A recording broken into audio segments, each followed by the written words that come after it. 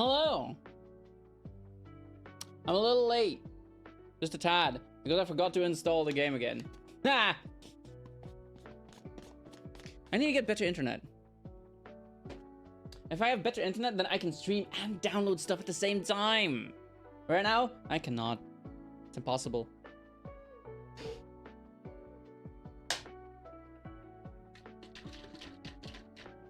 We're playing Persona 4 Arena today. It's Ultimax, Arena Ultimax. But it has the original Arena story in it. We're playing this as I said I would. After we finished Persona 4 Golden. We finished that last Sunday. And man, it was an experience. I loved it. What? Shut up, Samsung. We finished it. It was probably my favorite ending of all Persona games, right?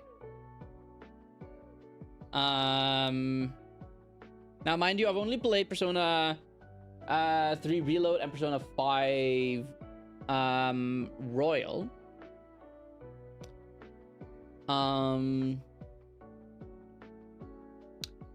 So yeah, there's not a lot to choose from, but there's still absolute bangers. Persona 3 is probably my favorite Persona game of all time. Again, I've only played 3. And Persona 5 is probably the most fun to play. Right? But yeah, after Persona 4 Golden, I was like, I want to do more. I want to play Persona 5 Royal again. I want to do that on stream. I haven't streamed that game. I streamed 3 Reload, but I haven't streamed 5 Royal. But I'm gonna do New Game Plus on Persona 5 Royal. But before we do that, I first want to properly say goodbye to everything Persona 4, right? I want to let the game settle a bit. So what better way to do that than to play Persona 4 Arena today, and then next time we'll play Persona 4 Arena Ultimax, right? Because I think I read up somewhere that Persona 4 Arena takes like 8 hours and Arena Ultimax takes like 10 hours. I don't know. But those are perfect 2-hour... They're perfectly 2 streams, right? I can easily do 1 stream on each game, right? So that is the plan. Now, mind you, I'm not the best at these kind of Tekken type games. I'm pretty good at Super Smash Brothers Ultimate.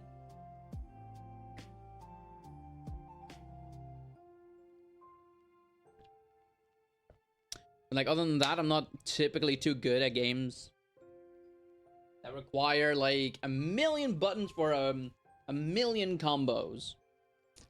I'm not good at those. But I guess we'll see what happens. Where's my controller? Also, I haven't charged it, so I'm gonna have to play cabled.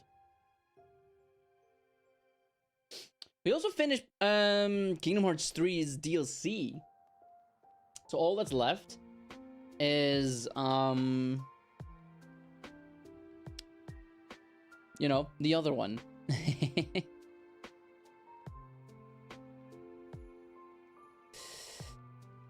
Okay. Let's get into the game, shall we?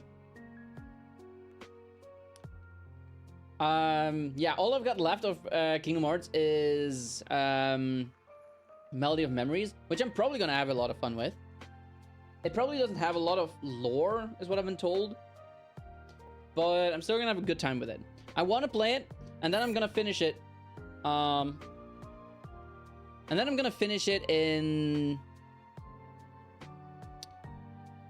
Then after I finish that, I'll finish the entire Kingdom Hearts series. And after that, I'm planning to play it on Wednesday. Right? I'm planning to play it on Wednesday. And then on Thursday, my dear friend Denzi will be playing Kingdom Hearts 1. Probably. I'll also have to make an announcement for that one in Discord.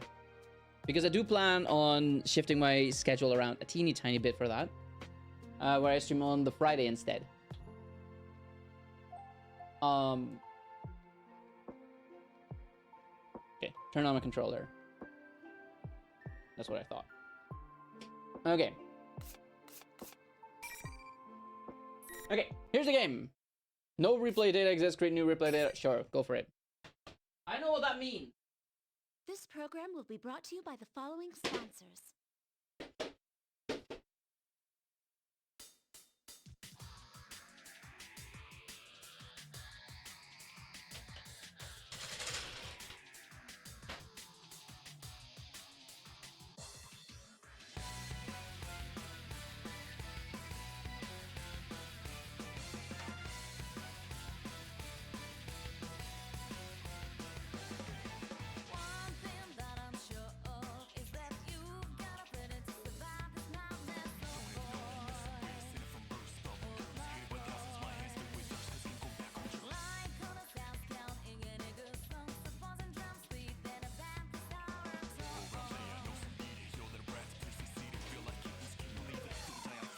Kanji! Naruto! Mitsuru! Oh! My dear beloved! Akihiko! Yay! He's here! They're all here!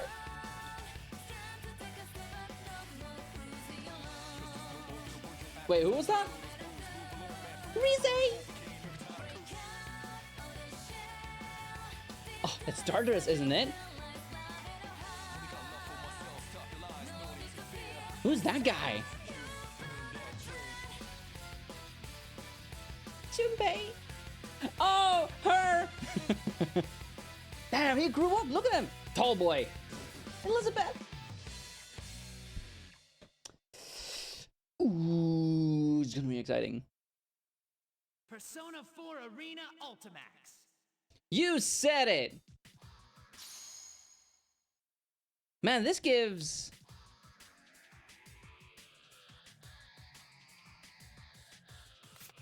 Episode P4.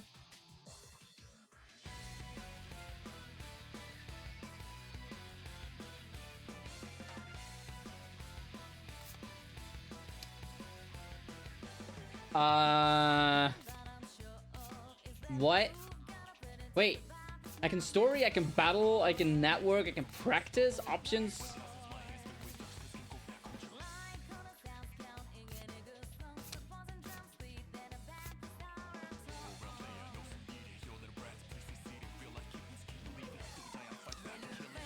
I don't know what this is. Help. Okay.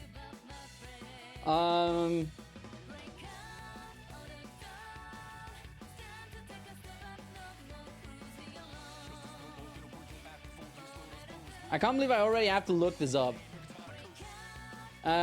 Persona 4 Ultimax Arena. Arena Ultimax. Episode P4? What is that?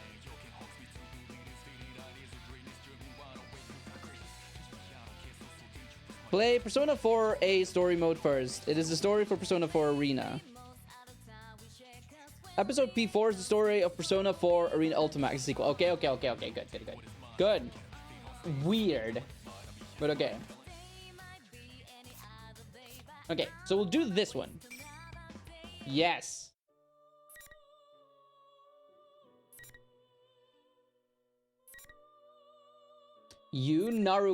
Narukami, Yosuke Hanamura, Chie Saranaka, and Yukiko Amagi.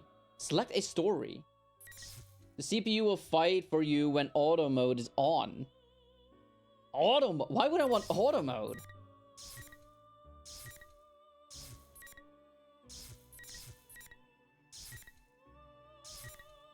Huh. Okay. So, I guess we just start with this one, right? With you. The game starts with you.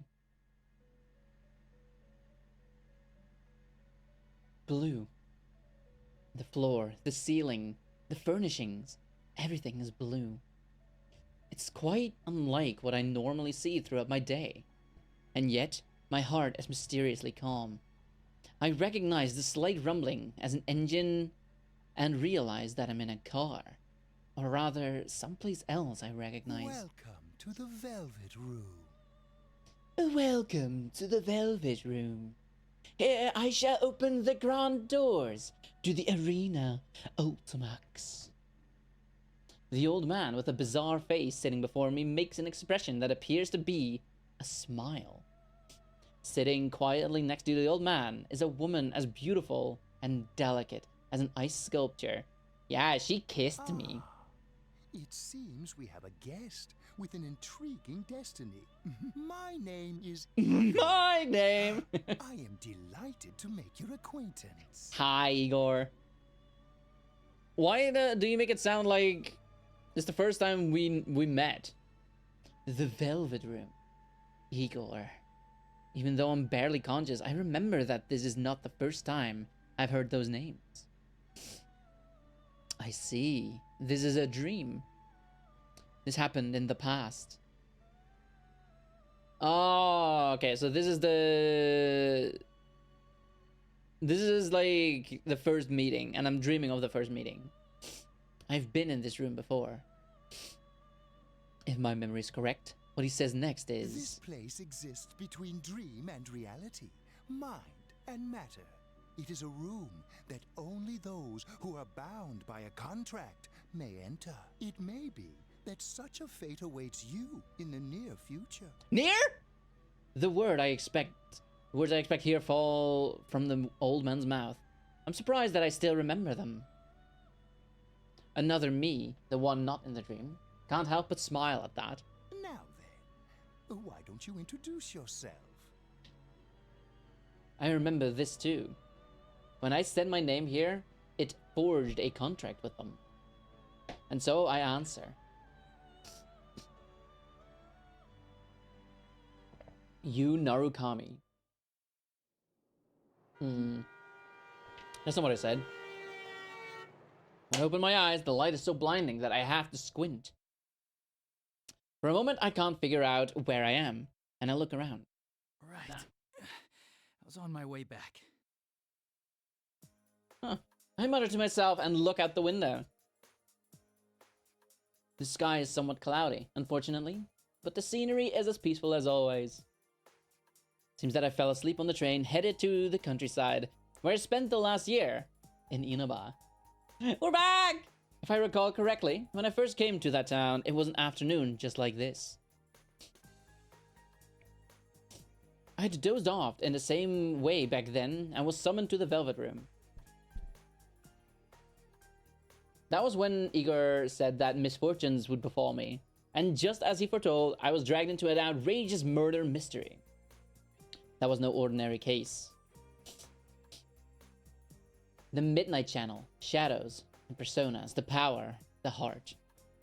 I saw things that could scarcely be believed. But I made memories there that could never be replaced as well. We gained the power of the personas, and we suffered together.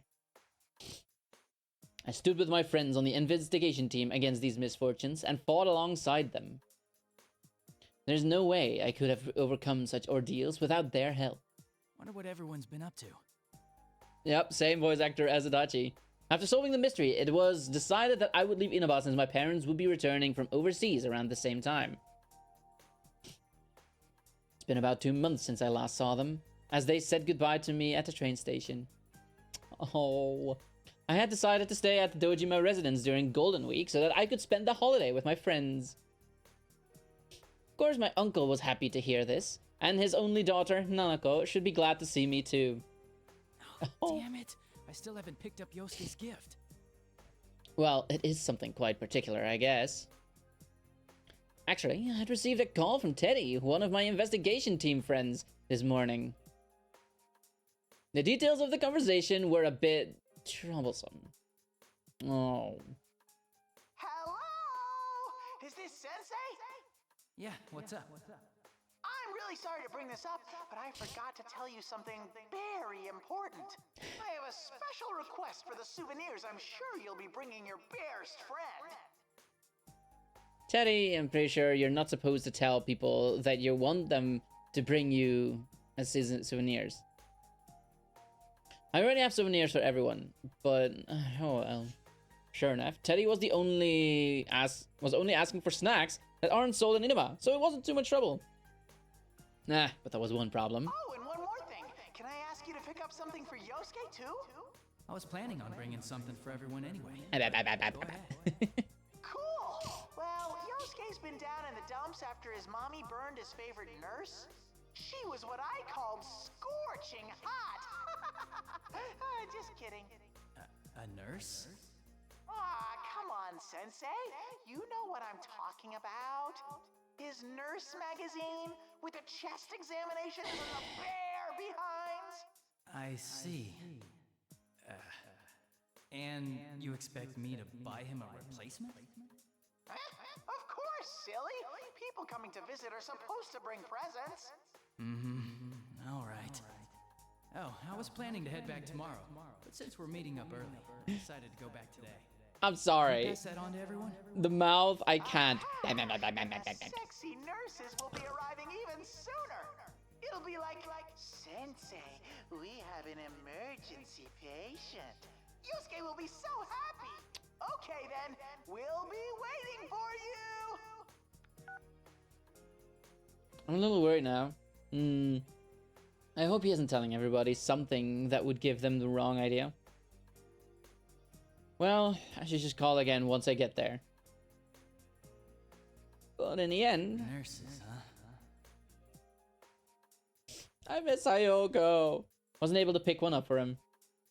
How can I put it? I feel bad for Yosuke if I gave him that magazine, and every time he opened it, his friend's face kept popping up in his head. It will be weird. And I have to think Yosuke has his pride too. He doesn't need me buying him his stuff.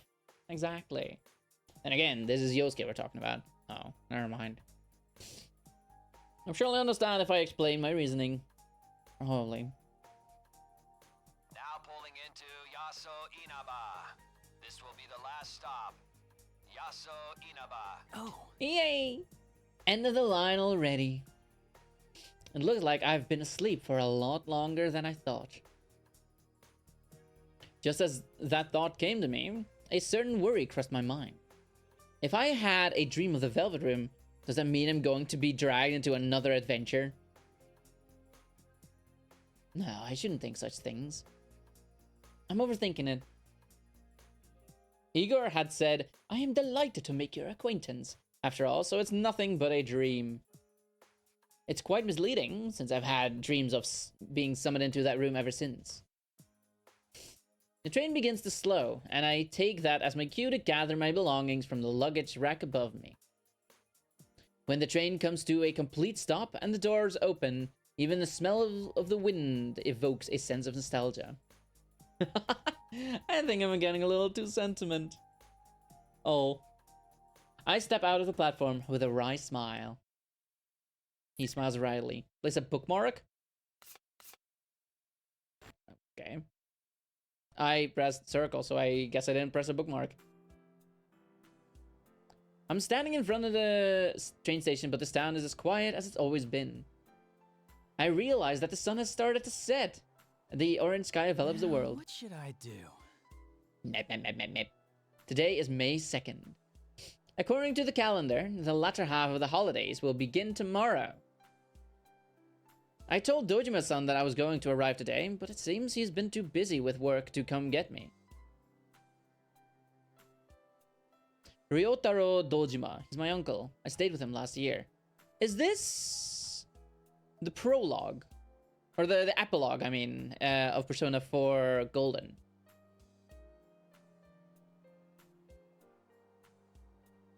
If we're going to see... Nah, they probably wouldn't show the guy speaking to people again, running for mayor. He's a detective with the Inaba police, and he's raising his elementary school-age daughter Nanako by himself. Seems that he was suddenly contacted by a detective from the Metropolitan Police Department regarding last year's case and will have to work late.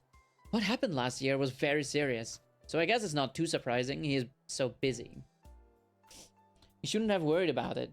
I recall how apologetically sounded over the phone and can't help smiling. I told him that I knew the way over from the station, but a backpack with necessities and souvenirs as to be quite a load. Nanako must be waiting for me alone at the house, so I want to go get there as soon as possible too. To be honest, I don't know when the bus will come. Maybe I should just call for a taxi.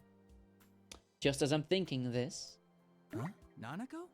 Big bro! Nanako! It is Nanako! Oh, there's no way I'd mistake her. You came to meet me all on your own? Why did she come to the station all by herself? True, the Dojima residence is within walking distance, but it couldn't have been easy for her. And even though it's still light out right now, it will get dark soon, and the country roads are barely lit.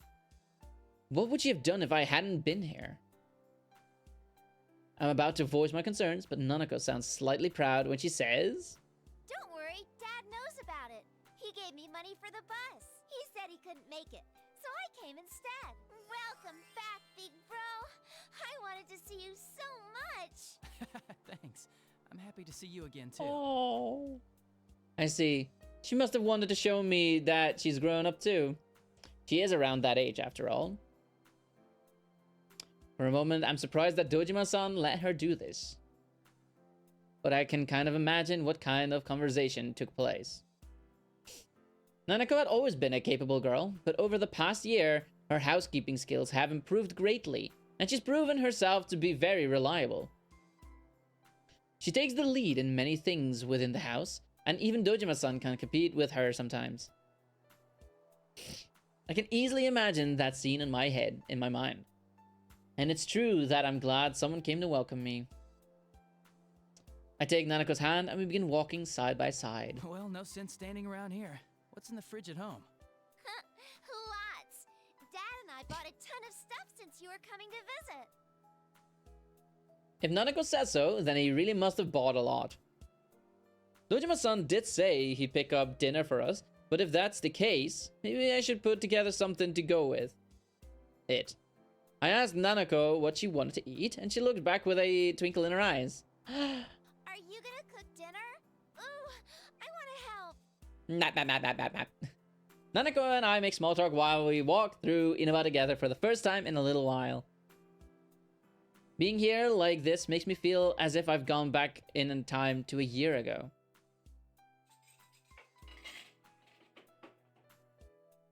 After we get back to the Dojima home, I hurry and unpack my belongings before heading to the kitchen.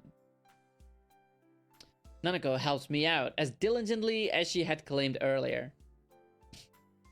The way she mixes the eggs seems more skillful than before.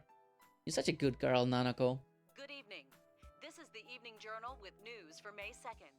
Our top story is on the domestic airline that was hijacked yesterday. The TV in the living room echoes through the house. Thinking back on it, it was on quite often in this place. When I first came to Inaba, Nanako was practically being raised by the television. There had been this odd sense of distance between us around that time. She hadn't started calling me Big Bro, and we didn't cook together like we're doing now. It's the little things that bring back memories. Right as we're about done making dinner, Dojima-san arrives with some deluxe sushi. Nanako quickly gets up and rushes to the door. She seems so happy when her father comes home. Aw, look at that. Dojima apologizes about the sudden increase in his workload, and then we all sit at the table and begin eating. Being here like this makes me feel like the 2 months I was gone never happened at all.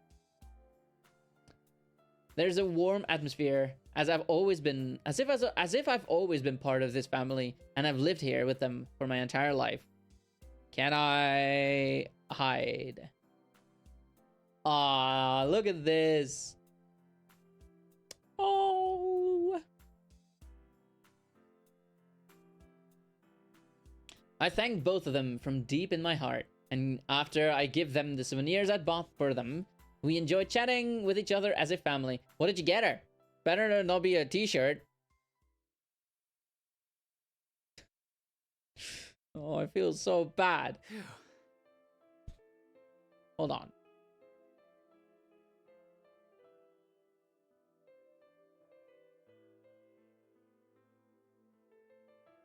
Oh, this is so nice.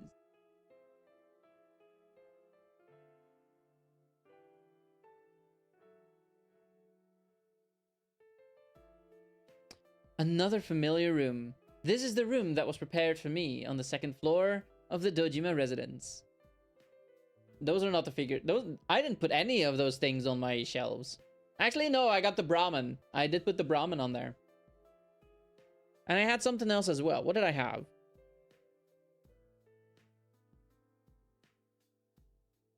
I don't think it was a Jack Frost doll.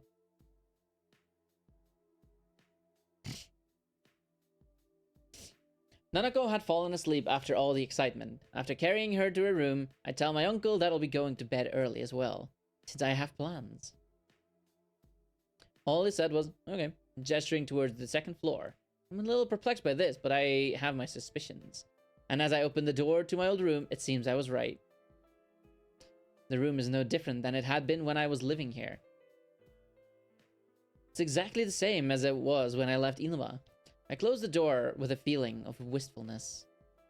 As I sit down on my sofa and consider my uncle's thoughtfulness, I sigh in exhaustion from the long journey. I'll be able to see my friends tomorrow. Considering that there are still several days left in this holiday, it may be nice to leave early tomorrow and go visit the shopping district. It's raining. The time is just before midnight. In mere moments, it will be a new day.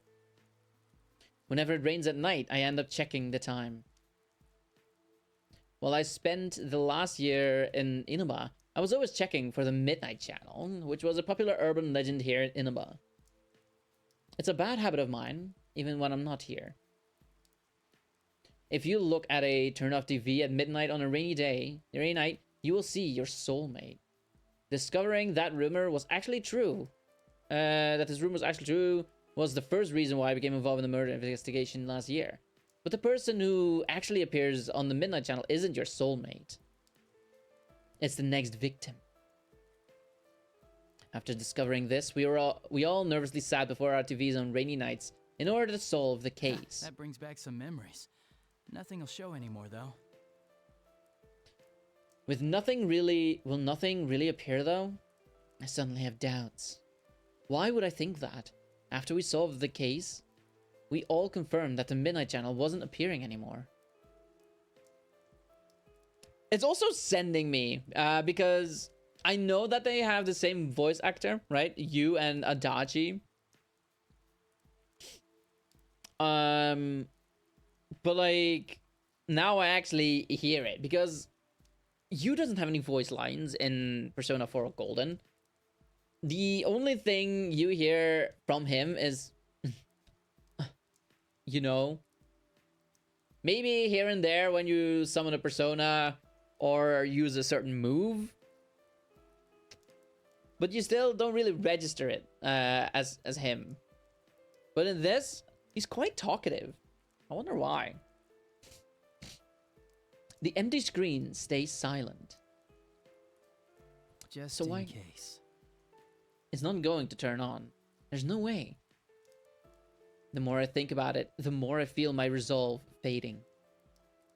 I peer into the TV screen as if something is drawing me into it. The only thing I see is my reflection in the dark glass of the CRT television. Or so I thought. Did we ever officially lose our Persona abilities? Because in Persona 3, everyone loses their Persona abilities because the Dark Hour disappears. And in Persona 5, they lose their abilities. They lose their Persona abilities because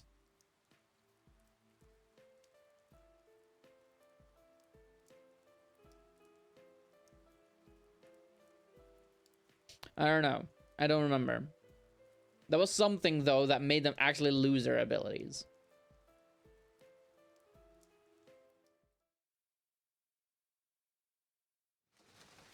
Rivals. They are friends, yet powerful foes. The desperate fighting program amongst high school students. A new legend. For a second, I thought that was Makoto from Persona 5. I think it was Yuki. Yukiko. Come on down! Nobody touches his precious Nanako, the sister complex kingpin of steel, Yu Narukami! It's only natural. Sister Complex, Slave in the boonies by day, King of Steel. hero by night, Captain Resentiment, Yosuke Hanamura! Everything that bores me has got to go. A spunky dragon with deadly legs, the carnivore who's discarded womanhood, Chie Satonaka! You need to eat more meat! Please escort You need to eat more meat! the unconquerable Snow Black, Yukiko Amagi! I'll finish you in one strike! Blooming roses and bulging muscles, the blood-curdling beefcake emperor, Kanji Tatsumi! 183 centimeters. And 65 kilograms? The brain of a genius, Damn. the 2000 IQ killjoy detective, Naoto Shirogane! 2000 IQ Killjoy Detective, huh? 152 centimeters? She is tiny! Drive towards the one throne waiting at the end! The P1 Grand Prix where fierce fights will be fought! The battle begins tonight! This is what he sees on the TV. He's like, the hell?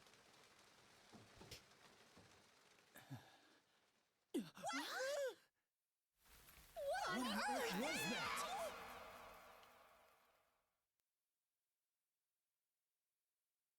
What? Sister Complex Kingpin of Steel?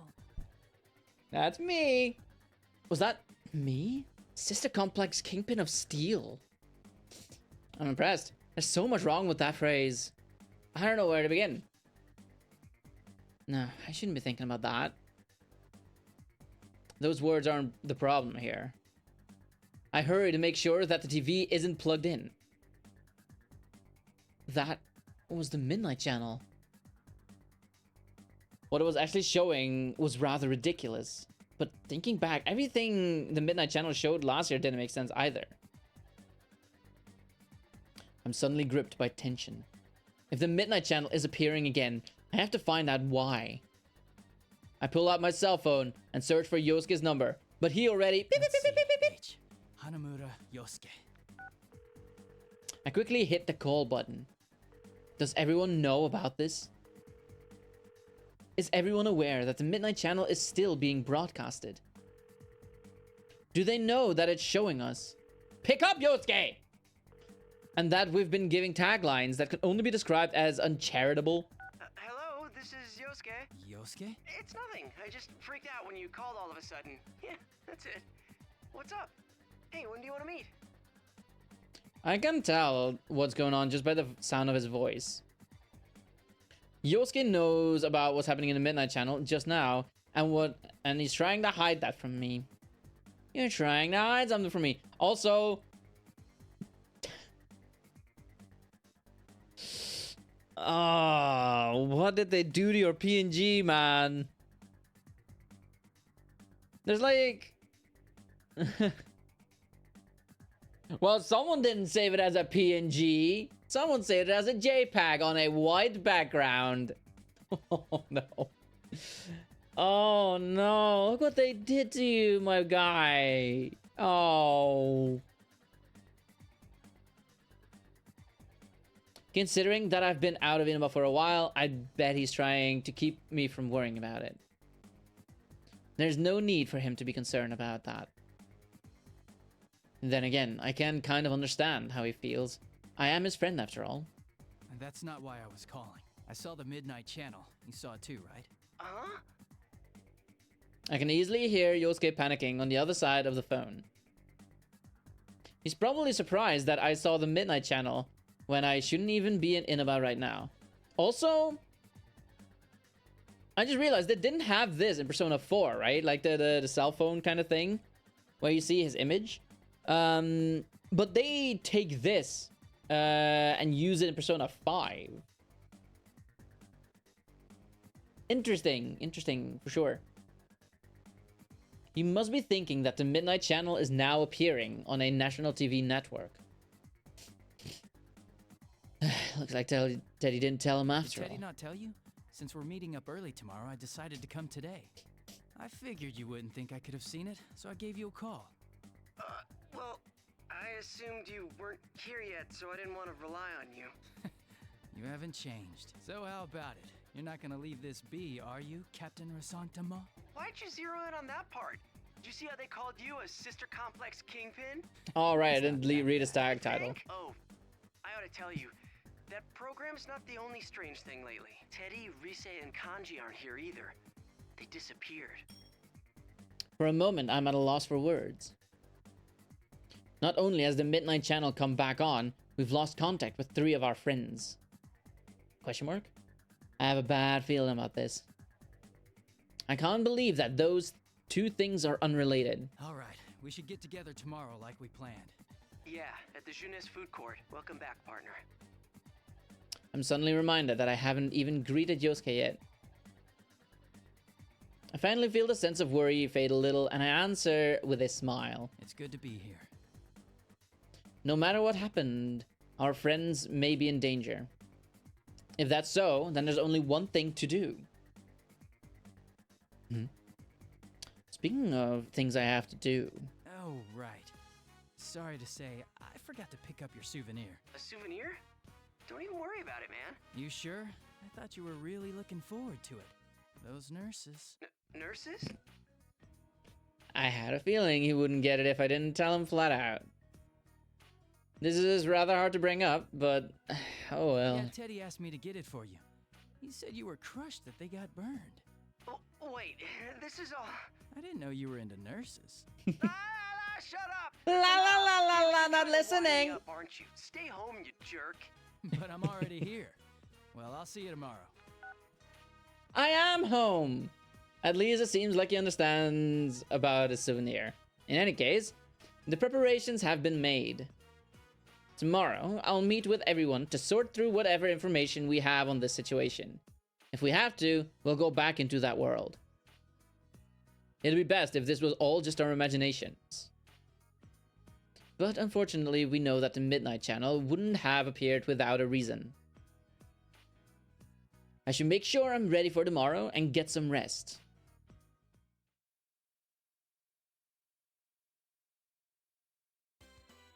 Boo, boo, boo, boo, boo. This place is lively as always.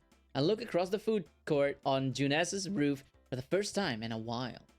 Even though there aren't many people in Inaba, this place is exceptionally crowded.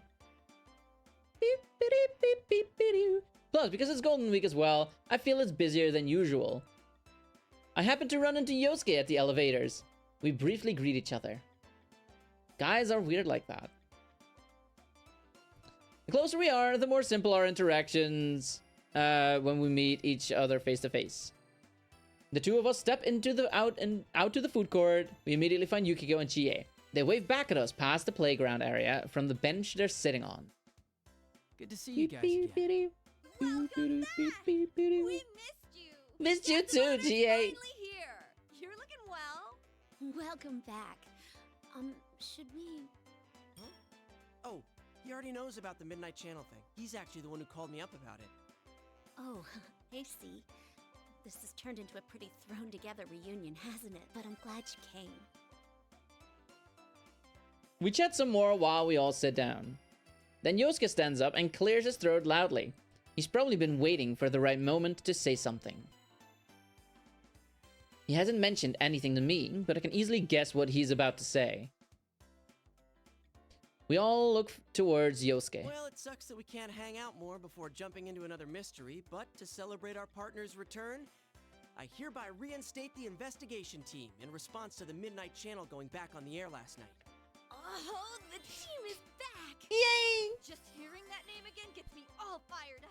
Oh my god. Yeah, let's do this! That's right, we are the OG team. I don't think the applause is necessary. Why not? Been 2 months since we last saw each other, after all. Chie and Yu-Gi-Oh! Start chuckling when I shrug. And though Yosuke seems saddened at that, he still ends up laughing along as well. It's a relief to see that they're the same as always, but because of that, it makes me even more worried about the friends that aren't here right now. We can't start slacking off. We begin to sort through the information that we know about already. Well, let's get cracking. I mean, this is no laughing matter. No one's heard from Teddy, Kanji, or Rise. Just those three, right? Yeah. Oh, I got a hold of Naoto-kun, but I didn't tell her about this stuff. She told me she couldn't make it today because of her job, so I didn't want to worry her. She seemed pretty bummed that she couldn't be here too. I'm bummed. If she has a reason for not being here, and we can still contact her, then Naoto should be fine. That leaves Teddy, Rise, and Kanji. Not hearing back from them after the entire day what? The relationship between their sudden distances and reappearances on the Midnight Channel last night disturbed me. One thing's been bothering me. The picture on the TV was very clear last night. Yeah. Going by the pattern from last year, it wouldn't be that clear until after the victim entered the TV. Hey, isn't this the first time a big group of people was shown together? Plus, we're still here. Why us anyway? And what's up with those insulting descriptions?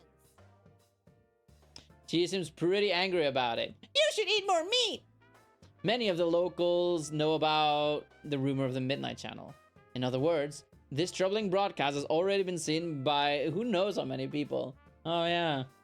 From what I've been told, the moment Jie tried to ask another student about the Midnight Channel, the other girl ran away with a look of fear on her face. You should eat more meat! It's no surprise that Jie would be angry. But in the end... What bothers me most is Teddy. He was acting like the host of that show. Yeah, and we can't find him. This smells fishy. Then again, I doubt he would play a prank like this for no reason. I guess we'll just have to go inside the TV and find out what's going on. The mouths are so funny. No, that's right. Go inside TV. Out of everything, that was the element that shook our common sense the most of everything we experienced last year. Actually, the murders in last year's event happened in another world inside the television. This world is filled with monsters called shadows that are born from people's hearts. Kingdom Hearts. Because my friends and I gained personas, the power to defeat the shadows, we were able to enter TV screen. In there without Teddy to give us an exit? But even we persona users would find it extremely difficult to leave that world on our own. That's right. In order to come back, we need to exit TV. We need the exit TV that our friend Teddy was capable of. Not so. I've had Teddy keep the exit TV out on that side. Look at you, all prepared. I mean, think about it. What if we were half asleep and fell into a TV when Teddy wasn't over there? Isn't that a scary thought? Like anyone would be that clumsy. Anyway, it sounds like it's safe for us to go investigate then. No matter what the reason, it's reassuring to know that we have an exit strategy ready for us. To be honest, I almost fell into it the first time it appeared in my room, after all. Yeah, right. There's no doubt that something's going on in there. Is everyone ready? We're all good to go. To tell the truth, I had a hunch that this was going to happen. We all share a look to confirm our intentions. All of them nod back. I can see the seriousness in their eyes. Even though there was a 2-month gap since I last saw them, they still continued to put their trust in me. I feel a slight sense of pride as I stand up from the bench. The large screen TV in the electronics department is directly below the food court. That was the entrance we always used last year.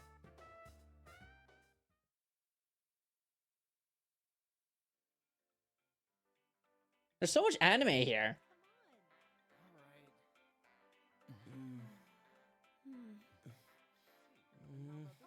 It's a holiday, so the store's full of people. I feel like things are picking up around town. Eri! Aw, Mom! You know, it's been a while since last time. I'm a little nervous.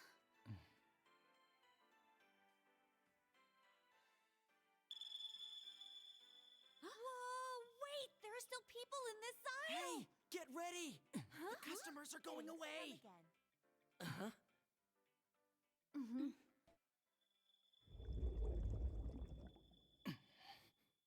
Man, no one wants to buy that TV for some reason.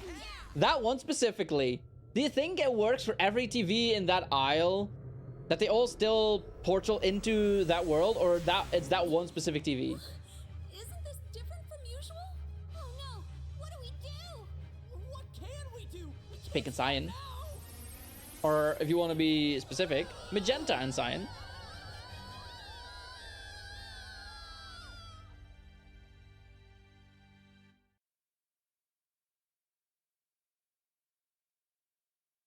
I hear a voice. It's a woman's voice. Sounds familiar to me. His voice is... Margaret. Welcome to the Velvet Room. Hi. I don't sense that distinctive floating feeling that I usually have when I enter the TV world. When I concentrate, I realize that I must be sitting in a chair.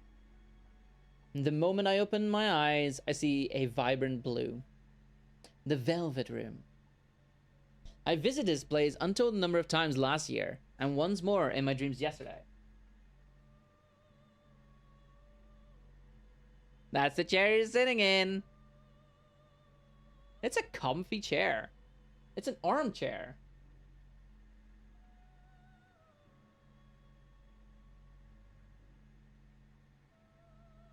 Proceed. Never thought I would return to this place. Huh? It's not a dream this time? What's going on? Didn't my contract end already? Igor, who usually sits front and center, is nowhere to be seen. The one to greet me is the woman with silver hair, Margaret. Could this be a personal summoning then? Is she gonna kiss me again? That happened a few times last year too. Margaret smiles as if she senses my suspicions. This room is tied to your fate. Nothing that occurs here is meaningless. Though you reached an end to one journey, you now find yourself here again. This shows that you will once again be faced with a question. A question? And something really is going on? Another mystery has appeared, and we are about to be dragged into it again. Could that be what she means? From here on, what befalls you will upset your status quo. It is true that you've opened the door once already, but all things change. Nothing ever remains the same. What you gained before will change over time as well. You will have to face them once again. Face them? Again?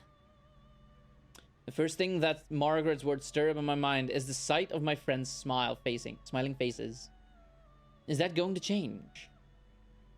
No, that can't be true. Adachi baby speaking. Adachi baby. And face them again, that's impossible. Once I wake up and leave this room, I should still be with my friends. There's no need to jump to conclusions. Oh, Elisa, we're finally doing it. We're playing our Persona 4 Arena. Oh, are you excited? I'm excited. Love that you and Adachi have the same VA.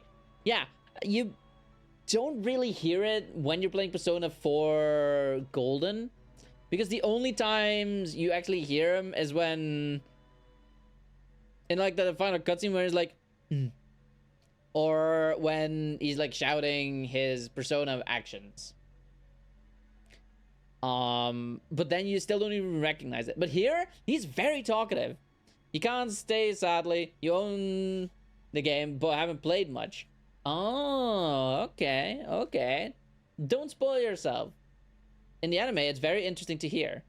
Right, the anime. It has the original voice actors too, right? Because I want to watch that too. Yeah, we should schedule that. Right? We should. Okay. I'll be moving on then. I'll be moving on and you won't be spoiling yourself. Alright? Deal? Shake. Shake, shake, shake, shake.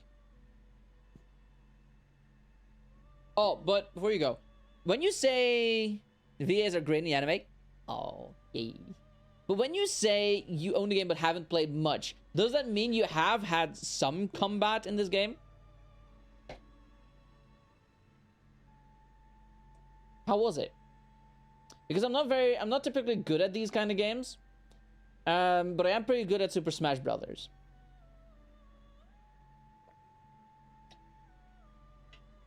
Got your ass kicked? Oh. I plan to beat the entire game, Arena's story, in this entire story, in this entire stream, and then the story of Ultimax will be in the next stream, and that will be that entire stream as well. Right? You're bad at both. Oh. Well, you know what? I believe that you can do it. Maybe knowing that I did this stream will motivate you to do it. To you to play it again. You to beat it again. So that you can watch my VOD. And then you'll be like, I just did that and it was so cool. You have Ultimax? Not sure what's the difference. This is Ultimax, right? You buy Ultimax, but Ultimax also has the story of Persona 4 Arena, just the original one. Arena Ultimax is the sequel to Arena. Arena takes place right after Persona 4 Golden. Like the first time you come back in May 2nd for Golden Week. You comes back. That is basically what the thing is. And then Ultimax is the story that comes after that. I have heard. I'm pretty sure that's what it is.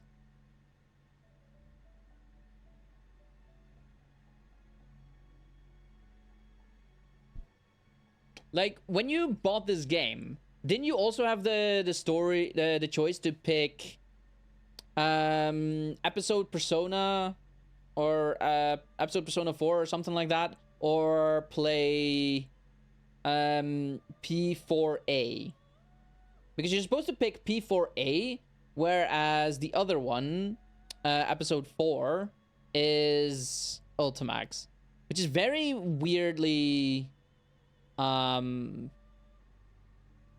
it's really weird how they give that to you. You think you did. You think you chose P4A. Or did you choose episode P4 or whatever? It is so weird. The UI is so confusing in this game. I wonder why. I wonder why they did that. So, you don't need to look at my mouse. I wonder why they decided to not just call it Play Persona 4A or Play Persona 4AU. That's gonna be in 5 minutes. Like, I looked it up on my phone because I wanted to make sure that I didn't play the wrong thing first. Okay, I'm gonna continue. I'm gonna get emotional and continue. But Margaret appears to have anticipated my thoughts and smiles with narrowing eyes. She's gonna kiss me again. You will proceed down the path that awaits beyond the door you've opened. You don't remember what you chose. Ah. Isn't it crazy how she kissed me last time though? Like, I was joking when I said she's gonna kiss me. But like, oh my goodness, gravy jellicers. That was crazy and unexpected. And sugar.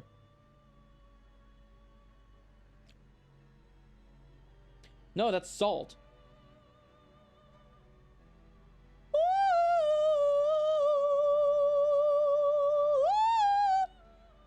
My vision wavers and the blue light filter, the blue light before me vanishes quickly.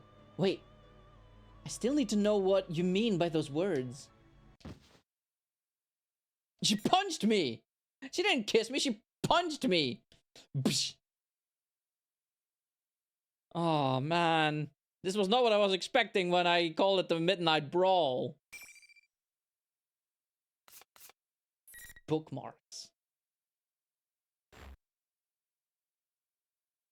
Yano! Where am I? It's Mozart! Where did I get thrown to when I left that blue room? The scenery is so unexpected that I'm at a loss.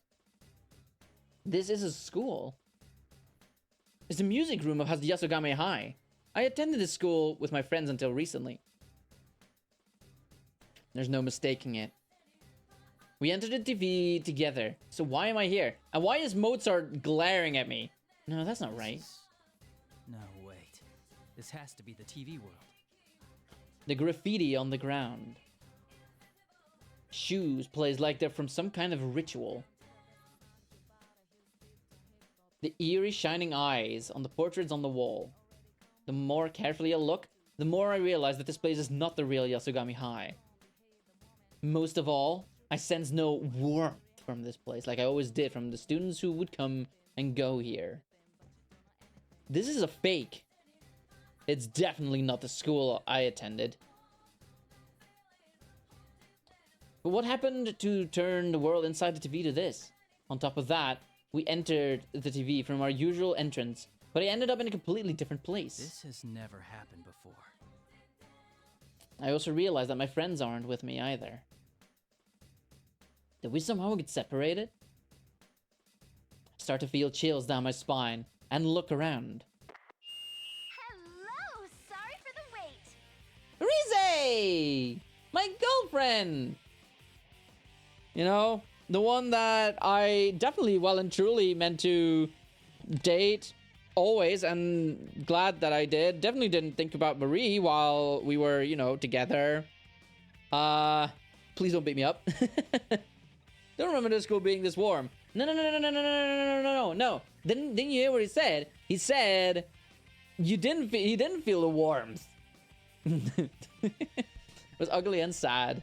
Yeah. But the remake will fix that. Don't worry. The remake will absolutely fix that. Greetings, boys and girls of Yasogami.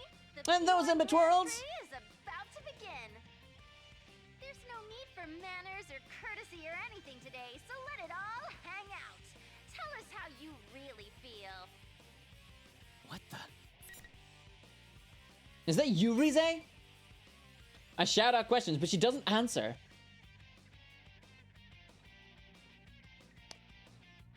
This school looks way cooler. This is Rize Kujikawa, one of our friends on the investigation team that we couldn't contact. Does she not hear me, or is she choosing not to respond? As I ask myself this, I hear different voices echoing as well. I look around in surprise. These voices is not just from one or two people. I see countless students staring at me from the hallways, the entrance. Everywhere I turn. May I have your attention, please? I, Rizette, will be your commentator. But first, the General has a few words for you all. The General? What's going on? Why are there so many people inside the TV world? Before I can think of an answer, Rize makes another announcement. And, as if on cue, the monitor in the music room turns on. Okay, Streak, bye-bye, have fun. Thank you, enjoy your Streaky and your rest of your daisies. He was wearing a strange hat and cape like he did on the Midnight Channel last night. First Rize, and now Teddy? What are they doing? We'll miss you. Bye.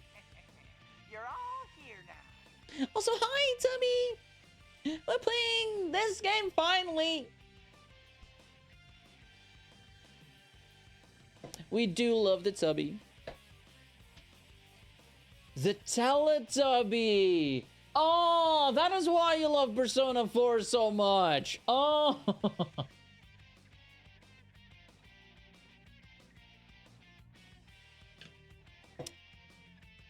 If Teletubbies were in Persona 4, hang on. If Teletubbies were in Persona 4, do you think they could enter their own TVs?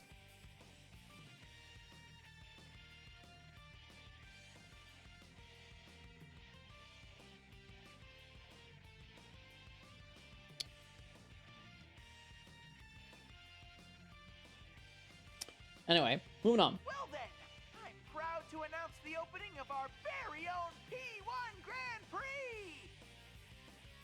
Again. That's the same bizarre tournament that was shown on the Midnight Channel. Then, is Teddy really the one behind this insanity? Teddy, what's going on here? Why are you smoking? For you and Rise and... Always with the talking, Sensei. It's a big waste of time. Less talk and more fighting. For the next challenger, come on down. Who we challenging? Who we fighting? Who we Tatakayan? Teddy looks away and makes a dismissive gesture. Smoke suddenly bursts out from underneath me and robs me of any visibility. Is there someone behind that white curtain? Eventually, my field of vision begins to clear. I keep my guard up, expecting anything. But who should appear but Yosuke? Though I hadn't expected to run into him like this, I'm relieved to see that he's safe. Teddy did say something about a challenger just a moment ago. I recall that the P1 Grand Prix that appeared on Midnight Channel looked a lot like some kind of fighting competition. Wait, am I supposed to fight Yosuke now? Well, that's not funny at all. Great. They're expecting you and me to fight. Looks like. Sheesh, what's Teddy thinking? Sheesh. Starting that up already? I won't let you get all buddy-buddy with each other. These battles are fought to the death. Only the victor can proceed. This joke's gone on far enough, Teddy. What are you We're not talking gonna play about? along with that. I look over at Yosuke, hoping that he would agree with me. But he doesn't appear interested in what I have to say. Oh, really? I guess he should declare me the winner then. Yosuke? What, you don't plan on fighting, right? That means I win by default. That was not what I was expecting to hear. What's gotten into you, Yosuke? Do you have some reason to be talking like this? I can't figure out what's going on. Yosuke continued to speak in a carefree manner and said something that I simply couldn't believe. Oh, but is that okay with you? I mean, since Nanako-chan's here and all? Nanako's here? Wait, really? Nani? You haven't seen her? She's with Teddy. That can't be. I saw Nanako back at the house when I left this morning. And even then, Nanako can't enter the TV world on her own. But she's in this world? I can't believe it for a moment. But what if it's true? Just coming into this world can tire a person out very quickly. On top of that, if someone can't use a persona who can't use it, it becomes even fatal. Yosuke, where's Nanako? Whoa, what's gotten into you, partner? No need to get hysterical. Why are you so calm about this? You know what happened to her last time she came here. Nanako did come into this world once last year. It was not something any one of us would have wanted to happen. That was the start of a whole chain of events. Remembering them is heart-wrenching, even now. So why? No. Even then, it might be wrong for me to lash out at Yosuke for the way he's acting. Calm down. I need to think straight here. All Yosuke said was that he saw her with Teddy. Then, was Nanako brought here by Teddy if he's the leader of this tournament? Yosuke, be straight with me. Are you sure Nanako is with Teddy? How should I know? If I had to guess, I'd say she's probably still with him. Man, are you alright? Are you that worried about Nanako-chan? It's no wonder people look at you funny, thinking you have a sister complex. Shut up! The sense of wrongness that I've been feeling this whole time is getting even stronger. True, Yosuke may say some insensitive things, but mostly that's because he reads too much into a situation and acts out over it. He's not the type of guy to enjoy making hurtful remarks like this. Yosuke, are you alright? It's not the real Yosuke, is it? I should be the one saying that to you. She's not even your real sister. All that big bro stuff really creeps me out. It was a while ago that I saw her. It's probably too late to save her now. You know how things went last year, after all. Yosuke. He's definitely not the Yosuke I know. Yosuke is my friend. He wouldn't be so callous as that. At least, I thought so, up until now. He was the one who had to face the pain of losing someone he cared about when the murders first started last year. I can't hate him for accidentally mentioning someone who was dead, but the way he's acting, he's doing this on purpose. I silently draw my sword and face Yosuke. Draw your weapon. You'll get your fight. What? Dude, what are you saying? You told me you'd let me win by default. To be honest, I've been thinking that this Yosuke before me was some kind of fake. I even wondered if something had happened to him and Yosuke's shadow had appeared again in this world. That's my thoughts exactly. But this wrongness that I keep sensing is nothing like that. This probably isn't the real Yosuke. And the strangeness I feel is because these words really are coming out of the mouth of someone I never thought would say them. If so, then... I don't know if you're being controlled or if there's something else going on here. Either way, you must understand the best way to resolve the situation. There's no way to tell if I'm saying... There's no way to tell if what I'm saying is getting through to him at all. But if I want to figure out what's going on, I'll just have to fall for this trap once. Sorry, but I'm gonna go all out. No hard feelings. Huh? All that talk and you're gonna fight against your partner after all? Well, whatever. Let's hurry up and get this started. That is not my girlfriend. Is a bookmark? Sure. I get 6. What is the bookmark mark for? I assume it's like a quick save.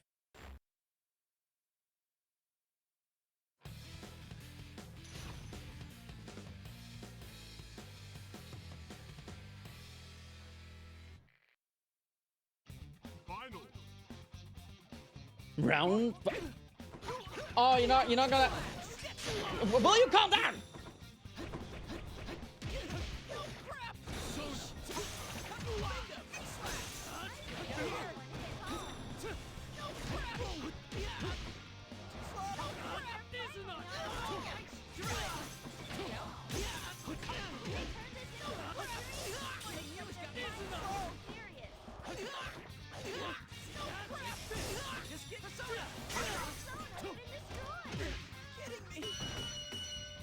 Yeah, that's what I thought, baby. Better luck next time.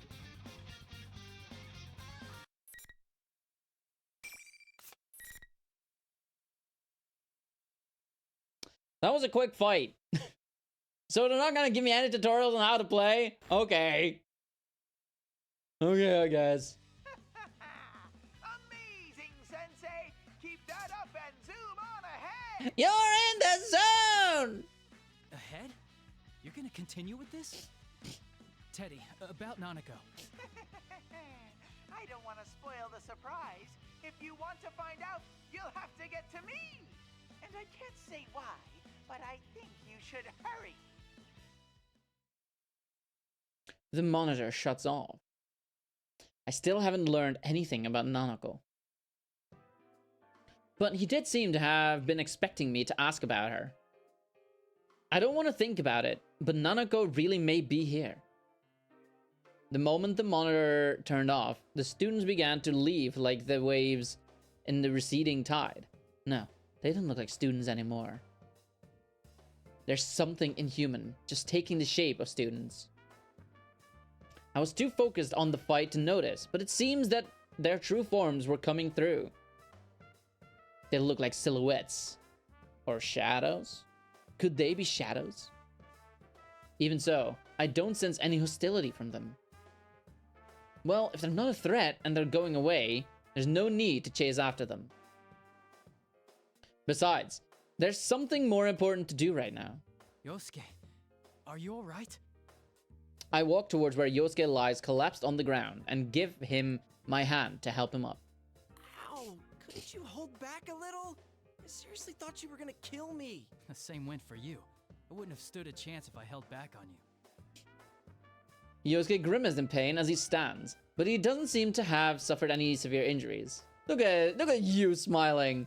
That's good. I knew I couldn't risk going easy on him, so I was a little worried that it actually hurt him. But once we get a good look at each other, Yosuke's demeanor suddenly changes. Now he's smiling. That aside, Never mind. Shut up about the nurses already. It's not like that's the only thing I ever think about. What's this about nurses? Huh? You were harping on it the whole time. How can you stand there and constantly bash my taste in women with a straight face? Is it such a crime to like nurses? Wait a second. I don't understand why he's suddenly angry, but he's not making any sense at all. Is it like we're speaking to each other, but Like we're actually speaking to each other, but this world is changing the perception of how we speak to each other, of what we're saying. Like, I say one thing to Yosuke, and Yosuke hears something else, and he sees something else. Like, he sees a different face, he sees a different this, he sees a different that, and he hears a different yada yada yada.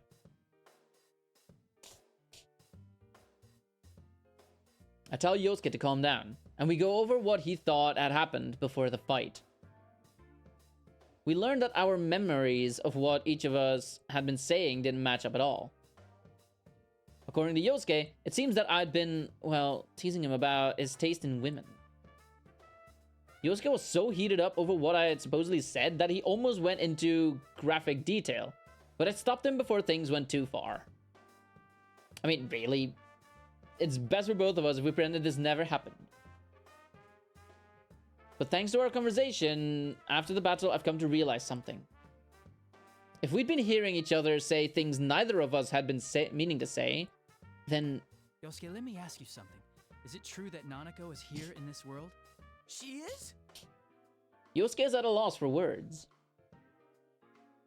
He had no idea what I was talking about. It's just as I thought. Yosuke doesn't know anything about Nanako. If that's true, then what I had heard Yosuke saying before the fight was something that Yosuke couldn't possibly have said. This only makes me more convinced that I have the right idea. What I had heard wasn't what Yosuke had meant to say. I don't know how, but something else had made Yosuke say those words, even if he didn't know what he was saying them. That reminds me, Teddy on the screen had said that I needed to get to him if I wanted to find out the truth. Does that mean that Teddy has done this to us? I guess there's no choice but to keep going. Nanako is good friends with Teddy. I don't want to imagine it happening, but if he wanted to kidnap her, it's certainly possible he could have. I want to go home at once and check to make sure she's okay, but I have no idea where I am. Even worse, Teddy holds the means of returning to the real world. There's no way out of here unless I find him on my own. Taking off? Yeah. Well, be careful. Be careful. I'm worried about you. Do your best. I sense a lot of emotions behind those words. Yes, I know now. I know that now I am hearing the real Yosuke. I take Yosuke's cheering me on to heart and leave the music room. Teddy has said that the only winner could go in on...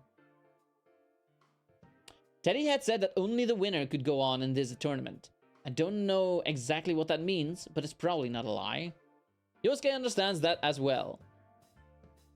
That's why he's trusting me to sort it all out and lets me go without much talk. He's frustrated that he can't help me out. I could just be jumping to conclusions there. After all, Teddy did say that was the rule, but we don't have any proof either way. Well, I might as well see what he meant by that. I stopped walking and turned back to Yosuke. Oh, one last thing. About those nurses. Ah, quit it already! Are you out of your mind again? Yosuke turns bright red and rushes towards me, flailing wildly in an attempt to stop me from finishing. And... barrier!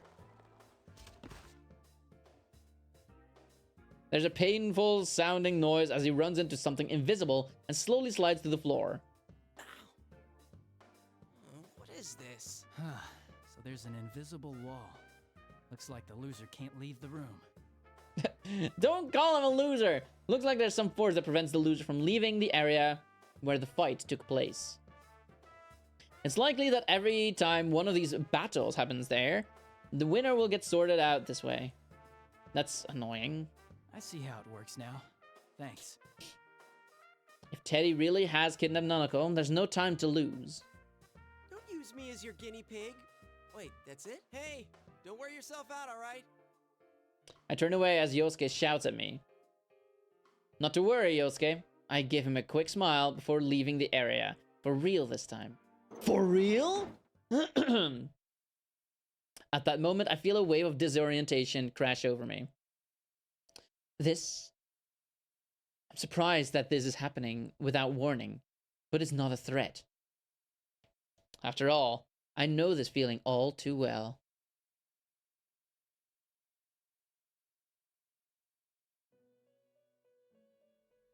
Welcome to the Velvet Room.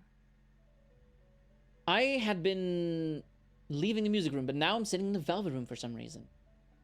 Margaret greets me with her usual smile. This room truly is mysterious. But why would you summon me like this? Hang on. Never mind. I thought I could, look at my, my move list. But it doesn't seem so. Margaret sees my suspicious expression and speaks up. Things have only just begun, and yet you already seem tired. The misfortune that has befallen you can be thought of as a sort of trial. A trial?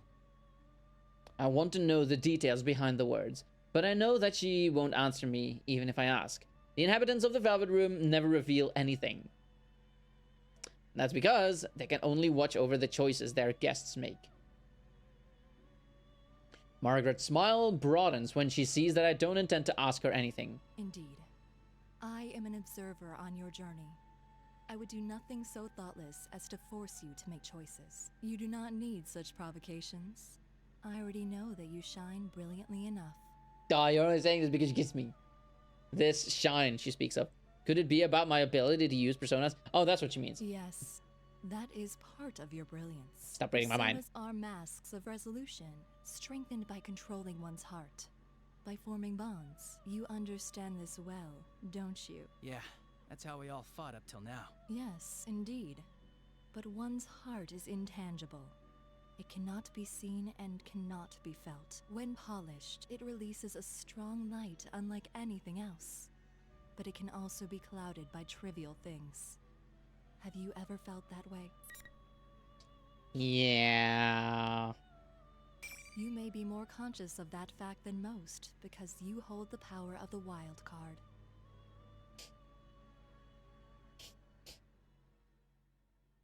Margaret's voice fades away as she answers me. From here on, you will be forced to re-examine the things you know as bonds.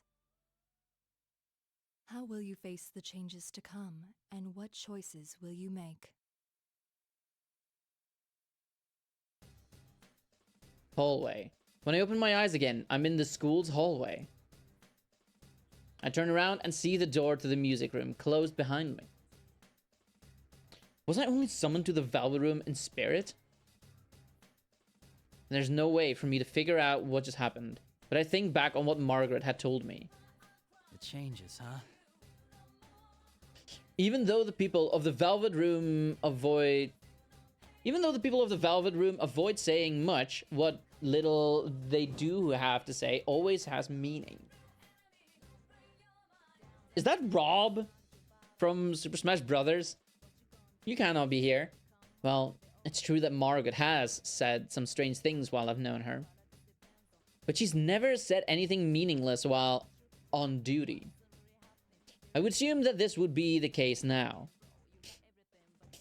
May have to keep her words to heart. Sure.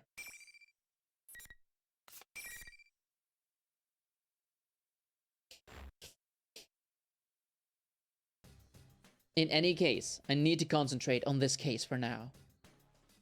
I'm sure I'll understand the meaning behind what she said when the time comes. I must proceed. Though this bizarre place looks nothing like the Yasogami High I attended, the building seems strangely familiar as I run through it. Teddy had appeared on the monitor in the music room. From the looks of things, he appeared to be behind what was happening. But I'd heard Rize's voice over the school's PA system before my fight with Yosuke. If this school works anything like the real one, I can make a good guess as to where Teddy and Rize are. It might be the announcement room.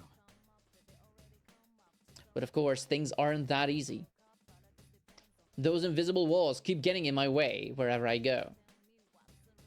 It seems that some of these walls don't let anybody through, no matter if they won or lost their fights. Every single time I run into one, I'm forced to take another path. It's like my route is already set for me. Dude, this is I like... feel like I'm being led somewhere. This is like Koga's gym in Persona... in Pokemon... Fire Red and Leaf Green. I stop for a moment in the hallway out of the practice building and mutter to myself while I take a look around. Where are they trying to lead me? At that moment? Hey, you there! You're one of them participants in that there Grand Prix thing, right? A voice that I don't recognize at all breaks me from my reverie. I instinctively jump back and draw my sword in surprise. Whoa, whoa, whoa! What's the big idea? Who is she? Poke someone's eye out swinging that thing around. I turn around and see a girl that I've never seen before. Was she part of that crowd? No, she looked like a real person. She was caught by surprise when I suddenly pointed my weapon at her.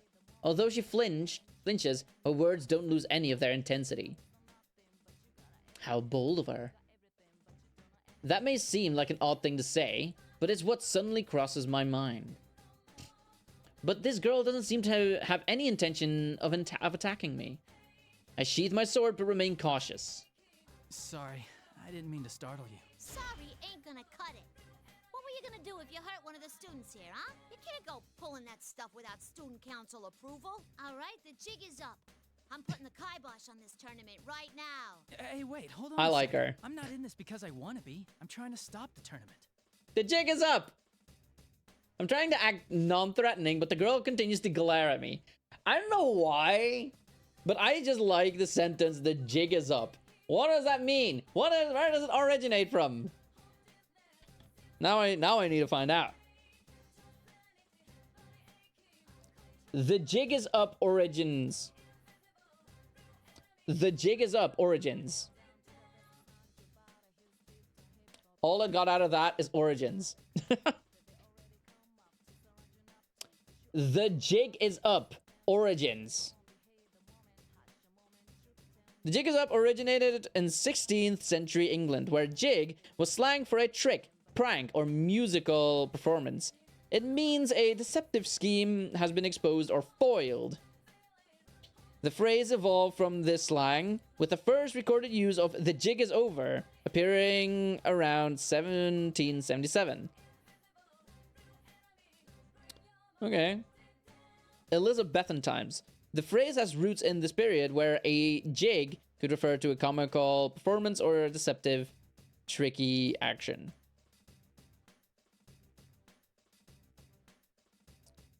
The earliest recorded use of "the jig is over" dates to 1777, with "the jig is up" appearing roughly 20 years later.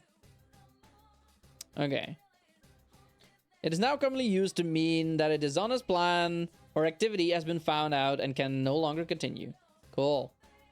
I still think it's a fun little sentence.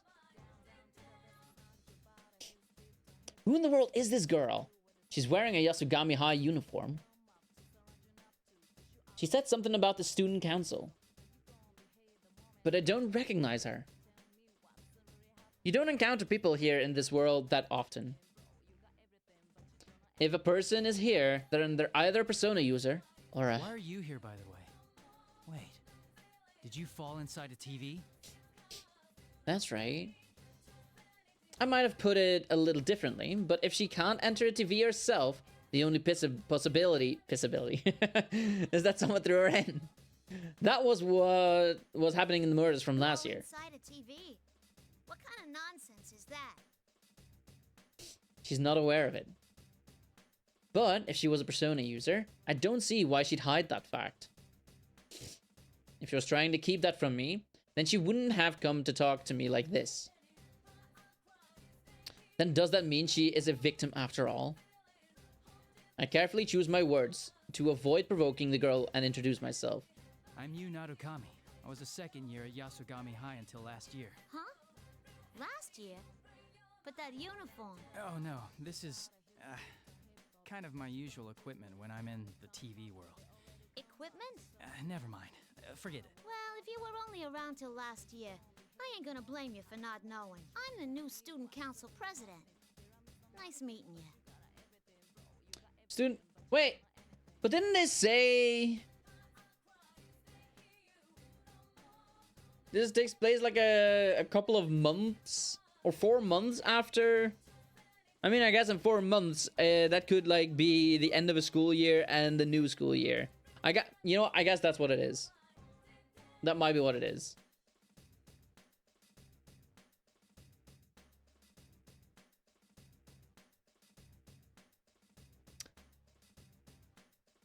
May. Yeah, that's the 5th month. January. In January, that was the final exams, right?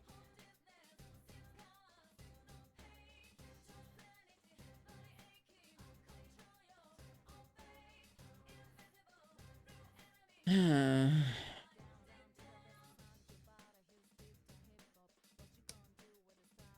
student council president. If I'm remembering correctly, the student council elections should have taken place just before the holidays. I have no knowledge who won any of those elections, since I had left Inaba before they took place. That reminds me, I didn't have any friends on the student council last year either. This girl may very well be the president. No reason not to believe her. Now it's your turn to spill. You said you ain't in the tournament because you want to be. Then what are you doing here? And what's this tournament about in the first place? What are you doing here? I'm walking here. I feel that if I don't explain things clearly to her, it will only provoke her further. But trying to tell her everything about what's going on here will only confuse her. I leave out the fact that this plays inside a television, and tell her about the other things that are going on. First, I tell her about Teddy, that a friend of mine is likely the one who set this tournament up. Second, that I encountered some of my friends who were dragged into this as well, but they were acting strangely. And third, that my cousin, Nanako, still in elementary school, may have been dragged into this mess. The girl calling herself the student council president seems skeptical while I talk, but eventually she sighs. So if I got this right, you didn't start this, but your friend did. Well, you don't seem like you're lying. Seems that she somehow grasped the gist of what I was trying to say. I thank her out of politeness, but she laughs and asks why I'm thanking her. There's still one more difficult task left at hand. How do I make her understand that all this is within another world? One accessed by going through a TV screen. She still appears to be energetic, but it doesn't change the fact that she's in danger. I have to get her out of this world, no matter what. She punched me!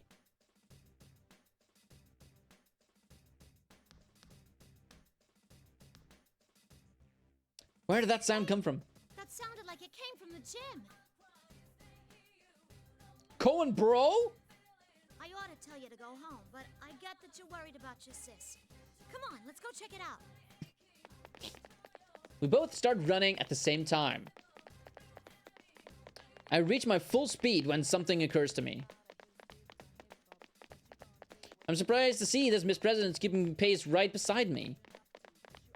Just standing still in this world would be strenuous for a normal person, but she doesn't even seem out of breath. She's quite impressive.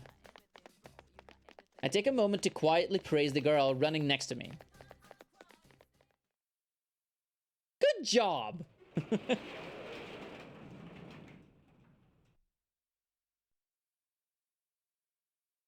We burst into the gym where all the noise came from, but there's no one here. Instead, we see huge piles of stacked chairs. They're twisted and intertwined everywhere on the open floor of the gym, forming huge towers that reach almost to the ceiling. What is this? Who'd go to all this trouble? The girl stares up at the chairs, seemingly dumbfounded. Suddenly, the monitor in the gym flickers to life.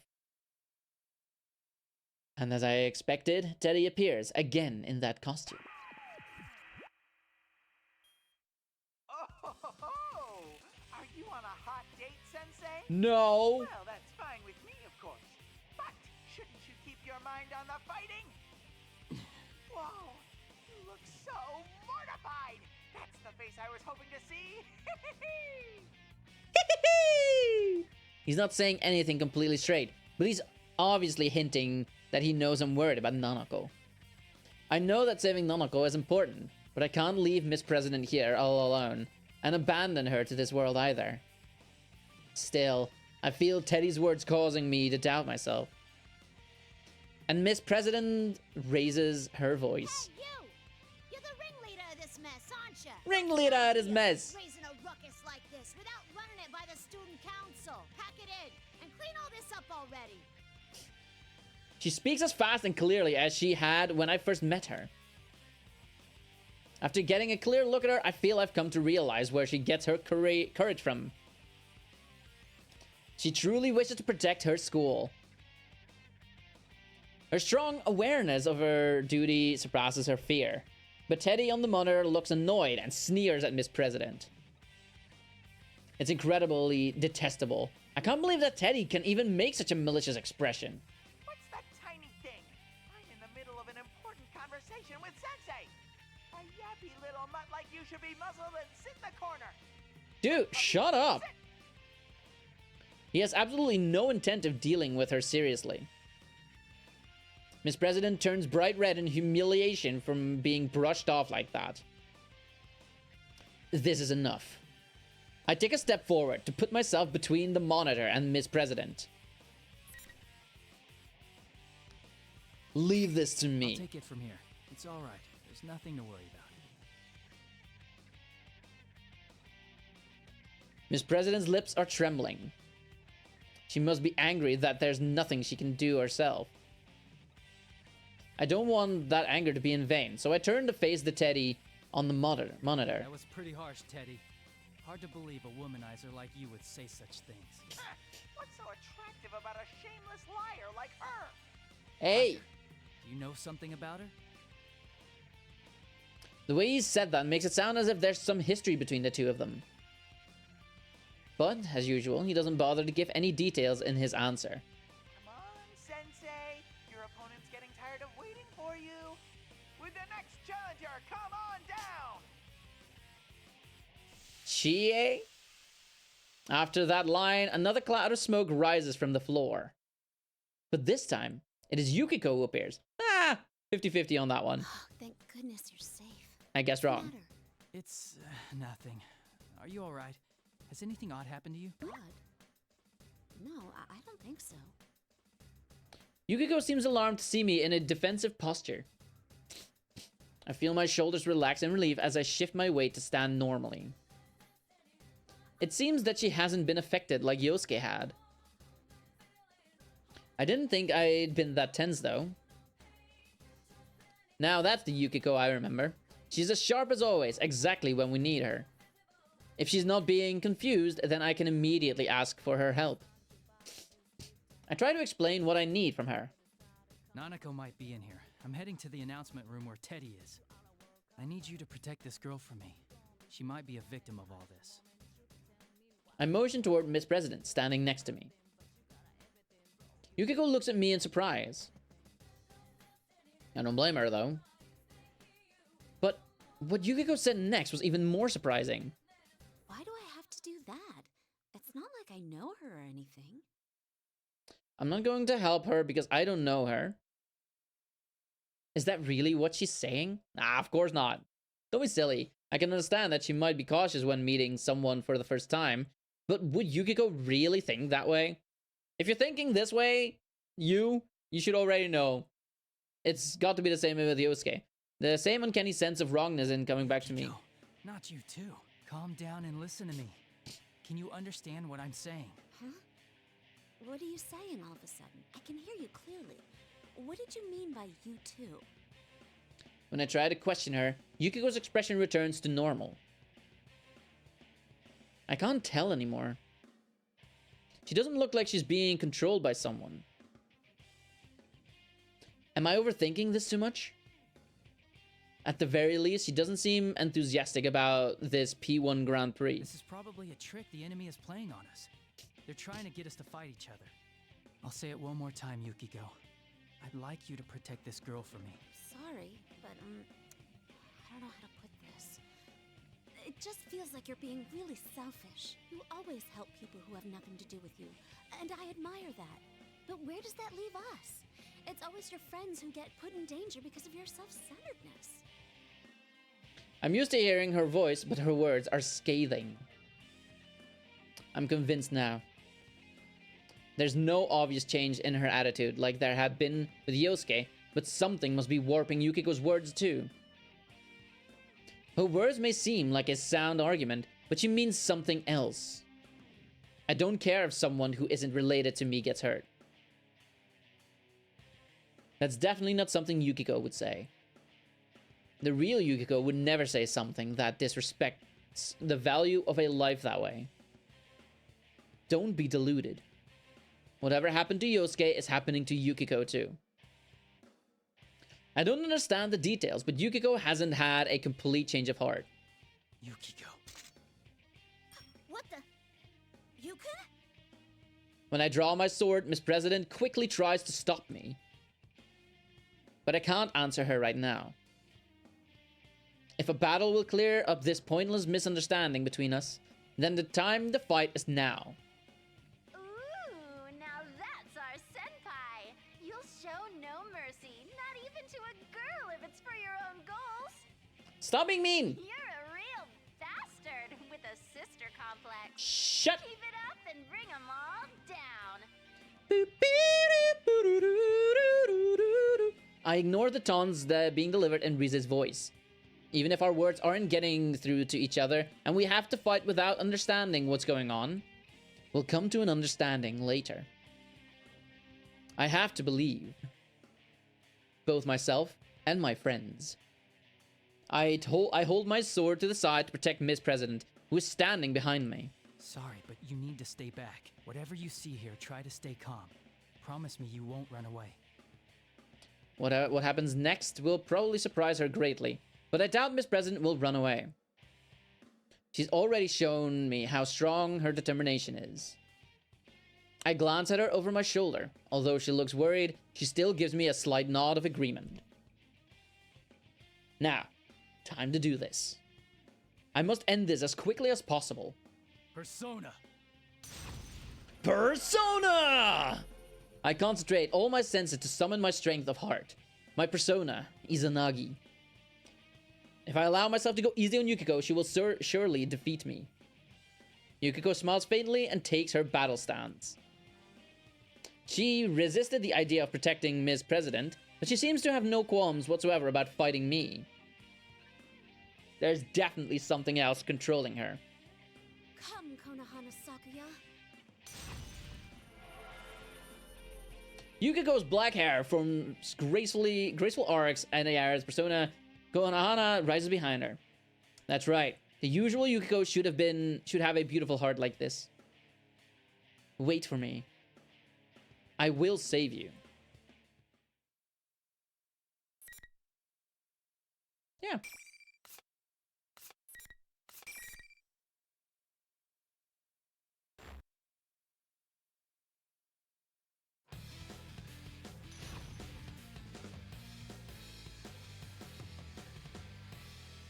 Oh, it's on, baby. It's on like Donkey Kong. Hang on. I'm gonna look at the button list. What? Wait, what? Okay, I can see Yukiko's abilities. What are these buttons? Why are they like that? Why are they? No! Why are they in a square, not a diamond pattern? Is it supposed to be like... Huh?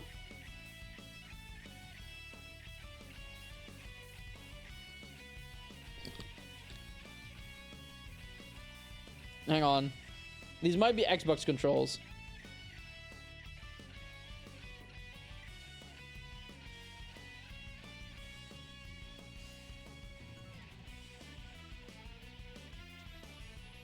Like, this is ridiculous.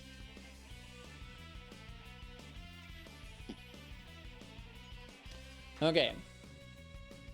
So the first one should be, well, X on an Xbox controller, but for me it's square, I'm guessing. Command move, command move. Big gamble. Raging Lion. Zio.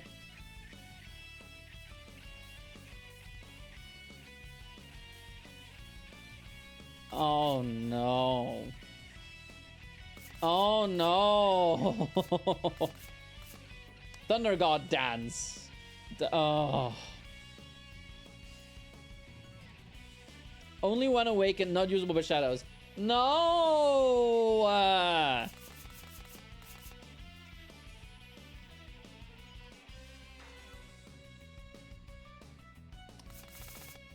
Okay, hang on. What is Big Gamble? A rising sword attack costs HP. Okay, that should be X and circle.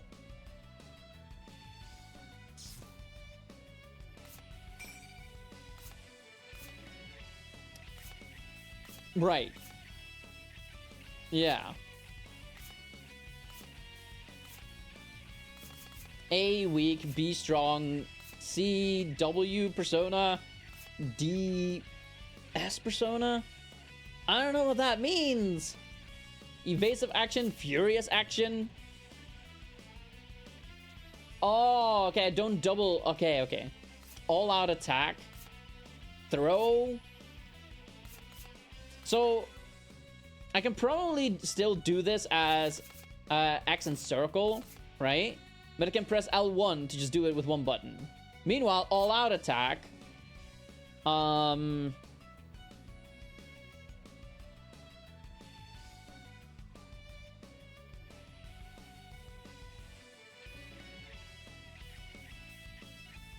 And throw. Well, at least I can record and play.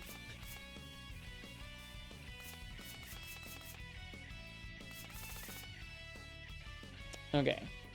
So A is a weak attack, B is a strong attack. C is a W persona, and D is an S persona. I don't know what that means. Oh, probably weak persona and strong persona. That's what okay.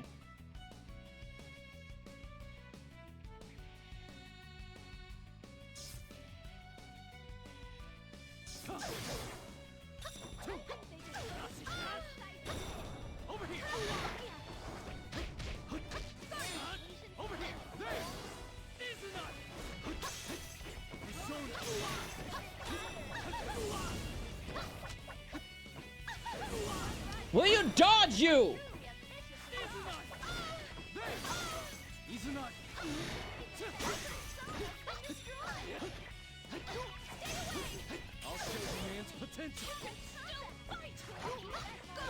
Oh my god, stop it! Stop! Stop throwing stuff, Yukiko! Yukiko, stop! Stop!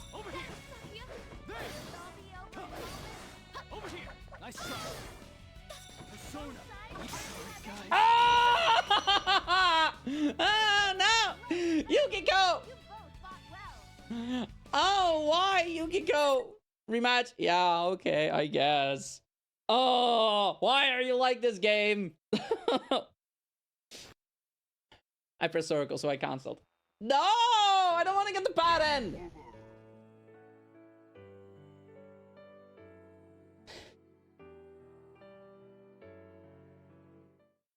I don't like how this game plays. Nope!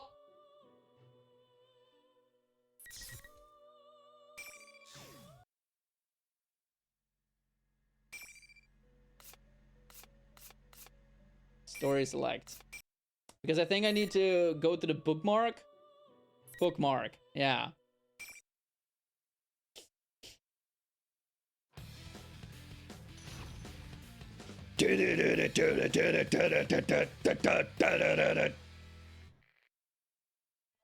Finally. Nice try. Over here.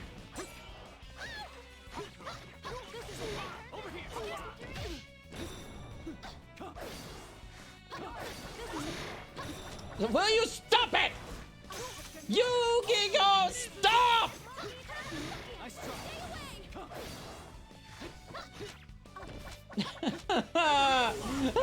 Stop! Why can you block when I cannot? Get him! Ah! What do you mean the persona has been destroyed? What?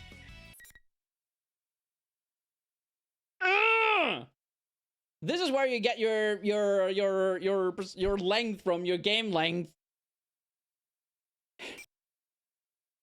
Man.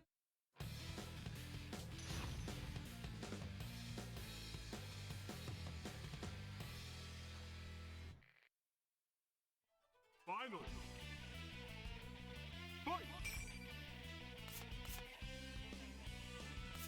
What is auto mode?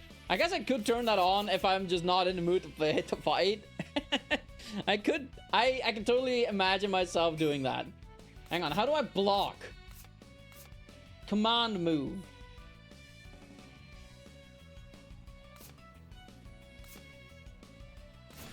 Stop. A steep diving kick from the air.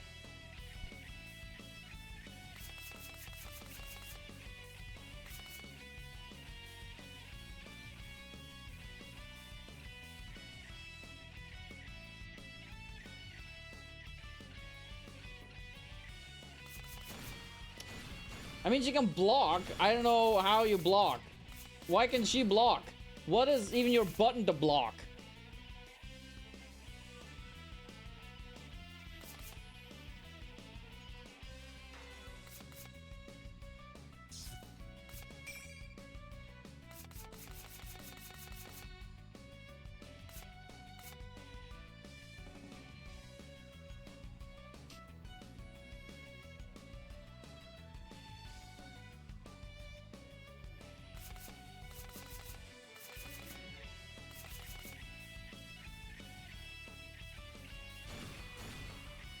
Okay, I'm gonna go for this one as my throw, and I'm gonna make this my thing. I don't need to record anything, and I definitely don't want to play anything. All right, all out attack and throw. Let's yeah. Down, down, and circle. That is the.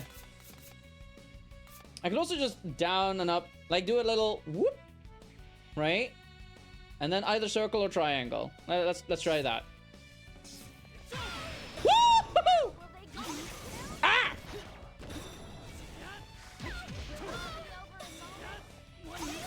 What?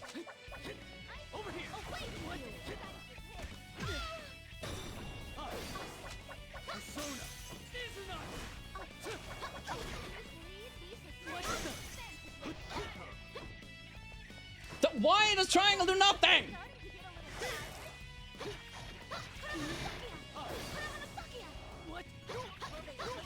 No! Stop! Get over here!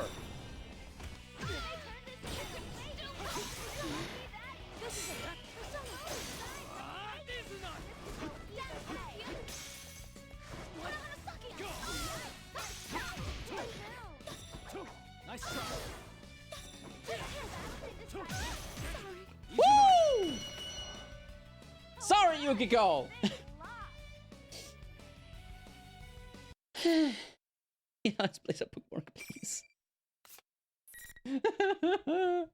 I'm sorry, Yukiko. I had to do it to you. The winner is you, Senpai. What an utter thrashing. Okay. I love all this animosity! These cocky, self-righteous friends showing how they really feel by beating the crap out of each other. That's the real thrill of the P1 Grand Prix! I don't care to hear any more of Teddy's jests. I still have reservations about fighting against my friends, but I now know that there is no way to save them. I'm resolved to do no other way to save them. I'm resolved to do what must be done. Also, there's no knowing if Teddy and Rise have been affected just like Yosuke and Yukiko had. If they are, then there's no use in trying to talk to them through the monitor like this. That's the conclusion I've come to. But Miss President seems to have other ideas. How much further are you gonna push this? Why are you doing it anyway? These guys are friends. What's so much fun about making friends fight each other?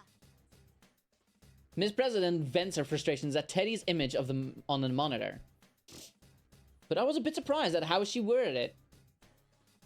She seems more upset that he was making friends fighting each other, not why he had dragged the entire school into this mess. We've only just met, but she clearly sympathizes with us and understands the pain we're going through. I'm embarrassed, but proud at the same time. A girl with so much compassion would be a great student council president. It's no wonder she was elected to represent the student body of Yasogami High. It's alright. Thanks, though. It's not alright! This is... She's still worked up, and she lashes out at me. Perhaps her heart is a little too honest. But her anger sets my mind at ease. She's right.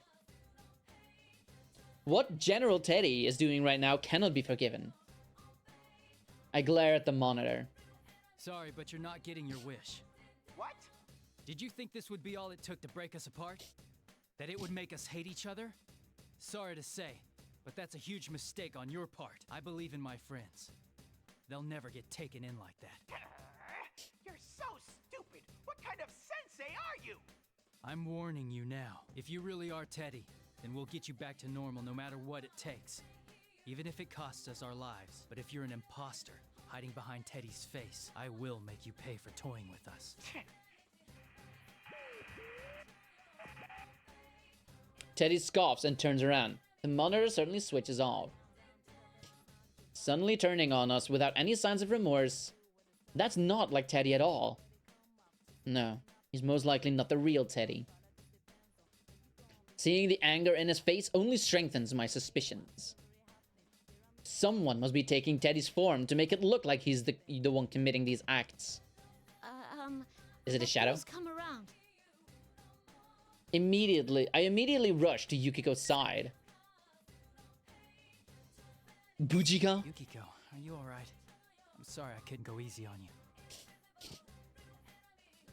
No, it's okay. You aren't your usual self, but I could tell by your eyes that there was something going on. I'm sorry too. Did I hurt you?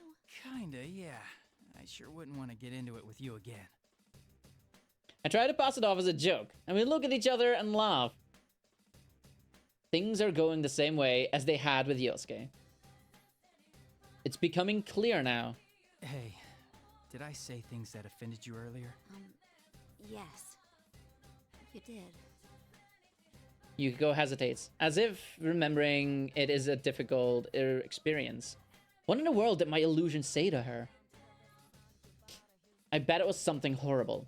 Whoever's doing this is certainly finding the most annoying way of getting us to fight. But what I supposedly said to her doesn't matter. Yukiko is still hesitant to bring it up, so I tell her not to worry about it. I don't need to know what I said. I just wanted to see if my guess was right. It looks like our enemy has the power to confuse our senses. My first opponent was Yosuke, and he told me a similar story after we fought. Huh? You said something bad to Yosuke-kun too? What did you tell him? You sure you want to know? If I'm the only one admitting to what happened, that's not fair, is it? But that curiosity is in line with the Yukiko I know. I evade the issue with a smile and call out to Miss President, who's standing behind us. What kind of people are you? Oh, right. We used our personas. Yeah, we should at least explain to her what's going on. She did everything that had just happened. She did see everything that just happened. This would be a good opportunity to tell her everything. I introduce Miss President and Yukiko to each other, and fill in the parts that I had left out on my previous explanation. I tell her about the personas. I tell her that we're actually in a world inside the television. And I tell her how the scenery here changes according to the hearts of the people who enter it. She looks doubtful while I'm talking, but considering that she just seen our personas only moments ago, she doesn't immediately deny it. Still, it seems that she can't accept it all either. She crosses her arms as if lost in thought. On the other hand, it seems that Yukiko didn't know that Yasugami High had a new student council president either. Yukiko apologizes for not having paid attention to the elections in April. And that's it in a nutshell. So, that's what you meant by falling into a TV. Yeah, which makes me believe this school could be a part of your mind that's materialized. This school came from me? That's a lot to swallow. I'm not surprised. Why is it different this time around, though? Usually the victim's shadow appears first. That's right. I had doubts about that too. There's a reason why it's dangerous for people who can't use their personas to enter this world. Besides, the obvious reasons, such as not being able to escape and being unable to protect themselves from shadows, a person's shadow separates from them. The shadows that split off are strongly attached to the original people that they came from, and will try to harm them in order to become independent identities. I hadn't given it much thought since Miss President seems so energetic, but it's still possible that this has happened to her as well.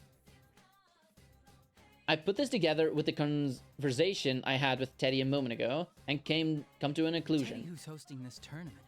What if he's actually this girl's shadow? Huh? I noticed he got agitated when I called him an imposter. A fake Teddy would mean he's someone else using Teddy's form. I see. If this place reflects Miss President's heart, her shadow must be here. And right now, the strongest candidate is... That's right.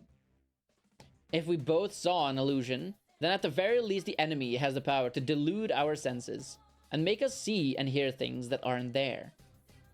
On top of that, it can alter what others hear us say and see us do. If it can do that, then I can easily see our enemy can use that power to change its appearance. That means it could be impersonating Teddy and leading this tournament.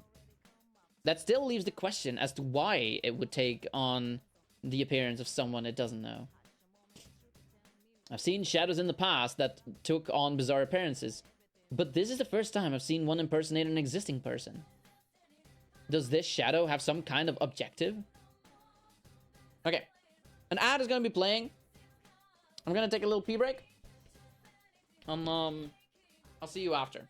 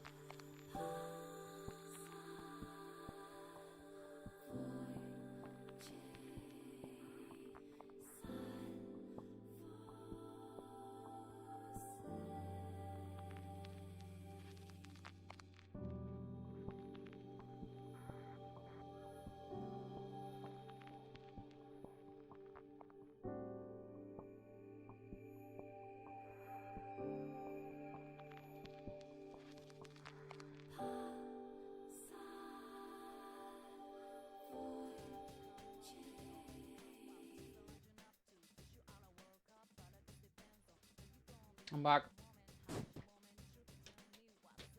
And I come bearing more Skittles.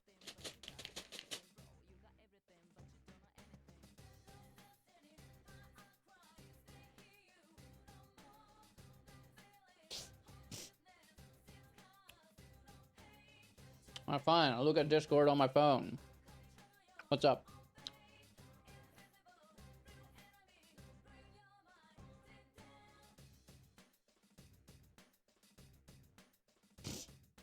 Okay. Let's proceed.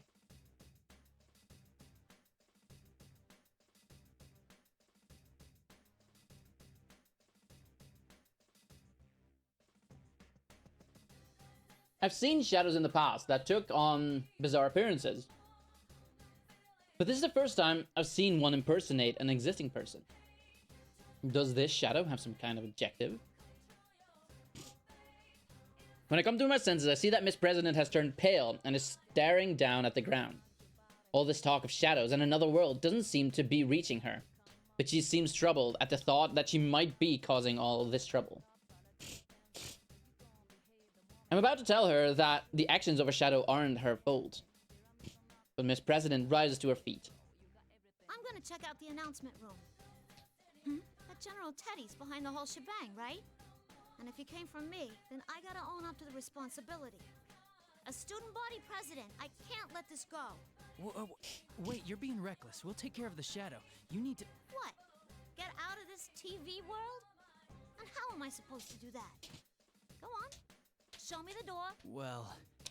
I like her. She's sassy. Her eyes are filled with the fires of determination, just as they had been when I first met her. Her sense of responsibility and her awareness of her duty say that she will never back down. Cousins in the announcement room. And you're gonna go save her, right? I might not be as strong as the two of you, but I'm no slouch in a fight. Wouldn't it be better if we went together? No. Don't you understand? This world is... I know it's dangerous, but there's gotta be something only I can do to help. Hell, that aside, I can't leave after causing so much trouble. Making friends fight each other. I'm going on ahead. You don't want to waste time arguing, yeah? Miss President declares this in a voice that brooks no argument, and takes off running. Yikes. I wasn't expecting her to behave rashly like this. I remember how fast she can run. If I'm going to go after her, I need to go at once, or I'll lose her. Please, you have to go after her. Yukiko sees me hesitate and knows exactly what to say. She's right. There's so much we don't understand, but there's no way the investigation team can let a victim run off to die. Yukiko ignores the fact that I'd be leaving her here all alone, and tells me to follow a girl she's only just met. This is the exact opposite of the behavior she'd been displaying before the fight. Now that is the Yukiko Amagi I know. I'm ashamed that I even had slightly let myself be confused by the way I had heard her speak before, and I answer her. I'll come back for you no matter what. I believe in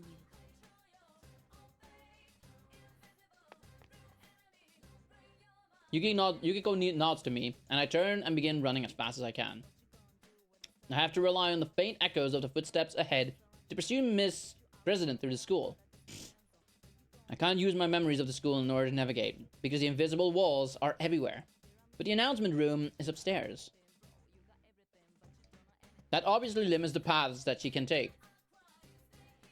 I will catch up with her no matter what.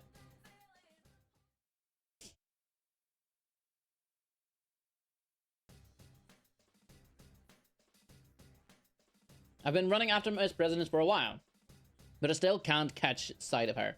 She's so fast, it's almost supernatural.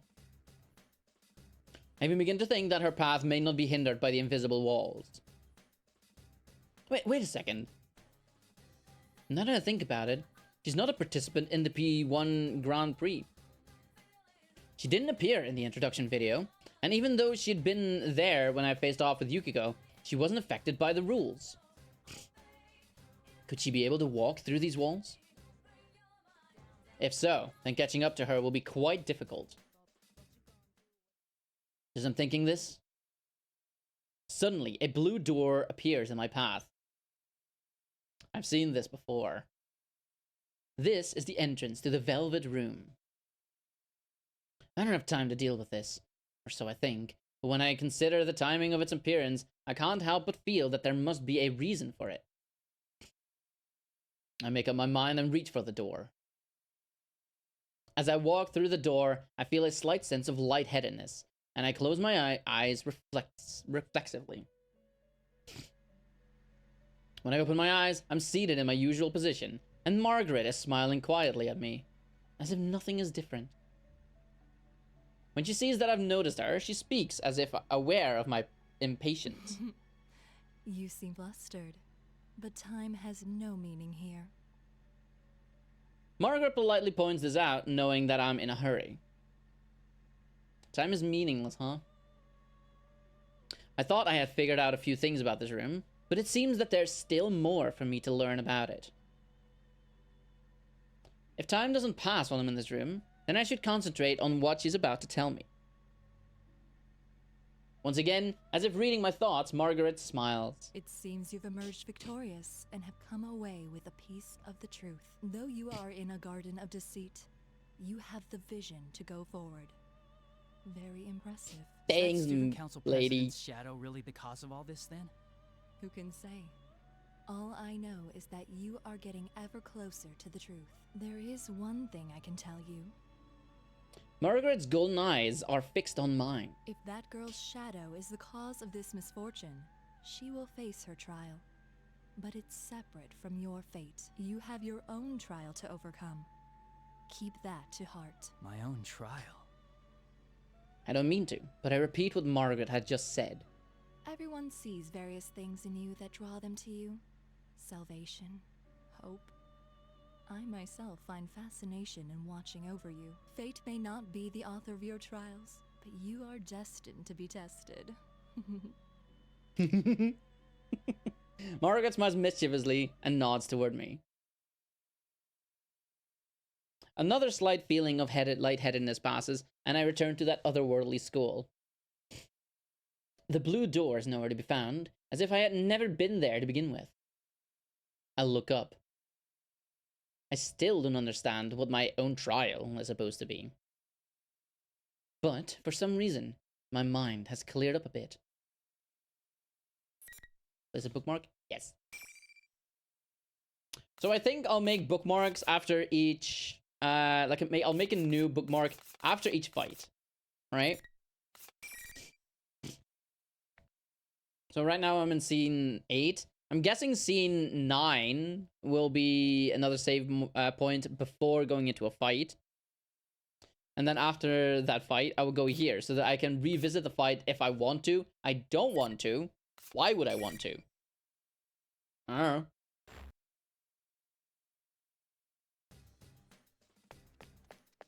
In any case, I need to keep chasing after Miss President. And now, I immediately see a recognizable feature. Her long ponytail. I found her. Wait! It's too dangerous to go alone. Take this! Miss President turns around in response to my voice. She's smiling. I wasn't expecting that at all. Color me impressed that you managed to catch up to me so quick. This calmness. Had she expected that I would follow her? I'm beginning to feel like she's toying with me. But I understand now. Nothing I can say to her will change her mind. There's no helping it then. Promise me that you won't leave my side. And you can't do anything rash. If you can't agree to those terms, I'll have to force you into protective custody. This is a matter of life and death for you. Sure thing. Then let's get to that announcement room together.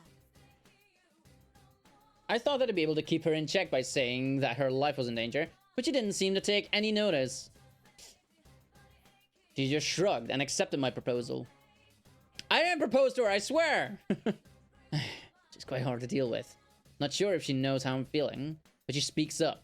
Hey, mind if I ask you something? What is it? There's a moment of silence. Just as I'm about to ask her to go on, Miss President continues. It's tough, being forced to fight your friends, huh? Sorry. You don't gotta answer. You don't gotta answer. She must still be thinking about my fight with Yukiko. True, I'm slightly hesitant to talk about any of this, but it's a question that must be answered. That's how it feels to me. No, you're right. If I could avoid it, I would, but I believe in my friends. You mean your friends won't hate you after the fight? Or you think they'll understand that you don't really want to fight? I don't know. Both, maybe. I mean, there's no way we'd fight each other without some kind of reason. Will she believe that answer? I study Miss President's face. But when she opens her mouth, she has an unexpectedly gloomy in her eyes. You had to kill each other. Kill each other. I truly hadn't anticipated that question. I'm caught off guard by how I hadn't even considered it. It's true. There's no guarantee that this General Teddy won't suddenly decide to make us fight to the death on a whim. He did say that. Sorry, that was probably over the line. I don't know why I said that. I wouldn't let it happen. Even if I was forced into such situation, I would never follow that order. That's all I can say right now. But after hearing my answer, Miss President casts her eyes down again. After seeing that behavior, how do I put this? Felt a sense of incongruity. Why would that be? Something doesn't feel like her. Could Miss President be carrying some unimaginable burden that she has yet to confide in us? Is it so heavy that she would ask that question of me? Speaking of which, if General Teddy does turn out to be her shadow, what does that mean about whatever repressed thought she truly has? This kind of reminds me of Persona 3 as well, where in episode I Guess the Answer, you have to fight your friends as well, seemingly to the death, in order to get their keys, right?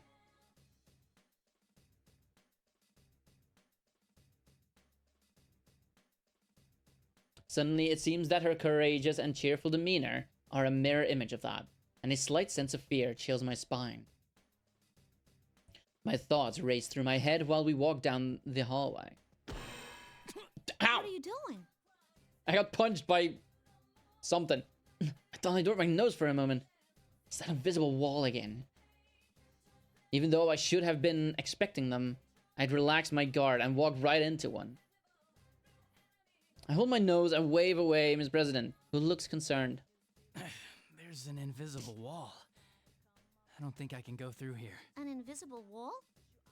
Oh, that must have been why you broke out of the mime act every now and then. Well, if I can pass through, it must only be blocking the tournament fighters. This world sure is out there. Miss President walked right through the place I had bumped into. So, that must be the case. As I'd imagine, Miss President is unaffected by these walls. Is it because she's not one of the fighters in the Grand Prix? Of course, if General Teddy really is her shadow, maybe the normal rules don't apply to her. The entrance of the school building is ahead of us. But perhaps worst of all is that the wall I just walked into is blocking me from reaching there. I'll just have to find some other way. No, there was there too. And the same can be said for the direction towards the entrance. A thought crosses my mind as I check back the way we had come. It's as I thought. Another invisible wall had formed where I had just passed, and I can't go back. With walls in every direction, there's nowhere I can go. I'm trapped. And if I can't go anywhere, this can only mean one thing. Be careful. This probably means...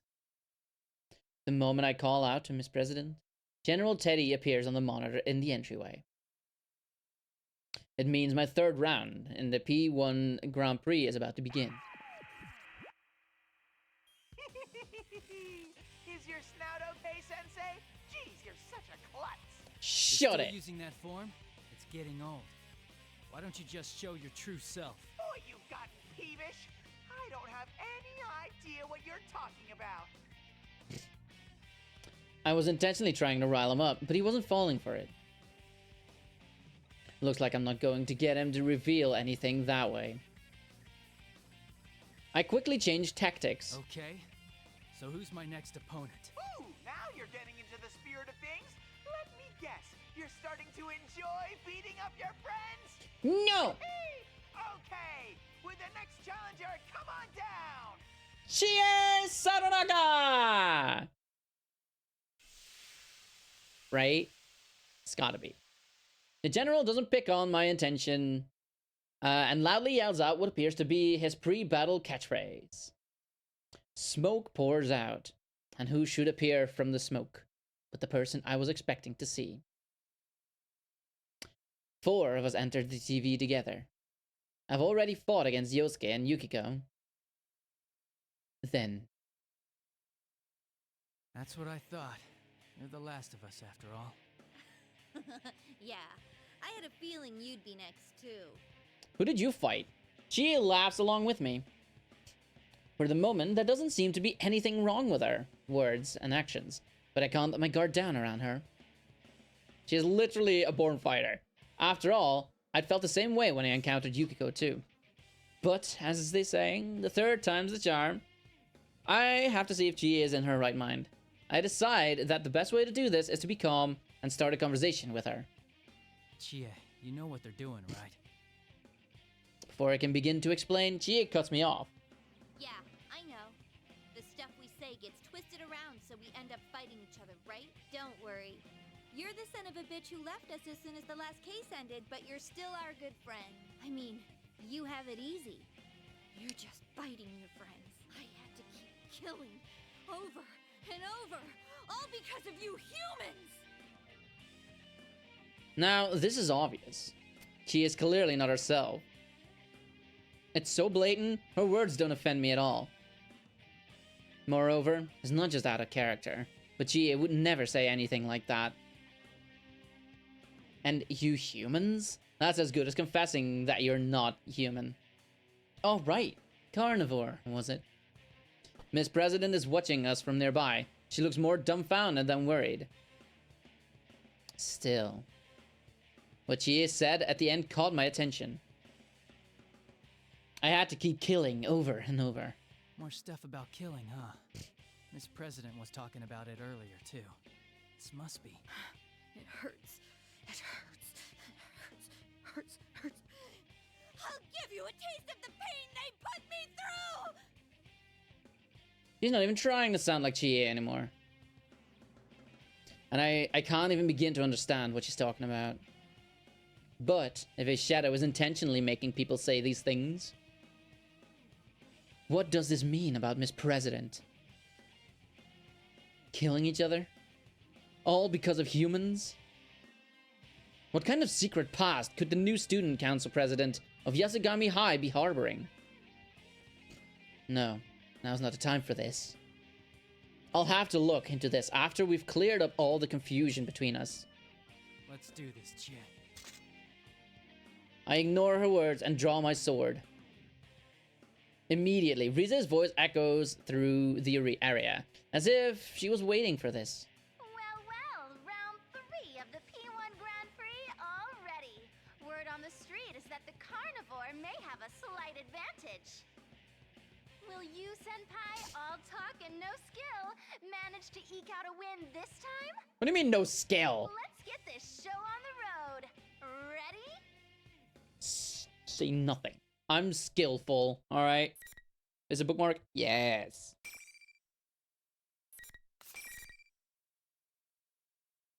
As I thought, scene 9.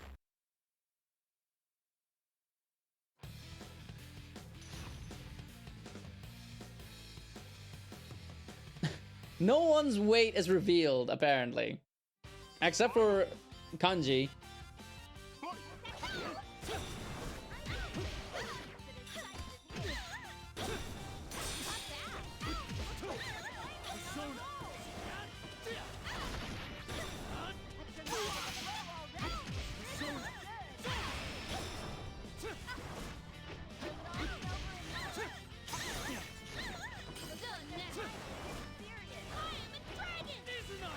Hi, I'm a dragon!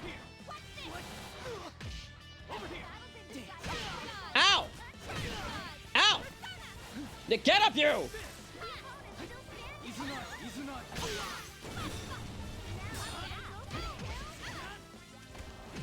a Woohoo! Alright, announcement over. Until next time. Yeah, I might be goated in this game after all. Place a bookmark. Yes.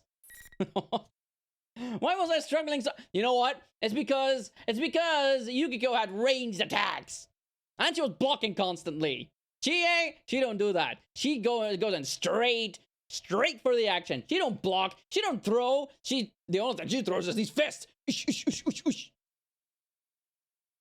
So anyway, moving on. I've won. I'll lower my sword and begin slowing my breathing. I don't believe I've injured Chie too badly. Considering this was my third time having to do this, I feel like I'm getting pretty good at not having to seriously wound people in a fight. Wipe that smug look off your face. This isn't fun at all. General Teddy has seen that the fights ended without any injuries and spits his word through the monitor. The image on the monitor then disappears without anything further. Let him say whatever he wants. I fought all the friends I came into the TV with, and none of them are hurt. All that's left is to head to the announcement room and make sure Nanako is safe, and that we'll be able to go home. I walk over to Chie and help her up, off the ground. She's come back to her senses, and she seems a little sheepish. Man, you are no challenge at all. I mean, it's true, but also... I think so. Man, you're strong. I'm kind of shocked at how much of a difference there is between us. Look who's talking. I've never been kicked around so badly in my life. Except, you know, earlier against Yukiko. I wait for Chie to reach her feet, and then tell her everything that's happened up to this point. So the others are safe too? What a relief. I was pretty worried. She is so relieved that she sits down on the floor once more. I can't help but smile at that reaction. She really does care about her friends. Yeah, these are the people I believe in. Seeing us exchanging smiles like nothing was wrong, Miss President sounds perplexed when she speaks up. You guys really are tight, aren't you? Makes me jealous. Well, we did spend a whole lot of time together last year because of that case. Sure, I was surprised to hear such weird stuff coming from him, but I know he'd never say any of that to me. Wait a sec. Who are you? Oh, I forgot about that. I quickly introduce Miss President and tell Chie that she may be a victim of this case. But Chie again looks at Miss President suspiciously. Huh? The student council president? You mean ours? That doesn't seem right. I remember the new president being a guy. What are you saying? I'm the student council president. Who else would I be? I'm pretty sure, though. Maybe if you told me your name, I'd remember. My name...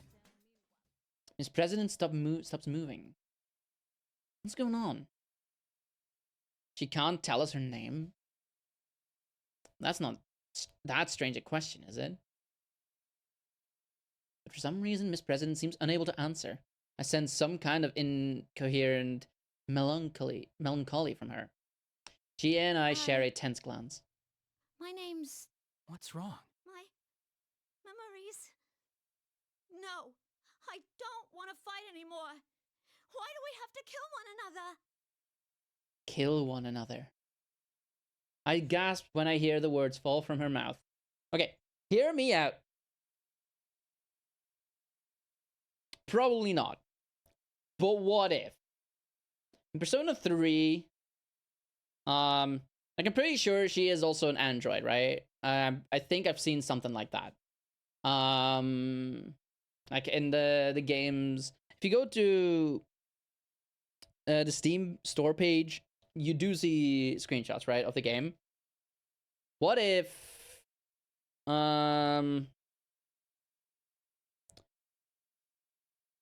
if she was yet another shadow made during like kind of what Metis is to kind of what Metis is to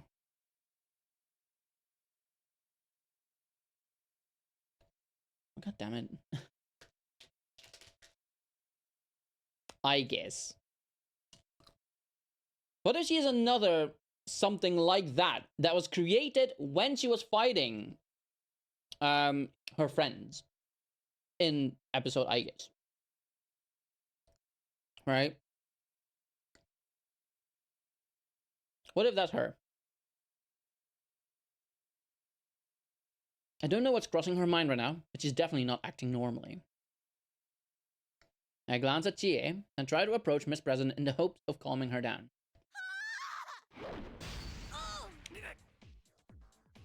Without warning, Miss President begins flailing her arms, as if trying to ward off demons that only she can see. Chie reaches out and touches her in concern. Miss President's arm catches Chie and easily knocks her aside. Chie! What power! I barely managed to catch Chie before she slams into the concrete wall. Still, this sudden breakdown. What in the world happened to Miss President? Once I've helped Chie back to her feet, we carefully approach her from both sides. This will be a little rough, but it can't be helped. We can't ask her anything while she's like this. But at that moment... What? No way. Before I know it, Miss President is flying through the air. She was jumping? For a moment, I can't comprehend what I'm seeing. This is no ordinary leap. She was at a standstill, but now her entire body is suddenly up higher than my head. Her jumping ability is unbelievable. Gia and I look up in astonishment as Miss President kicks off the ceiling to change direction and lands at a full run. Wow. Who is that girl? Did I say something to offend her? She did mention something about her memories. Come to think of it, her memories did seem a little muddled. Maybe she was on the verge of getting them back. What kind of memory would make her go nuts and run away like that? I can't answer Gia at all. What if you had to kill each other? I hear Miss President's sad voice in my head. Gia apparently wasn't expecting me to answer her, and she continues. I'll wait here. Make sure you rescue her, okay? Her voice is strong and confident. To drive the point home, she pokes my chest with a finger as if ordering me. Even though she might be in danger herself, she's still worrying about others. All my friends are like that. That makes me really happy right now. I ask GA if she'll be alright on her own. She fires back, let Mary worry about that. I nod to her and begin running after Miss President once more. I will save her, no matter what.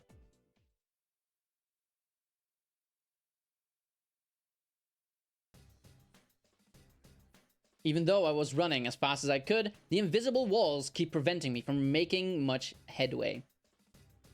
I attempted to strike at the walls with my persona, but nothing happened. So many invisible walls, one after another. Miss President can pass through them.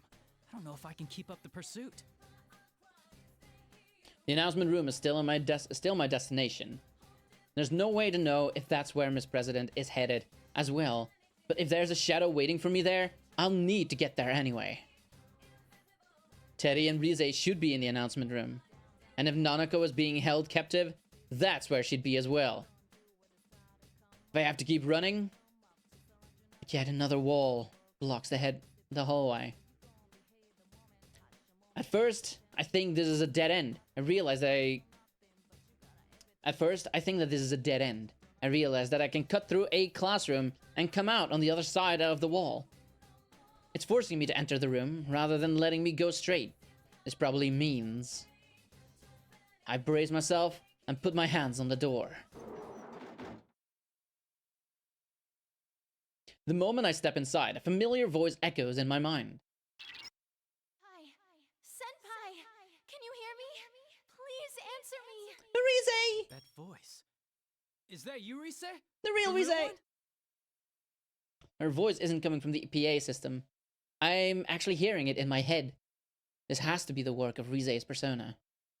Thank goodness. I've been all alone since that weird fake Teddy captured me. And then you were all fighting each other. Oh, I can hear the relief in her voice. She sounds so different from the insensitive and rude voice that had been coming from the PA system. This is indeed the Rise I know. Where are you now, Rise? Can you locate where I am? I'm sorry, I don't think there's time. I'm stuck in the announcement room. Please, Senpai, you have to hurry. If you don't, he'll... Rise! What's wrong, Rise? There is no answer. The communication has been cut off. Has something happened in the announcement room? My heart begins racing. The enemy made us fight each other as participants in this tournament, but they had captured Rise as well. It's clear to me that they must have been worried about her using her persona's power to tell us the truth, but that's not important right now. If she was just captured to prevent her from contacting us, then the enemy must think of Rise as being less valuable than those who had to fight. She sounded okay, but who knows what might happen to her now. I have to hurry. Pardon me for interrupting while you are lost in thought. A hand brushes my shoulder. In surprise, I jump away and draw my sword. I can't believe that I let myself get so lost in thought that I didn't notice someone until they touched me. This is the second time I've let myself get so distracted. I've gotten used to having my friends with me while we investigated last year. I can't pay attention to the entire world on my own. I need to brace myself. Oh, I guess. I look up and see another unfamiliar face. A girl with blonde hair and striking blue eyes. Wait, a girl? Her face and voice seem human-like, but the rest of her, there's metal everywhere, all over her body. For a moment, I wondered if this is just an elaborate costume, but I can see the interior framework of her body, where her joints connect. I didn't mean to startle you. You're, It's nice to meet you. My name is Aegis. Aegis. And no, I am not human. You are the one from the introduction video, listed as the Sister Complex Kingpin of Steel, Narukami-san. Correct? The question catches me off guard. I wasn't expecting a complete stranger to call me that. And did you say she wasn't human? Well, when Yosuke called me by that stupid title, I knew it was a joke. But when a stranger says it, it sounds like they truly believe it. Then again, Aigis is, quite gullible. This is a pain. Monaco is important to me, but calling it a complex is stretching things. No, wait a second. I was trying to play it off, but I ended up blurting out Nanako's name anyway. Calm down. I need to take this conversation away from this subject. I clear my throat and try to start over. Aigis-san, was it? Why are you here? Our primary objective is the destruction of shadows, but we have come to this world on a different mission. The destruction of shadows? She fights shadows. But how can she do that if... And does that mean... Yes, I have a persona as well. Though my body is a machine, personas are the strength of the heart after all. Just as I thought. I'm surprised to find another persona user outside of my group of friends. And a robot on top of that. I can't come to grips with all of this. From the way we were talking, she seems just like a normal person. Only in an interesting suit. True, I've seen stories on the news about robots looking uncannily like real humans. But this isn't something like this far beyond those. Still, I can't help but believe the evidence of my own eyes. I mean, I've been hopping in and out of TVs for the past year. Who am I to say what's strange or not? Perhaps the technology behind her creation has supernatural roots of its own. I found myself growing more and more interested in how she came to be here, but I have to put that aside for now. There's something I need to find out from her first. The P1 Grand Prix It's so similar to the events of last year, but to think that it would involve someone like her? I don't have a clear picture of everything that's happening. That's for sure. I calm myself, then ask her what I feel would tell me what she's doing in this world. What is this mission of yours? She opens her mouth to respond, but just then... the monitor inside the classroom turns on. It's at that moment that I suddenly remember. It's likely that I'm going to have to fight here. I'd forgotten about sensing that when I entered the room. Aha! So that's where you got to, Sensei. I've been looking all over for you. Ooh, who's the honey? Were you in the middle of trying to score with her? Shut up! As if you didn't know. You're the one who lured us both here. Oh my, did you figure it out? I didn't have a choice after those guys decided on their own to horn in on the fun. You're a bright boy, Sensei. You know what's coming next, don't you? The general on the monitor gives me a twisted smile. Could Aiga-san's mission be something that would cause him trouble? I can't figure out what his motives are, but he's using us to crush each other. In other words, she's the next challenger that's being set against me. Aiga-san seems to understand this as well, and is staring at the monitor with a quiet animosity. Sorry about this. Do you know the rule of this tournament? Only the victor of each match may move on. Yes? I have nothing against you, but I'm in a hurry for my own reasons. Neither of us, in other words, can back down. Then there should be no hard feelings. Aiga-san is refreshingly straightforward about this. She immediately takes a fighting stance. A bitter thought comes from me. It's tough being forced to fight my friends, but having to hurt someone that I don't even know is just as bad. Another thought comes on the heels of that one. I don't know this girl. Perhaps her appearance here means that there are urgent problems that an ordinary student like me can't fathom. What gives me the right to stop her on her mission? Shouldn't I know what's at stake before I take that from her? Thankfully, it seems that she hasn't gone mad like my other friends. Perhaps the enemy doesn't care about clouding the minds of people who don't know each other. If we're still capable of understanding each other, then we should talk this over before we do anything. That will not do. We will speak more of this after one of us wins. Aiga-san says this so quickly as if she's reading my mind. For a moment, I'm struck by how she could have known what I was thinking. But I realize that she's right.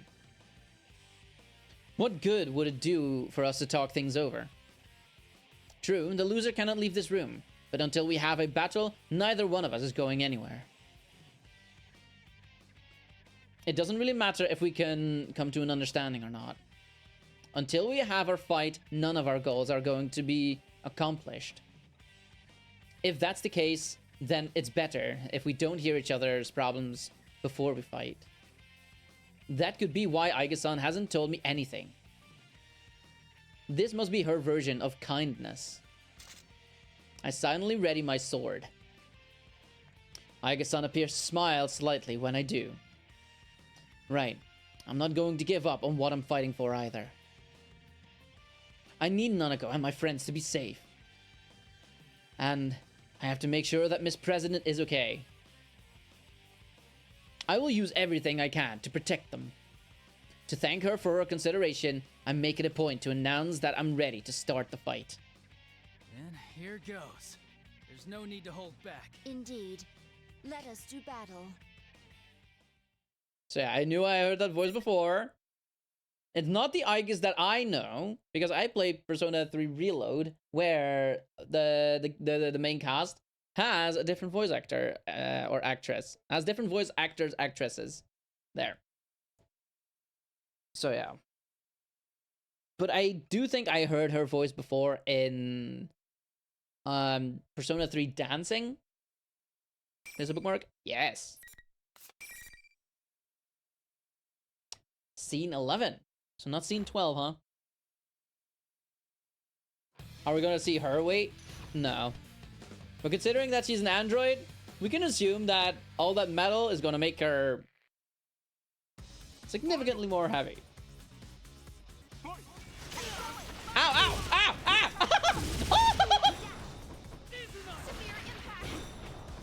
What damn? Izunagi. Ah! Ah! Stop it! Ah! Come on, Izanagi! Stop it, stop it! Stop. You want a guard? Get over here! Ah!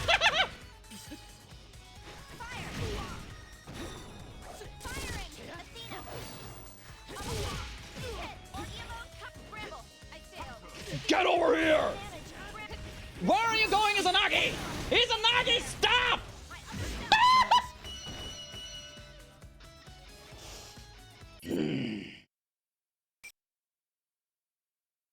Not okay. Not okay.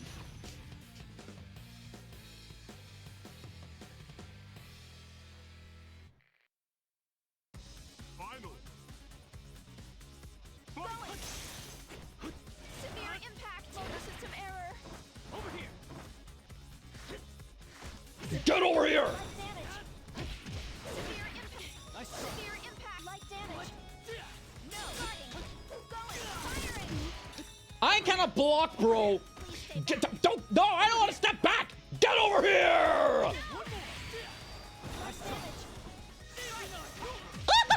Wrong way! Ah, ah, ah! Over here. Damn. Wrong way! Stop jumping! Oh my god! Ah!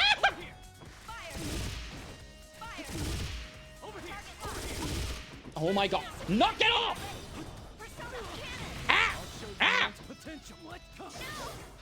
Light damage. Persona. Stop it! Stop it! Stop it! Stop it! Stop it! Stop it! Stop it! Stop it! Stop it! No! Just stop it! Ah!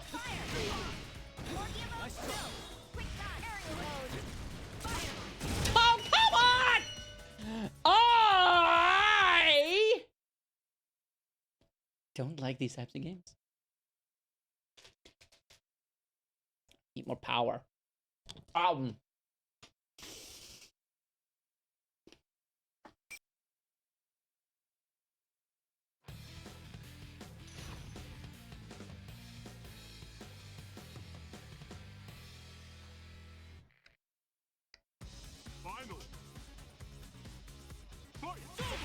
Light damage. My other self.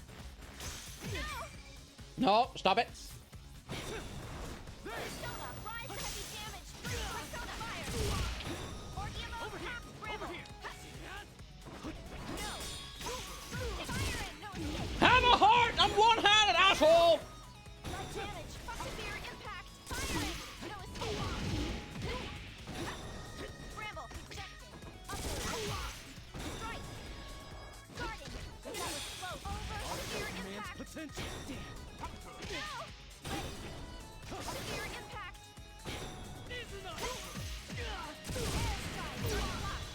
Go. No, stop. Over here. That was close. Light severe impact. Motor system error. Firing. Over here. Target locked. Don't you dare! Ah!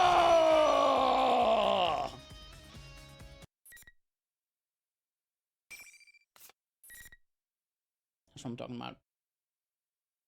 I also need to learn how to do finishers because apparently those are a thing. Wowza!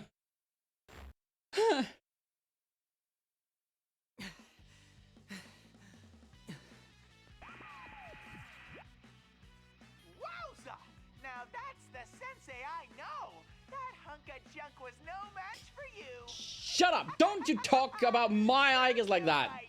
Keep suffering. Aiga's best girl, alright? Beating the heck out of each other. A machine with the power of a persona. She was made to fight shadows, but I had no idea what she was capable of. I feel like my mind's been drained even more than my body. It angers me to see that the general is watching over us with an expression of joy, as if it were some performance for this amusement, his amusement. I look up and glare at the monitor. I don't know why you're making us fight, But it's pointless. We aren't fighting because we hate each other. The reason we can fight is because we respect and trust each other. A low growl. That's the only sound I hear. The real Teddy's never made such a hateful sound. It's actually rather scary. Stupid! You're such a dumbass! What's with you? The image on the monitor distorts along with that outburst. The general is having trouble remembering to act as someone else, and his face bulges and ripples disturbingly as his hate pours through the screen. Any pretense at copying the adorable stupidity of the real Teddy is gone now. I noticed that the voice spitting out those hate words are not Teddy's either. Respect? Trust? So what if you don't hate each other?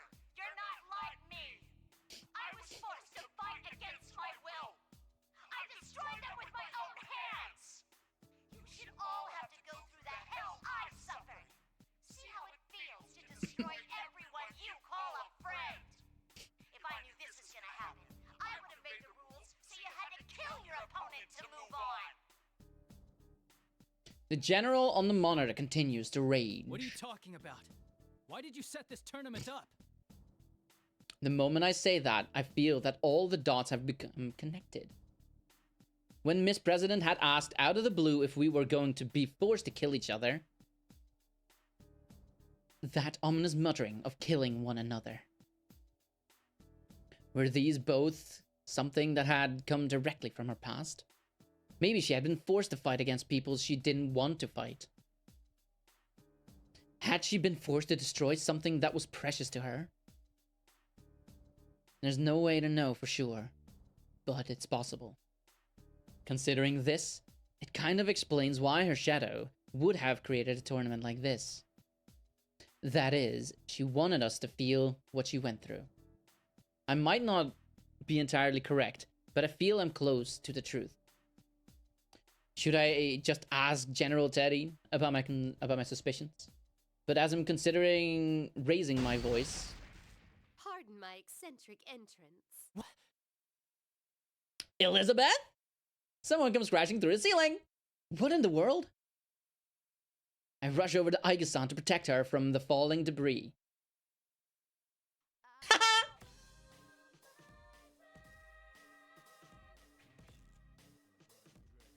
When I look up, I see a young woman emerge from the cloud of dust. While not as strange as Aiga's, she seems a little uncommon as well.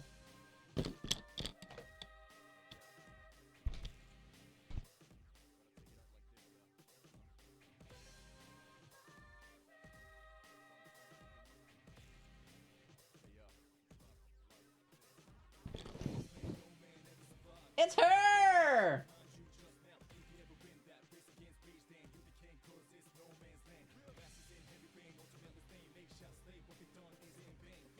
Yay!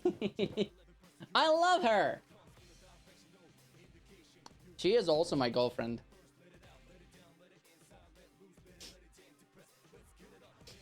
But even beside that, why did she have to come through the ceiling? The room has doors. This makes no sense at all. I was about to get to the heart of the matter with General Teddy, but the monitor in this room has been destroyed, along with the ceiling. Though she seems oblivious to my confusion, the girl cocks her head and apologizes again. Please excuse me. I didn't have the faintest idea that someone would be here.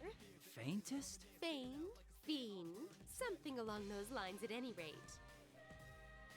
What the hell is she talking about? Who in the world is this person? Wait a second. That blue suit she's wearing, it looks familiar. And with that silver hair and golden eyes, could it be? Are you from the Velvet Room? My, is this what's known as being hit on? Forbidden ritual where one human approaches another based solely on appearance and bets on the inner self being equally attractive. Oh, I'm not hitting on you. You just remind me of someone I know. Okay, so that actually sounded like I really was hitting on her. Yeah. No, I need to stop thinking about that. In any case, I need to ask her something. Do you happen to know anyone by the name of Margaret? Margaret. When she repeats the name, her face seems surprisingly youthful. I'd been taken aback by her bizarre speech and actions, but could this girl be younger than me? Her profile simultaneously evokes the images of a pondering philosopher and an innocent girl. I can't figure out how exactly to speak to her. Should I be more polite? I guess that doesn't matter too much. Anyway, worrying about the niceties isn't the most important thing right now. Oh, actually, we should introduce ourselves first. I'm Yu Narukami. Ah, that had slipped my mind also. My name is Elizabeth. Dear me, to hear that name fraught with memories in such a mundane, remote place. She thinks of this world as a mundane place? Well, that's confusing. Yasuo Inaba might be out in the countryside, but I don't think it's as bad as people say it is. The girl, Elizabeth, suddenly bows elegantly to me. Margaret is indeed my sister's name. Can I take that to mean that you are another guest of that room? I see. So she's Margaret's sister. That would explain why she reminds me of her. Elizabeth-san, huh? Well, I guess that's the case. It's true that there was a time when I visited that room. Igor, Margaret, and now Elizabeth. It seems there are more people who call that place home than I thought.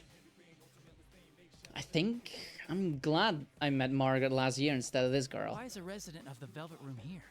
Did Margaret send you with a message or something? Why would you be happy? I am currently utterly neglecting my duties. Is that so? She doesn't really tell me much, and I have no response anyway. So, what possessed her to come blasting in through the ceiling instead of using the door? I decided not to bother asking her that. I've met so many different people over the last year, but trying to have a conversation with this girl is like trying to ride a wild horse. She's just going to ignore the direction I'm trying to steer us towards, and just veer off wherever she wants. Best to just hold on and go along for the ride then. Maybe if I pay attention, she'll tell me something worth my time. Even if I try to ask her any questions, she'll likely just be confused anyway. Just as I'm having that thought, the girl seems to have noticed my hesitation and starts to talk about herself. Her eyes are lit up with a sincere passion. She really is a hard one to read. I have a certain desire. It may take a very long time for it to be realized. In order for my wish to be granted, I require a power much greater than what I have. The power of the wild card that changes bonds into strength. I have a feeling that the key lies there. Makoto? I know a little about the wild card, but... I feel that the first glue to granting my wish lies within that power. Glue? Flu? Influenza. Something along those lines at any rate. Clue. She's having trouble coming up with the right words, but I can hear the sincerity in her speech. Probably. In other words, I think she means that the power of the wild card is related to her desire and came here. I don't think it's worth it to ask how she knew I had that power or where she found out about it. Just as I'm struggling to follow the meandering path of her conversation, she brings up an outrageous suggestion. Might I suggest that you and I fight? What? Someone please tell me how she reached the conclusion that this was a good idea. I don't think I have a chance of talking her out of it, though. But, of course, I have to try. So I say... Give me a break. Oh, how excited this is making me. My expectations are ascending skyward at Mach speed. To be direct, I'd like for you to show me the potential slumbering within you. Let me make sure of something, just in case. You understand what I'm saying, right? There's no illusions at work? Such parlor tricks can get stuffed. I see. So you're actually in your right mind here. That's kind of, impressive. Well, maybe she understood what I meant when I mentioned the illusions. If that's so, then she at least must have some idea of what's going on around here. And, even though she might understand it, she still wants to fight me. I wonder, though, if she's unrelated to General Teddy's plans and invited herself into the tournament. Do the usual rules apply? As I think about this, Elizabeth-san taps her foot on the ground and takes a fighting posture. She really does want to fight. The huge leather-bound book in her hand opens, as if by itself. A torrent of power pours from the open book, with a blue light. I can't believe that this strange girl has such unimaginable power. She seems so aloof. No, maybe more correct to call it an air of imminent violence. Alright, I won't be able to hold back. To be honest, I was really only saying that in hopes of bluffing her. I have absolutely no room to hold back in this fight. I hurriedly cast off my fear and focus on the upcoming battle. There's no room for doubt. I need to hit her with my full strength from the start. Even if I were to fight her with the intent of killing her, I'll be lucky not to end up dead myself. At least, that's how I feel. Elizabeth-san calmly begins the battle. Let us do this. Your fate is in the cards. Okay, an ad is gonna play. I'm gonna let that play while I fight. Alright? Because I don't expect to win right from the get-go. If I do, great. But if I don't, not so great. Let's go!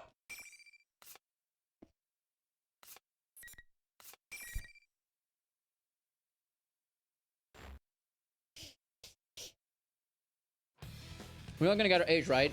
Nope. We're not gonna get anything from her. Not even her height.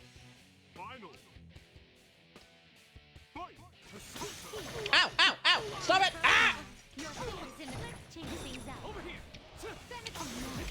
Oh, she's using his persona. I'm very sorry. No, you're not. Over here.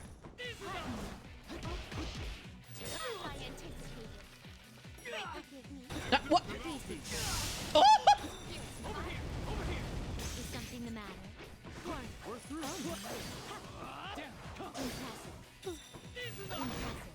Time is you're frozen.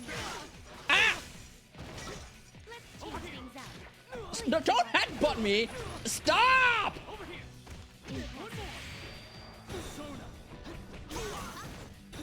We're through. Nice try. Damn. Stop it! We're through. Play. Over here. Let's change things up. Impressive. What? CJ, oh, well done. First try! Is it book one? Yes.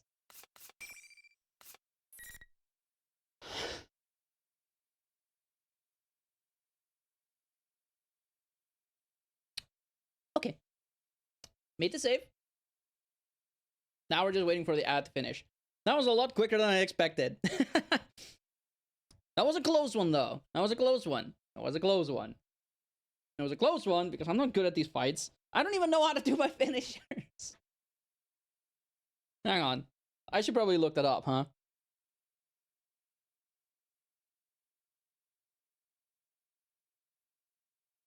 Persona 4 Arena, how to do finishers. Form an instant kill finisher in Persona 4 Arena.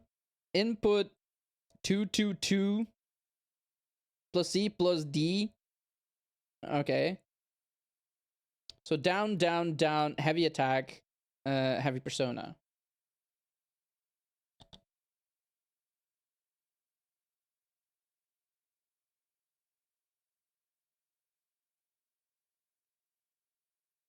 Wait, so it's not. I don't understand. It looks like you need to do this movement, right? Down and then up, like down, up, right, or down, up, left. But like this says down, down, down, down, down, heavy attack, heavy persona. So that's what? I don't understand. Anyway, welcome back from the ads.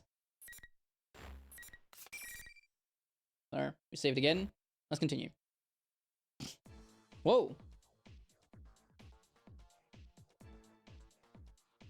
Aw. I love the way she looks at me.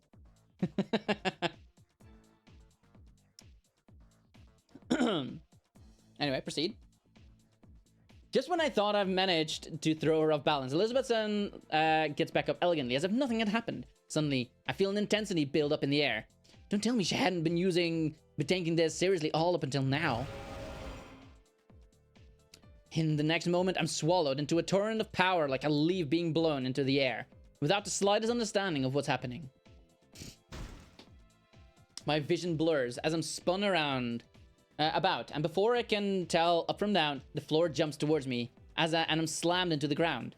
Am I going to lose? As my consciousness fades, I see the faces of my friends and Aiga-san, all those I have fought up until now. It's like that story where you see your life flash before your eyes just before you die. Am I dying? Can I really accept that?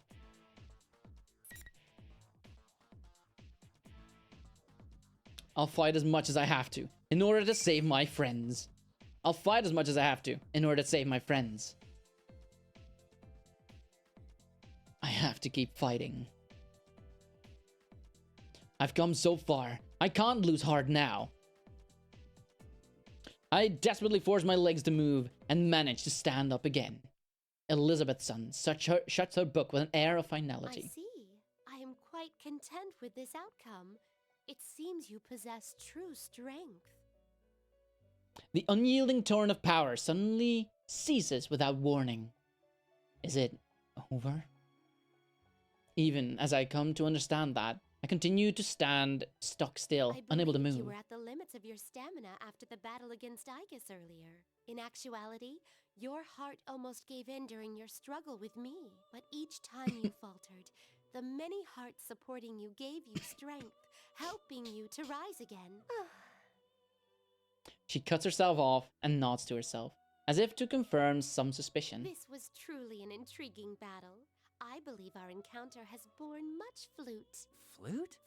Chimneys. In any case, I am quite pleased. Even after a battle, she acts like that. I feel like a fool for believing that she really would have killed me, even if it felt quite real at the time. I can't believe any of this. My legs give out under me, and I sink to the ground. Maybe she understands how I feel. Elizabethson looks straight into my eyes. May I ask you something? To continue fighting in order to prevent an undesirable future. It is a path of endless hardship. Would you still choose to walk it? Margaret has said something similar, just before the tournament had begun. How I had overcome the ordeal concerning last year's case and opened the door. Margaret's and Elizabethson's words come together in my mind. Yeah. Working for a better tomorrow isn't just a one-time thing. The tomorrows keep coming. Opening the door is necessary, but is not what's truly important. What's more important is making sure that you follow the path that's beyond the door. Only once you have that path in mind does it matter whether you've opened the door or not. That's how I feel. I would keep fighting for the future we want. Elizabethson smiles. It seems that the former dweller of the Velvet Room is pleased with my answer. She must have chosen a path of her own at some point, and is doing everything in her power to see it through. Maybe I'm jumping to conclusions, but I feel as if I'm able to understand her a little better now. Well then, it's time for me to bid you adieu. By your leave, I, Elizabeth, am out of here. Bye! I miss you! With this, Elizabeth briskly walks out of the room. She caused me so much trouble, but I've also learned something about myself as well. I think I'll call it a draw. As I wave goodbye to Elizabeth, I hear Aiga-san getting to her feet behind me.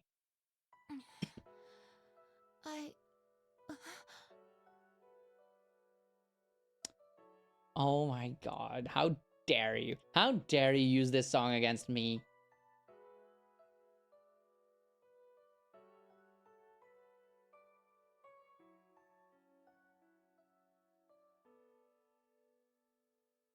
Are you alright? You shouldn't force yourself to move. I was concerned at first, but Aiga-san doesn't seem to be very hurt, or damaged, or whatever you would say. She was likely just knocked out. I had absolutely no chance of winning if I'd gone easy on her either. This is getting ridiculous. You are very kind. We've only just met, and yet you're worried about a machine like myself. Isn't that normal? Aiga-san laughs at my confusion. Seeing you smile like that, I don't know. I just can't think of you as a machine. You have a heart, right? Then it doesn't matter whether you're man or machine. Aiga-san stops laughing and thinks deeply for a moment. But after a few seconds, she looks back up at me with a serious look in her eyes. You have defeated me in single combat. That will make it difficult for me to continue forward, but I believe I can trust you. Will you listen to my mission directive? Yes, I have no reason to say no. I look Aiga-san square in the eye and nod reassuringly. And so, Aiga-san told me about her directive, and it truly was surprising. There was another case involving personas and shadows outside of Inaba, even before our adventure last year. And she is a weapon with a heart, created with the express purpose of wielding a persona to fight the shadows. She believes that this current situation came to be because someone had stolen a similar weapon and caused it to enter the TV. So, there's another girl robot with a heart like you?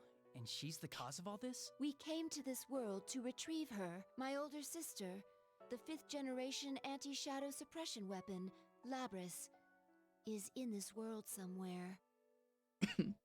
Nanako, Miss President, her shadow, and now Labris. I have a mountain of tasks to accomplish now.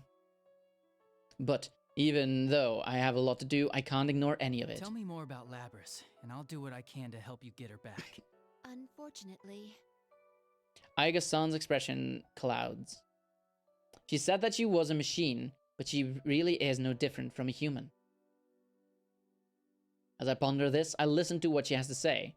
It's discouraging. So you don't know what she looks like, what she can do, or what equipment she's loaded with. Basically, all she can tell me is that Labris is a robot who's built to look like a girl.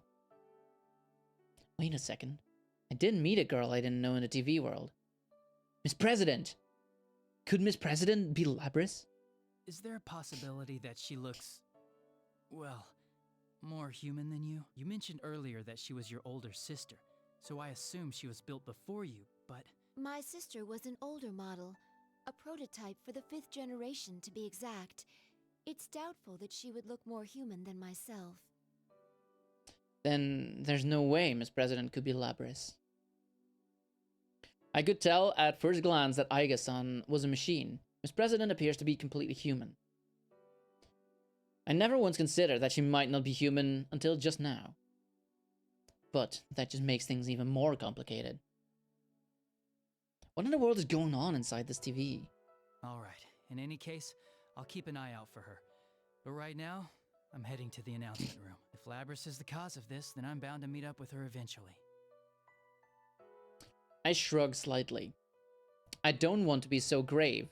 Aiga-san must sense what I'm trying to do, and smiles. Thank you. I will trust my sister's fate to you. Of course. I give Aiga-san a determined nod and run out of the classroom. Who are we meeting next? Man, what a busy golden week. I have to make sure Nanako's okay. Find Miss President, unmask whoever's masquerading as Teddy, and now search for Labris somewhere in here. If this wasn't happening, I'd be kicking it with my friends at the Junes food court. Yukiko was trying to be coy, but I'm pretty sure that big bundle she was carrying was a boxed lunch she'd made for us. As to how it might taste, well, let's not get sidetracked. I'm sure we'd all have enjoyed it anyway. Eventually, I would have called Nanako over, and we would have brought some snacks together. There were things I wanted to buy from the Shiroku store, and maybe I could have made it to Sozai Daigaku in order to buy the last of their special croquettes. I wanted to talk with the owner of Deidara and get some books from the Yomanaido bookstore. I'd have had a steak bowl at Aya, hung out with the fox at the Tatsumi shrine, waited for my uncle so we could have dinner, and tomorrow I'd have gone fishing. And get the Guardian? If the one who ruined my vacation and caused all these problems is the same person who stole Labris, and if they've truly brought Nanako back into the TV world, I will never let them go for that. I'll make them pay. As I run on, I come across yet another blue door. Perhaps it's a sign that I need to calm down. True, I may have lost my cool for a moment. Someone here? Again? I reach toward the door with a relaxed smile.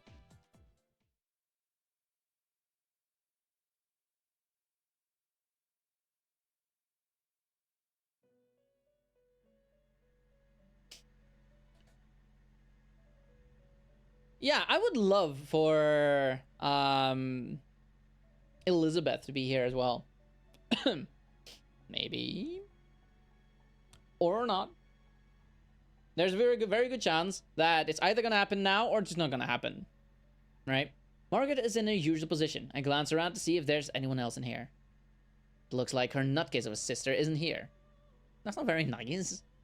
Margaret notices me looking and sighs. A seductive sound that also conveys annoyance. It seems my sister has caused you some trouble, though this may mean that I'm not the only one who is drawn to the light of your potential. There's a hint of tenderness towards her sister in her words. Her sister must be important to her. I can tell from the look on her face. Do I look like that when I talk about Nanako? Margaret pulls herself together and speaks again. You have gained new resolve by overcoming many doubts and falsehoods. A new resolve. I find myself nodding along. You have reached the threshold of truth. But man's hearts are mutable. That is why a resolve to continue fighting is more important than any one victory or defeat. Yeah, I understand. But this will be a difficult battle without end. Are you equal to the challenge? The way she puts it makes it seem as if she was testing me. I don't respond immediately and think about the question. It would be lying to say that I'm not worried. I know that my heart can be swayed by change. There's no knowing what will happen from moment to moment. But even then, if I have my friends, if I'm not alone, I can do it. I see. Margaret nods slightly in response. I have heard your answer, but it's not enough. Remember what I told you before? The heart is shaken more by a single action than by 1,000 words. As she smiles, my vision begins to blur. I hear words being repeated. I have reached the threshold of truth. Everything that's happened during the course of this case runs through my mind. The new appearance of the TV world, this tournament, pitting us against each other, the student council president, and a fake Teddy. My encounter with a weapon with a heart, Aiga-san, searching for her sister, Labris. And the determination that I've gained through these constant battles, what I must accomplish. How do I show what I've decided through my actions? Place a bookmark. Alright, we're overwriting this scene.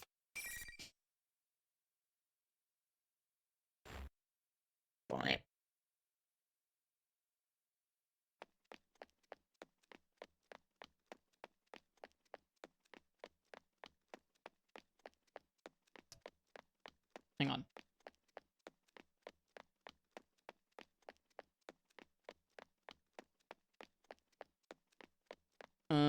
Okay. It seems that the number of invisible walls has decreased. Could this mean that the end is near? Just as I... Near?! Just as I think that, I hear a familiar voice. That was Miss President's voice. It was coming from the door to the announcement room. I finally made it. I opened the door to the announcement room and rush inside. You're finally here. Hello, Sensei. Congratulations. How does it feel to have won the P1 Grand Prix? The general smirks at me as I pass through the door. Behind him, Miss President and Rize. When the two of them see me, Miss President looks confused, while Rize's face lights up with joy. There you are, Senpai. You're late. I have to stay cautious of the general, but I signal to the girls that everything will be alright now. The general is closer to them than I am. I can't afford to make any reckless moves just yet. And there's one more thing I need to know. Teddy, where's Nanako? I look around the announcement room, but Nanako is nowhere to be found. The general's face distorts with an ugly glee. Nana-chan's right here. See? Slowly, the general extends the arm that was held behind him. And there was Nanako. Her arms are clutched to her chest, and she slowly takes a few steps towards me, obviously frightened. Nanako! After taking a step forward, I notice something bizarre. The general disappeared? For a brief instant, my full attention had been focused on Nanako. The general had been standing directly behind her, but now he's gone. How could he have gone somewhere else that quickly, right in front of me, without me noticing it? Oh, no.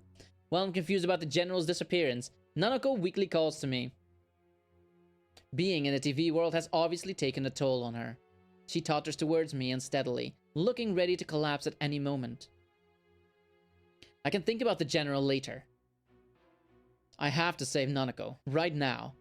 As I reach out to her, Rize yells. Senpai, no! Nanako-chan's not there! Nanako's not here? What is she saying? She's right here.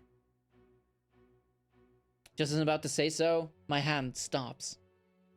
Something's not right. Try to look into Nanako's face once more. And in her eyes, I see madness. Oh, so close! Just a little more and Sensei would have been a goner! You bastard!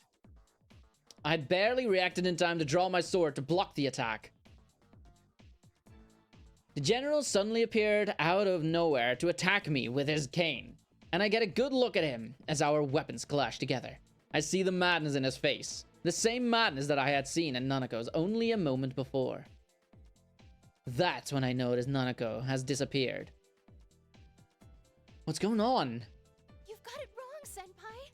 It's all been him from the beginning. He can make whoever's looking at him see him as someone else. So he's not actually taking on other forms? No, he's just distorting the things you see and hear. That's right.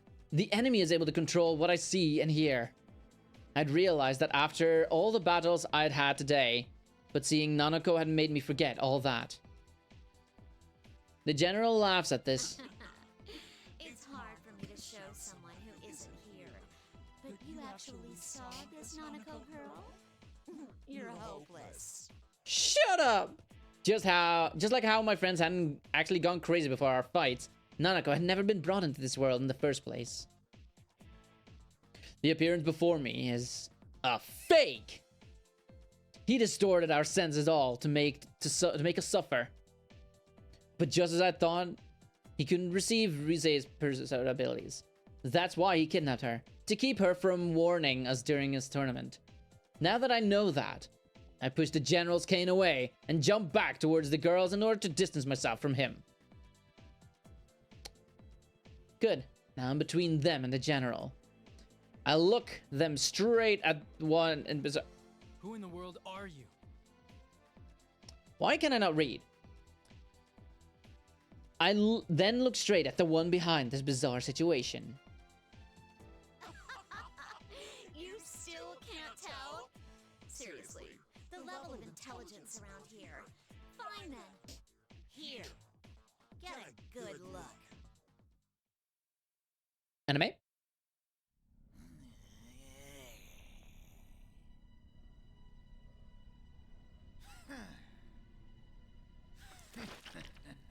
Ew.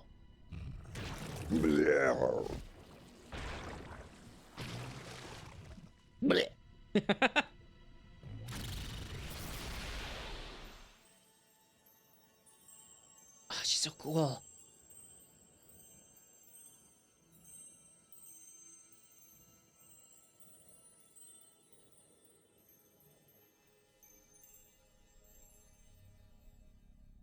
Wow, look at her.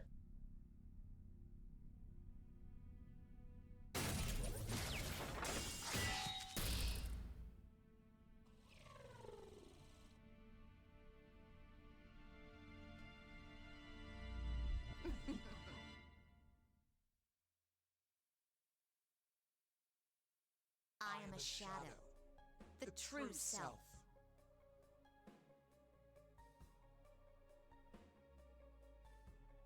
Oh, she's so cool. Look at her. Look at that design. Damn. And yeah, I like ponytails.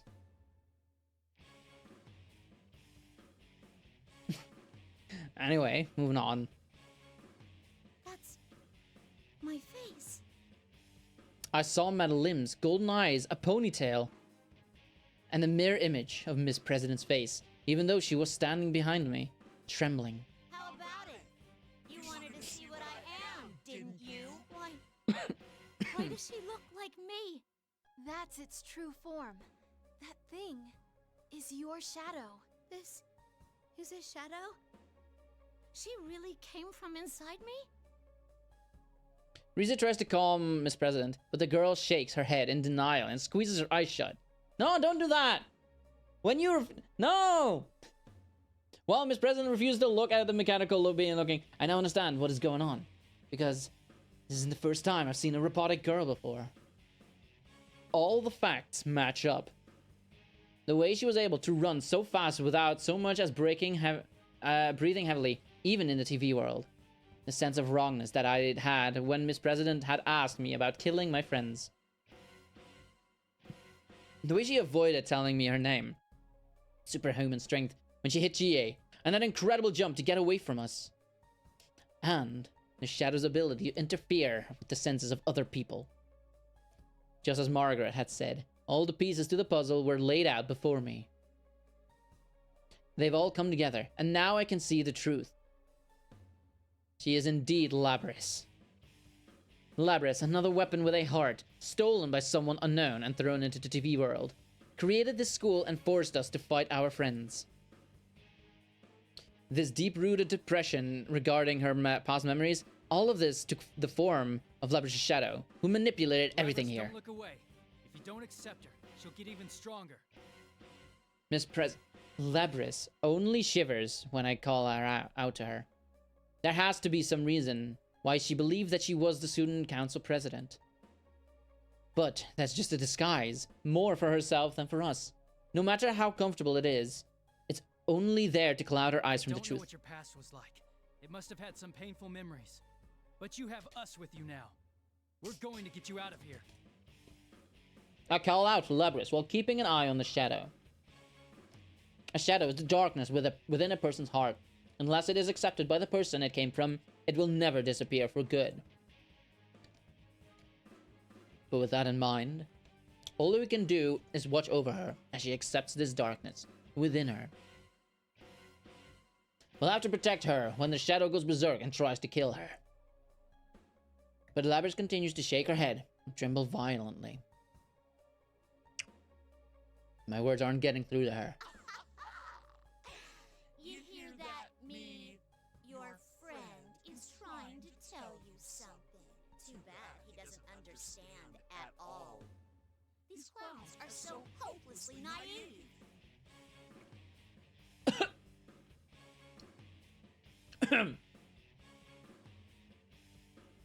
The shadow laughs shrilly. It continues to smear more poison into Labrys' heart. I wish you could have made them feel my pain. What it's like having to murder one another. That sadness and pain and anguish. Everything went black, and I was always left alone. I'm a weapon. A machine made only to fight. No human can understand my suffering. Stop! I've had enough. I'm human. I'm not like that. This isn't good. I settle into a fighting stance, ready for anything. Though I have a good idea what's going to happen. Oh, you're still clinging to that. Then take a look at what you really are. The shadow's eye gleam with golden light. The change begins immediately. A shimmer runs across Labrys's body, and instead of the normal human girl there had been a moment ago, she has a metallic body, just like her shadow. Labrys loses all composure and scratches at her arms, trying to tear away the metal that had appeared. But there was more to her change than just her arms. Her legs, waist, chest, even her head, everything not covered by her clothing was now obviously mechanical. The reality that she didn't want to face. There are no words we can say to her. No matter what we say, reality won't change. Labrys falls to her knees and finally mutters the words I was dreading she'd say.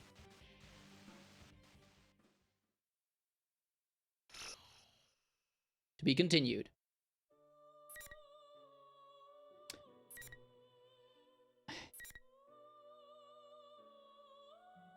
Persona 4A story. Kanji and Teddy's stories are now available.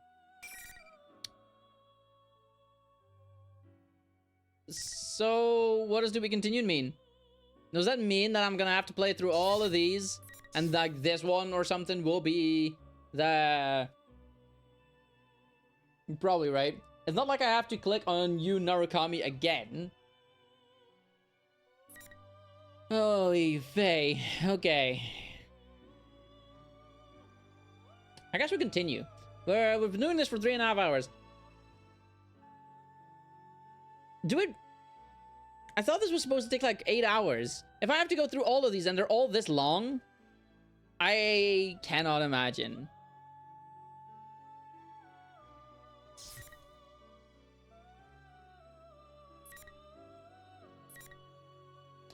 Oh.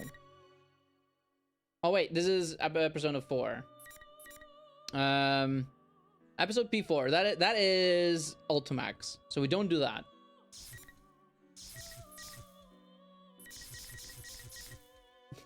Hey, is this annoying?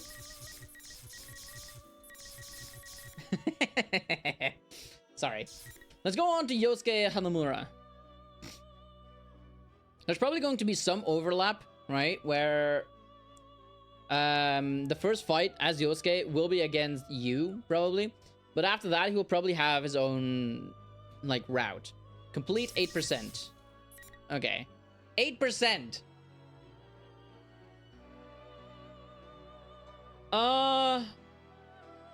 That's not even 10%. And 10% of 3.5 hours would in total be 33 hours. You're kidding, right? Oh, I'm so tired. What a busy day. Wait, this is going to be a whole... Oh my god. Oh. Okay. Golden Week, huh? The holidays fell on pretty good dates this year. Jeunesse will be open for business during Golden Week 2. Come for our exciting Golden Week events, stay for the low, low prices. Then again, it's my fault for taking this shift. I can yap all I want, but the only reply I'm gonna get is my own echo. I begin to feel lonesome, so I start mopping faster. Such is life for Yosuke Hanamura, a high schooler working at Jeunesse, Inaba's only shopping center. I get a lot of crap thrown in my direction because I'm the manager's son. But thanks to dealing with all that stuff, my skills have improved, and now I sometimes act as supervisor. Today is just another day on the job. This city, Inaba City, is a rural country town that doesn't have anything more than rivers and mountains. At least it's got a train running through it. But it isn't useful for commuting to the big city. The place isn't big enough to get sightseers either. La la la la. Really? Just coming to Jeunesse to shop is a pastime in itself for the people of this town. Our store carries more than just groceries and daily commodities. There are specialty shops selling fancy clothes and other stuff too. There's even food courts, la la la. We hold events up there sometimes. All the stuff makes some really busy weekends. When there's some extended holiday, you start to see cars with out-of-town license plates in the parking lot. And now it's Golden Week. This is the busiest this place gets all year. However, Well, I'm taking tomorrow off. Yeah, that's right. I'm free. yeah, that's right. Normally, this wouldn't be the time to be taking a day off. I saw the look on my dad's face when I turned in my request, but I didn't care. I absolutely can't miss tomorrow. Because... My partner's gonna be back. Yay! And by partner, I mean the guy who transferred in from the city last year, Yu Narukami. There's a reason I call him my partner, and not just my friend. See, he and I solved the case that happened last year in this tiny little town. And it wasn't some dinky-ass problem like finding a lost cat or anything. This was big, a series of mysteries, of murders. On top of that, these weren't just any ordinary murders. The crime took place in a world inside the TV. There were these monsters called shadows living there. You and I somehow got this power to defeat them, called personas, and from that point on, we started fighting and investigating. Luckily, we came across allies who also had the same ability, but even then, every day was a fight for survival. Together, we overcame danger after danger. With comrades like these, the word friend just doesn't cut it anymore. That goes double for you. I'm indebted to him, and I trust him with all my heart. Aww. So partner feels more natural than best friend. Aww. Unfortunately, my partner had to return to the city at the end of the school year. But we promised to meet again during Golden Week. That was 2 months ago. It seemed like an eternity. I couldn't wait. But he'll be back tomorrow. I've only been working so hard lately so I could take Golden Week off. I'm so pumped about tomorrow that I just can't relax. All right. Time to go home and get ready for tomorrow. Let's go, Teddy. Teddy's this, he's this animal suit thing we met last year inside the TV. He's as featherbrain as they come, but you just can't bring yourself to hate him.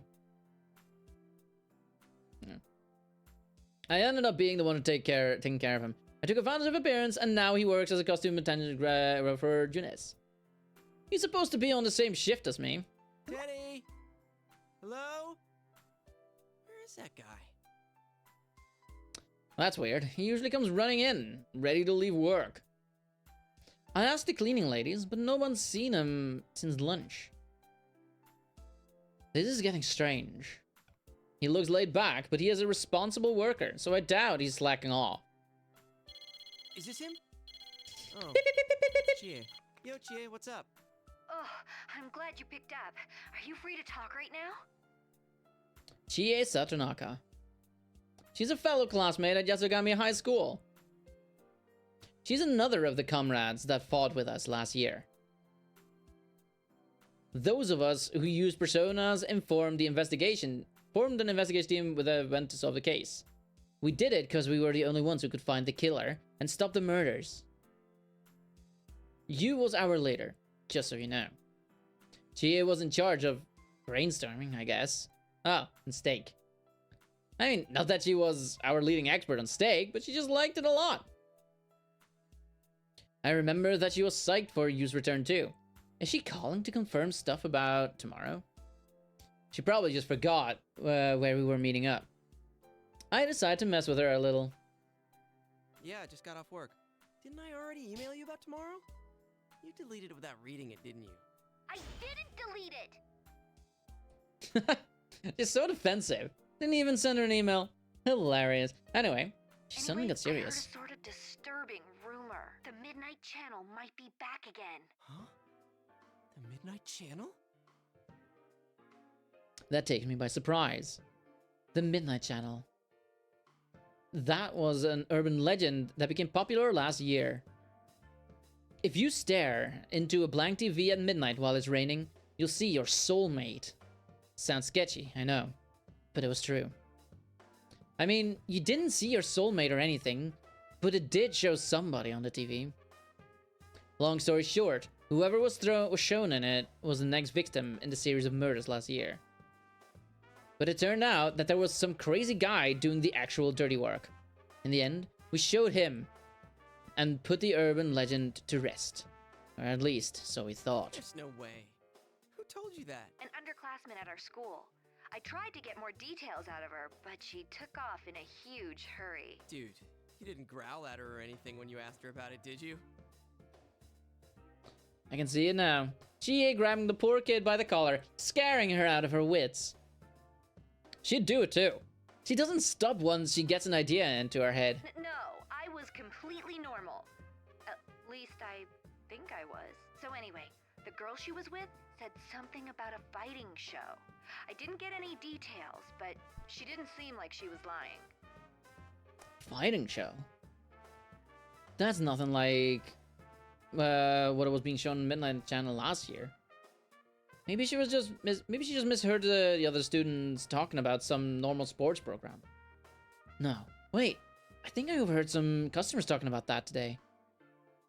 Whoa, they were talking about the Midnight Channel. And hey, the forecast says it's gonna rain tonight. Why don't we check it out? Yeah, good call. If this is for real, we can't ignore it. But if it turns out to be a hoax, you better buy me dinner. Then you owe me steak if it's true. What? Anyway, I'll talk to you later. I was trying to lighten the mood, but things didn't really turn out that way. I'm sure my partner would have done a better job with it. He'd say, "Don't worry, I'll take care of it," or something. Still. Midnight Channel, huh? If it's true, that guy is a disaster magnet. Hey, come to think of it, the incident last year started the moment you came to Inaba.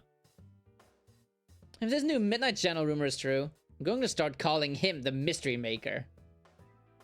That is, if it actually shows anything. Honestly, I'm around 90% sure nothing's going to happen.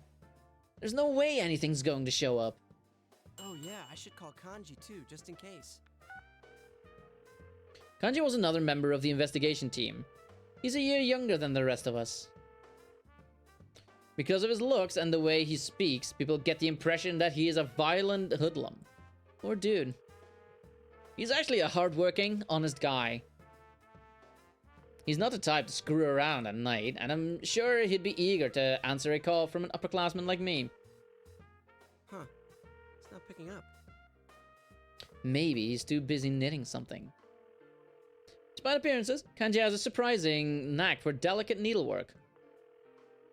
And he's no slouch either. His work's as good as people who make a lot of money selling this stuff. Up until last year, he'd kept that hidden because it doesn't match with his image. But a lot of stuff happened, and now he is not so hung up on it. He now sells his handmade knitted dolls at his family shop, Tatsumi Textiles. They're actually pretty popular, and lately, he's been carrying yarn and knitting needles with him all the time. Think of it. Answer already. Guess I'll try his home phone too. Tatsumi Textiles should be closed now, so I shouldn't have a problem getting through. And to back up my theory, Kanji's mom picked right up. Hello, this is the Tatsumi residence. Oh, I'm sorry to call at such a late hour. That's what she sounds like? Yosuke? Is Kanji-kun there? Oh, hello, Yosuke-kun. As for Kanji... Huh? Did something happen? I can't find him. You can't? I thought he was sleeping in the living room, but he wasn't there when I checked in on him. I thought he might be with you. Oh, yes. We're gonna have an all-night study group, and I bet Aww. I just missed him. I'll wait up for him here. Okay, then. Good night. Oh. He's covering for him so that his mom doesn't get worried. Oh. Oh, my boy. Oh man, I totally panicked and came up with some lame BS. Kanji's not there? I thought that word without a trace. I suddenly thought of Teddy too. No one's seen him since this morning either. He didn't tell me anything about where he'd be. Hold on. Could this be? Why am I freaking out so much? This is Kanji we're talking about. So what if I can't get a hold of him? I'm sure he's fine. I'm sure. No problem. Try to reassure myself that everything's okay, but my anxiety does not go away. First, this new Midnight Channel thing, and now people are disappearing? Give me a break, man.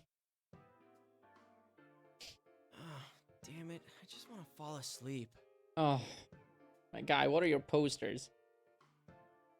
I was gonna ask what was up with the Alice in Wonderland costume, but then I remembered, oh yeah, Teddy has that. That is Teddy's stuff.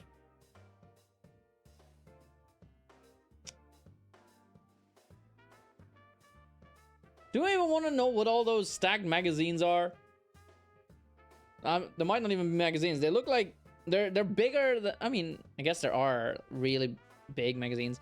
I don't know. Honestly, I also don't care. But I like your bicycle. I figured Teddy isn't home either. I grabbed some food and headed to my room. It's been a while since I had to wait for midnight to watch the Midnight Channel. The wait is always so long. I can't do anything but keep looking at the TV, so I start fiddling with the remote. This is iNews, and here are our top stories. We begin with a hijacking of a domestic flight to Kagoshima yesterday morning. Police began their interrogation of the suspects today. Man, things are crazy all over the country today.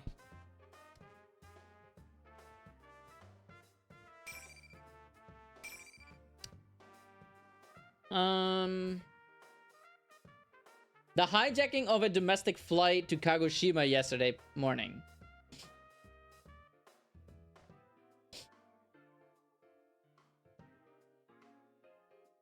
That is twice that it came up now. So that must be important, right?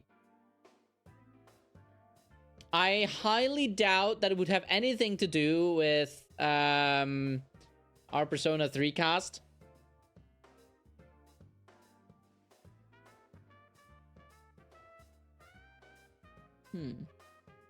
Though it might be Labris.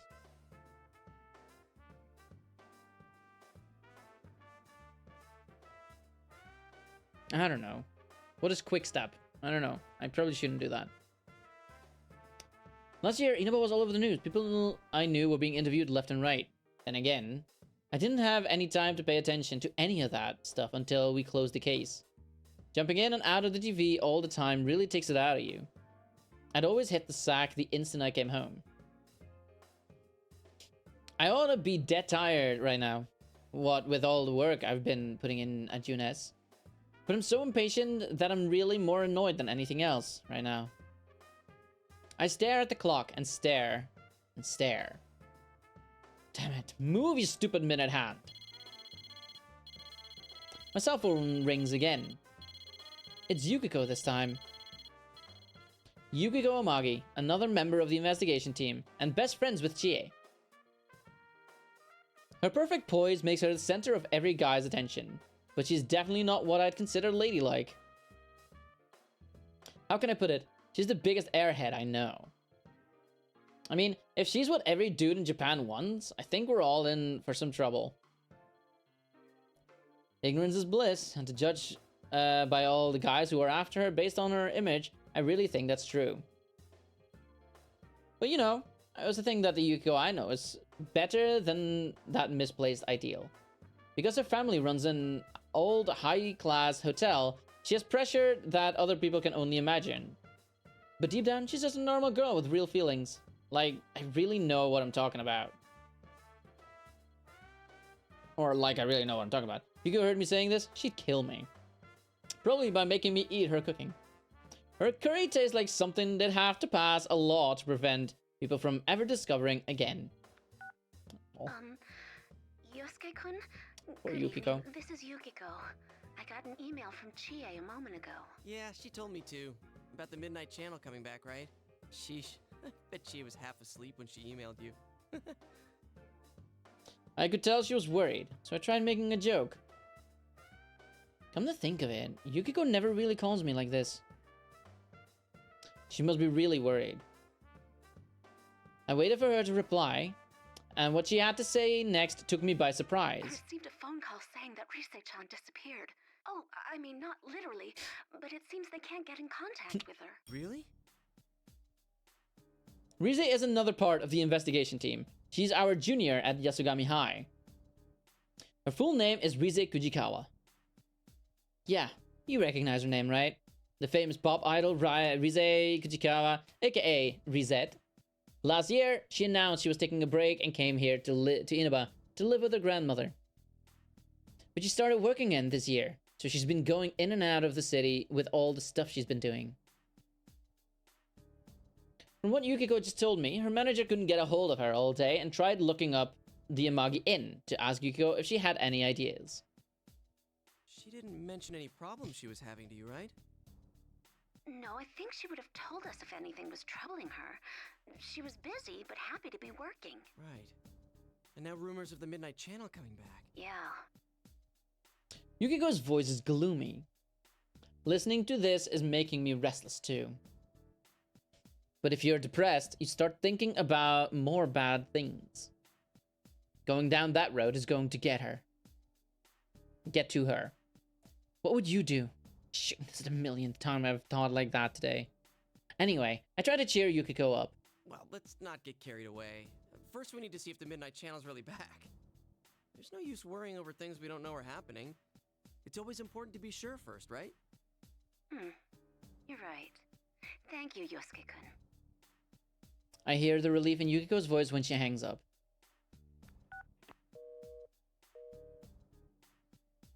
And let out a sigh.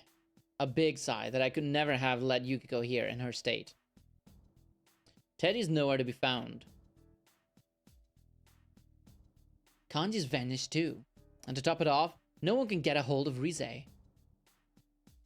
And for that Midnight Channel rumor to start again at the exact same time. This is way too much to be a coincidence. Out of habit, I start going through the contacts in my phone. When I reach the name Yu Narukami, I hesitate. He's not even here yet.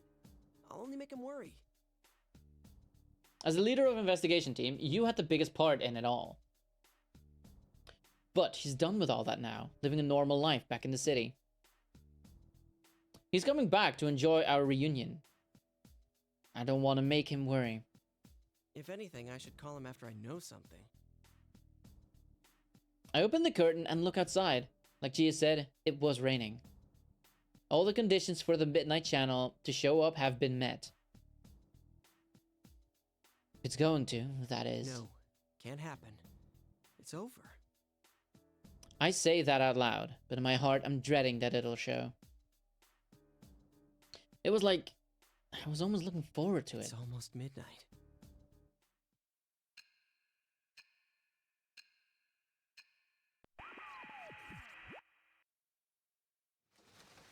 Rivals. They are friends, yet powerful foes. The desperate fighting program amongst high school students. A new legend is about to start. So yeah, same video, right? Nobody touches his precious Nanako, the sister complex kingpin of steel, Yu Narukami! It's only natural. Wage slave in the boonies by day, hero by night, Captain Resentiment, Yosuke Hanamura! Everything that bores Resentiment. A spunky dragon with deadly legs, the carnivore whose discarded womanhood, Chie Satonaka! You need to eat more meat! You need to eat more meat! The unconquerable Snow Black, Yukiko Amagi! I'll finish you in one strike! Blooming roses and bulging muscles, the blood-curdling beefcake emperor, Kanji Tatsumi! Deep into realms of romance, the body of a child, the brain of a genius, the 2000 IQ killjoy detective, Naoto Shirogane! Is this an army of idiots? Fight and survive. Tatakai. One throne waiting at the end.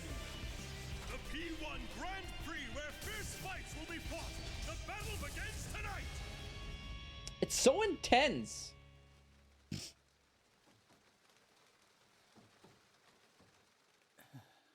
And it shows him again. Okay, it shows all of us. Okay.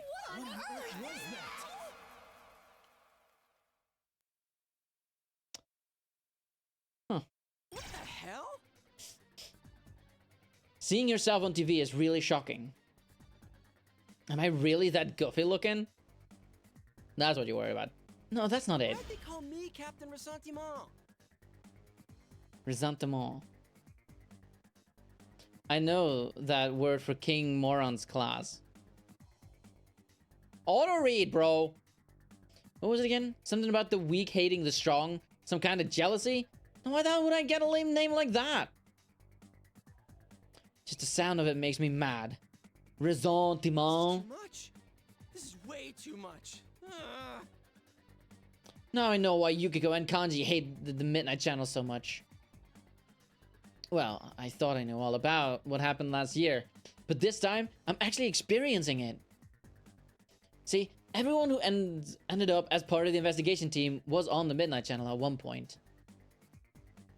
And the Midnight Channel doesn't just show any old you. It shows the weakest part of you. The part you don't want to come out, but made supersize. In other words, fake footage of you so humiliating that you want to crawl under a rock and die is broadcasted all over town. And you and I managed to not have that happen to us. So I guess I never really knew how bad it felt. Up until tonight, that is. Did everyone in town see this? And it's going to show up again every night it rains? Damn it, how they managed to go on without skipping town is beyond me. Seriously, I gotta give him mad props for sticking it out. But now's not the time for that. Was that Teddy in that weird costume? He was acting like the host. Does that mean he's the one broadcasting the Midnight Channel this time? Could it mean that Kanji and Rise are involved too? What's going on? Why? Why do you stop? Ah, crap. Why was you on there too? And why now? What am I gonna tell him? He comes back for the holidays and everyone's gonna be all, oh look, it's the sister complex kingpin. That's messed up. Should I tell him not to come? Wait, what can I tell him at all? Knowing me, I'll accidentally call him that myself. I know I'll at least say he has a sister complex. I won't be able to help myself. As I wrestle with confusion, the sudden sound scares the living crap out of me, and I panic for a second. Get it together, Yosuke. You're a third year. Who could be calling me now? Oh, hell no. Of all people, it had to be you. What should I do? Tell him? Don't tell him? I reflexively hit the answer button before I figured out what to say. Hello, this is Yosuke. Yosuke? He's suspicious of me. Like, really suspicious. I nervously passed the phone from one hand to the other several times. It's nothing. I just freaked out when you called all of a sudden. Yeah, that's it. What's up? Hey, when do you want to meet? That's not why I was calling. I know how I sounded, but Yu's voice was calm. Wait, is he laughing at me? I saw the Midnight Channel. You saw it too, right? Huh? My mind went blank. How did he see it? Isn't it only a local thing? Tell me it's nationwide broadcast now. Did Teddy not tell you? Since we're meeting up early tomorrow, I decided to come today. Maybe he sensed how bewildered I was, since he explained everything so calmly. I see. So, Teddy disappeared before he could tell me Yu was coming today. I'm still trying to piece things together as Yu continues. I figured you wouldn't think I could have seen it, so I gave you a call.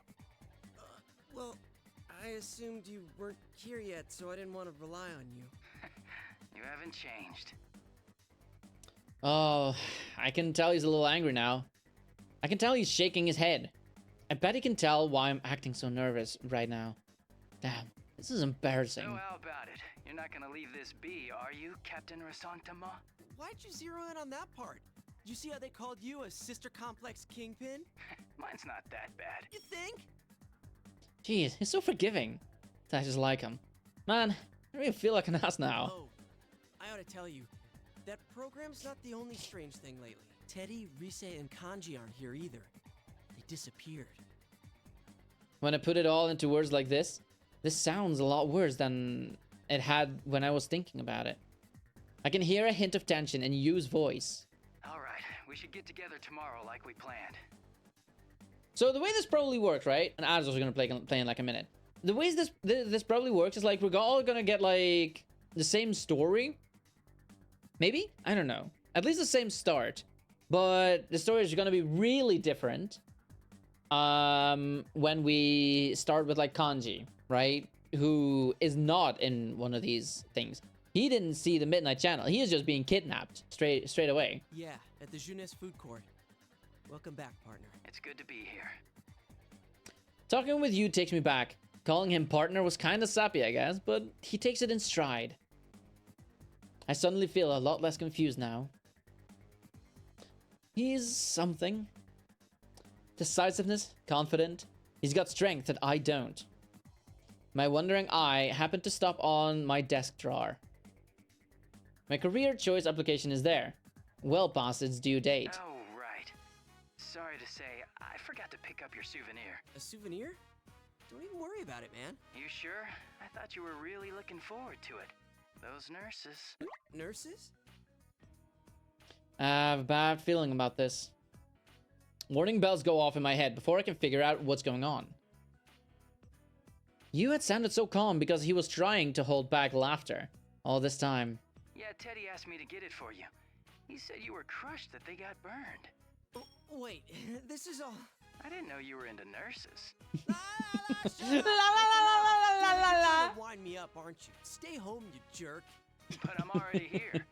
Well, I'll see you tomorrow.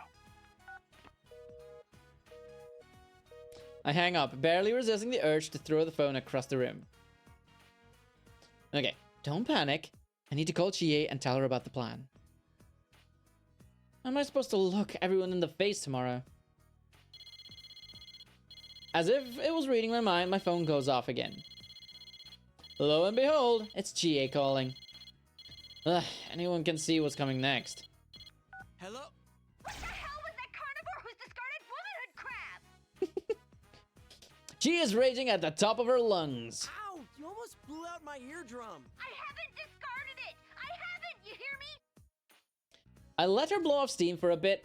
Once in a while, I have to check to make sure I haven't actually turned on the speakerphone. She's that loud. I mean, I know the feeling, but can you please calm down? Once Gia gets tired of complaining and hangs up, my fears and exhaustion are blown away. I don't know what's going on yet, but I'm gonna find out. Then I'll crush whoever's behind this.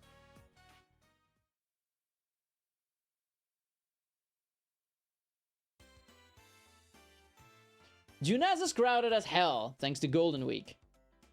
I see some employees whispering to each other and looking at me, but I pretend not to notice. I run into you before anyone else. Thankfully, he doesn't bring up the nurse thing again, instead talking about the welcoming party he had with Nanako. Maybe there's a little truth to that sister complex line, eh? As we step into the food court, Chie and Yukiko are both sitting in their usual spots. Good to see you guys again. Welcome back! We missed you! The guest of honor's finally here! You're looking well. Welcome back. Should we... Huh? Oh, he already knows about the Midnight Channel thing. He's actually the one who called me up about it. Oh, I see. This has turned into a pretty thrown-together reunion, hasn't it? But I'm glad you came. Both of them sound happy. Neither of them show this "I'm totally counting on you" attitude toward me. What's up with that? Hey, Yosuke, why the long face? Shut up. It's a man Shut thing. up. Just gotta deal with it.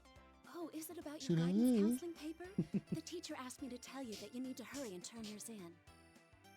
Huh? You haven't turned that in yet? Yikes. Shut up. That's not it. Seeing you take a seat, I clear my throat to grab their attention.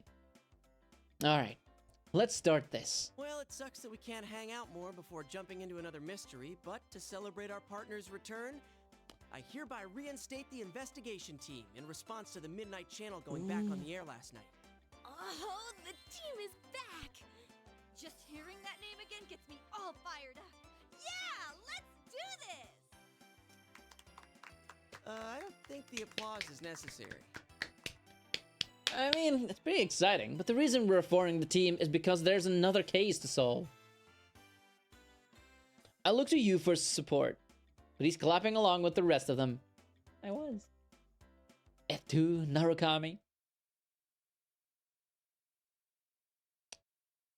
A2 near reference? Aha! A2 actually does come from, Well, let's get cracking. Just stop it. I mean, this is no laughing matter. I pressed a button. I did, but accidentally. A2 actually does come from Etu. I don't know if you know. To be, I mean, that one is obvious. To be or not to be. And then there's 9S, which is, I think, 9ist? I don't know who said that, but like someone probably did. Proceed. Heard from Teddy, Kanji, or Rise. Just those three, right? Yeah. Oh, I got a hold of Naoto-kun, but I didn't tell her about this stuff. She told me she couldn't make it today because of her job, so I didn't want to worry her. She seemed pretty bummed that she couldn't be here too. Now it was another investigation team member. She was the last to join, and she is 1 year below us in school. Even though she's a student, she's also a detective, and the cops rely on her for tough cases. Naoto helped out a lot during last year's incident. She's incredibly skilled, but that also makes her really busy. Even after the events of last year, she's running around. She tried to get an opening in her schedule for today, but I guess it didn't work out. One thing's been bothering me. The picture on the TV was very clear last night. Yeah. Going by the pattern from last year, it wouldn't be that clear until after the victim entered the TV. Hey, isn't this the first time a big group of people was shown together? Plus, we're still here. Why us anyway? And what's up with those insulting descriptions? Both G and Yukiko are crying. Lies and slander. But those catchphrases they got were pretty on the mark, if you ask me. Of course, I'd never say that to their faces. Hell no. I do value my life, you know. What bothers me most is Teddy. He was acting like the host of that show. I kind of like how this game portrays, like, this, right? Like, it feels like he's writing in his diary or something, or it's like... It really feels like it's to the viewer, the player. It really feels like it is... Like he's talking straight to the... That is obviously the goal. And you know what? I think they're doing well. I think the game is doing it well. Yeah, we can't find him. This smells fishy. Then again, I doubt he would play a prank like this for no reason. I also feel like...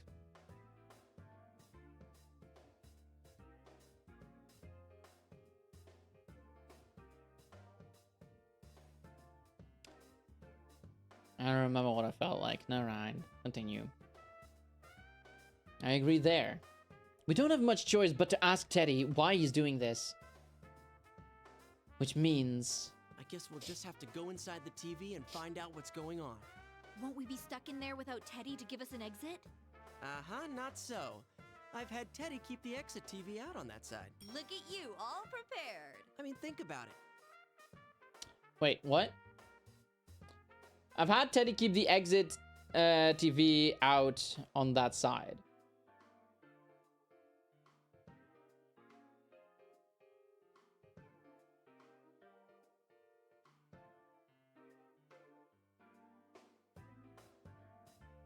Also, did you notice that no one was wearing their glasses in the TV world anymore? What if we were half asleep and fell into a TV when Teddy wasn't over there? Isn't that a scary thought? Like anyone would be that clumsy. Anyway, it sounds like it's safe for us to go investigate then. Yeah, there's no doubt that something's going on in there. The host, Teddy, has disappeared, but he isn't the only one missing. Kanji was listed as one of the participants. And Rise wasn't even mentioned. We're just gonna have to jump in the TV and investigate. You gives the order. Is everyone ready? We're all good to go. To tell the truth, I had a hunch that this was going to happen. I'd already logged out all my weapons and junk today with the intention of doing this. It'll be my first time in a while going into the TV world. And the first time in a while I've done anything out of the ordinary at all. This is serious business, but I can't help but get excited about this. You know what I mean? The days when we ran around town as the investigation team. I mean, it wasn't all fun and games. There were plenty of hardships and sad times. I was expecting a butt. Ah! There it is. But I learned a lot of important stuff because of them. It changed me. Never felt so fulfilled in my life. So, makes me wonder. What about this time? Is something like that waiting for me? Something that's going to change me. Man, what am I thinking? I shake my head and focus on the task at hand. We don't know what lurks inside the TV. Negligence could mean death. I'll leave the food court with the rest of the investigation team.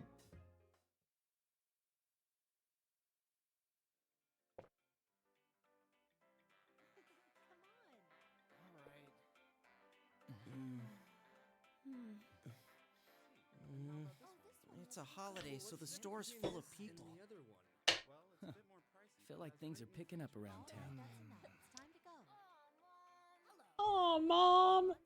I never got to finish that socially. No, it's been a while since last time. I'm a little nervous. I do want to make sure that I finish that social link in the remake. Whoa, wait! There are still people in this aisle! Hey, get ready! The customers are going away! Uh-huh. Mm-hmm.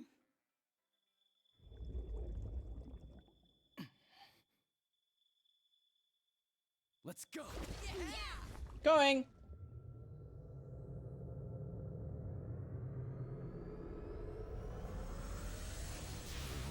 Isn't this different from usual? Oh no! What do we do? What can we do? We can't stop now!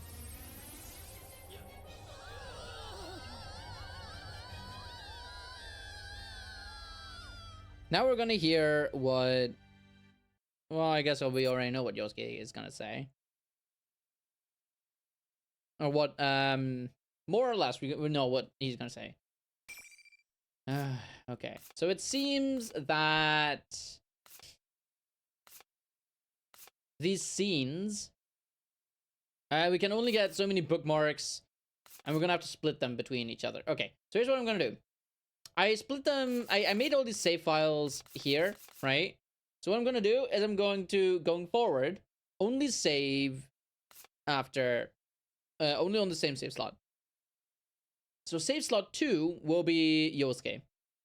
Save slot 3 will be Chie, then Yukiko, and then the other characters, I guess. But there's only 6, so I'm worried that if there's more characters than those 6, then I don't know. I also don't think I'll be able to finish this entire game before that time, you know? I don't think I'm going to be finishing this entire game in just this stream. Thought I think I've been lied to. What it might be is that in order to get the full story, you need to I decided to play as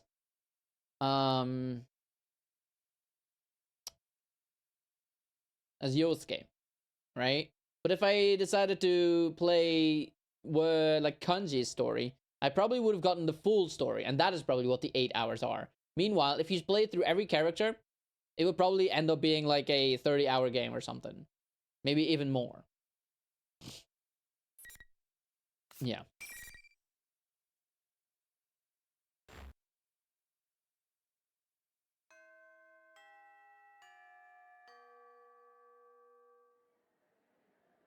I can hear a lot of people talking from far away. Where am I? I'm at a desk? I raise my head slowly to find myself at the same old desk with the setting sun filling the room. Man, my mind isn't thinking straight. Wait, what was I doing? Shoot, did I doze off? I should hurry home and get to work. What the? All of a sudden, the sound of cheering echoes from outside. The students in the classroom all join in the cheering and rush out the door. The hell? Seriously, what is going on? I run through the window and look outside into the schoolyard. The area in front of the school gate is swarming with students. What's going on? I look around, but there isn't anyone left in the room to ask. I don't want to be a rubbernecker, and just because everyone else is. What? But I have to find out what's going on. After some internal debating, I decide to take a look.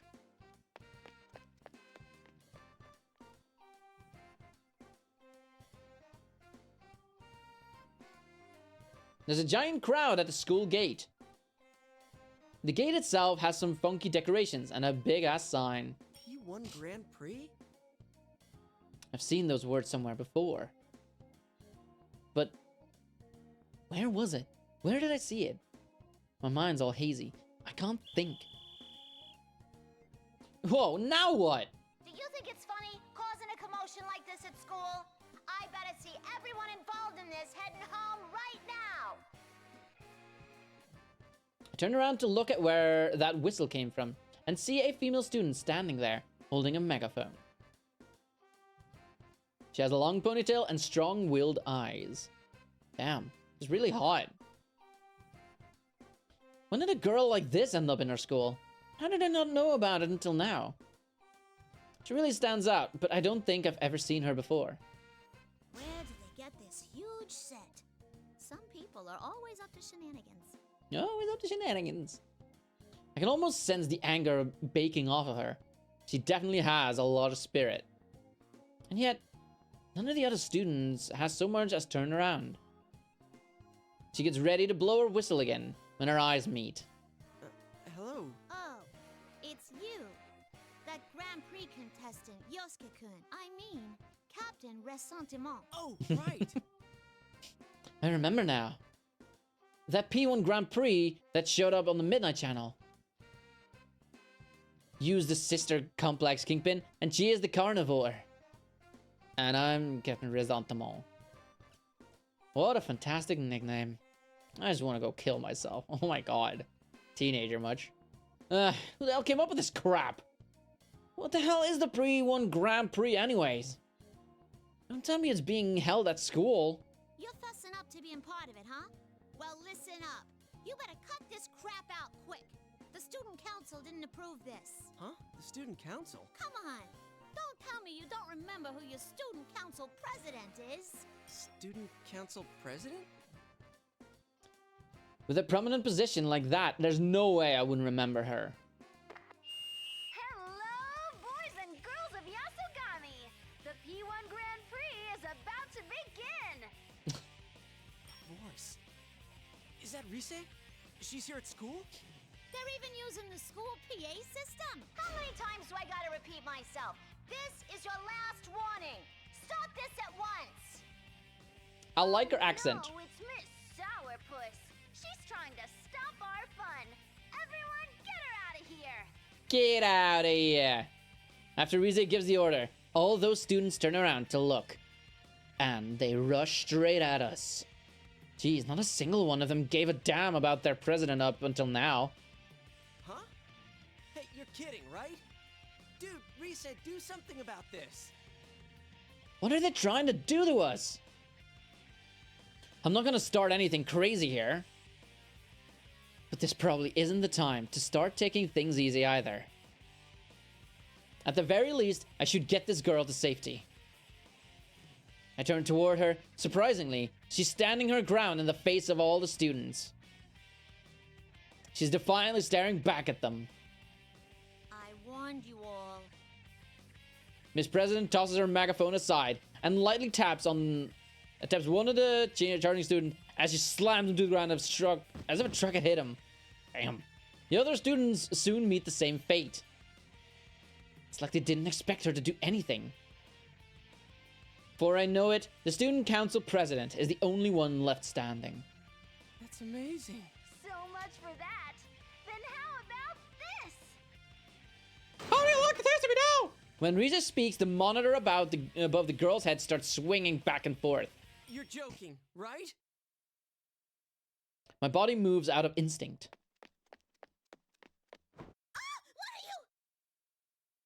I yank her aside and shove her behind me to protect her. I look up, and a giant monitor is right in front of my face. Oh, shit!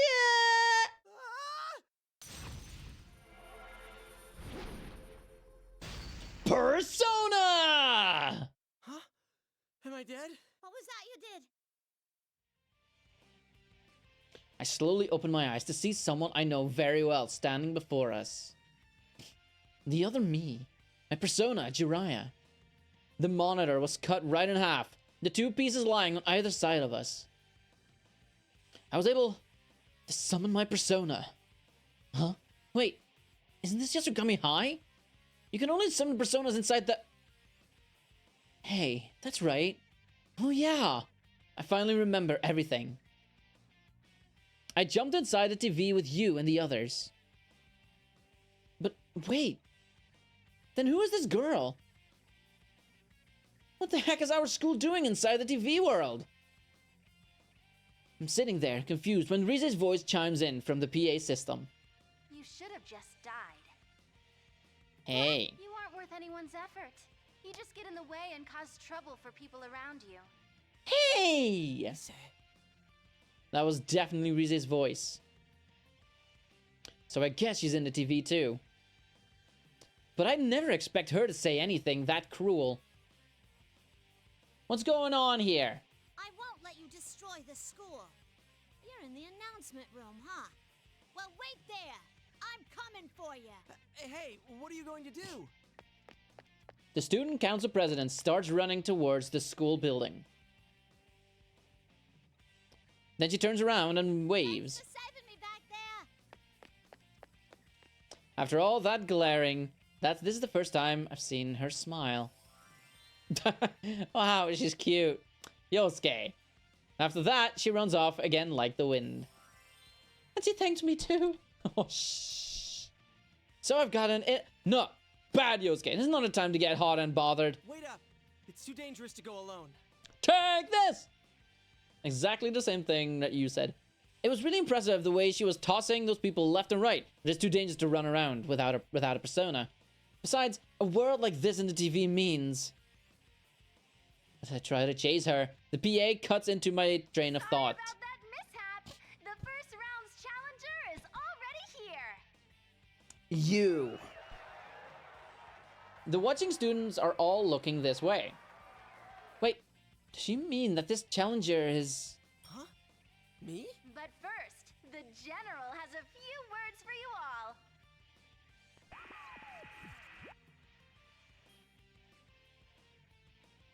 A nearby monitor turns on.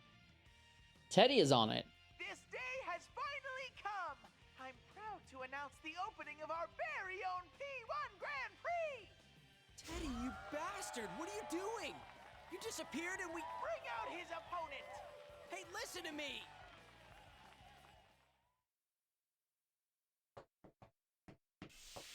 Smoke shoots out, enveloping everything. Wait, someone's stepping out of it.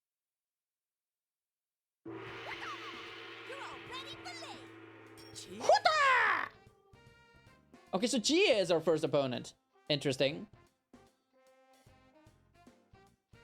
Oh, it's Yosuke. What a letdown. Jeez, sorry, Oi. it's only me. Hey, what's going on here? Rise and Teddy both seem, why are you looking at me like that? Oh my god. Is she thinking of eating Yosuke? She is the carnivore after all. Okay, she's always weird. But this is weird, even by GA standards. Her eyes are glittering, and she's... What the hell? She licking... Why is she licking her lips while she's staring at me? Hey, Yosuke, can I eat you? Huh? Sure. Wait, what? Would it be What? better to fatten you up first? I'm not a fan of stringy cuts. What are you talking about? You. What are you saying? I mean, seriously. Wait a second. Maybe it's just a figure of speech for something more intimate. No. Whoa, whoa, whoa, whoa, whoa, whoa, whoa, whoa. There's no way she'd have the guts to say that right in front of me. And everyone.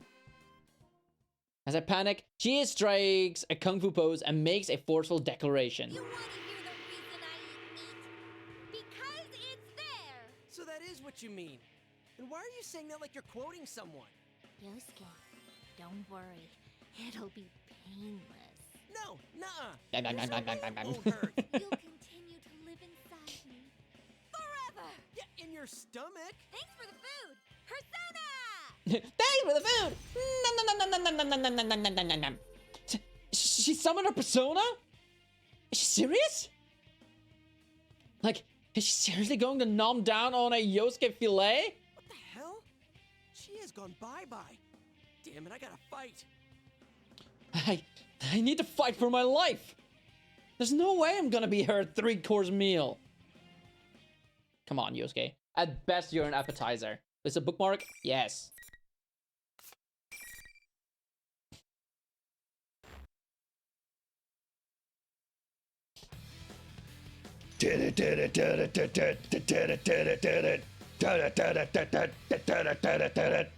Okay, I'm guessing it's the same thing, right? When is the way to go? Stop it. Yes, happening. Ah!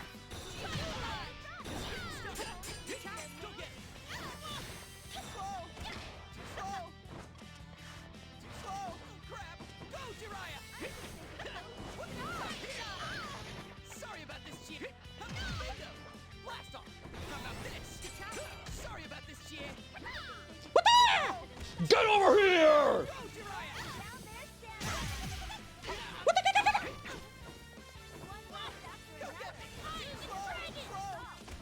Was that a taunt? Ah! Just getting started. What the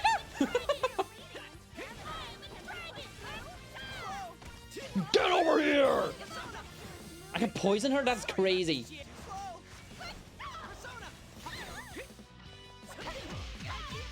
Ow, ow, ow, ow, ow! Stop! Was that God's hand? Excuse me! Hey! Oh my god. Stop!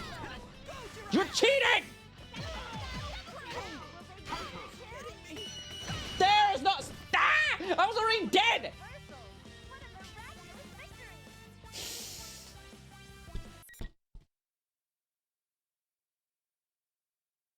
She kicked me while I was down.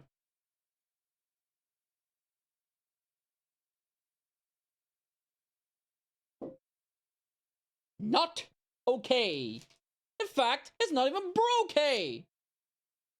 In this timeline, she's just nomming on my corpse. Crazy. Crazy that. Alright.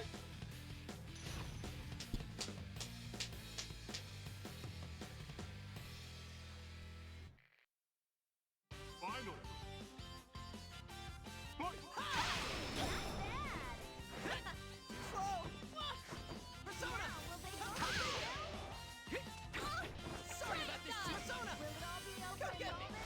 Why is that a taunt?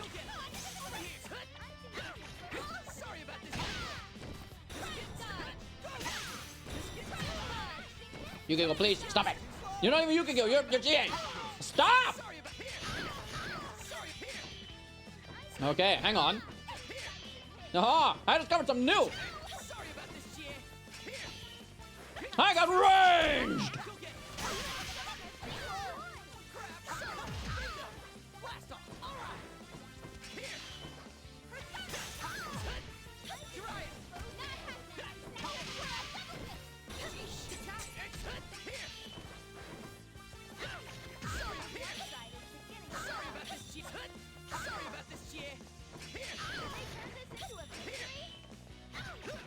Wait, what did you say?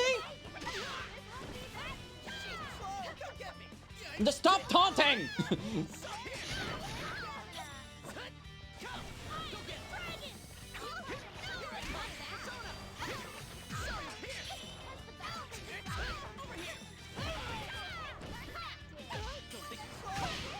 Stop it. Why does he suddenly become super cool once we level? That doesn't even make any sense, level. Why does she become super once she reaches the near death state? What is that? Is she really a Super Saiyan? Huh? Growing stronger every time you get to death? That's stupid. I'm not good at these games, man. Oh, my sister's good at these. Maybe I should have her over next time I play this. So that she can play. I'm not gonna play against her. She's gonna beat me. She's gonna whoop my ass.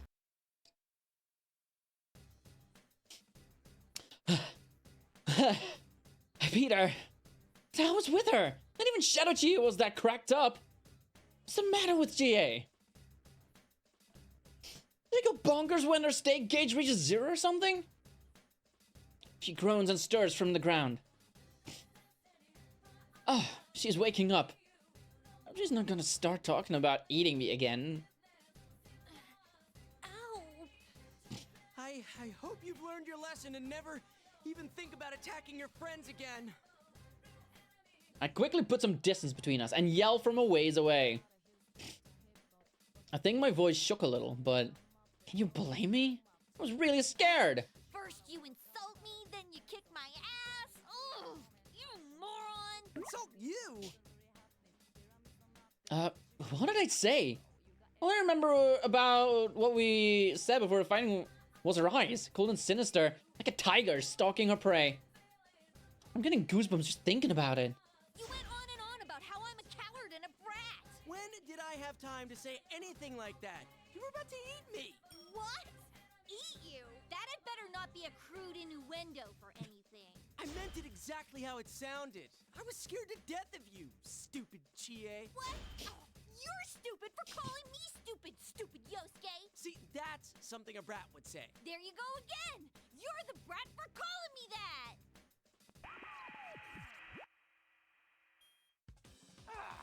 Aren't you done fighting yet? The monitor turns on. Teddy looks annoyed. Hey, we're the ones who should be annoyed with you. We're done. Sheesh, what's up with this? Come on, head over to the school building. Your next opponent's waiting. I'm not doing this anymore. You're obviously fine, so I'm going home. But you can't. Chie-chan lost, so she can't even move from that spot. Huh? Ow! There's something here! She ignores Teddy and starts walking away, but then suddenly sits down and clutches her head. Huh? No one gets to leave until the tournament's over. Only the one who fights to the bitter end and is crowned victor can earn freedom! Good luck!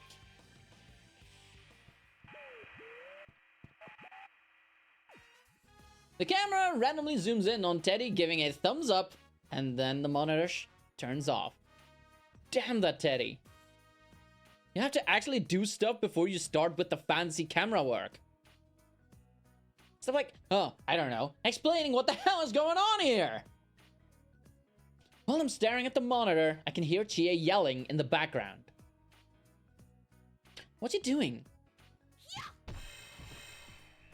She is doing jump kicks, but every time she does, she stumps in midair before she lands. She stops in midair. What the? That's a neat trick. It's like pulling punches, but in midair? Whatever it is, she's pretty good at it. She notices that I'm staring at her and turns toward me. There really is a wall. A wall? I try walking through the spot where Chie keeps getting stuck. Nothing. Chie looks surprised and tries to follow me, but... bonk! Wow, looks like she really can't pass through. Is this what Teddy was talking about? Only the victor can go on, or something. Since when could he do fancy stuff like this? And he said that nobody gets to leave until this tournament is over. Huh. So we don't have a choice but to go along with this? Well, guess I'll be going then. There were 4 of us who came in here, so at most I need to fight 2 more battles, right? Are you gonna fight Yukiko and Yukon then? Of course not. The only reason I fought you just now is because you attacked me first. If there has to be a winner and loser, I'll just forfeit as soon as the battle starts.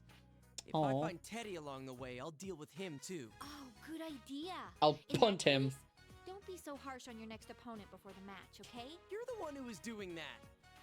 I hope you don't start eating things off the floor when you get hungry. Why would I do that? I'll be waiting, so be careful. Oh, Chia's sudden meekness surprised me. She sees my shock and turns away. She feels helpless.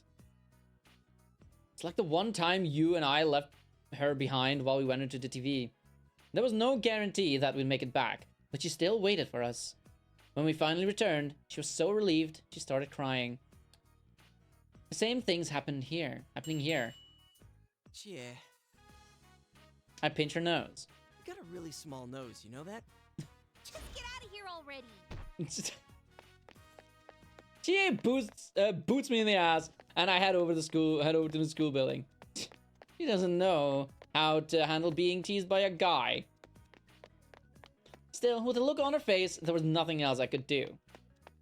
I'll hurry up and finish this Grand Prix. I pick up my pace, but I notice something. There are students peeking out of all the windows at me. No, they're not students. I take a closer look at them.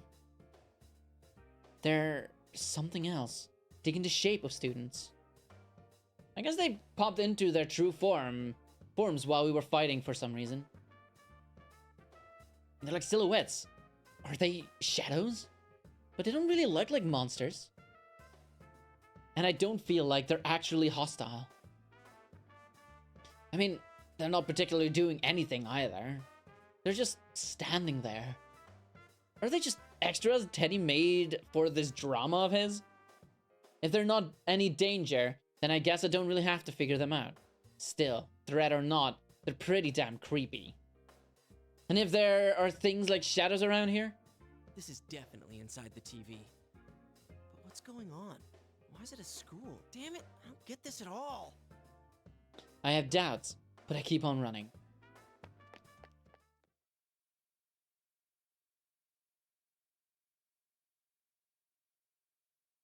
I take a look around the halls as I enter the building.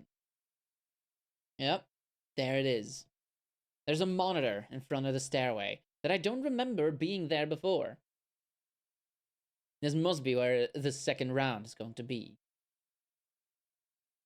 I raise my voice. Alright, is this the place? Bring out the next challenger.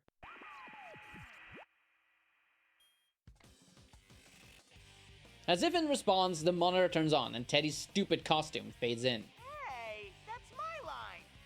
Jeez, stop throwing me off like that. If you don't stop this prank soon, I'm going to make your next shift a living hell. Usually a threat like that would have Teddy begging for mercy, but he just hums a little tune as if nothing's the matter. What's with him? Not just Teddy, Rize is helping him out too. Wait. This all be a surprise for you? Sensei's coming back, so I thought of this cool surprise party. Sorry, but I forgot to tell you. That sounds like him. That sounds so like him. After we solved the case last year, the TV turned into a safe place, so I guess I could see that. But would Teddy really make us fight? Bring out the next challenger.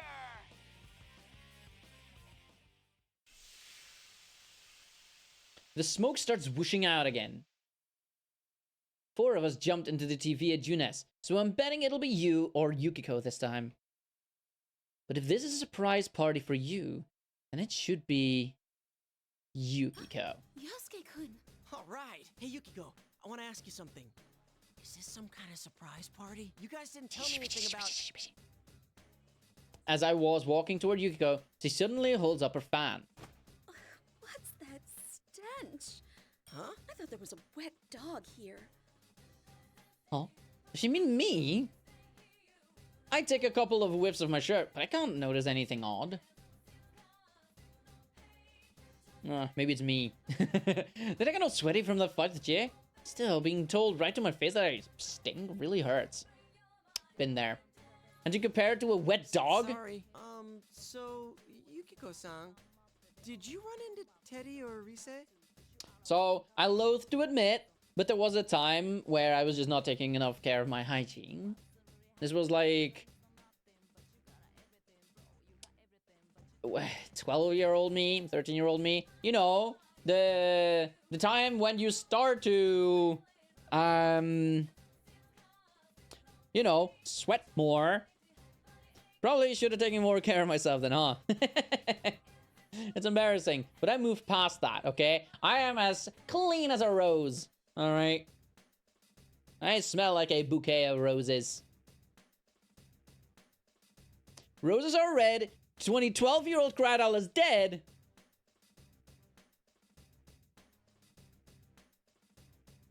Please do not fret. Fret.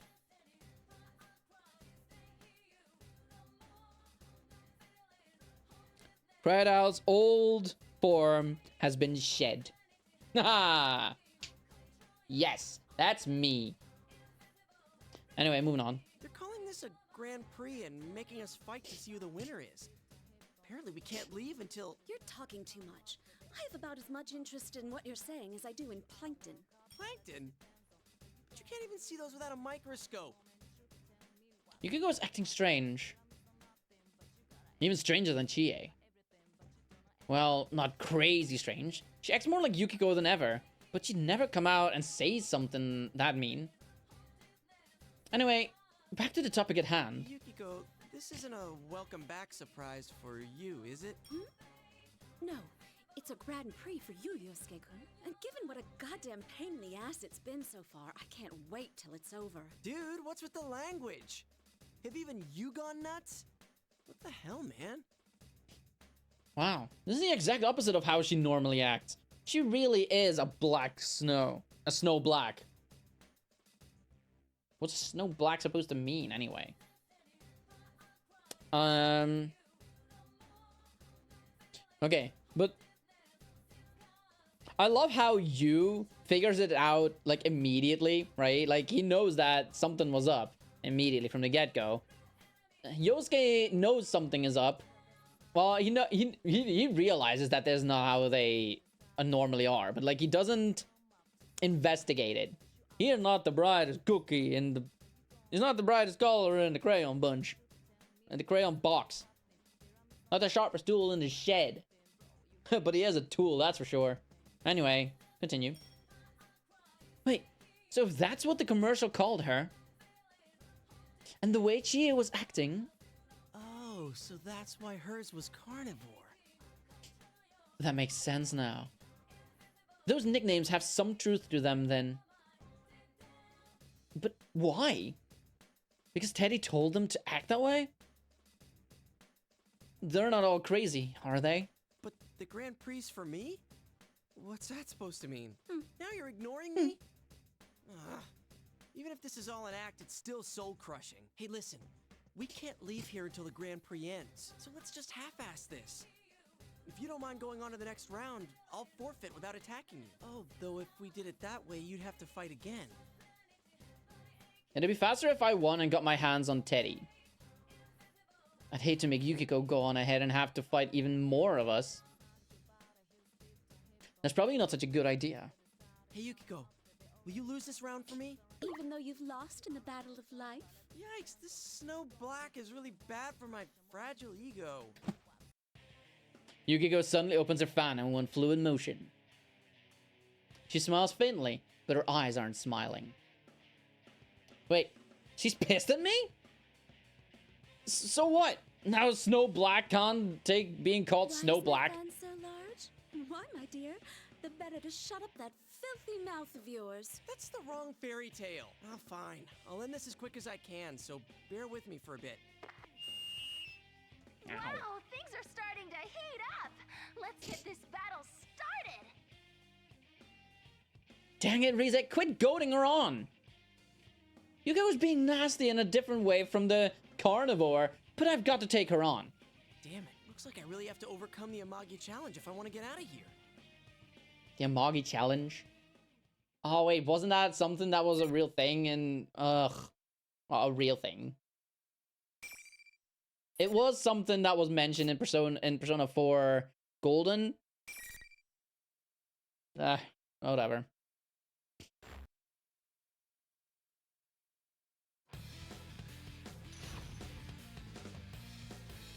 $164. I am taller. Final. Woo! Can't tell left from right. Ow.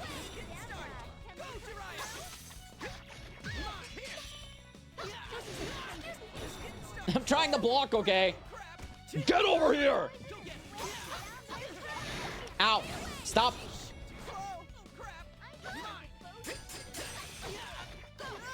Leave me alone! Stop it! Amagi, enough! I have no idea how I did that. Whoa, wait. Was that a counter? Is that what it is?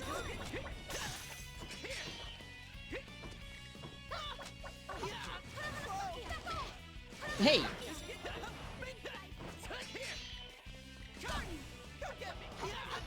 Ow. Stop it. What? I think I need to look at my abilities and see what the hell what is what. All right? Duh. I don't like this game's combat.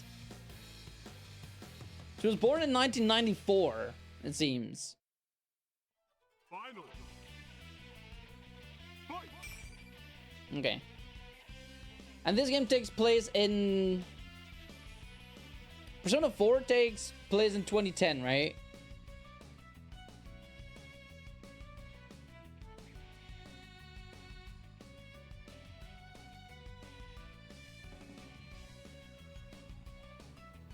So she's 16. Okay. Yeah, that checks out. Command list. Dodge. That is what that is, right?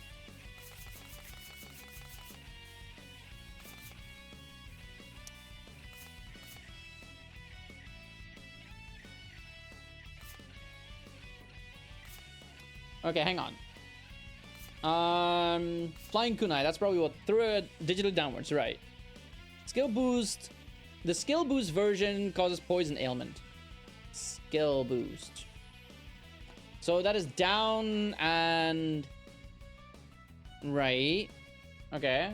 Not down and right. It's down and that one. Whatever.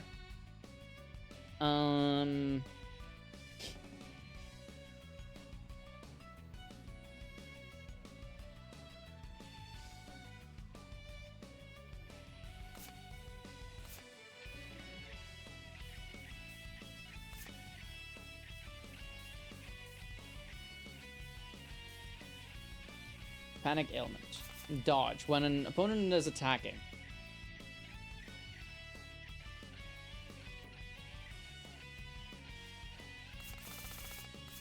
Brave Blade.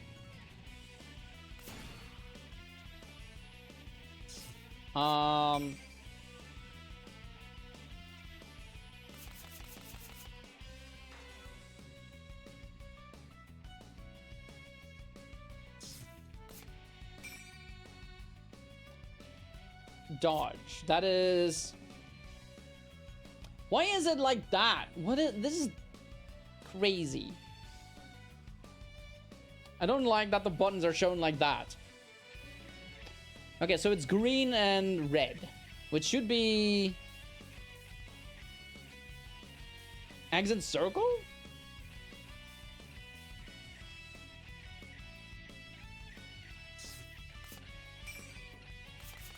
Yeah, X and circle.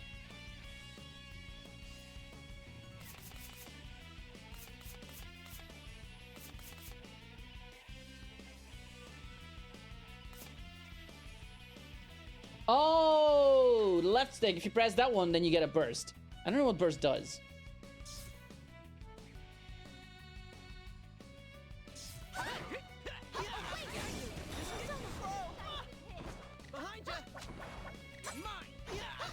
Ah, stop it.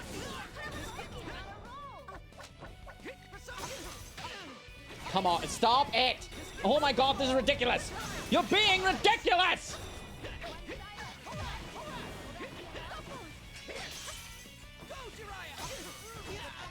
Oh my god, stop it! Oh my god, why can you do all the things that I cannot? Leave me alone!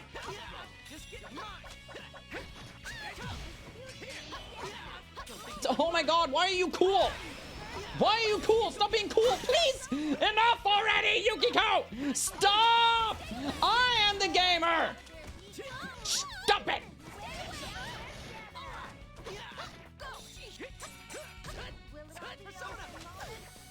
Wind is the way to go! Wind is the way to go! Hiya! Stop!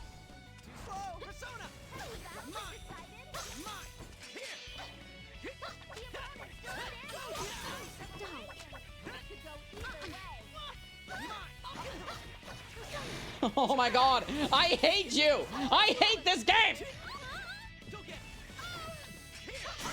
There's no way! Ah!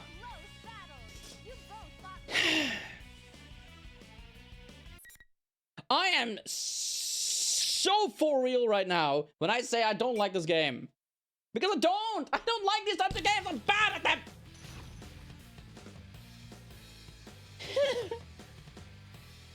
Go away. I don't want to talk to you ever again.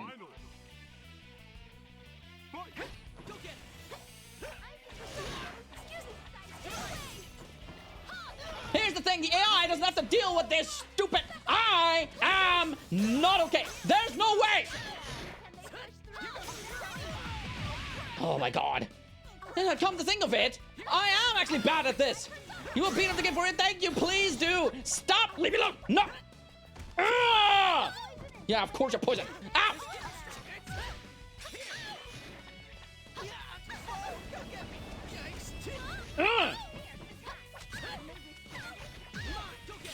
Get him! Ow!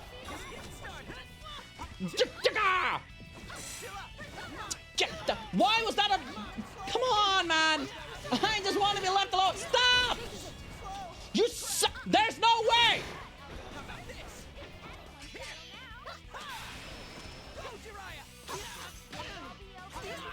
There, I am gonna lose because this is stupid. No! Stop!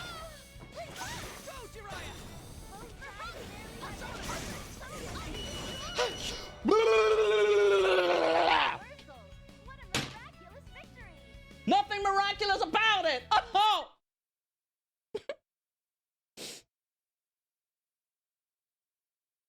You're doing well.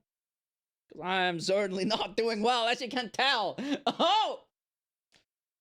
That was disgusting.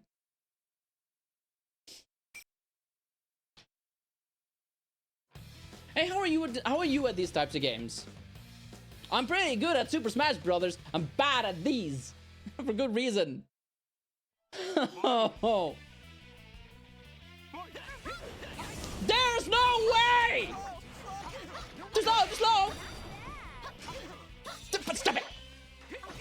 There, why? You have more reads than I do! I'm trying my best, okay?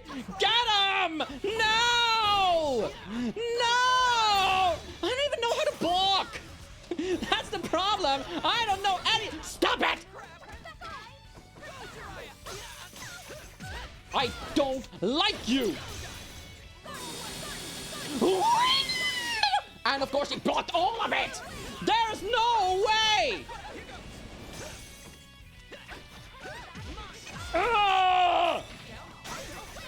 Oh, of course he blocked all of that! Stop blocking! How do you block? Why is it that sometimes it happens when I'm trying to do other things? No! Shut up. You're not my Rize. No idea. Don't have much experience in games outside the Tekken games you played as a kid. I mean, it's kind of like Tekken.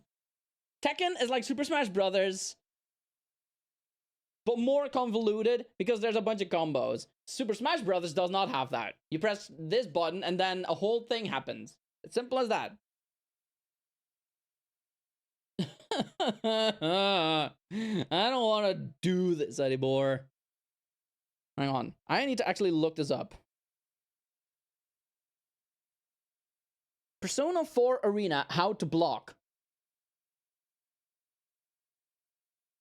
Holding the opposite direction of your opponent away from them. Use back down to block low attacks.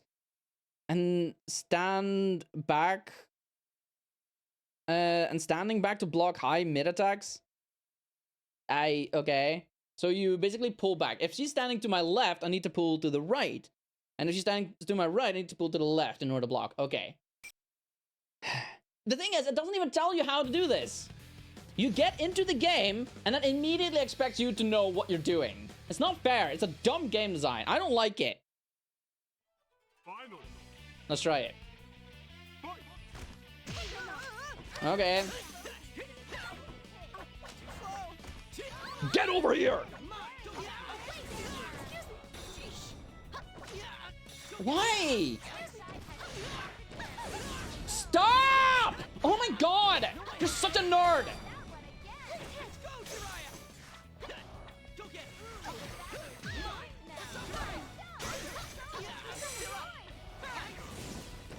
Oh my god!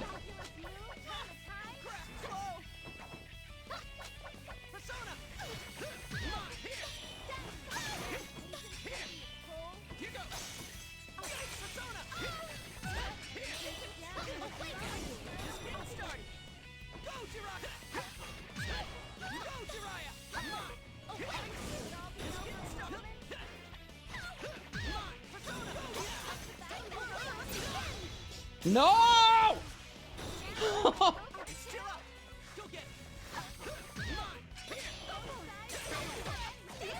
Why? Huh? They don't have a character move manual like that. They do, but it makes no sense. None of those games make sense to me. I don't understand it. Oh, I hate these Street Fighter games. It's like so. Here, let me show you. Let me show you. Let me show you. Okay, let me show you. Let me show you. Don't run at me. Here, look at the command list. Make sense? I don't think so. I wouldn't be surprised if you know what these buttons mean. Rather ill. I know, right? What is this?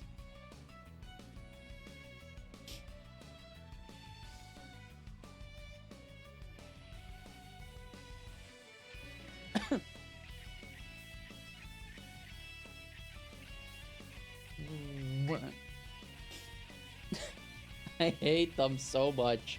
Hey, an ad is gonna play in 3 minutes. Don't worry. I will not have been this fight by the time the ad is over. In fact, I think I should play them now, actually. Yeah.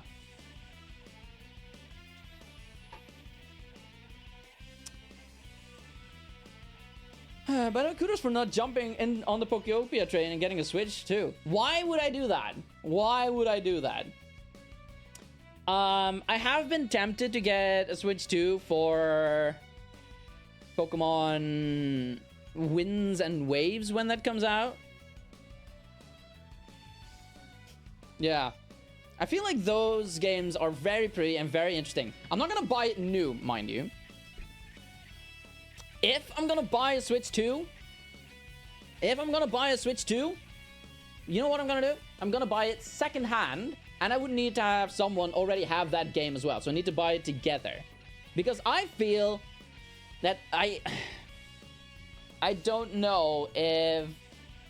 Because I read up online that there's a risk if you buy secondhand games that they could be like illegal copies.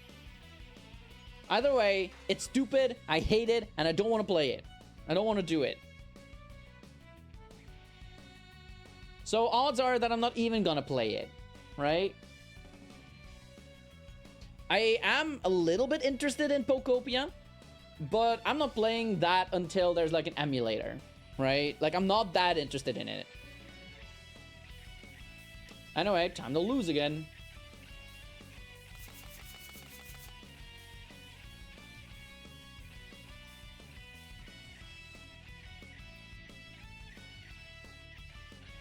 Wait, do we need to do both? Like, no, that wouldn't make sense. Right?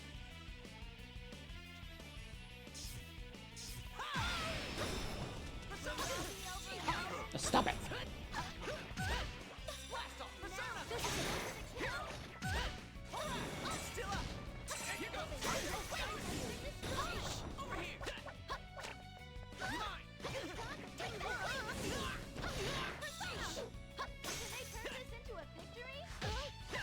There's no way! You're not being serious right now! Stop!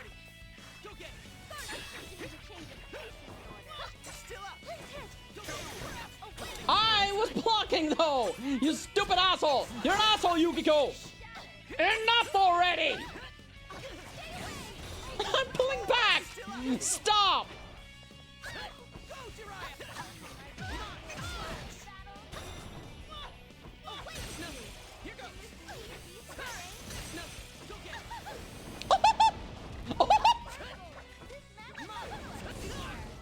I thought that I'm in midair. I could just do that. Why is it not letting me throw my kunai? Stop! Oh my god. Stop it!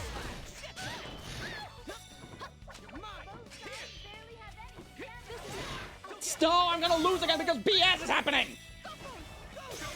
Stop!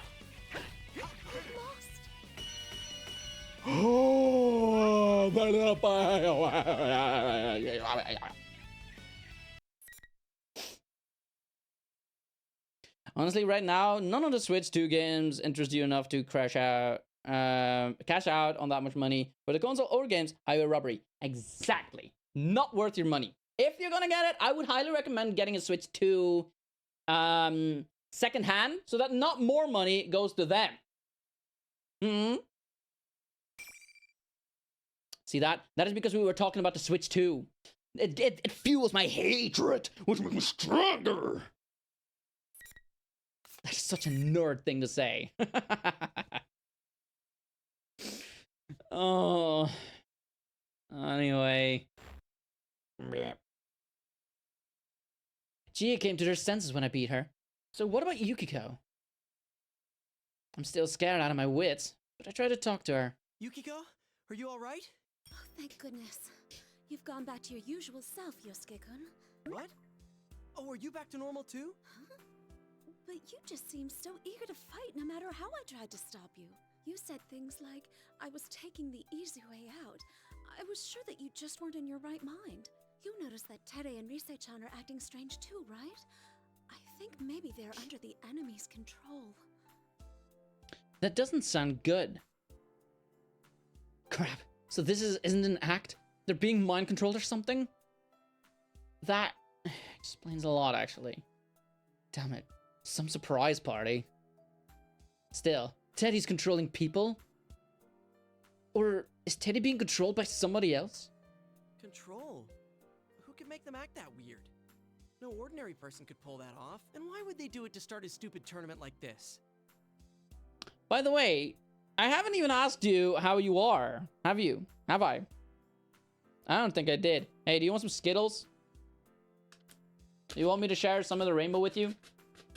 Nom nom nom nom nom nom Skittles?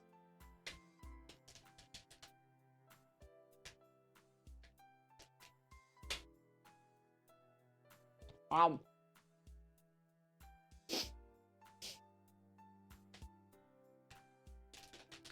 think back to what Yukiko said before we fought. It's a Grand Prix for you, Yosuke-kun. For me? Like hell it is! I'm not getting anything out of this. I'm not enjoying it. In I'm any not. case, Same. I'm gonna put an end to this Grand Prix. If it's just us four, there's only one more battle to go. Yukiko didn't know what was going on either, so I explained what I'd found out. Only the winner can move on. And nobody can leave until there's a champion. And that, since I fought Gia and Yukiko, my next fight would be you, and that would only be the end of it. One more thing. There was a student council president. She wasn't into that intro movie.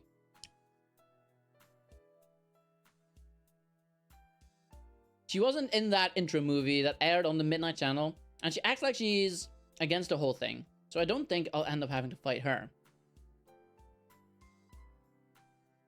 But she doesn't know about personas. So I can't just run around her. The girl with the ponytail? You met her? Mm-hmm. When I talked to her, she said she was going to the announcement room. I tried to stop her, but an invisible wall blocked my path. Oh yeah, that's right. She said she was going to the announcement room to stop Rize. That's not good. If Rize is being controlled by someone behind all of this. That girl's in danger. Really? Sorry, I gotta go. I'll end this as fast as I can and come back for you. Oh, okay. Be careful. And try to help out that girl. I'm sure you can do it, Yosuke-kun. Got it. Yukiko's clear. Yukiko's clear, strong voice gives me that extra push. This tournament might look stupid, but if there's some third party behind this, maybe serious than I thought. First thought. Anyway, to the announcement room. Feet, don't fail me now. Feet. Proud feet! Damn it! It's supposed to be pretty easy to get to the announcement room, but thanks to all these stupid invisible walls, I have to take the scenic route. If I finally manage to make it to the second floor, If I keep going straight, I'll get to the stairs, and then right there. I found her! I can see her running up ahead, her long ponytail trailing out behind her. You like my ponytail? But there was another shape next to her, a round familiar one. Here! Teddy! Damn it, was I too late? Bonk! Tried to catch up, but I ended up slamming into an invisible wall, falling to the ground. Ow, it felt like my butt cracked. Come on, don't pull me like that. Miss President, are you okay? Let go of his hand. That bear's not in his right mind. I shout out, hoping that I can at least get my voice to reach her, but the two of them disappear through the emergency exit at the end of the hall. I knew it. She might be strong, but Miss President isn't a match for a persona-toting Teddy. Daddy? She has to have been captured. Teddy's not the type to kidnap a girl like that. I think. I mean, he wouldn't do anything if she didn't want him to, at least. Where is he taking her? Is he up to something? Then it dawns on me. If that girl doesn't have a persona, how did she get in the TV world? In order to get into a TV, you have to either have the power to use personas, or get someone who does to help you. And by help, I mean that person could force you too. That's actually what was happening in the series of murders last year. Horrible thoughts start to race through my mind. Is that what's going on with Miss President? Is she just another victim? A victim. That word brings to mind someone else. Saki-senpai. Oh, I lost someone that I liked in those murders. I couldn't save her, and she died. If Miss President was also first forced into a world like Saki-senpai, then... Damn it, I'll save her. Teddy went through the emergency exit. If he went up the stairs, then the announcement room should be right there. As if my growing desperation wasn't enough, this stupid invisible wall only makes things worse. I managed to calm my racing heart and begin running to make my way to the announcement room.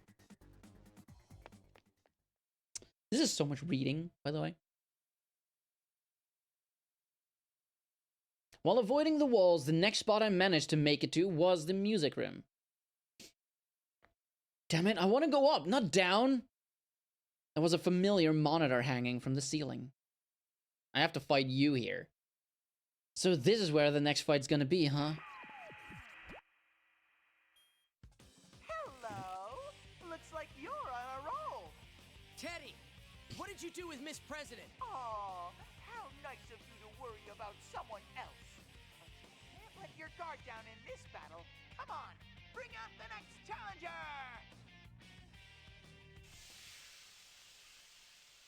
Smoke begins blowing out as Teddy makes his announcement. A silhouette appears. I can tell who it is already. There's no way I could mistake that shape. Besides, by process of elimination, there's only one more person it could be. Nanako! Oh. Whoa, that's the first thing he has to say? Ah, I knew it would be you.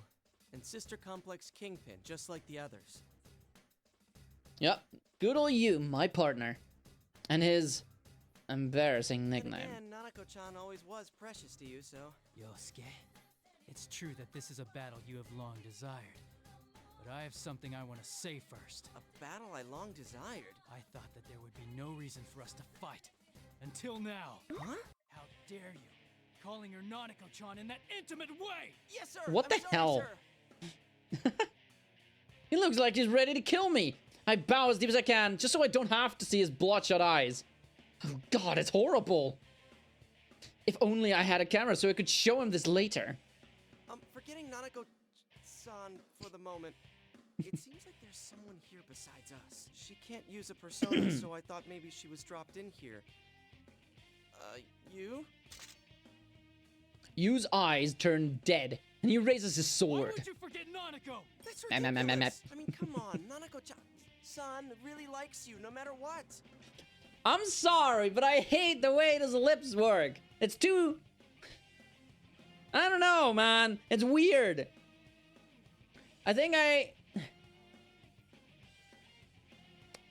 when you watch anime, you don't see lip flaps going like... You see them cut from one frame to another. This is just like someone using the whatever tool, some sort of Photoshop tool, and then move them out like, you know? She's always telling me how you're such a nice big brother and how you're so cool. I just want him to calm down so we can talk. Maybe if I avoid talking about Nanako, I can steer this conversation in some other direction. Yosuke, enough. You always talk to Nanako? Why? Where? What do you mean by always? What was the precise date and time when you spoke to her? Oh my god. I was lying, I'm sorry. What? You were lying? Are you saying that Nanako doesn't like me? That she doesn't think I'm nice or cool at all? Why are you so hung up on that? This is weird, man. I'm getting really sick of this crap. So let's just fight. We'll get this over with, okay? And then we can both calm down and talk like rational people. I'm not gonna hold back at all. I know you can take it. Anyway, here goes. If he's not gonna listen, then I've got no choice. I'll get him to fight me and bring him back to his senses. It's a better use of my time than trying to talk him down, anyway. Sorry, Nanako-chan. That Nanako-chan. What a dummy, right? That's it. Your life is forfeit. I'm gonna kill you! Alright, just as planned. I'll fix you up, partner. But damn, his eyes are scary. Place a bookmark? Yes, please.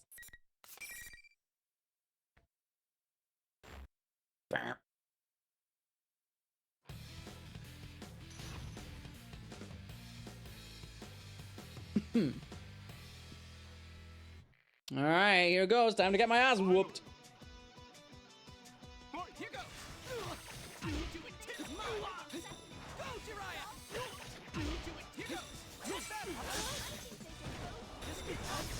Stop! You're super cheesy!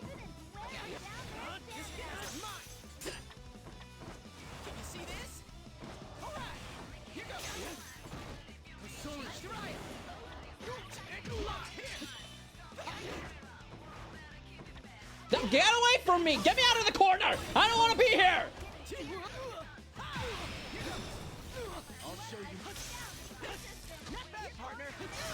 Not bad, partner! Ow! Stop! Bad partner! Bad! Very bad! Stop!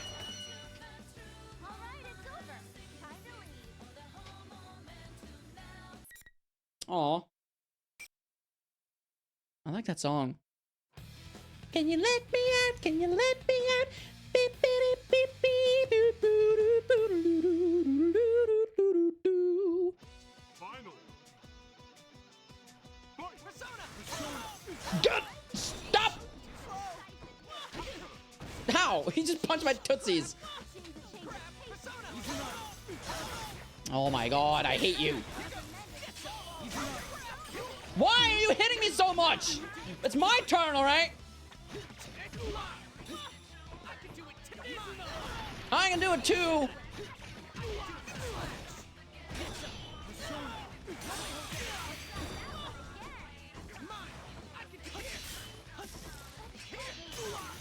Ha!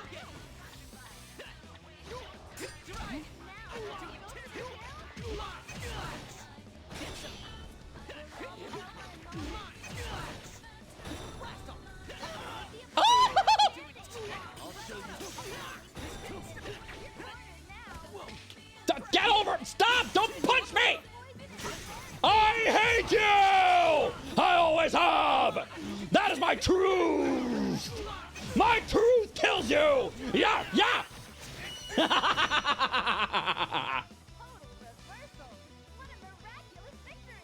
Yeah, reversal, baby! Is it going? Yes.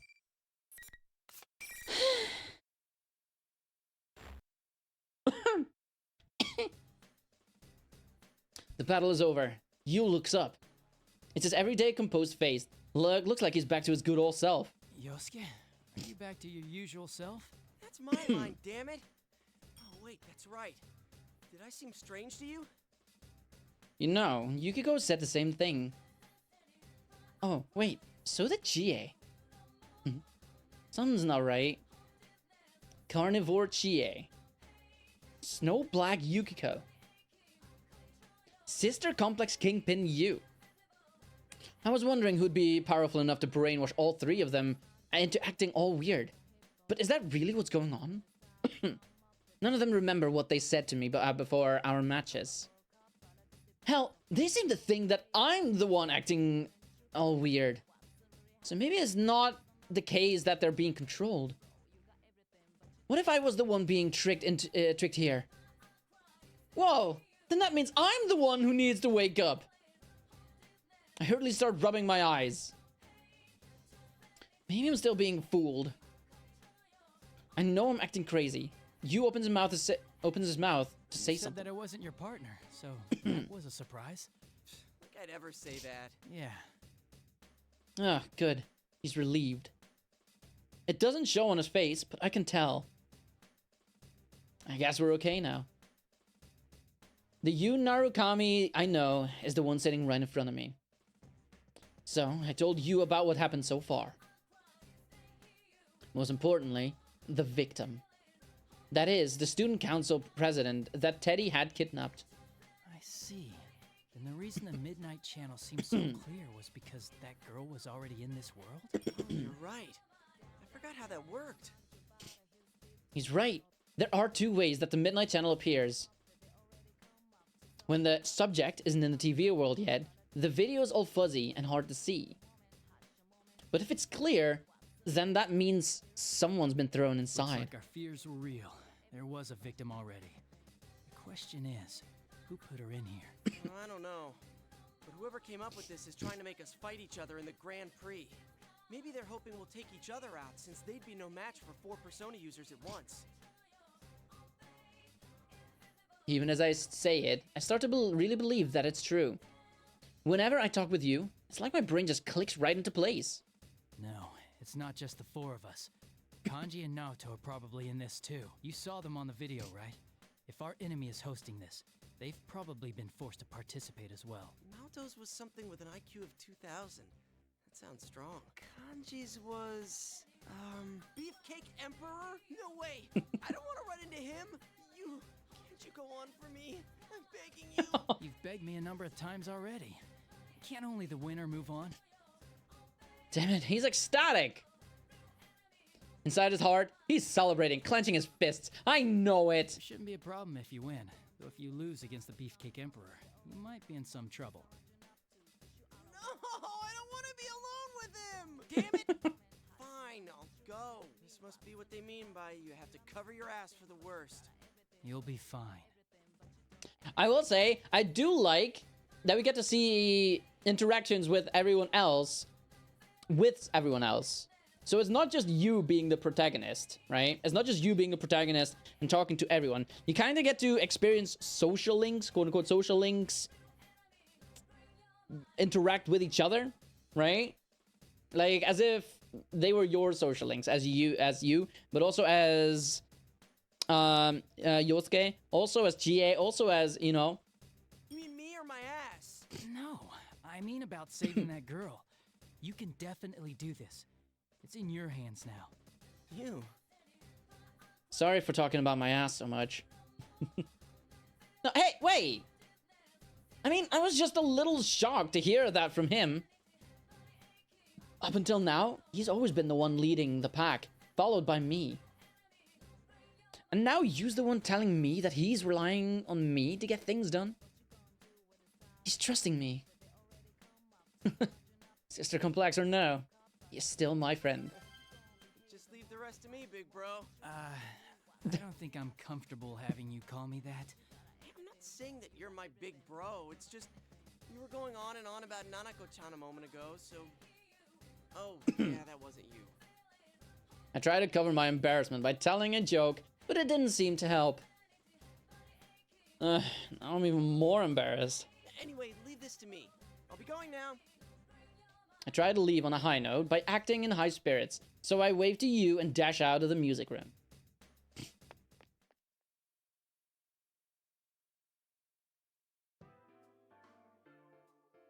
Every time I think I'm getting close to the announcement room, I hit another wall and have to take a detour. I finally make it to the 3rd floor though. And there's another wall right next to the door to the classroom. More or less an invitation to go inside, right? And to judge from my past experiences, I'm in for another battle. Is it Naoto? Who's my next opponent? The Emperor? His Imperial Highness? No use dreading it. It could be Kanji. Ah, Risante, I mean, Yosuke-kun. Miss President! Booyah! My ass is safe! I was expecting Kanji, but our student council president and Teddy are waiting for me inside. It looks like I caught up with them.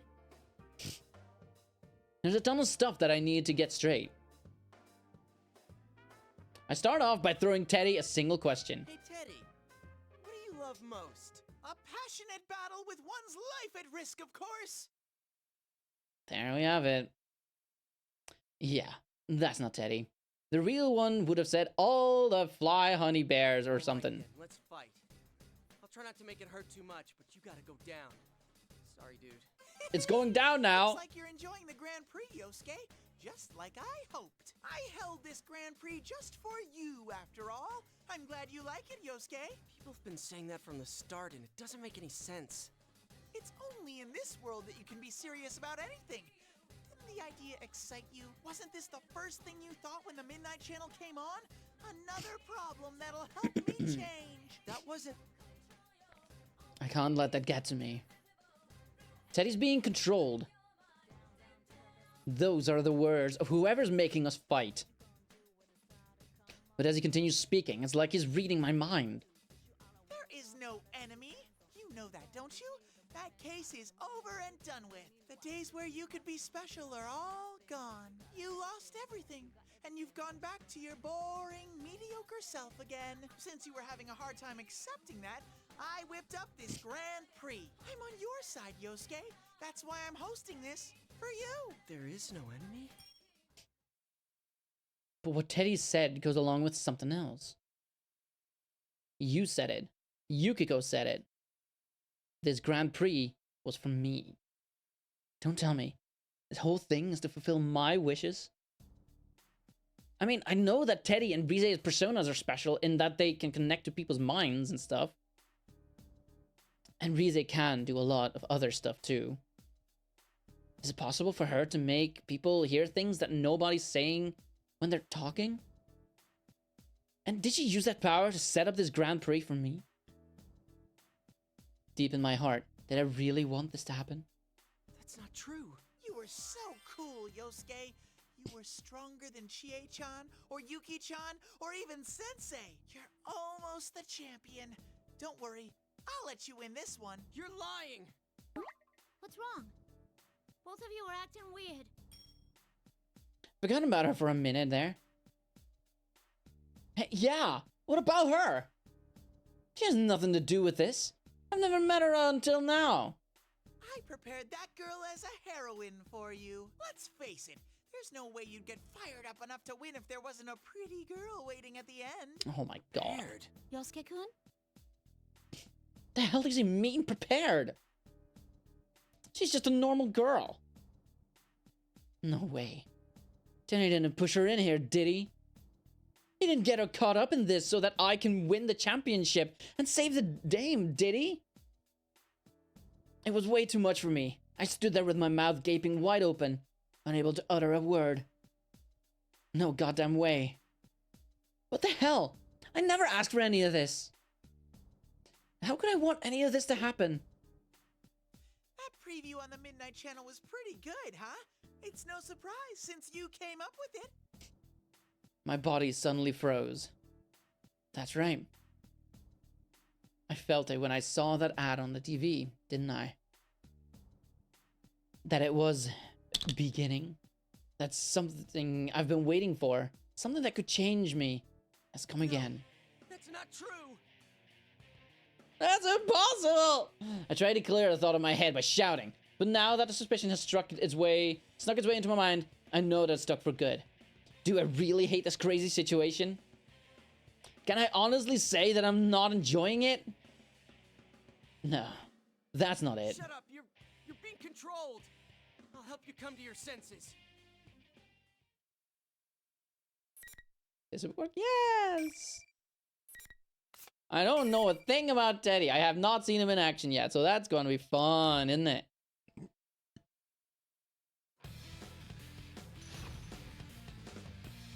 You're in the zone!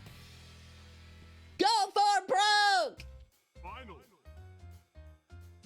Fight. Go, Jiraiya! Come on, here!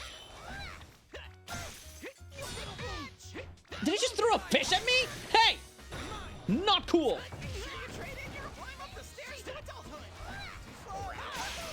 Woo! What the? No, stay away from me. Oh my god, stop! Wait, you're not gonna...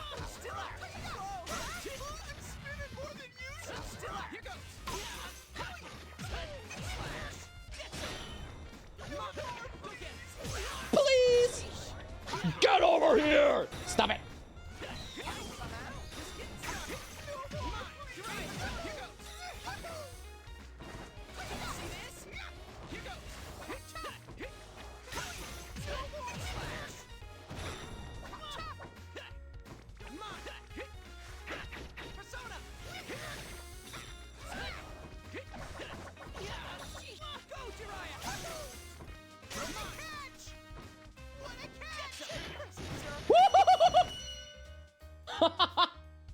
Sit down, boy!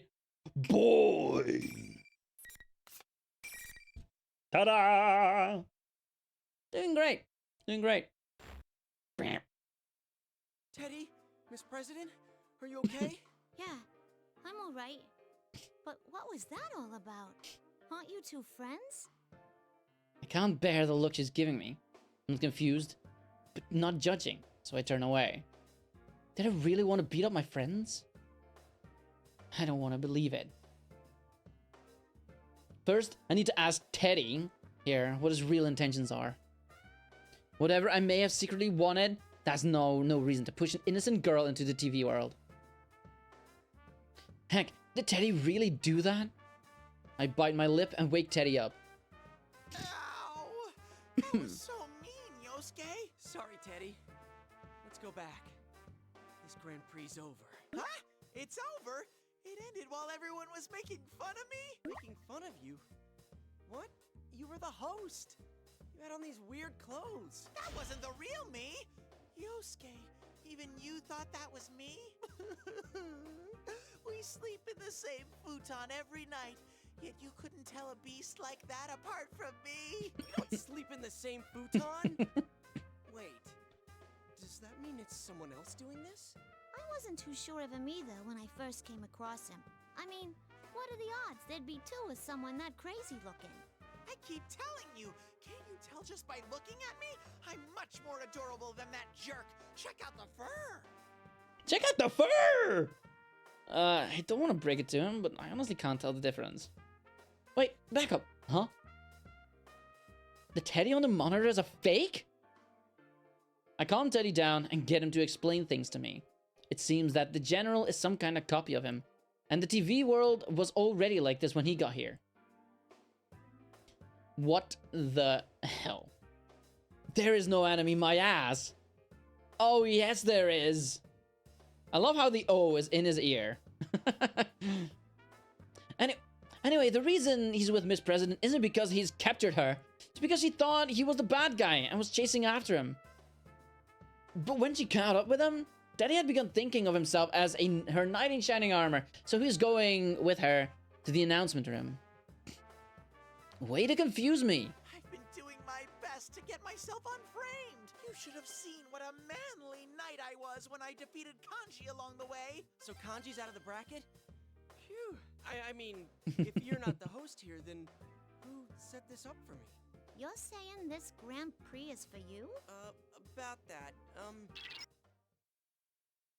Try to figure out some way to explain, but some familiar feeling, like a ringing in my ears, knocks the thoughts away. I mean, not in my ears. It's in my head, but it's not a sound. It's weak at first, but I know it's getting stronger. It's... Yosuke-senpai, is Teddy with you too? Rise! I can hear Rise, but not over the school's PA system. For her to be talking directly into my head like this, she has to be using her persona. Maybe it's just me, but she sounds like she's been crying recently. Or is starting to... about to start soon. Ever since this weird fake Teddy kidnapped me, I've been all alone. The others are fighting each other too. Oh, I'm here too! And so is Miss President! Miss President? Oh, you're right. I do sense one more presence there.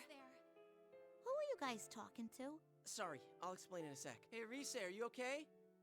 The one who's been talking over the PA isn't really you, right? Of course not. I'm not that big of a ditz. I'm in the announcement room now. General Teddy was watching me, but he left, so I'm using this chance to contact you guys. Hey, don't do anything reckless, okay? But I can't just sit here and do nothing. Not while you're all being forced to fight. She sounds all ready for action now, but considering how desperate her voice sounded at the beginning, I know she's just trying to act tough. She must have been scared all by herself. Well, duh. Unlike us, she didn't know if there was ever going to be anyone else coming to help her. I awkwardly recap what I know for her. This Grand Prix might be related to me.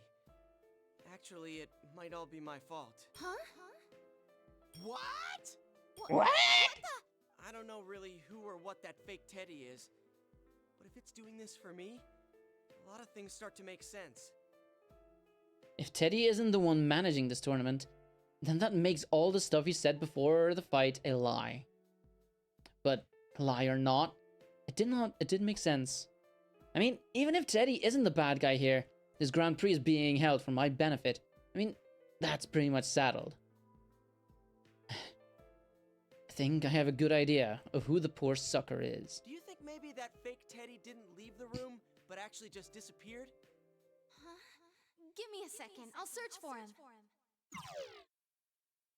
Breeze's transmission stops for a second. If my guess is right, then there's a big chance he's already gone. Come on, let it not be there anymore. Breeze came back online. Shadow! That fake Teddy's actually a big shadow! He hasn't disappeared? Wow, the size of this one! I think it might be the shadow of someone who entered the TV. But why is it mimicking Teddy? That's what I can't... Hmm? What's up? The person next to you, Senpai. Is that Miss President? Something strange about the reading I'm getting off of her. Oh, is it because she's not a Persona user? No, that's not it. I don't know how to describe it. Sorry, something's coming. I gotta cut off this chat now. That's fine, just don't do anything reckless. I'll try to get to the announcement room as fast as I can. Matt. By the way. Sorry, the mouths are so weird. If the enemy's still around, it's not a good idea if he finds out that Rize can use a persona to contact us. I make sure Rize's actually disconnected before I turn back to Teddy. Teddy, wait here. Look after Miss President for me. Gotcha! I'm always up for spending time with a pretty girl like her. Oh, shush. He's such a spaz. This is not the time to be fawning over cute girls, even ones as hot as Miss President. Shh. There's a bad guy out there, trying to destroy our friendships. Maybe he can be so easygoing about this because he truly believes that nothing could drive a wedge between us. Jeez, what am I thinking? Whether that's true or not, he did take down Kanji. I can trust him to look after Miss President. Anyway, now that Rize is checked, there's one thing that I'm certain of.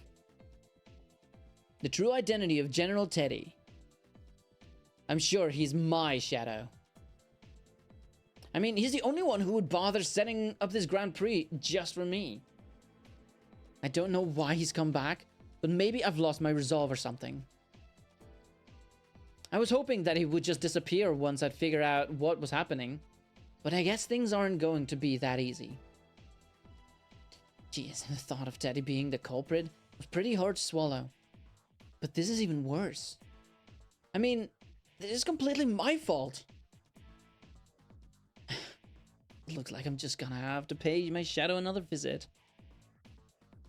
But just as I make up my mind and try to leave the classroom, Miss President blocks my path. Wait, what's going on? I demand an explanation. There's no time for that. Sorry, but you can ask Teddy about it. I heard you say just a moment ago that this Grand Prix is for you. In which case, I gotta ask you, as Student Council President, if you're going to the announcement room, you gotta let me come too. You can explain things to me once we're there. You can't come with me. It's too dangerous. I'm just gonna lay it on the line for you here. That power you saw when we fought is called a persona. And this is no normal tournament. I'll be fine. I'm plenty strong, you know. But you can't use a persona. And this isn't a normal school either. Ugh, how can I explain this? I'm the one that said I'm going to the announcement room first. Don't be a copycat. That's not your problem, miss. I'm all ready to give her a verbal smackdown, but the look on her face is so serious that I have to pause. She eventually begins to speak with embarrassment. What she said over the PA bothered me. All that about how I get in the way as Student Council President. I gotta have a talk with her about this. Does she mean the PA we heard when I first met her? You aren't worth anyone's effort. You just get in the way and cause trouble for the people around you. Don't let it get to you. It was just a stunt to make the Grand Prix exciting. Wait, huh? If this Grand Prix is all for me, and she just got caught up in it, what's the point in belittling her like that? Of course it bothers me. I like this school. Oh, she whimpers slightly. Dude, it's like a different person from the confident girl I met before. Fine. I guess it can't be helped. I am to blame for all this happening to her. But I can't just admit it like that. So, I smile jokingly and hold out my hand. How about going on a date with me? Oh, shut up. Romantic getaway in the announcement room. Yosuke-kun. Alright. You're on. Really? Whoa. Even if she's only going along with the joke, asked her out. She said yes. Awesome. Wait! What about me? I want to go on a date too. You can't leave me out. Oh, sorry. You lost, so you can't leave. Don't worry, though. We'll be back soon. No! The date slipped through my claws. Miss President, Yosuke is a nice, dependable guy. Not as much as me, though. Shut up. Thanks for looking after me this far. I'm glad to find out you're not the culprit. See ya. Be a good bear, okay? Interesting that she said yes, though. I did not see that coming. Miss President and I leave the classroom together. Don't get me wrong. Yosuke is absolutely likable when he wants to be. At times, not so much. No, absolutely not. But at other times, yes, very likable.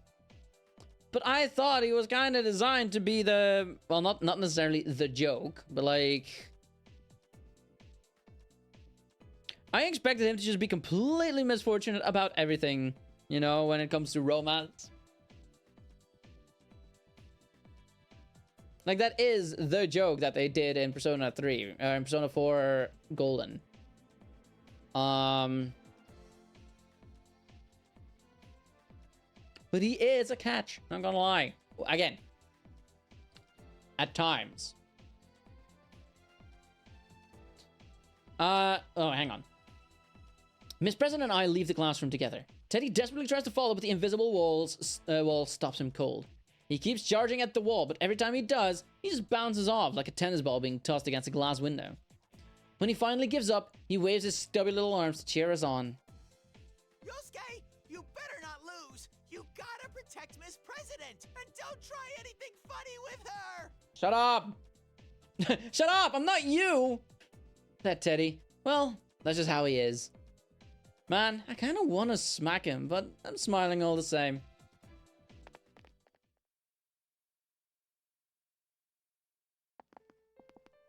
The invisible walls block the way, as usual. I'm starting to feel really anxious, but I can't let it show. I know that it would make President here worry. We're making progress, slowly but surely. I have to keep trusting that we'll get there. I really like this school. That was unexpected. Well, I'm not surprised, since you ran for student council president. Good job winning that, by the way. Oh yeah, what's your name? My name? I mean, I can't call you Miss President forever, right? I guess your name was on the posters around school during elections, but I tend to ignore those. No offense. She clams up, so I try to get her to open up a little more. But what she says next takes me by surprise. My name? I don't know. Huh? I can't remember it at all. I've been trying all this time. But I can't even remember what I was doing before now. Same goes for my name. I completely forgot that I must have a real name too, until you asked me about it. I mean, it is a bit of a... It's not gonna happen, right? Because she is in this game, which she is exclusively for this game. But like, I would actually really like it if she was in the remake in some way, shape, or form. Maybe a DLC, you know? Maybe kind of like an episode Aegis kind of thing, where we get this game's content as well. But, I would kind of prefer it if it was not in that kind of game style, in this game style, because I don't like these types of games. I'm bad at them, okay? That ain't normal, is it? I wonder why that's happening to me. It's probably because you've been in here for a long time. You've seen a bunch of other weird things in here, right? Well, now that I think about it, the victims who were dropped into this world had scrambled memories, with bits and chunks missing. So it's definitely possible that she can't remember her name. Oh. You mean like those persona and shadow things? What are those? She seems really upset about this. I bet that's only putting more pressure on her.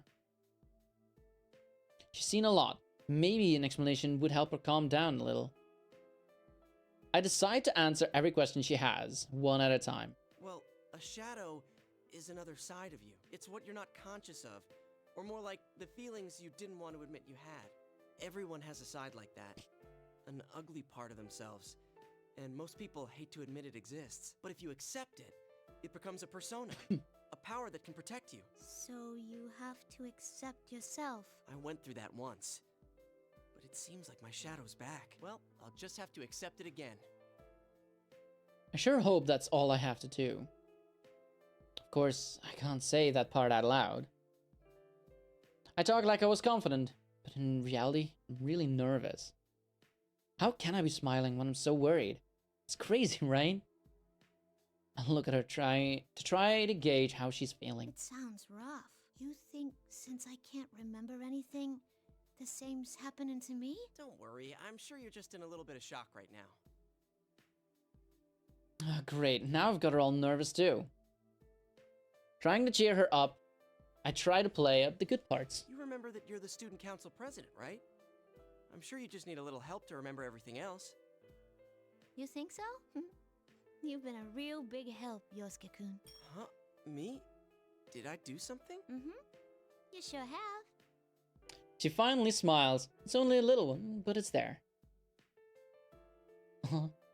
Is this really the first time I've seen her smile? Oh, damn, she is really cute. I started to get embarrassed about having faked asking her out on a date. And my feet speed up.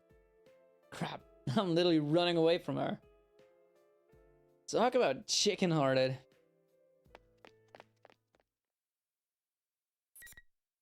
Place a bookmark? Yes. Yes. Yes. Yes! Finally, and I do mean finally, we stand in front of the announcement room. Miss President and I exchange a glance. Then, I summon all my courage and throw the door open. I'm expecting to see the fake Teddy, or should I say my shadow, in the room. Reese is the only one in here. Yosuke-senpai! Are you alright? Where's the shadow? You mean the fake Teddy? He hasn't come back at all. I sense this weird presence, but I don't know what it is. Reese looks around nervously. I look around too. I haven't been into the announcement room that often, but I can tell that it isn't anything like the real one. The room is huge with monitors everywhere. Not to mention the giant window taking up an entire wall with a crazy view outside. Yeah, this is crazy town, alright? But what's this weird presence that Reese is talking about? What are you freaking out about? This is your chance to save a pretty girl and become a hero, right, Yosuke? Huh? That's Yosuke-kun's voice. I slowly turn in the voice's direction.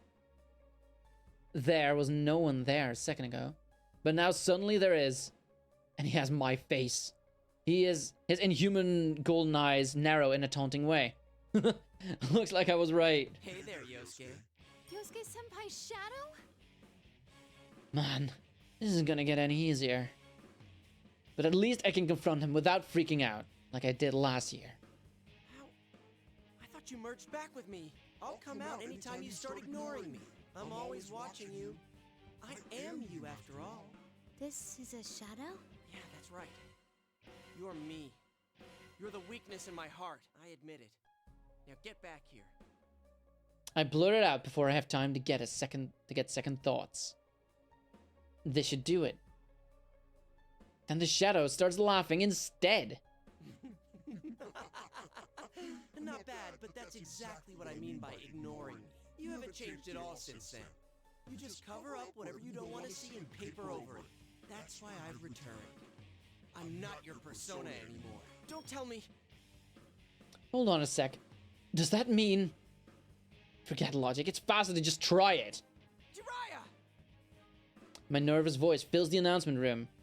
And that's it. My persona, Jiraiya, doesn't appear. Instead, the shadow begins laughing even harder. No way. So you really are? To be honest, I was still doubtful. I had hoped that he wasn't my shadow. I mean, of course I didn't want to believe I was the cause of this Grand Prix mess. Let alone admit that I was actually enjoying it. My shadow's right. All I was doing was ignoring the problem. My fists clench, my knees lock, and my entire body shakes. Because I was weak? Is that why everyone got dragged into it? Yep. Because I wanted a crisis to solve again. Because the case ended and I was bored? You got it. I'm sure you understand without me having to tell you. I couldn't save Saki-senpai. I didn't want to ever lose someone again, but I still wished for this. I was proud that Inaba was peaceful. And I thought that I could finally be proud of putting Saki-senpai's death behind me. And yet, was I really faking all of that? In the end, am I just a loser who puts his own boredom over the death of a loved one? Senpai. I could hear the quivering in Rise's voice. No. This isn't true. Don't look at me. This isn't me. It's all your desire. Trust me, I know. I am you after all. I could feel myself ready to fall to my knees. I can't use my persona anymore. I thought I had changed. But now, I've literally lost everything. You're... Have to accept it. My mind knew what to do. My heart still raged against it. Even before I knew what I was saying, the words were flying from my mouth. You're not... No! Senpai, look at me! I lift my eyes to look at Rize. There she was, with Miss President standing next to her. It was tough seeing the looks of their faces. I look away quickly, but Rize scolds No me. matter what weaknesses you might have, we'll never stop liking you. Oh, why is that so true? In Persona 4 Golden, we hated Yosuke's stupid sayings about this and that, right? But in the end, we still really like him.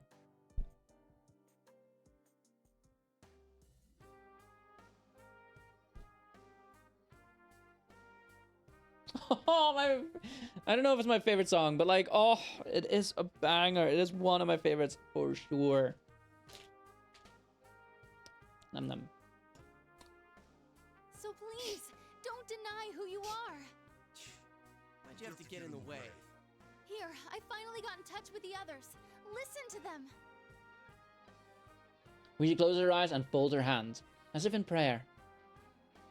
I see the elegant shape of her persona appear behind her. At that instant, voices pour into my head. These are... Moron, what are you saying? Who do you think we are? Yosuke-kun, we heard everything, but there's nothing for you to be afraid of. I don't really get what's going on, but if it's gonna keep showing up, you just gotta beat the crap out of it every time. We're all with you, Yosuke. You can rely on me too, you know. Anyone can fall prey to the same troubles and insecurities.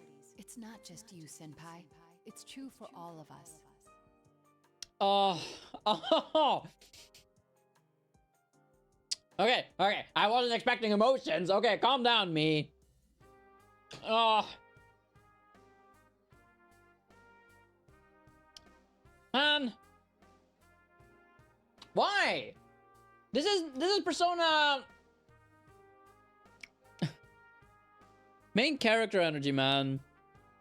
It happens every time. If you're playing Persona, everyone is having that minute of like, don't give up. You can do it. Believe in yourself. Your friends are behind you. Huh? Naoto? How come you're here? That's well... Who cares why? There's more important stuff at stake here. And after Chie, the clearest voice of all. You won the battle against yourself back then, but you can't do it this time? Yosuke, believe in us. When I hear my partner's voice, I draw a rapid breath. I catch myself and inhale deeply, not noticing until now just how much I tensed up in the last few moments. Rize, the bringer of these voices, turns to me. From the smile on her face, I know that she expects me to feel better now. And even though she has to be scared right now, she cares enough to smile for me when I'm feeling down. That's right. I finally realized the simplest truth. The biggest difference between the person I was last year and the person I am now. Now, I have friends that accept me, even when I doubt myself. How could I not believe in myself? How could I be too weak to stand up? They're all believing in me. I'm not alone. Not anymore. An idiot, aren't I? A grade A moron. I raise my head and look straight at my shadow. Any trace of the fear I had is completely gone. I thought I overcame my weakness and I was done with it for good. Dude, how naive was that, right? What? I'm weak. What? I'll probably always be weak, but that doesn't mean I need to run away. I'll keep fighting my weakness. And I'll do it as many times as it takes, even if that never stops. My heart is calm. I was conflicted just a moment ago, but now everything's been made clear. They believe in me. And knowing that, I feel their faith in me pushing me forward. I can feel the power surging in me. The force filling my spirit causes me to shout out. Come, Persona! Come, Guardian! I got Kingdom Hearts on the brain. I'm sorry. Am I gonna have to fight against Shadow Yosuke now as well? Yeah, looks like it. 58 kilograms is how much Yosuke weighs. At least Shadow Yosuke. I didn't look at Yosuke himself. Wow, look at that, Galler. Stop it!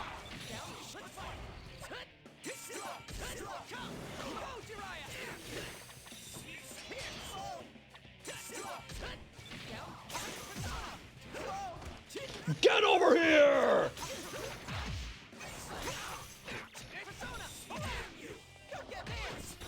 Woohoo! Yeah, that's right. Ow. Ow.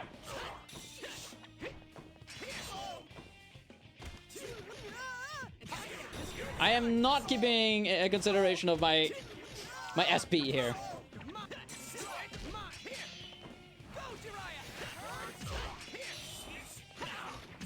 Woo!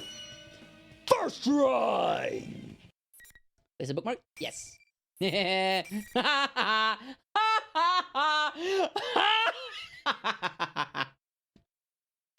Oh, I cannot do that again.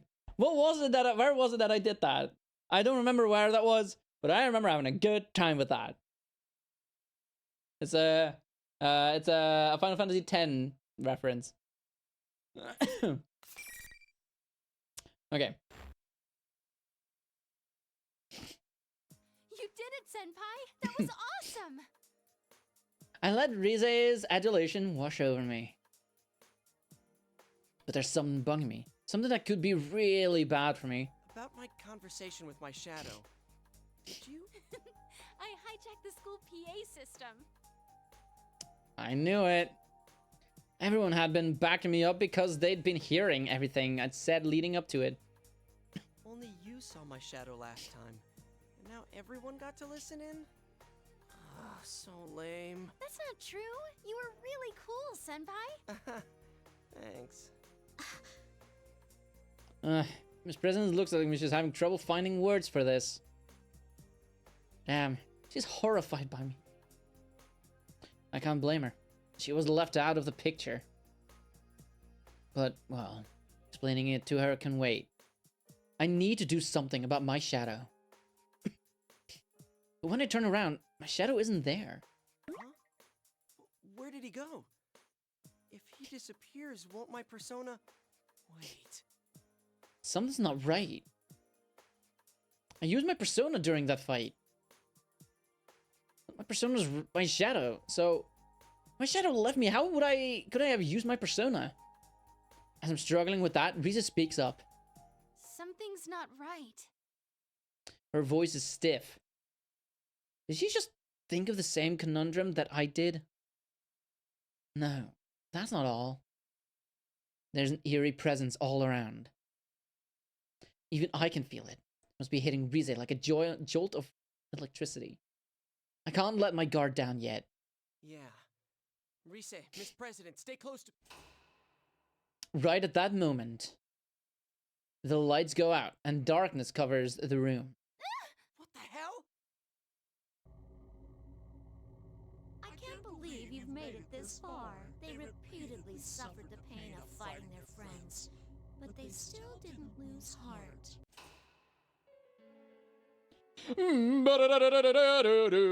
The lights came back on. When they do, the fake Teddy is standing there. Why is it looking like that now? Wait, was it the one talking in that weird voice? Fake Teddy ignores me and looks at Miss President. No one can understand you after all. What a shame. Who are you? Then you weren't my shadow? I want to make people fight. I especially want friends to fight against each other. Then maybe they'll understand how I feel. That was your wish, wasn't it? What are you saying? What does it mean this was my wish? And what's with that voice? Wait a minute. It's not talking to me. Then you mean... Senpai, get back! This shadow's reacting to Miss President! It was really her shadow! What? I can feel my brain cracking open like a dropped watermelon. That's Miss President's shadow? But it just said it was my shadow. But now that I think about it, this General Teddy has always been hostile to her, ever since we met outside the school. That would explain Rize's voice over the PA system too. Well, duh. If a normal person's in here long enough, of course her shadow's gonna split away from her. I should have known that. After all, that's exactly what kept happening last year. Miss President just looked so healthy that it never occurred to me. This is just... As if to mock my astonishment, the shadow keeps talking in General Teddy's shape. I did exactly what you wished. So, how did that work out for you? Hang on. Oops. I gotta snooze this real quick. And we can go back into it. Okay, so an ad is gonna play very soon. Before 5 minutes probably, hopefully. But I'm gonna pause when the ad runs, and then I'll take a pee break. They still couldn't understand you. No one can really understand how we feel, can they? Come on. How much longer are you gonna keep deceiving yourself? Didn't you hear them say you shouldn't ignore who you are? Here, I'll show you your reality.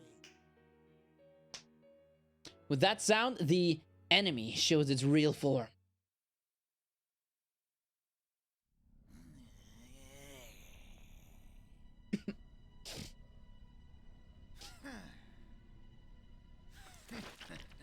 Eh.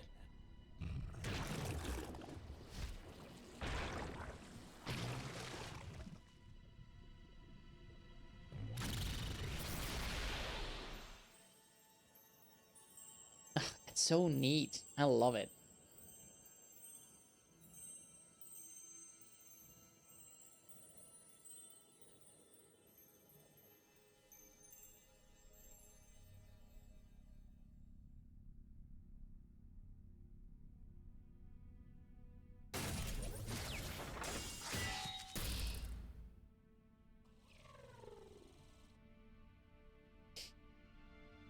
Damn, look at that. It's so cool. I am a shadow. The true self. That's my face. But that's all that's the same. Even though her shadow has the same face, her body is wrapped in metal.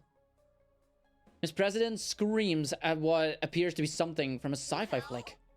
You must remember now. No, I'm not like that. No, Miss President, calm down. A shadow doesn't just take on your appearance. You look like a twisted version of you to agitate you even more. No. Tried calming her down, but my words aren't reaching her. She just keeps shaking her head in denial. What's going on here? Shadows are things that exemplify what their originals want to be. If I've never heard of them transforming into other people. The shadow sees my confusion and smiles. It's an illusion. Huh? It's an illusion. Isn't that what you thought when you fought your friends? Your senses were being deceived. Warping what you saw. Twisting what you heard. That's how you made my senpai fight each other. Is that your power? Not just mine. It's actually our power. Isn't that so? Me. Our? What is she saying? No. I'm not like you. I'm human. Miss President crouches down and says the words that are always bad. With that, the shadow's smile grows even more menacing as it snaps its fingers again. At that moment, something like TV static flashes across my eyes. I rub my eyes. The static doesn't cover my entire field of view, but slowly begins to focus around Miss President. When it clears, she's changed. Metallic limbs stretch from her uniform. Something metallic, like wings, unfurl from her back. There's no doubt. She's the same as the shadow standing in front of us. She cries out and tries to cover her ears. But when she does, the sound of metal grinding against metal accompanies her movements. I see myself reflected in the shiny metal of her fingers. Robot? So that means Shadow isn't some fancy fantasy version. That's her true self. So Miss President was the one trying to look like a human. No! I'm human! You still believe that about yourself? No human can do that. And you know it. The Shadow points at me, and I'm at a loss for words. I look around, but in the end, my eyes meet hers. We both fall silent. In those few seconds, I can feel a deep rift growing between us. No, don't get me wrong. I was just a little surprised. I'm human! Wait, I'm sorry, Suddenly, there's an explosion so loud, I think my eardrums are blown out. The smoke makes me cough, and my eyes tear up. Okay, well, ads are gonna play now. I could have snoozed it again, but I didn't. So while the ad plays, BRB and pee break.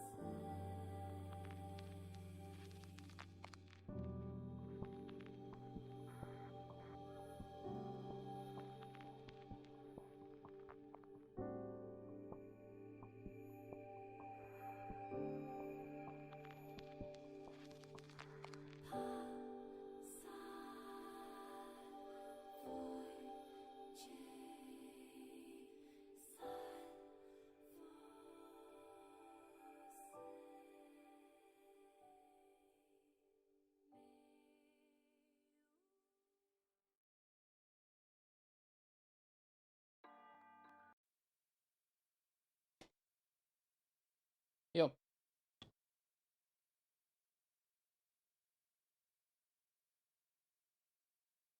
All right.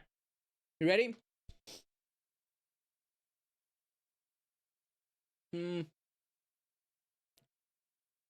So, this game is probably going to take longer than 3 hours from now. So what I'm gonna do is I'm gonna do one more run after this, right? And then I gotta call it because I cannot be here for 30 hours. I don't think it's gonna be 30 hours, but maybe it is. I don't know. We're gonna have to wait and see, don't we? Okay.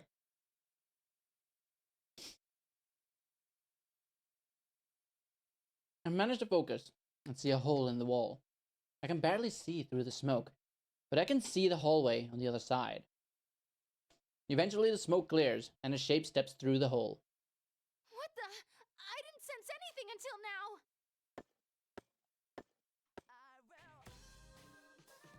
It was a girl! Blonde hair, blue crystal-like eyes. But there were metallic sounds as she walks. So this is where you were. Another robot girl? I guess! It's another girl with a mechanical body. Just like the Shadows and Miss President. She is so cool! I love you! She looks at the trembling president and calls out. You must remember, that is the only way the future will open up to you. You must accept it, no matter how painful it may be. Your true name is 5th generation anti-shadow suppression weapon, Labris. No, that stands for 5 gas. Actually, Gasu. Gas W. I think Labris has a nicer ring to it, though. Labris. Weapon? What? What is going on here?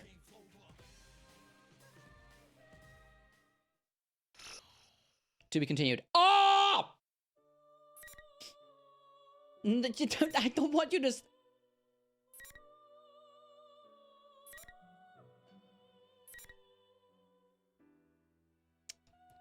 P4A story.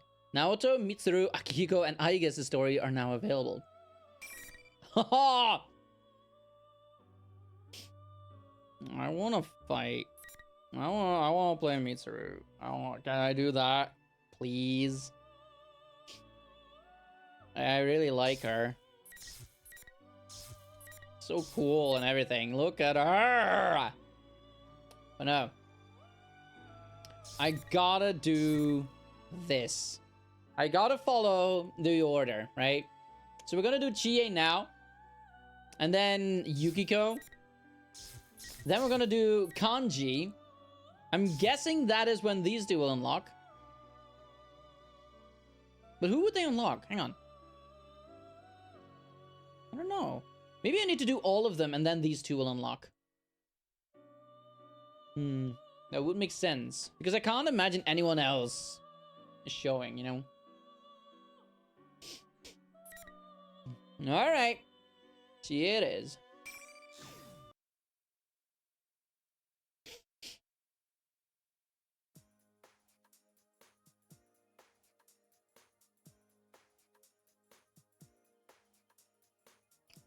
I like Gia's room. Is that a Kermit the Frog? I like that she has maracas.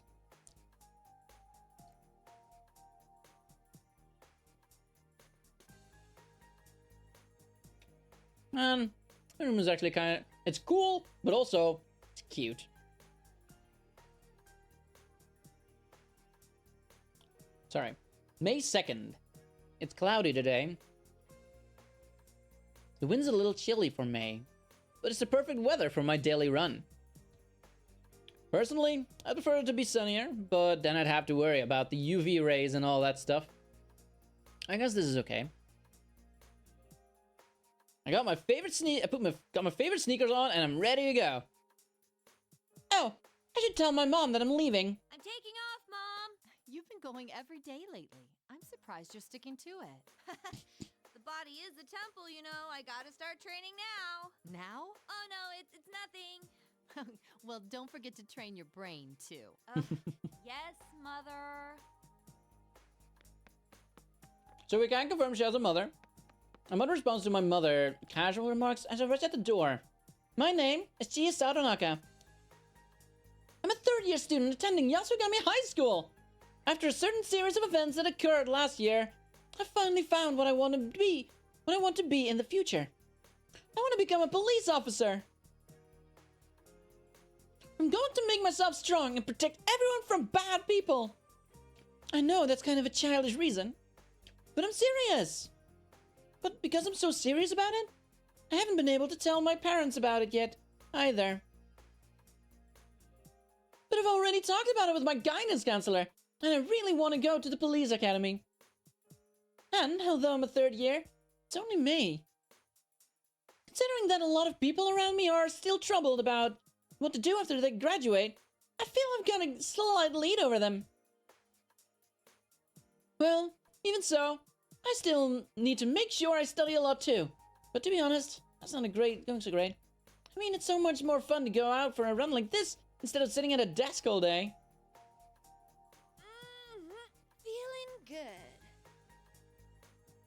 I take a deep breath of the damp air and start my run down the road to Samigawa at my usual pace.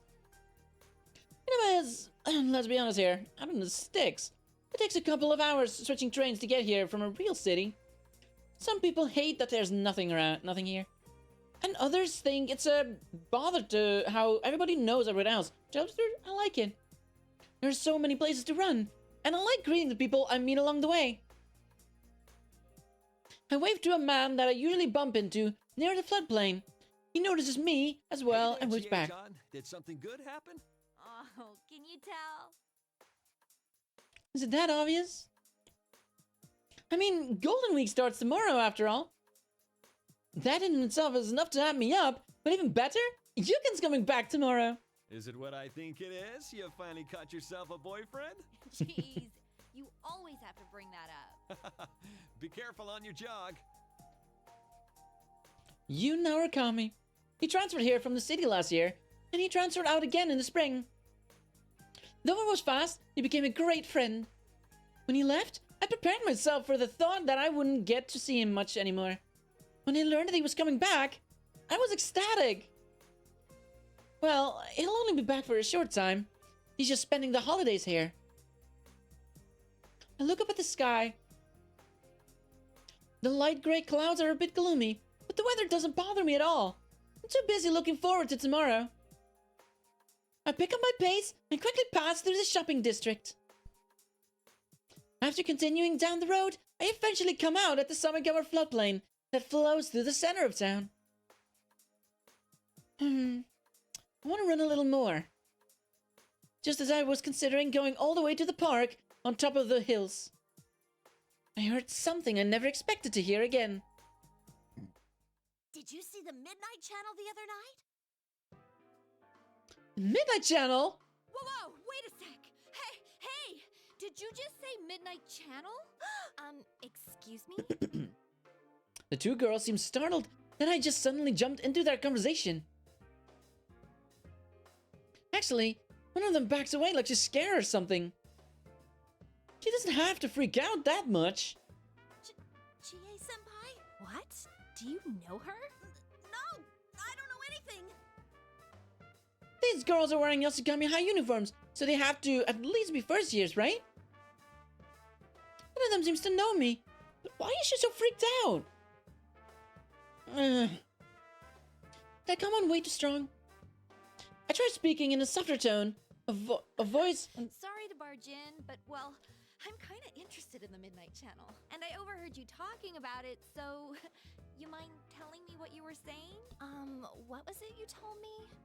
I heard that this time it's like a fighting show and that the people on it were fighting each other. I didn't know who was on it. I couldn't tell anything at all. Huh? But you just said. Well, please excuse us. Come on, let's go. Hey!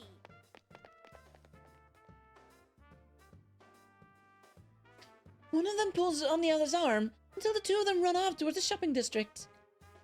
They completely ignore me when I try to stop them. Oh, Even if I was coming on too strong in the beginning, didn't that girl's attitude suddenly change when she learned my name? Huh? What was that? Did she not like me or something? But I've never even met her. I didn't do anything wrong, did I? Oh, GA. Can I think of any reasons? Well, I kind of can. Friends tend to stick out in this rural town for one reason or another. Sometimes people can dislike you for just being part of a crowd that stands out. It was especially bad when I entered the school beauty pageant last year. I was forced into it, just for the record. I heard a lot of talk behind my back. Then again, it only came from a few people. Wonder if that was part of that too. I don't let it get to me, but seeing someone react to my face does make me a little upset. Still, the Midnight Channel? A fighting show? People are fighting? I asked more about what she meant. Why do you have to run away if I had just gone up and talked to them like a normal person? I can't do it. Can I do something about this habit of doing stuff without thinking about it? I need to get better at getting information, or I'll be one lousy police officer. I sighed to myself, then get back to my run.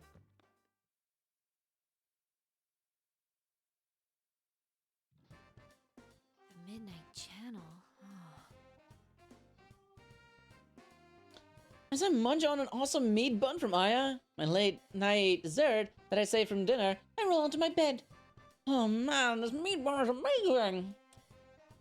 You just heat it up in the microwave for a minute, and the outside gets all fluffy, and then the juices get all over you when you bite into it, like a meat apple.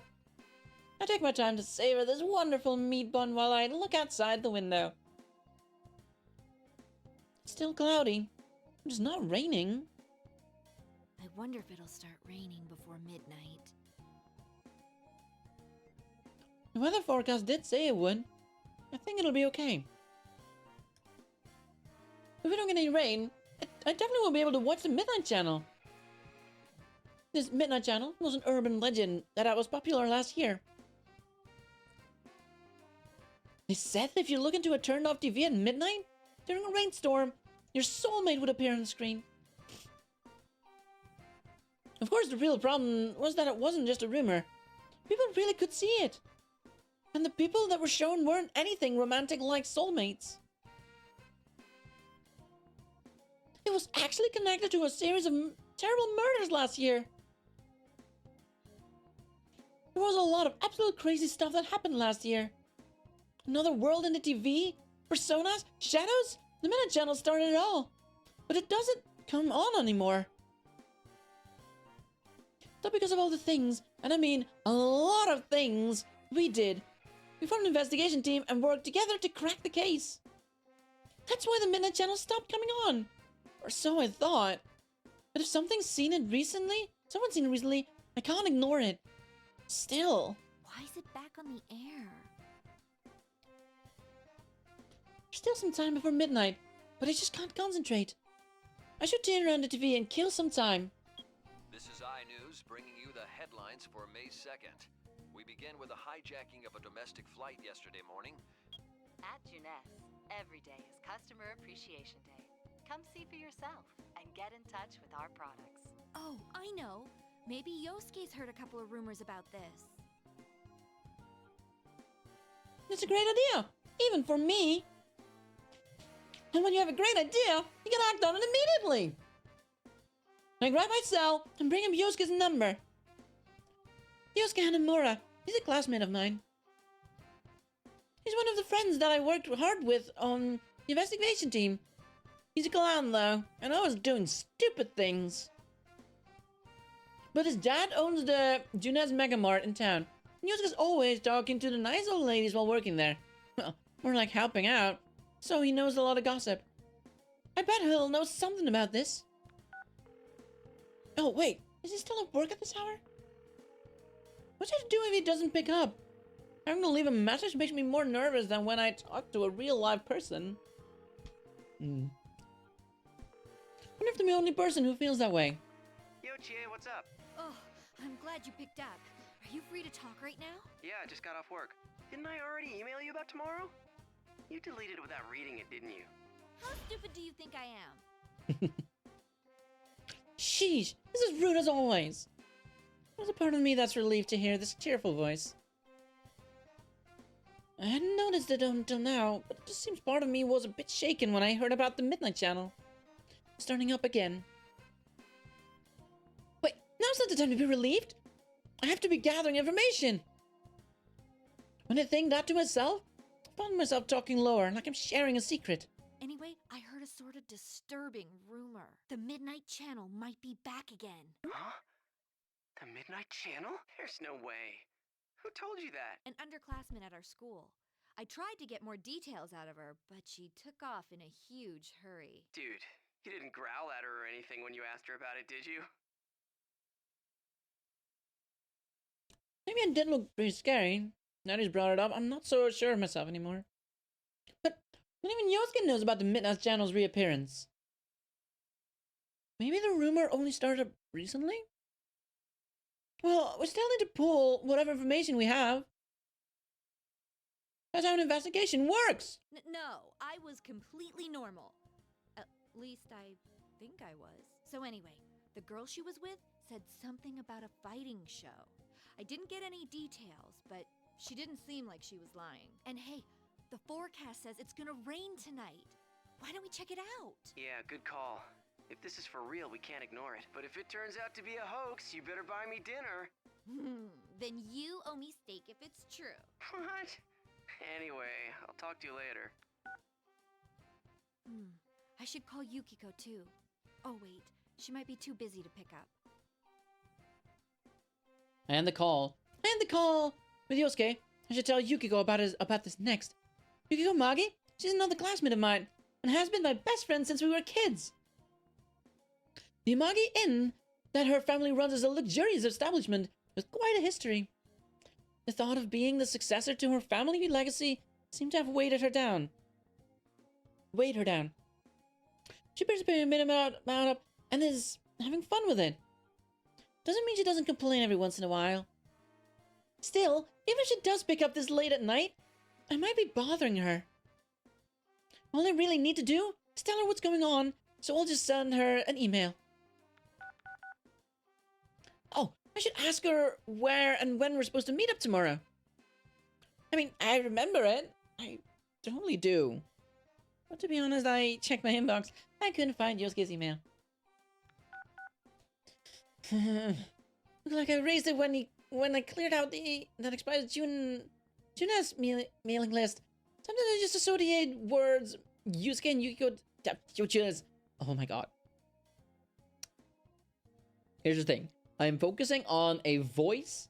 I am focusing on the fact that I have this on auto speed up, right? Or on like auto continue. And then I stumble and mess up. I promise I'm not stupid, okay? I am. Sometimes I just associate the words Yosuke and Junas together without thinking. I'm actually a little shaky about when we're supposed to meet. The more I think about it, the less sure I am that I remember it in the right. Maybe I really am that stupid. Jeez. There. Mail sent. Now, who else haven't I told yet? Oh, there's Naoto-kun. Actually, she told me beforehand that she wouldn't be in Inaba during Golden Week. I guess she couldn't free up her work schedule. She sounded so disappointed on the phone, too. With that on my mind, I searched through my contact list for her anyway. Hi, Naoto-kun. Oh, I'm not interrupting your work, am I? No, it's quite alright.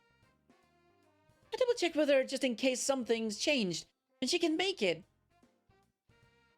Looks like she really can't. After making sure, I decided not to tell her about what might be another case.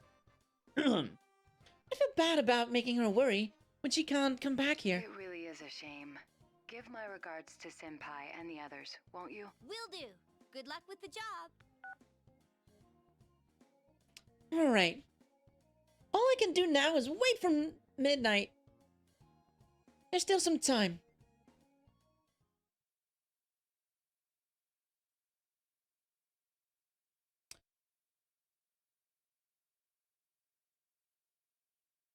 It's also kind of like her voice. I feel like I never really got her voice down right. But it's better than what I have now. That being said, I don't think I really have the energy to... If I did her voice as the first one, why is my elbow so itchy? It's not even like I can see my elbow. My elbow is really itchy right now.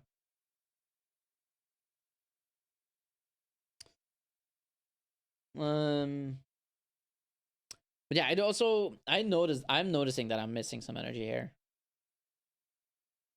Whew. It's past 11:30. Maybe I'll be able to concentrate on my studies now when there's nothing fun to do? Well, I tried, but it's still useless. While I'm lying face down on my desk, I hear a faint sound hitting my window. I rush over to my window. Yes, rain! Keep it up, clouds. The Midnight Channel should show up then. No, I don't think I should get so hasty. May only be just a rumor. Still, I want to hurry up and see if it's going to come on or not. Considering that Yukon is coming back, it'd be great if there was nothing else to worry about. Once I make sure it doesn't show up, I'll pray for the rain to lift, so I'll have a great reunion under the clear skies tomorrow. I take a seat in front of the TV and wait. Man, can't time hurry up a bit? Back memories. Waiting for the Midnight Channel like this? It's as if the investigation team picked right up where I left off. It's left off. When I close my eyes, those memories come back like it was only yesterday. Yukon was our leader, and Yosuke was his partner. The two of them fought back to back, always perfectly in tune with each other. And there's Yukiko, who can be a bit off at times, but is kind of warm-hearted. She's my best friend. She was one of the victims in the case too. Saving Yukiko was actually the first job of the investigation team. Then there's Kanji-kun. He's 1 year younger than us, and though he seems like an oddly feminine juvenile delinquent, he's a man at heart. There's also Rise-chan, or Risette, who's actually a famous pop idol. Oh, I can't forget Naoto-kun. She's a real detective. Finally, there's Teddy. He's always a clown and jokes around, but it's hard to hate him. The more I think about it, the more I realize that our group really is full of strange people. I guess there's no helping the fact that we'd get talked about then. But now, we're just used to being together. To be honest, if it hadn't been for the case, I'd never have gotten to know some of them. Still, I never want to have to go through anything like that again. Just 5 more minutes to go. When I swallow, the sound is amazingly loud. My hands are cold, and I've unconsciously curled them into fists. Please don't show up. I mean, if it does, then there might be another victim. I just want to laugh about this tomorrow. Yosuke just laughed it off, thinking that I tricked him into staying up all night for no reason. I really don't want someone to get hurt again.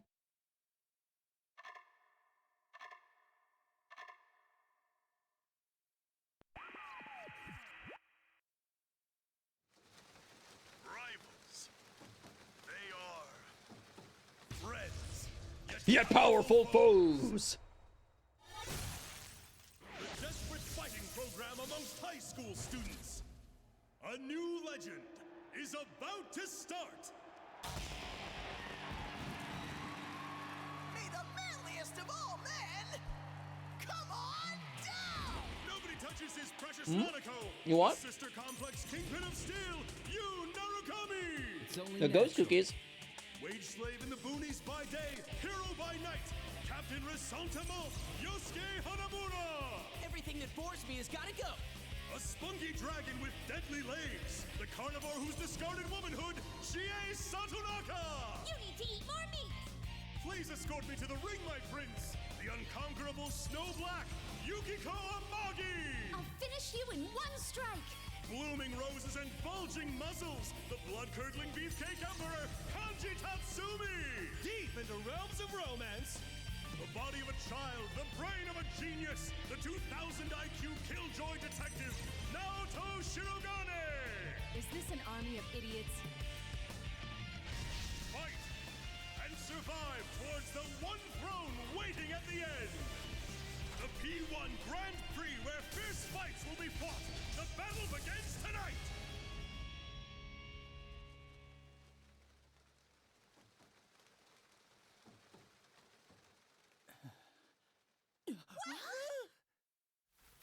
what on earth was that?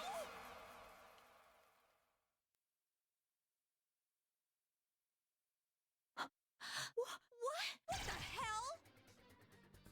I'm frozen to the spot for a good 30 seconds before I can shout. After that initial burst, though, I don't even know what to say. Yes, that was the Midnight Channel. It was clear as day. And I was on it. There was no mistake. That was me. And it was some stupid... That was a stupid catchphrase tagged to all of us. Before I know it, my cell's in my hand, and I've dialed something. Hello? What the hell was that carnivore who's discarded womanhood crap? As Yosuke picks up, I can't restrain myself from venting my anger on him. What the hell was all that about? Seriously, what the hell? Ow! You almost blew out my eardrum. I haven't discarded it. I haven't. You hear me? I eat vegetables too, you know, and I haven't discarded my womanhood. All right, just calm down. What was that about? Is that what everyone's been seeing? No wonder that girl got so spooked this afternoon. Yeah, there was a carnivore that discarded a woman in front of her. She must have thought that I was going to eat her or something. Must have been scarier than the boogeyman. No. That's a good girl. Calm down. Hey, don't treat me like a rabid animal. Well, just think about how I feel. That Captain Ressentiment part isn't too cool. Let's ignore that for now. Look, there's something that bothered me about what we just saw. Teddy was in that video, and he looked like he's hosting the whole thing. Huh, really? Plus, he hasn't come home yet. And he's not picking up his cell either. What? Can you call Yukiko? I'll try and contact the others. I'm gonna hang up now, but I'll call back in about 30 minutes, okay? Got it.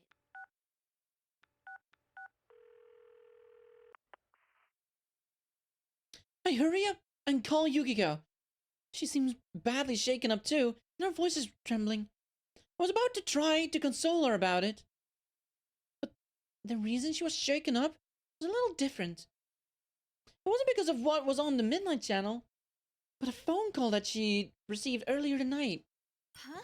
Rise-chan's gone missing? Yeah, her manager called the Amagi Inn to ask if I knew anything. Could it be related to the Midnight Channel? I don't know about that, but... Even though that's what I said, I was convinced otherwise. The Midnight Channel must be related to how Teddy and Rise-chan have gone missing. I don't have any proof, but think about the timing. There has to be some kind of connection here. In any case, I checked with Yukiko about her meeting tomorrow before I hang up. Later though, another troubling tidbit was added when Yosuke called me again. Looks like Kanji's missing too. His mom told me that he was sleeping in the living room, but then he disappeared. Then Teddy, Rise-chan, and Kanji-kun. Yeah, this might be serious. I'll see you at the food court tomorrow. I glare at the TV screen. Of course, since it turns off, nothing's on it. I don't care about any stupid catchphrases now. I'm just worried about the friends that we can't get in touch with. Please be okay.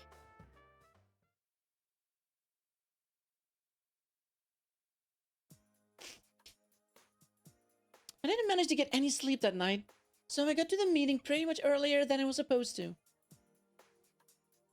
This is the food court on the Junes roof. It's where the investigation team usually met. The light clouds from last night have blown away, and a nice breeze is passing through the area. Now, where should I wait for everyone? Just when I was convinced that I was the first one here? I see the narrow back of my best friend. Yukiko, you're early. Good morning, Chie. I couldn't stop thinking about things, so I wrapped up my shift at the inn early and came here.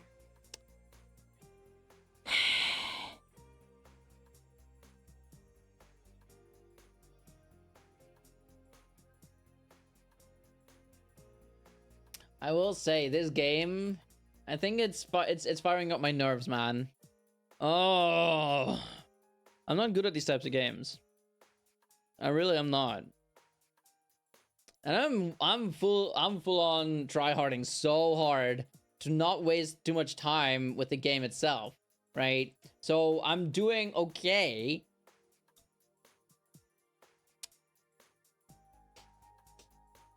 Oh man, does it give me stress? Yukiko smiles. Man, she's so pretty as usual.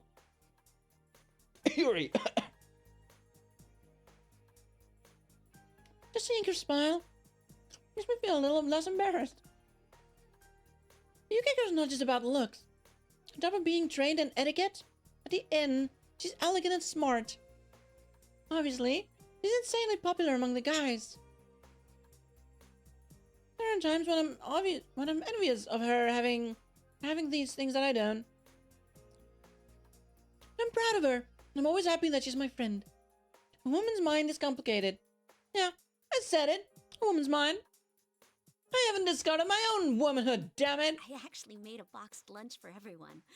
Let's eat it together later. Wow, a boxed lunch? You made it? Don't worry, I made sure to taste test it first, so it won't be like last year. I think. Well, you've got a point. We don't want people to keep calling us poison chefs, do we? Ooh, that does smell really good. Oh man, I can't wait to try it. It smells so good. I'm sure it'll be okay. Yukiko's really been doing her best lately, after all. As Yukiko blushes shyly, I notice two people entering the food court from behind her. That's Yosuke and Yukon! Hey there, sorry I'm late. I ran into this guy at the elevator. Good to see you guys again. Welcome back! The guest of honor's finally here. You're looking well. Welcome back. Should we... Huh? Oh, he already knows about the Midnight Channel thing. Maybe I should have done Yukiko's run, right? Because Yukiko has a more softer voice, where like a less energetic voice, right? He's actually the one who called me up about it. Oh, I see. This has turned into a pretty thrown-together reunion, hasn't it? But I'm glad you came. Once Yukon takes a seat, Yosuke clears his throat in an exaggerated way and looks at all of us. Oh, is this going where I think it's going? When I glance towards Yukiko, our eyes meet and we can't help but laugh. Well, it sucks that we can't hang out more before jumping into another mystery, but to celebrate our partner's return, I hereby reinstate the investigation team in response to the Midnight Channel going back on the air last night. Oh, the team is back! Just hearing that name again gets me all fired up. Yeah, let's do this! I don't think the applause is necessary. But it gets us all hyped up! Yosuke smiles to himself and looks at Yukon, but Yukon was about to start clapping along with us. Yosuke just shrugs awkwardly. Everyone laughs at this, and the mood lightens considerably. Her eye with the logo. Looks like we've never changed. I feel like in this brief time, we've completely filled in the last couple of months that we've been away. It's like Yukon never went back to the city. Well, let's get cracking. I mean, this is no laughing matter. The relaxed air suddenly tightens with Yosuke's words. With the Midnight Channel airing, we all understand what that means. No one's heard from Teddy, Kanji, or Rise. Just those three, right? Yeah. Oh, I got a hold of Naoto-kun, but I didn't tell her about this stuff. She told me she couldn't make it today because of her job, so I didn't want to worry her. She seemed pretty bummed that she couldn't be here too. Naoto-kun seriously seems busy when I talk to her. Would have been reassuring if we'd had Naoto-kun here, since she's such an amazing detective that even the police can please ask for her assistance. She has to be doing something really important right now. One thing's been bothering me. The picture on the TV was very clear last night. I think about that, about what came on last night. Yeah, the picture was really clear. There was no static or digital fuzz or anything. I could easily tell who was on it. But isn't that odd? Everyone else has had the same doubts as I do. Yukon speaks up and asks about the reason behind it. Yeah. Going by the pattern from last year, it wouldn't be that clear until after the victim entered the TV. Hey, isn't this the first time a big group of people was shown together? Plus, we're still here. Why us anyway? And what's up with those insulting descriptions? I look over to Yukiko after that. Crap, she's angry. She still has a beautiful smile on. But I can tell she's seriously mad. Hey, don't get mad at me. Your nickname wasn't that bad. At least the unconquerable Snow Black is still feminine. It's just a joke about Snow White. Oh, I got stuck with Carnivore. Yeah, I know this is a problem here, but still. What bothers me most is Teddy. He was acting like the host of that show. You can say the same thing Yosuke said yesterday. Now that's our leader. Even though he's been slapped with some insane label, like Sister Complex Kingpin, he's as calm as ever. Yeah, and we can't find him. This smells fishy. Then again, I doubt he would play a prank like this for no reason. I guess we'll just have to go inside the TV and find out what's going on. Won't we be stuck in there without Teddy to give us an exit? Uh-huh, not so. I've had Teddy keep the exit TV out on that side. Look at you, all prepared. I mean, think about it. What if we were half asleep and fell into a TV when Teddy wasn't over there? Isn't that a scary thought? Like anyone would be that clumsy. Well, there is someone who almost fell in like that. I suddenly remember back when we simply brushed off his claims that he could go inside a TV. I remember that you had said that he had gotten stuck because of his TV screen was so small or something like that. He had been so serious. Feels like that was a long time ago. Anyway, it sounds like it's safe for us to go investigate then. Yeah, there's no doubt that something's going on in there. Is everyone ready? We're all good to go. To tell the truth, I had a hunch that this was going to happen. Everyone stands up excitedly, ready to show that we're all prepared. We're headed for the electronics department in Junes. We know that the big screen TV there will allow us to enter that other world. Actually, we could use other TVs, but there's no way to know where we end up. So we just stuck with that one TV. Yeah, again, a miracle that no one has bought that TV yet. If the friends... I can feel myself getting more fired up with every step we take. If the friends we couldn't get in touch with have been dragged into something, then I have to rescue them. My fingers are still cold as I curl them into a fist. It's been a while, so I'm nervous. When I glance at Yukiko, she doesn't look very enthusiastic either. Yukiko, it'll be all right. You don't need to scrunch up your face. Was I doing that? Yeah, you're gonna give yourself wrinkles. I'll be more careful. Don't worry, things are different from the way they were last year. We're old pros at this. That brings a smile back to Yukiko's face. When I see her relax, my nervousness unravels along with hers. Yeah, we'll be okay. I'm sure we'll be able to save them.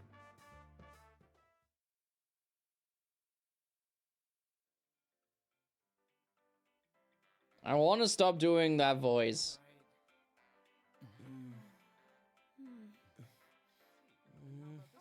It's a holiday, so the store's full of people.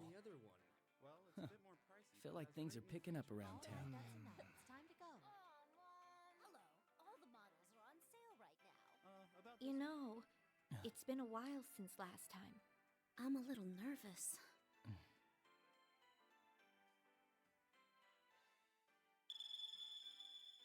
Whoa, wait! There are still people in this aisle! Hey, get ready! The customers are going away! Uh-huh. Mm-hmm.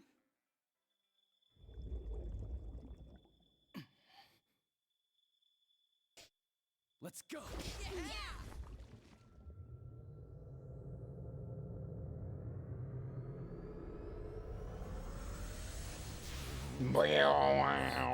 Isn't this different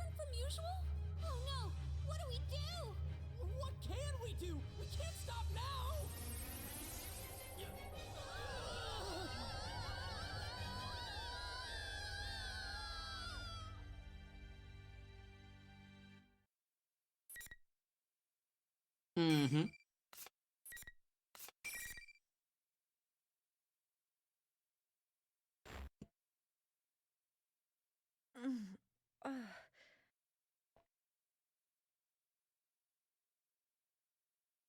When I wake up, I notice that I'm lying on the ground. I quickly get up and make sure I'm alright. Okay, I don't hurt anywhere. Been a while since I had to enter a TV, but there was something different this time. There isn't the usual sensation of falling forever. I cautiously check my surroundings. And I'm awestruck. Is this our school? That's the gateway to Yasugami High. You should know it. I go there almost every day. Hey, didn't the TV world turn into some beautiful place when we finished the case? Did it change back? We didn't actually go into the TV though, right? After we finished the case.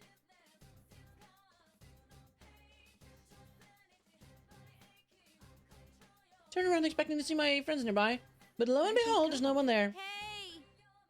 Is anyone there? I call out, but there's no answer. There isn't even an echo. My voice just disappears, as if the sound is being sucked away. Usually we'd come out together when we went in through the same TV. Yukon, Yosuke, Yukiko, where did they all go? I actually look around, but there's no one. Where is this? I know I'm in the TV world. So why does it look like Yasugami High? And there's all these weird decorations all over the place. It's like the week before the Culture Festival, but different. Huh? That reminds me, what was on the Midnight Channel? Not the people, but... The P1 Grand Prix? Just as I say that, smoke suddenly gushes from the sides of the big monitor set up near the school gate. What is this? Ladies and gentlemen, it's time to get our program started. Is that Rise-chan? A loud cheer accompanies her voice. Where's that coming from? There shouldn't be any people here. Look around wildly while Rise-chan continues on the screen. There's no need for manners or courtesy or anything today, so let it all hang out. Tell us how you really feel. I, Reset, will be your commentator. But first, the General would like to say a few words.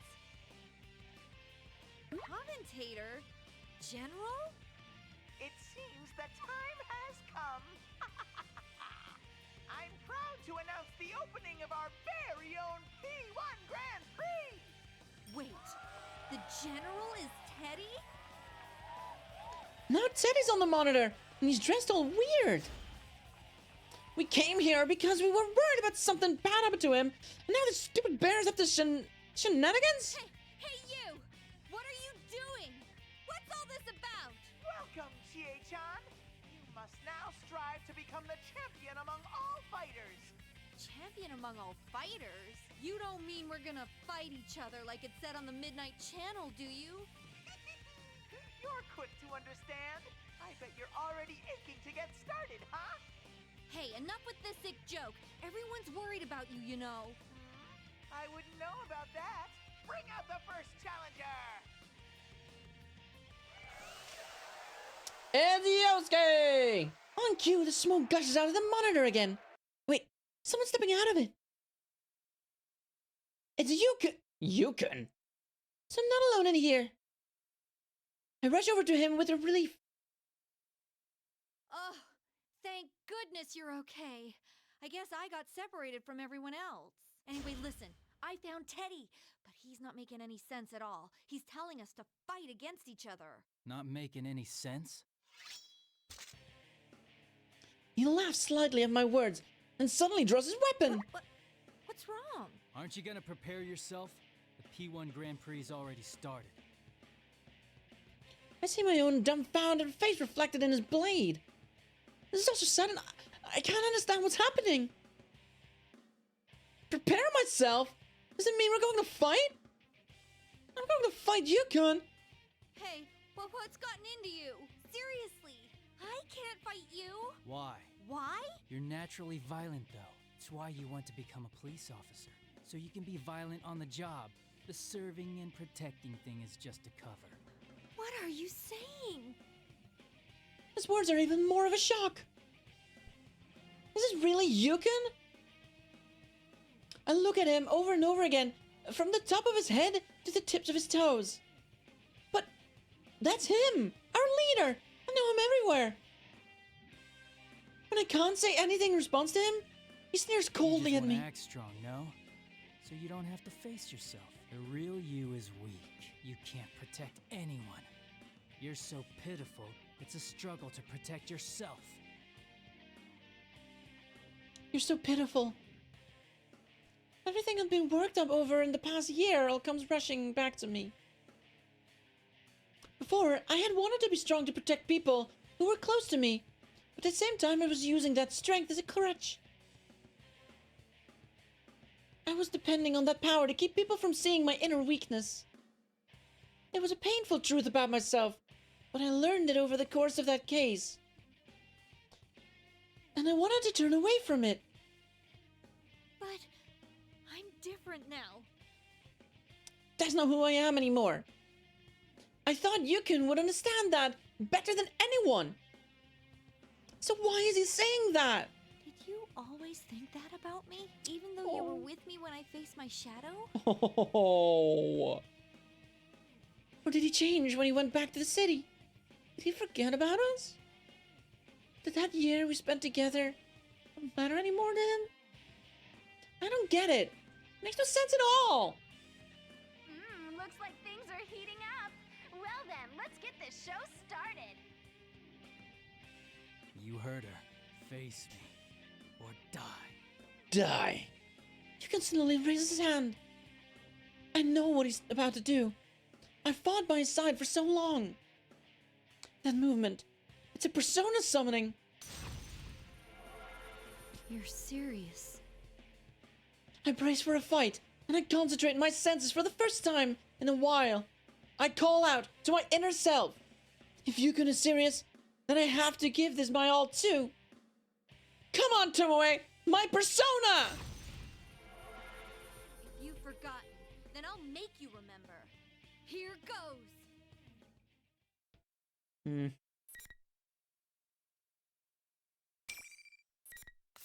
Oy, my head hurts.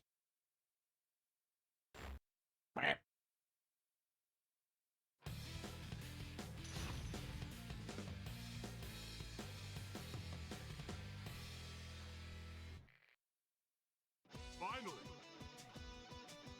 Fight!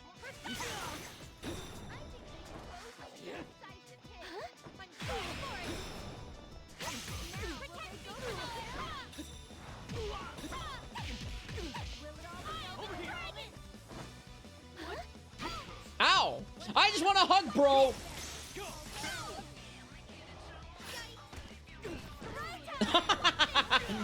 Butt cheeks!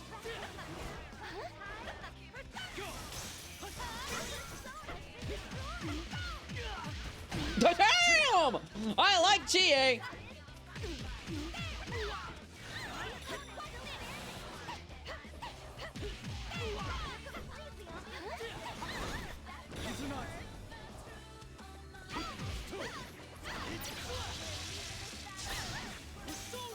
Don't you dare! Stop!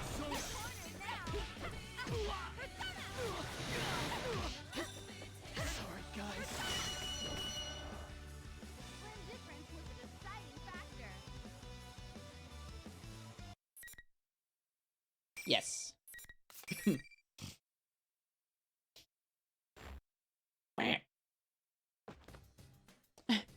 I beat Yukon? Maybe, but it doesn't make me happy at all. I try my best to fight back the tears that well up in my eyes. That's when I notice that there are other students gathering around us. No, take a better look. These aren't students. They aren't even human. Whatever they are, are only shaped like people. I was so absorbed in the fight that I didn't pay attention to them. But I vaguely remember seeing them while we're fighting. What are they? Look like people's silhouettes. Could they be shadows? Still, they're not attacking me. Is this some stage effect Teddy's doing? I tried to think about this, but in the end, I turned to Yukon, who was down on his knees. It's no use. Can't think of anything to say right now. And even though my mind's a mess, Teddy shows up on the monitor and starts being a total ass. That was an amazing fight! Good job in defeating Sensei, Chie-chan. That's our #1 thug! What is this? Really what you want? Why did you make me fight him? Oh, but I'm sure you know why, Chie-chan. Be looking forward to your next opponent.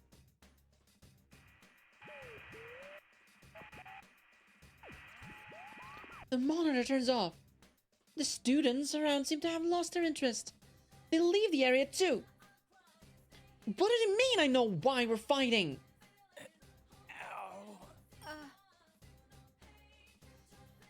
I almost rush over hands down, but my feet stop.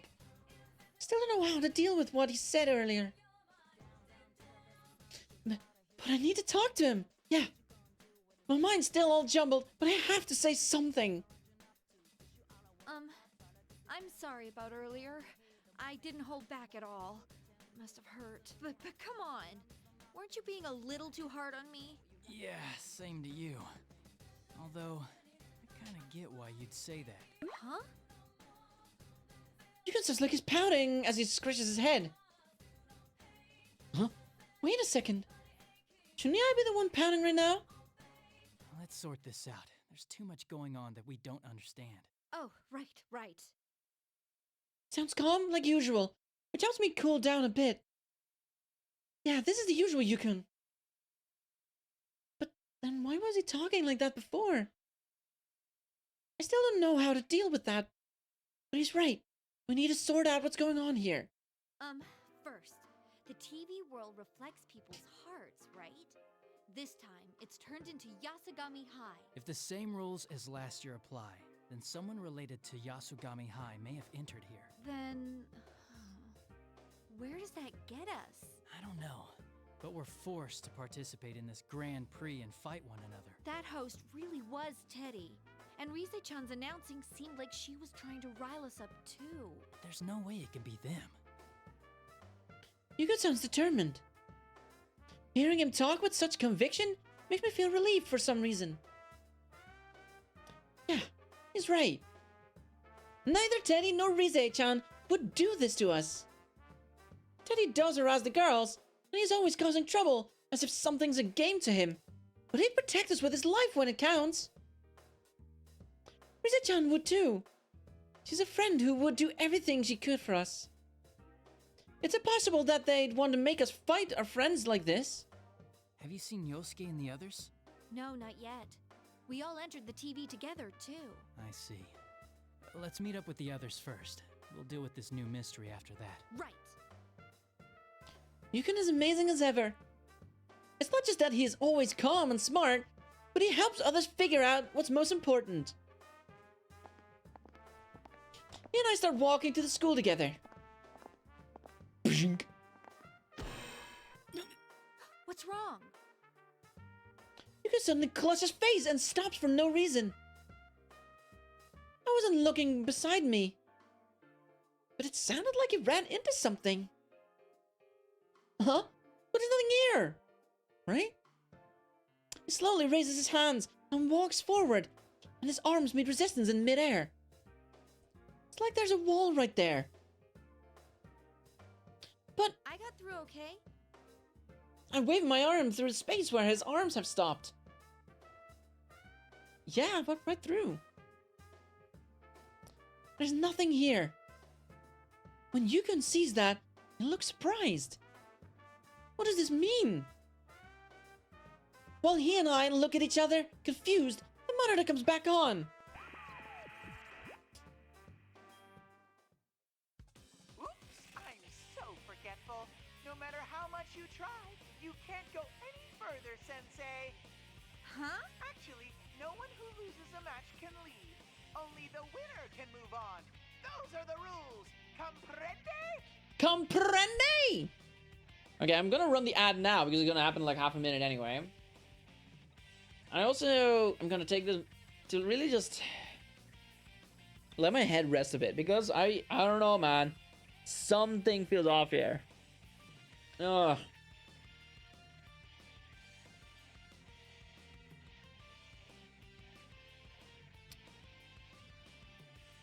I don't know why, but I feel really, really tired.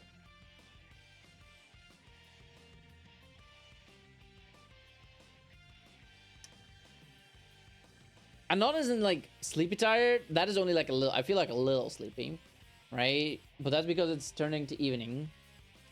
And I'm used to sleeping earlier now. Well, I say that. That's a lie. I can stay up late. But also, I don't know. Maybe it's because it's like a visual novel on the side as well, right? Like, there's a lot more reading here than Persona 4 Golden. I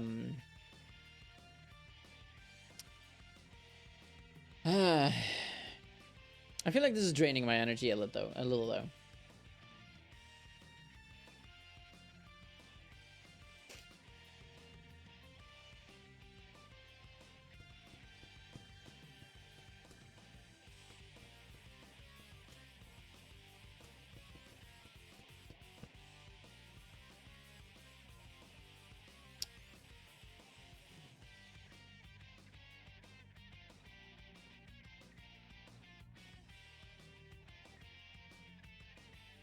I don't think it's because I tied my hair too tightly.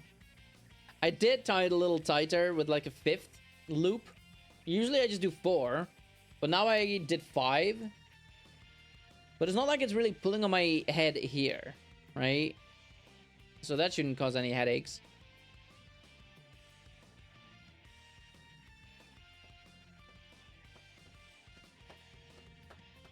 Oh, it says quick skip.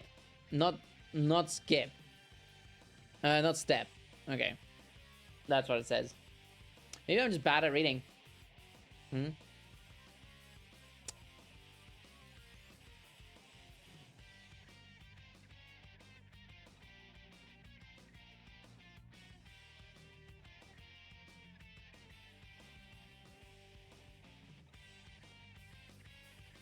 right.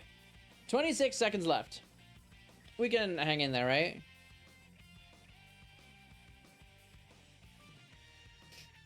Okay, I'll say this much. I'm not good at these games. And I'm having a good time. I'm not great at these games, and I don't like them. But I don't know. There is something about this that I find somewhat enjoyable. Am I ever gonna replay this? Probably not. Because I'm not good at these games. And I sure I could get better, and I am getting better as I go, right? But still, I don't love these types of games. All right, you ready? Continue.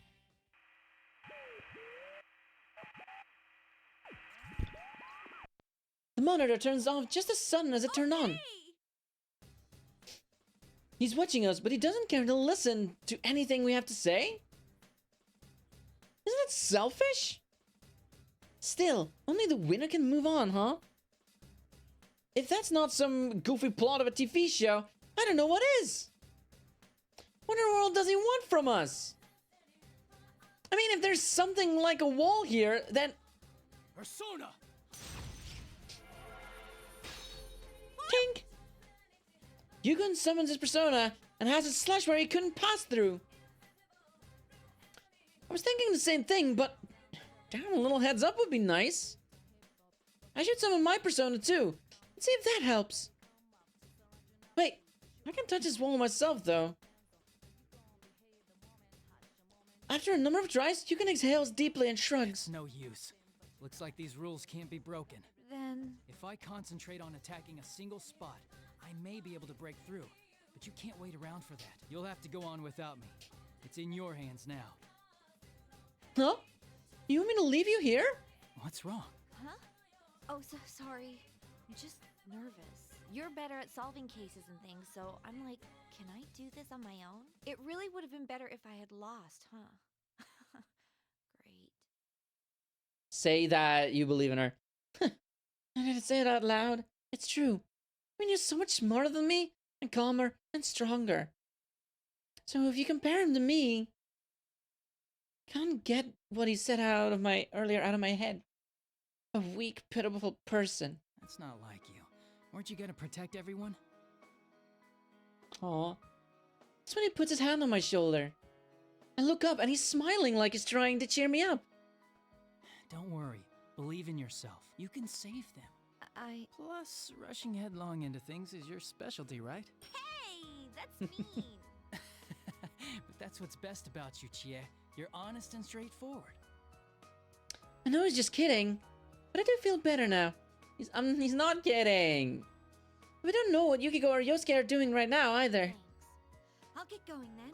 I'll be back with the rest of the guys to save you. Just wait for us. If I'm the only one who can go on, then that's just what I'll have to do. I'm the only one who can do this, so I will do it. Because I'm the only one who can.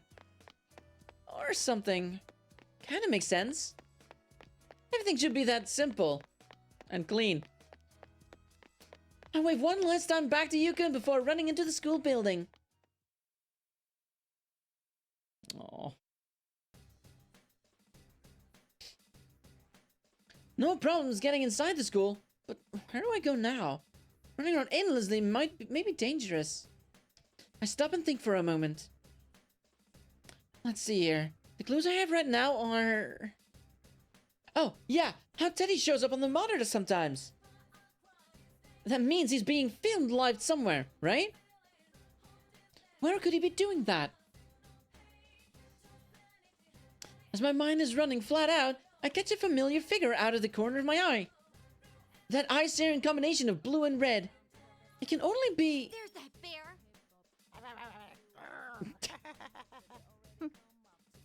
What? What the? He didn't even notice me. He just went up the stairs like I hadn't said anything. And he wasn't alone. There was a girl in Yasugami High uniform with him. But who was that? Riza-chan? No, that wasn't her. Anyway, I need to go after him. Hey, get back here. Third year, class 2, Chie Satanaka. How are things going? I have a message from the general. Your next battle is about to begin, so don't go anywhere. Huh? Are we gonna fight Kanji, you think? Despite my anger, I stop when I hear Rize-chan, and the monitor hallway turns on. Monitor in a hallway turns on. This time, Teddy was in a costume. Wait, what? I thought I'd just seen Teddy. He wasn't wearing anything like that. How did you change so fast? What are you talking about? I'm the general, so I'm always wearing this uniform. Don't you think I look sharp, Chie-chan? You had said that there was no way Teddy could be behind this, and I really want to believe it. But that looks and sounds just like him. My brain's a mess. Fine, I'll head straight to where you are and ask you in person. You really don't seem to get it, Chie-chan. This is a Grand Prix, and your next battle is coming up. Haven't you been listening? I don't care about your stupid Grand Prix. I don't want to fight anymore. Yeesh! How thick can you be? Don't you know this Grand Prix is for you? For me? That was louder. What's he talking about? All this fighting's for me? I'm about to laugh, but I get a tight feeling in my chest. I didn't want to hear what he was going to say next, so I forced the conversation onto a different track. Who was that girl back there? Never mind her.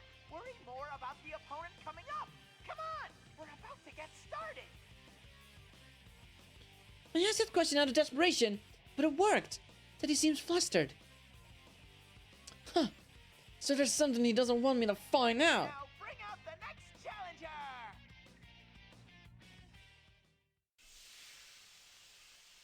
want to ask him about that girl again, but smoke suddenly floods the area, and I can't see the monitor anymore.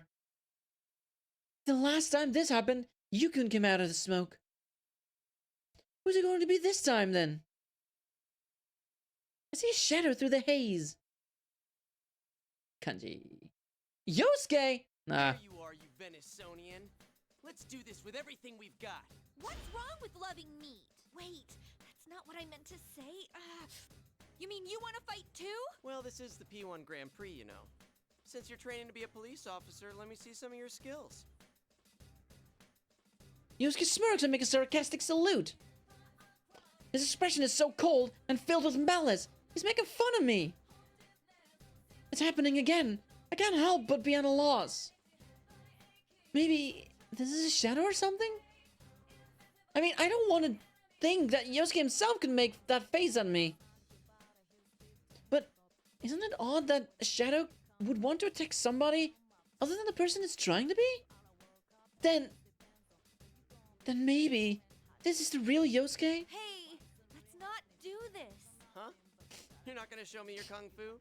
Well, I guess it is pretty useless. It's not useless. I train myself so I can protect people.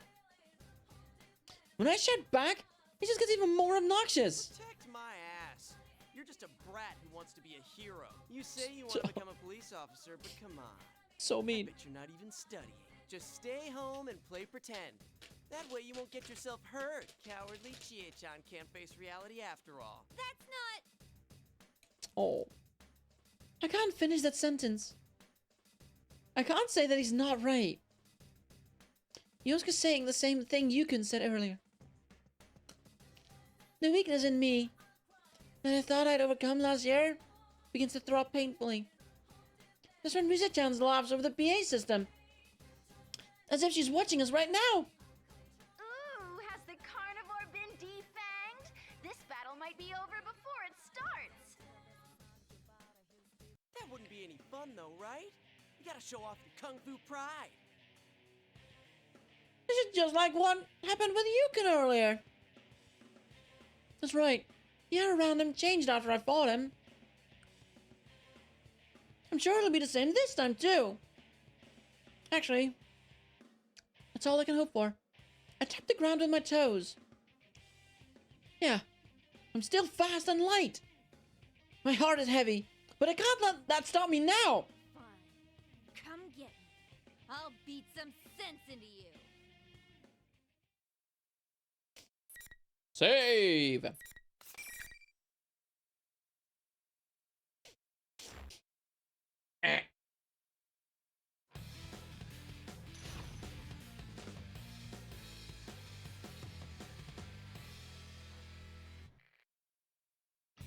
Final. Fight.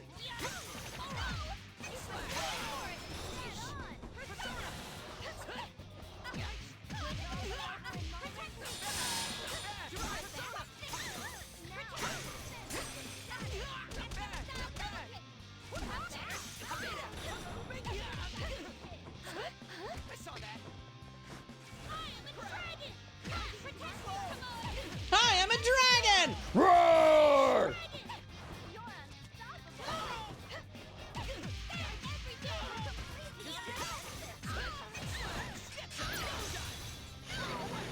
No, wind is the way to go! Stop it!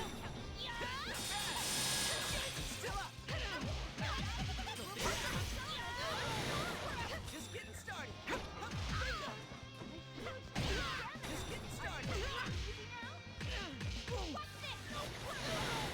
Just getting started. Just getting started. Safety muscles. Woo! How unfortunate. Better luck next time. Maybe I should play this game against my sister. Without letting her play and practice first. Hey, I'm allowed to do that because she is good at those games. I am not. She is good at these types of games. She looks at the command list. She just needs to know what the buttons are, and then she'll have it like that. And I'm here like spending hours upon hours trying to learn how to play the game. Yeah, I'm allowed to have this advantage. All right? I'm allowed to. Ooh, you truly are a beast! We'll be looking forward to seeing your brutal kicks in the next battle, too!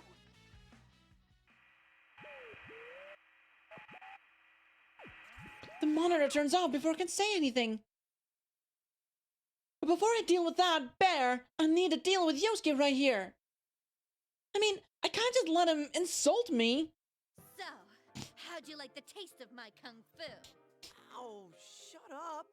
You just had to keep going on and on about how I've got no convictions and stuff, didn't you? Sure, sometimes studying's a pain, but I still do it. It's not about wanting to be a hero. I'm serious about this. And why'd you have to bring up stuff about Saki-senpai? That's driving the knife in too far. What are you saying, Yosuke? When were we talking about your convictions? Dude, what are you saying? Why did you start this hero talk all of a sudden? Huh? We both look at each other and cock out our heads, confused. This happened last time too. After Yukon and I fought, we were confused about what happened before the fight.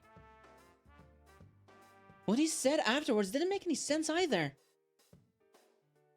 It's like we were having completely different conversations before the fight. I feel like something's been casting a spell on me. My anger drains away when I have that realization. Yosuke just shrugs it off and suggests that we talk about sharing what we found out about this place. But Yosuke just acts surprisingly. I wasn't expecting him surprised. I wasn't expecting him to be clueless. This isn't Yasugami High?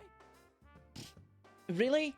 You thought this was real Yasugami High? Hello? We jumped into the TV together? How could you forget that? I knew he was acting weird from the beginning, but to completely forget that you've just jumped into a TV? Seriously, what's gotten into him? As I stare at him in disbelief, Yosuke scratches his head. Oh, I see. My brain's been kind of scrambled. First I get thrown into this Grand Prix thing, and then you keep rubbing salt into my old wounds. Oh, come on. You did the same thing to me. Wait, what's going on? You sound normal now, but before the fight... The same thing happened a little while ago. Yukon started saying weird things, we fought, and then things were back to normal once it was over. Could this be another one of those rules in this world? That may be it. I snap my fingers when the idea hits me. It's a rule that we have to fight each other. Another rule is that only the winner can move on. Then, maybe there's yet another rule about the situation changes to force us to fight. But who would make rules like that? Well, who makes the decisions around here? Teddy, who's calling himself the General? Rise-chan, the announcer? There's no way either of them would make us go through this. Could there be some bad guy out there making us crazy? A certain face comes to mind. That girl who was with Teddy in the stairway. When I asked him about her, he seemed to avoid the topic. This smells fishy. Oh, yeah. Hey, Yosuke. I tell Yosuke about the girl I saw. It appears that he knows who I'm talking about, too. I met that girl, too. Our ponytailed student council president, right? Student council president? Oh, we must be talking about different people. Our president is a guy. Seriously? Dude, the elections were just last week. You can't even remember their gender? Oh, I slept right through all that. But if that's true, then is she lying about being the student council president? Why would she do that? I don't know. But I'm positive she's not the real president. And isn't it suspicious that she's inside the TV? Good point. Let's go see what's up, Chie. Yosuke jumps up and starts to rush away, but... Youch! Face first into an invisible wall. That's gonna hurt. Sorry. I forgot to tell you, but it seems like only the winner gets to go on. Why didn't you tell me sooner? My nose is all Why didn't you tell me sooner? Ow! Man, I can't get through. Damn it. Guess I'm stuck waiting here. Wait. Oh no. What is it? Yosuke suddenly looks extremely serious. Is there another problem that I haven't noticed? Yosuke can be surprisingly perceptive at times. Maybe there's some new danger. What am I supposed supposed to do if I need to use the bathroom? That again. I don't feel like an idiot for assuming the best of him. Well, that's the kind of guy Yosuke is. Oh, well, the rest is up to you, Chie. You're the only one who can solve this case and save my bladder. Huh? Oh, right. I don't think that second thing's an actual problem, though. Well, in any case, I'll be counting on you. Sorry, I wish I could help you. But I'm sure you can save the others. Yeah. I'll do my best. Make sure you think before you act, okay? Going with your gut isn't that bad, but you tend to lose control pretty easily. Shut up. I'll solve this in no time. Even I know that. And I yelled back at him. Yosuke gave me a bright smile. That's the spirit. That president girl was headed to the announcement room. I'll be waiting to hear good news from you.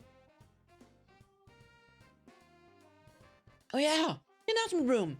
I finally have an answer to the questions I was thinking about before this fight interrupted my train of thought.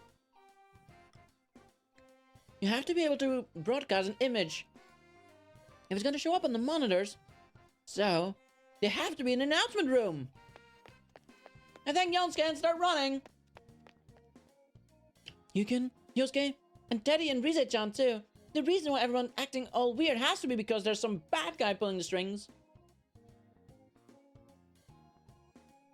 When you think about it that way, my spirit lifts and my footsteps get much lighter. Of course, that girl's on my list of suspicious people too. It's better to have an objective in mind when going into things after all. Room, here I come. If there really is a bad guy in here, I'll catch him and get my answers. About this world. Why we're being forced to fight. And what this battle being for me stuff is supposed to mean.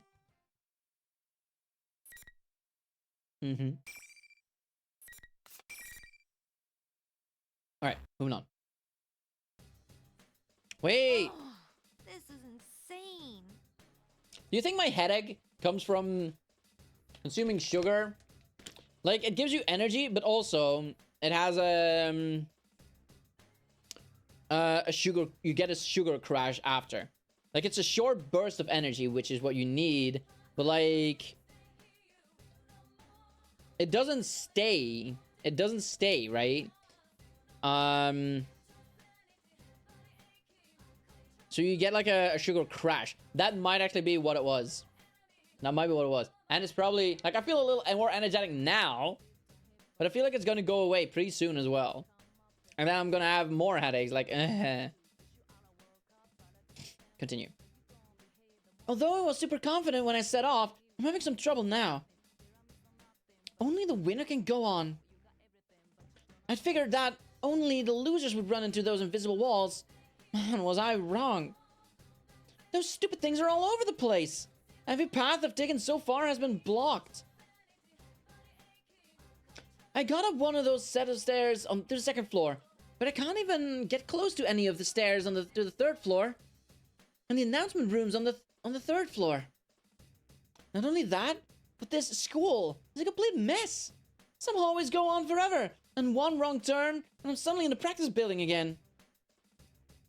Actually, is the announcement room even on the third floor in this place? Ah! Sheesh! Another wall? I changed directions and mumbled to myself. Could there be some kind of fixed route or something? That's not what she said. Fit route through? There better be a way into the main stronghold. Just as I'm thinking that... Who was that? I saw something red as I passed the hallway. It was a person. If I hurry back and look again... For a second, I thought it might be Yukiko. But that wasn't her height. And I'm pretty sure that was a man. And the way that red cloth is billowing... Was that a cape? Really? A cape? I must be seeing things. Nobody would really walk around outside dressed like some cheesy superhero. Right? Wait, this isn't outside. We're in the TV world. Maybe that was a shadow? If he's human, then that means another mysterious person walking around, along with that fake student council president. What's going on? I gotta check this out.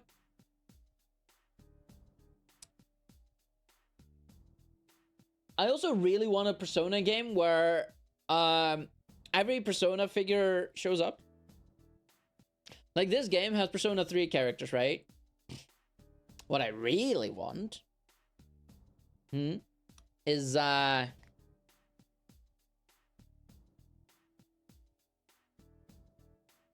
what I really want is a Persona game that plays like Persona. Like a mainline Persona game.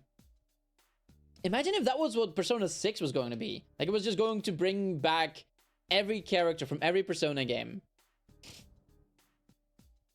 It's going to be like a big story game that's even longer than Persona 5 Royal, which took me 216 hours to beat. 216.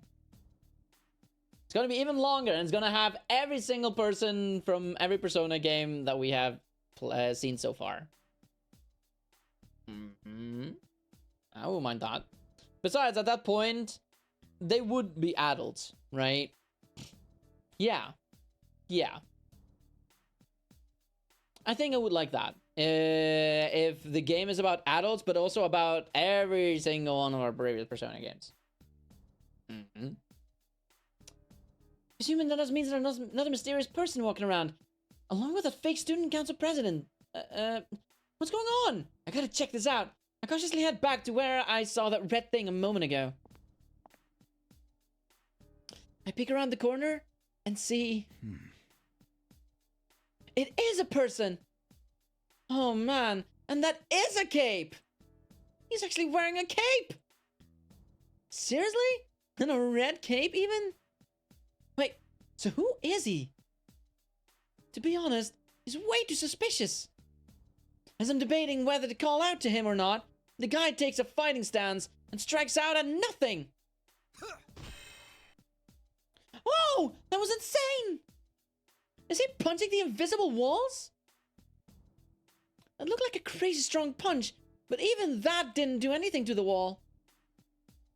The guy in the cape stops and thinks to himself for a while, then looks around while muttering to himself. I knew it. Whoever set this up only thought about blocking people's paths. Anywhere there already was a real wall got overlooked. Okay, yes. It is indeed, his original voice actor, Liam O'Brien. Also, damn, my guy, look at all the scars. What did you do? Hey, you open a window. And I'll just go another way.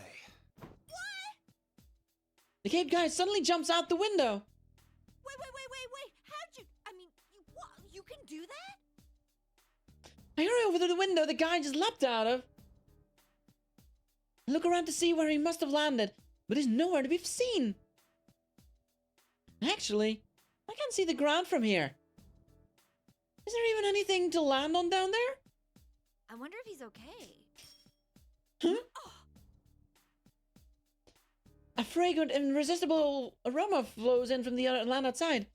The smell. Oh, I breathe deep, letting myself feel the steakness in the air seeping into my body. That smell. Not just steak. A steak ball! The special version of the steak ball served at Haya with freshly recooked rice and the juicy meat I love so much. There's no way my nose could mistake the aroma of Haya's special steak ball. I'm so hungry. That reminds me, all I've had to eat today was a rice bowl for breakfast. I didn't get anything at the food court. I forgot that Yukiko had made us all lunch too. Then again, I'm not sure if I would have eaten it then. But I'd sure eat it now. I'd scarf it down with both hands. Oh. I'm not kidding. That's how hungry I am right now. Jeez, I'm practically drooling. Should I try jumping down from here too? Jump out and search for steak. It's gonna be a mistake. I wanna go after my boy. Alright? I wanna go after Akiko. Sanada senpai. Convenience store. Oh. I make up my mind and jump out the window. I feel like I'm floating. Sort of like how it feels when I enter the TV. Everything goes dark. When I wake up, I'm lying on the ground. Where am I now? It doesn't look like it's on the school grounds. Wait, is that a convenience store over there? Yeah, that's it. I know that store. It's so closest to the school, though it's pretty far on foot.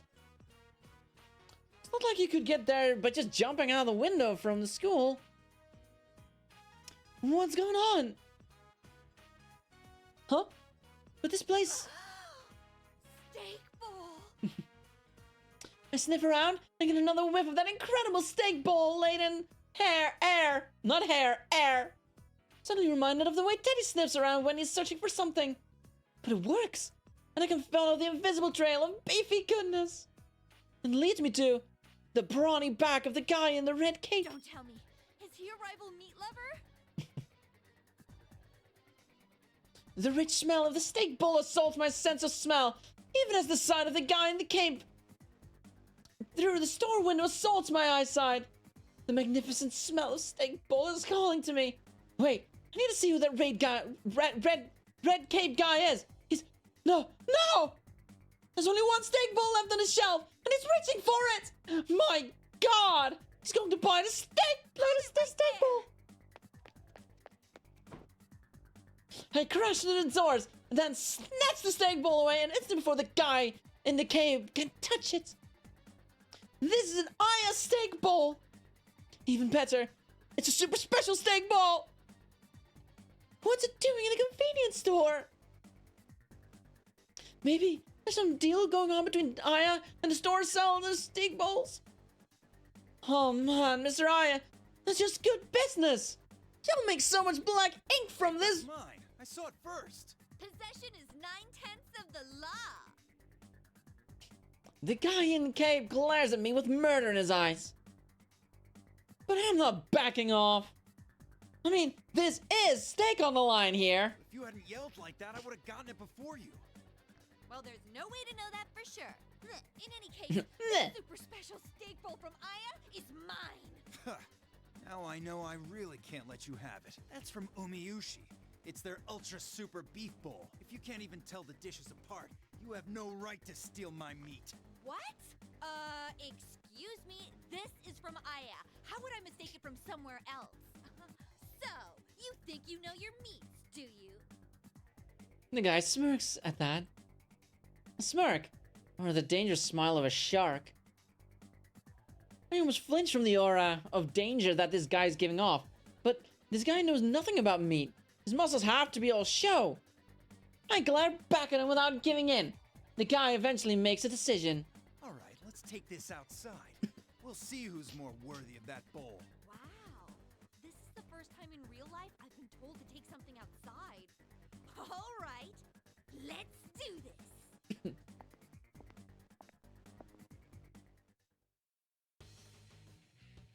The guy in the red cape throws some money on the counter and then puts the food in the bag. We then leave the store and hang the bag from a nail in a nearby telephone pole. It hangs there, tempting me. A prize, like a championship belt, but made of steak. Only the victor gets to bask in the glory of protein. True appreciation for meat. Are you ready? I'm ready. The question is, are you? I'll pound you. I'll tenderize you. Please bookmark. Yes. Why does it have to be called bookmark?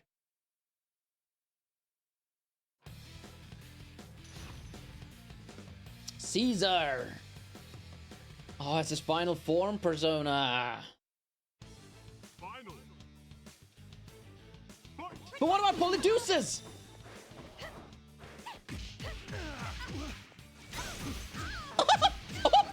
Ow! Stop!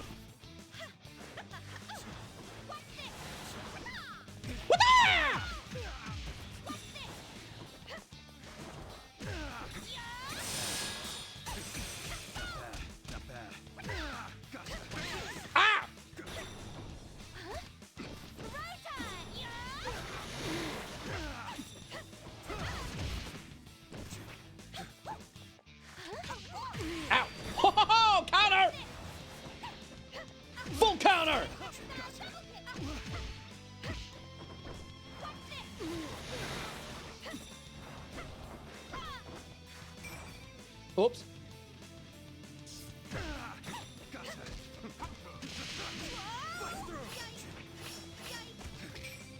Oh my god, will you knock it off? I hate buttons.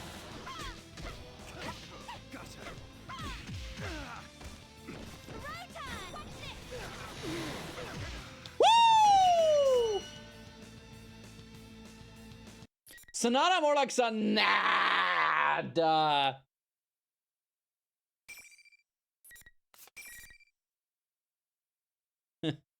Got him.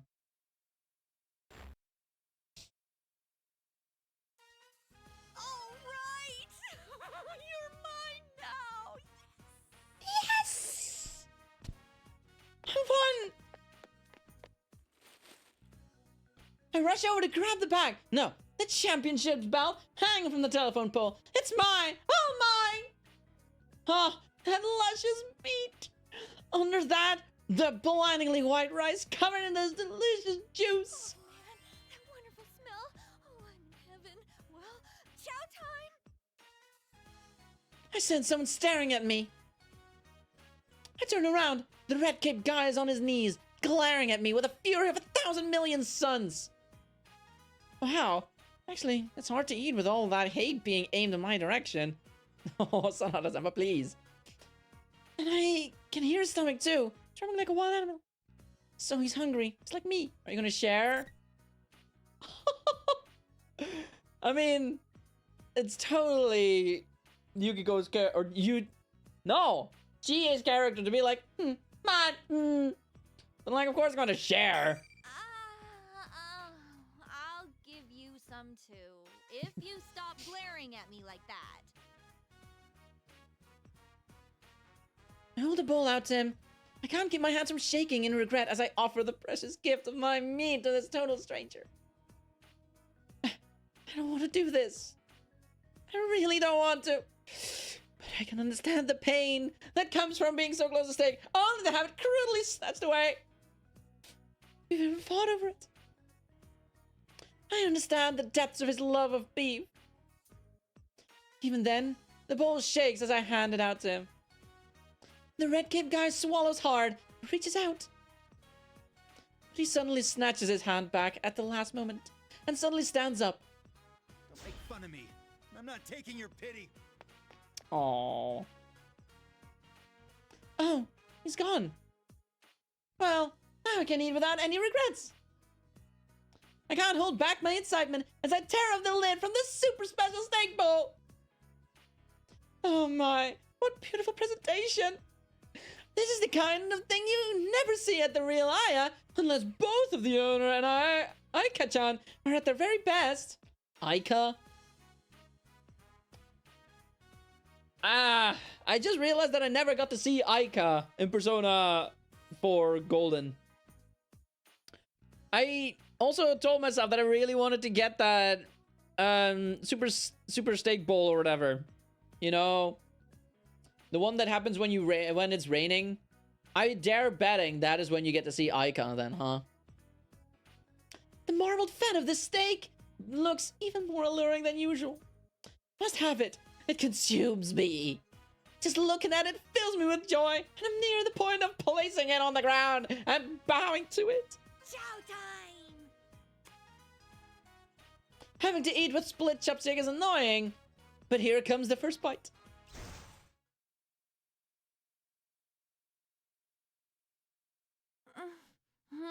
Dude, why were you passed out on the floor holding a convenience store bag? Huh? Is this Junes? Yosuke? Oh, wait, what? What? What's going on? A convenience store bag? Where's my steak bowl? Steak bowl? You mean that crushed food packet you had? We threw it away, duh. You were gonna eat something you found in the TV world? You're really brave. I realize that there's more than just Yosuke and Yukiko here. Yukon's here too. And Kanji-kun and Risa-chan and Teddy. Even Haruto-kun's here. When did they all get together? Huh? Oh, so the case... Okay, so this is the fake ending, probably. if I went after the girl, which I should have, for the story's sake, then I would have continued the story, but I didn't do that. I just saved over that one save file as well, right? Ugh. It's solved. Yes, thoroughly. Huh? Wait a second! It's solved? All of it? While you were chasing your steak, we were hard at work. Chie-senpai, you really are a carnivore. Well... Job's over. You can go get some steak now. You can smell kindly. No, he doesn't. His eyes aren't smiling. Not at all. Slowly turn around to look at everyone else. They all have the same look. Their mouths are smiling, but they're looking down at me coldly.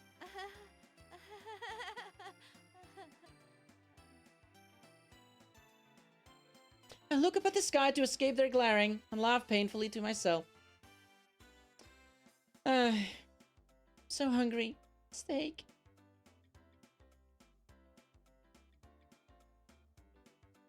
End.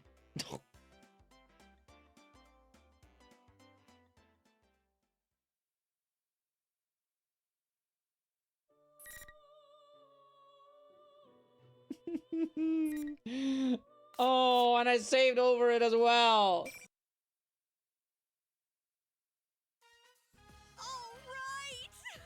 Oh. No, that the blinding wild right. Oh, I can hold on. Okay. I'm not gonna give it to you. To the winner, the spoils. Yep. I've been making a show of enjoying the steam from the steak bowl just to annoy the guy in the cape. Oh my, what a fragrance! Even though he lost, I feel so sorry that he doesn't get a chance to eat any of this. I could seriously down an entire bowl of rice if it smelled like this. I'm not kidding. Steak bowl is more than just food. It's a work of art that you see with your mouth. Mr. Owner of Aya, Haika-chan, thank you for this food. Having to eat with split chopsticks is annoying. But here comes the first bite. Same ending, right? Dude, why were you passed out on the floor holding a convenience store bag? I'm gonna cry. I'm gonna have to do it all over again. Ah! A convenience store bag? Where's my steak bowl? I did 2 fights, didn't I? You mean that crushed food packet you had? We threw it away, duh. You were gonna eat something. And this is why you make double saves. At least. Okay, I gotta redo it then. Okay, I'll just skip through the other things. But I promised my brother that it would be done. It's fine. At least I can skip through this, right? Would you like to skip the next path selection? Only previously read sections can be skipped.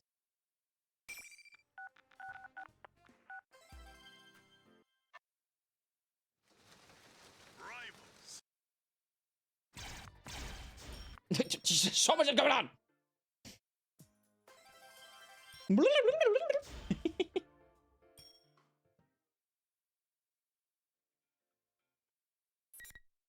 Is it a bookmark? Yeah. Oh my god, I feel so stupid. How could I do this? How could I have done this? Alright, here we go again.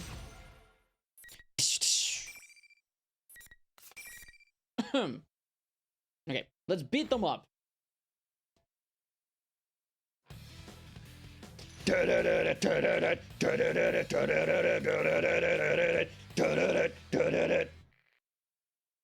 Finally.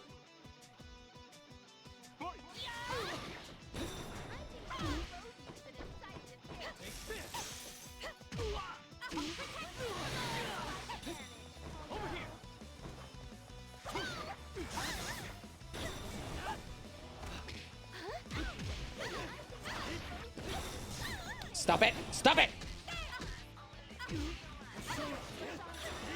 I hate this. Why does it suddenly get better?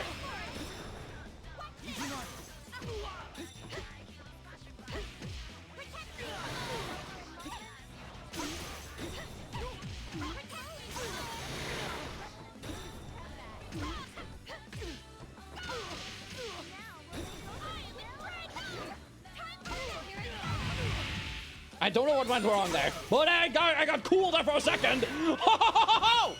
Sucks to be you!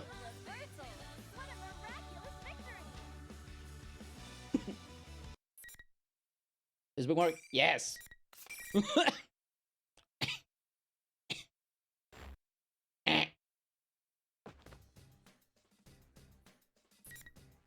Yes.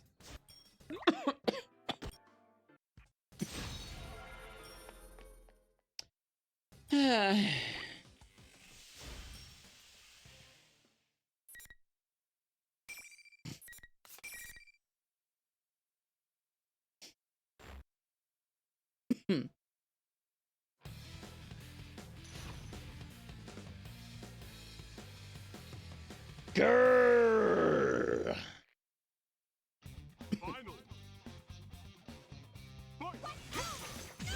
Ow! Ow! Stop it! Woo! Don't spit at me! Can you leave me the hell alone?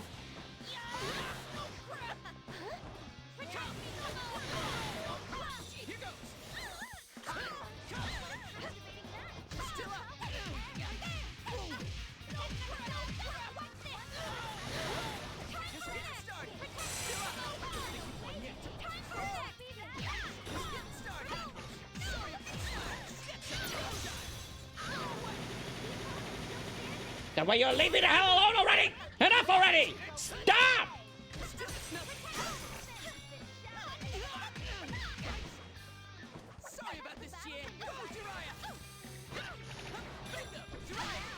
Oh my god. Can you get over here?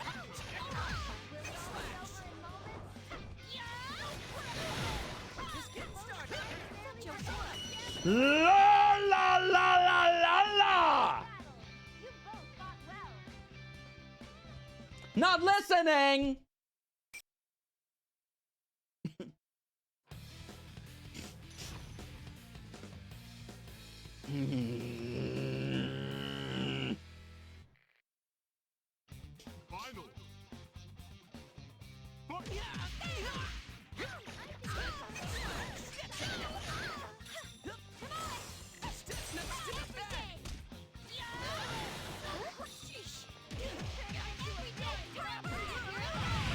Bum, bum, bum, bum, bum.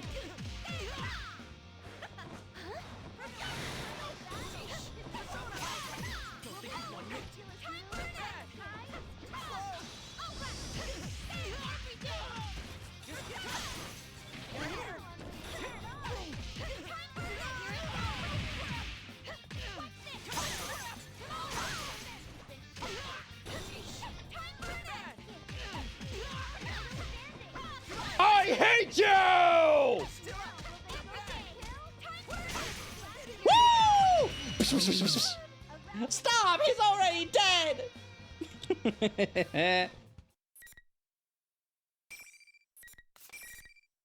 Okay.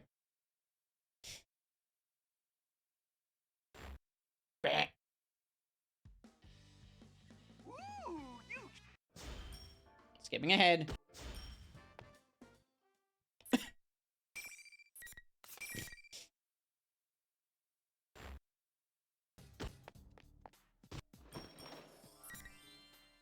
It's what I get. It's what I get for It's what I get, isn't it? For wanting to chase after memories of you. But not you, you know, someone else. Keep looking for the girl. No, bad GA. I need to focus on teddy cuts over steak cuts right now. I mean, just teddy.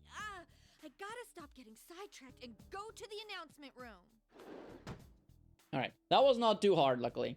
Slam the window shut and force myself to turn away from the temptation of steak. Oh! Goodbye, hiya steak bowl. Our love is not meant to be. For now.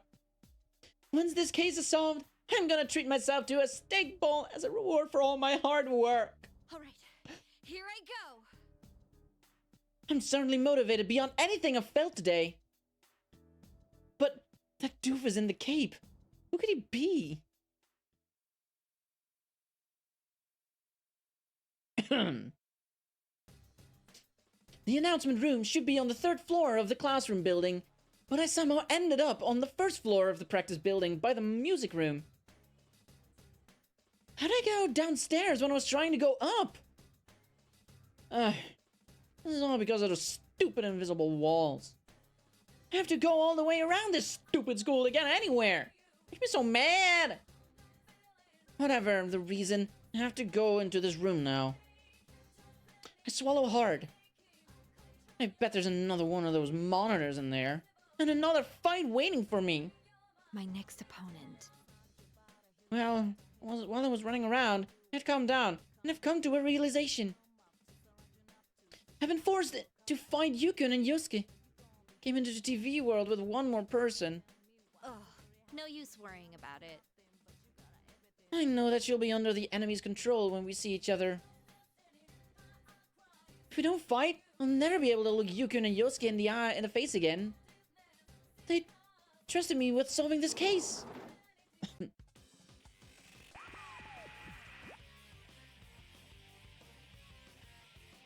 I make up my mind and enter the music room. As I expected, a large monitor near the ceiling blinks on when I shut the door behind me. Again, it's Teddy in that weird getup. I'm used to it by now. Jeez, I was getting tired of waiting for you. Shut up! Leave me alone. Then you should have made it easier to get to where I was going. All these invisible walls are a pain in the ass. Ooh, is someone angry? Well, then let's get right to it. Bring out the next challenger!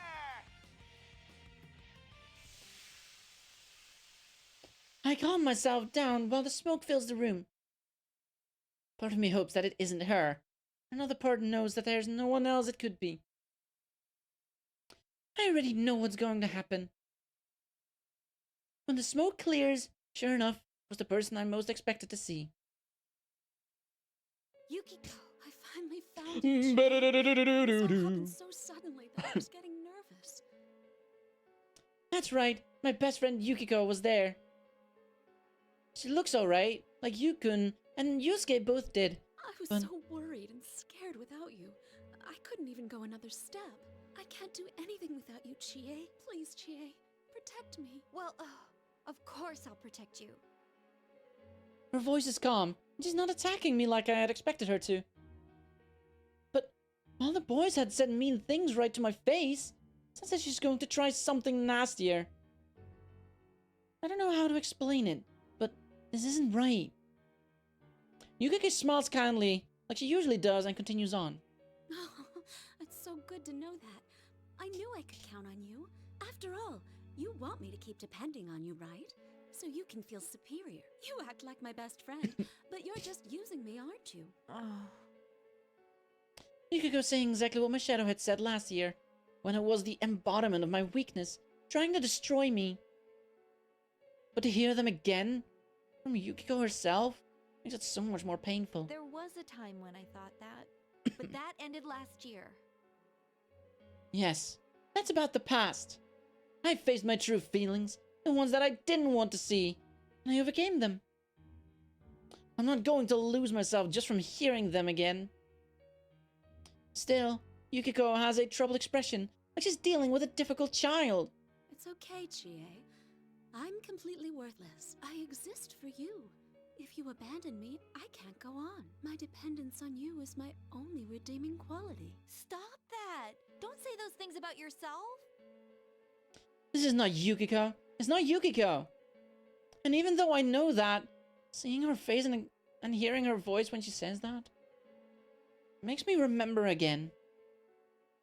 That cowardly relief I felt when I knew that Yukiko envied me. Just the way you want me to be, Chie? No, that's not true. Stop saying that. I don't want this at all. I cover my ears to keep hearing from all of it. Yukiko laughs. Didn't you create this world because you wanted to hear that? I created it. I like you, Chie. How fragile your heart is. How twisted with jealousy you are. Everything about you is so pitiful. Her methods of slowly cornering her prey are exquisite. Does the carnivore stand a chance against Snow Black? When she hears Rise-chan's announcement, Yukiko readies her fan. A graceful pose, so elegant and feminine. I could never mimic that. We like Beauty and the Beast. Come, Chie, my loathsome beast. She's not loathsome! That tone actually calms me down a little. This is not Yukiko. This must be part of those rules to make me fight. The person I am now, and even the person I was back then, would never wish for Yukiko to be like this. While I tell myself that, I'm ready for the fight. Rise-chan's joyous shout echoes through the room. The catfight of the century is about to begin. Let's see your claws. Santa Claus! Alright, time to run the ad while I do the fight. Yeah? Yo, yeah. Oh, yeah. Time to run them ads. Don't worry. I'll wait after I beat it on my first try. Totally not like Yukiko had been giving me a hard time every single time I fought against her. No. No. No. Totally not because she's a ranged character.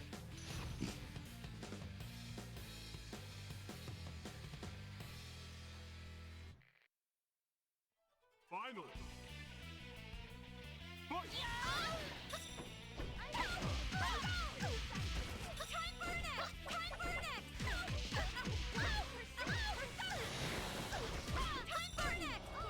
Don't block! Hey!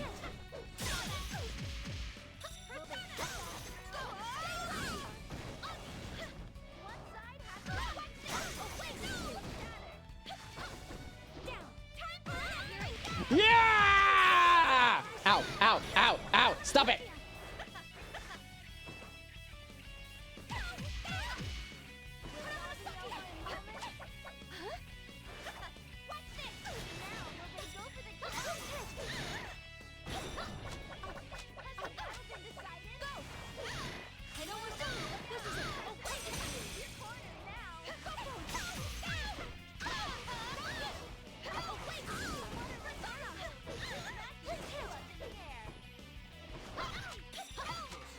Will you knock it off?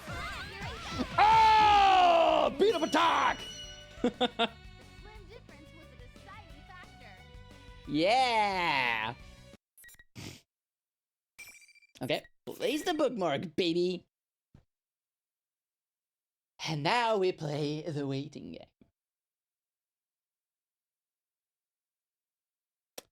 Do, do, do, do, do, do, do, do, do, do.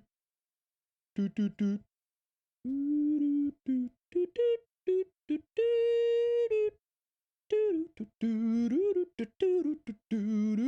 do, do, do.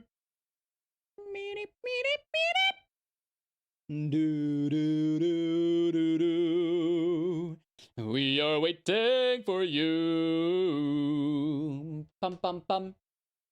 Only 40 more seconds. We can do that, right? Patience is a virtue. Man, every time I do this voice, all I can think about is Xehanort. No, actually, Zenness of Organization 13. Man, I wish I could do his voice. Man, I wish I could do his voice.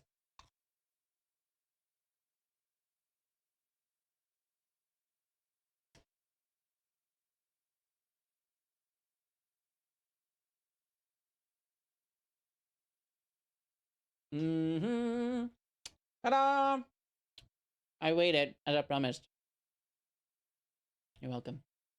You don't have to say thank you. I know how you feel. I know you're thankful.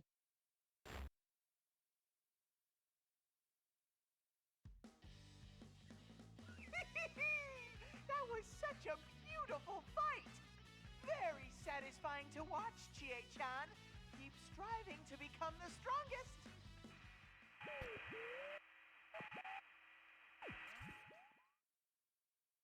When I glare at the monitor, Teddy laughs even more nastily before cutting off the transmission. There's a mountain of things I want to say. Right now, I need to focus on Yukiko. I fought against her. No matter what the reasons were, I found my best friend. Yukiko, are you okay? I'm sorry I couldn't go easy on you. Chie? Oh, thank goodness. You're back to normal. Huh? I knew something was wrong, or you never Sorry. would have said those things. She believed in me, even though the fake me must have said some horrible things to her. I can't even say thank you, or I'm sorry.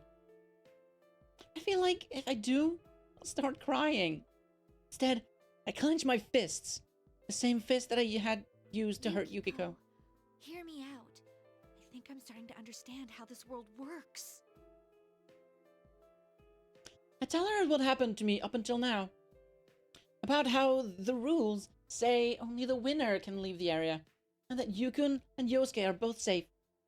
And that I'm trying to reach the announcement room right now, in pursuit of a suspicious girl that was with Teddy. A girl lying about being the student council president? That does sound suspicious. There's no way anyone would make an honest mistake like that. If she's lying, it means she knows this isn't the real world. So I have to think she's related to all this somehow. But then, why did she bring us here? Huh? You know? That's a good question. Even if she was the one behind this, why would she single us out by name? Neither me nor Yosuke know who she is. How could someone we've never met choose us for this? Assuming she's behind this, she must have some plan in mind. Something she wants to accomplish by holding this Grand Prix. A plan, huh? See how we've been forced to fight? I think this Grand Prix is necessary for whatever reason. But what would she gain from making us fight like this? I don't get it. If we were chosen, then that means that whoever's doing this obviously knows about the investigation team and personas. But we solved the case, so why now? Don't tell me, is it revenge? Even then, this seems a little too roundabout. Oh, that reminds me. There was someone else who seemed really weird. He had this red cape on, and he looked super suspicious. Hi, it is Persona 4 Arena. You love this game and the sequel? I hate the game and the sequel. I haven't played the sequel yet. I don't hate the game. But I hate these types of games because I'm not good at them, man. Oh. And yeah, I chose to go after Sonata Senpai, after Akihiko.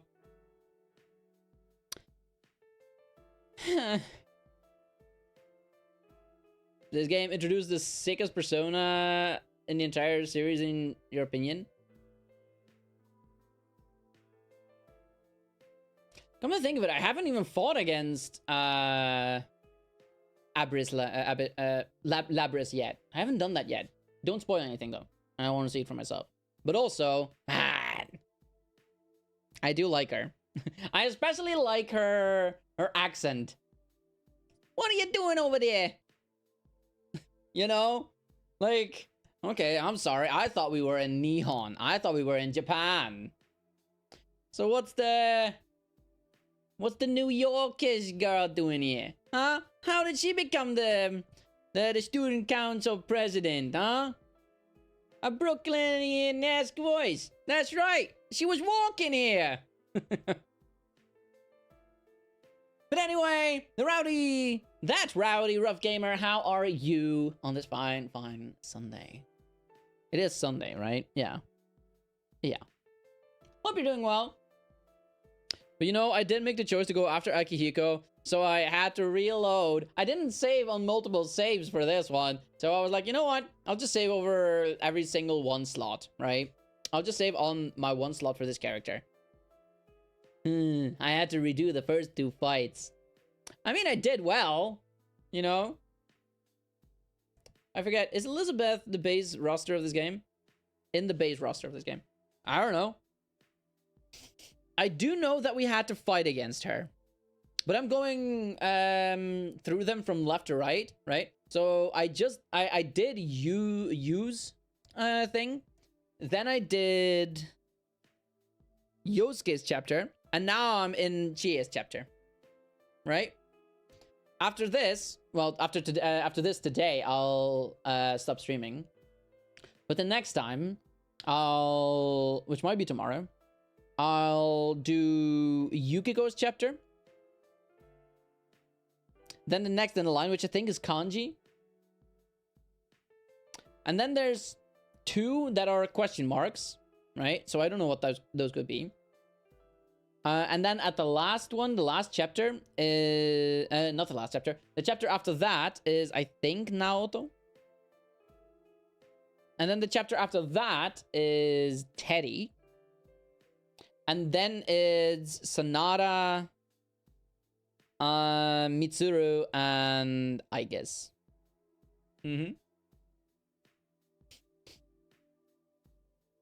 So I think this will be like a 3-stream kind of deal, right?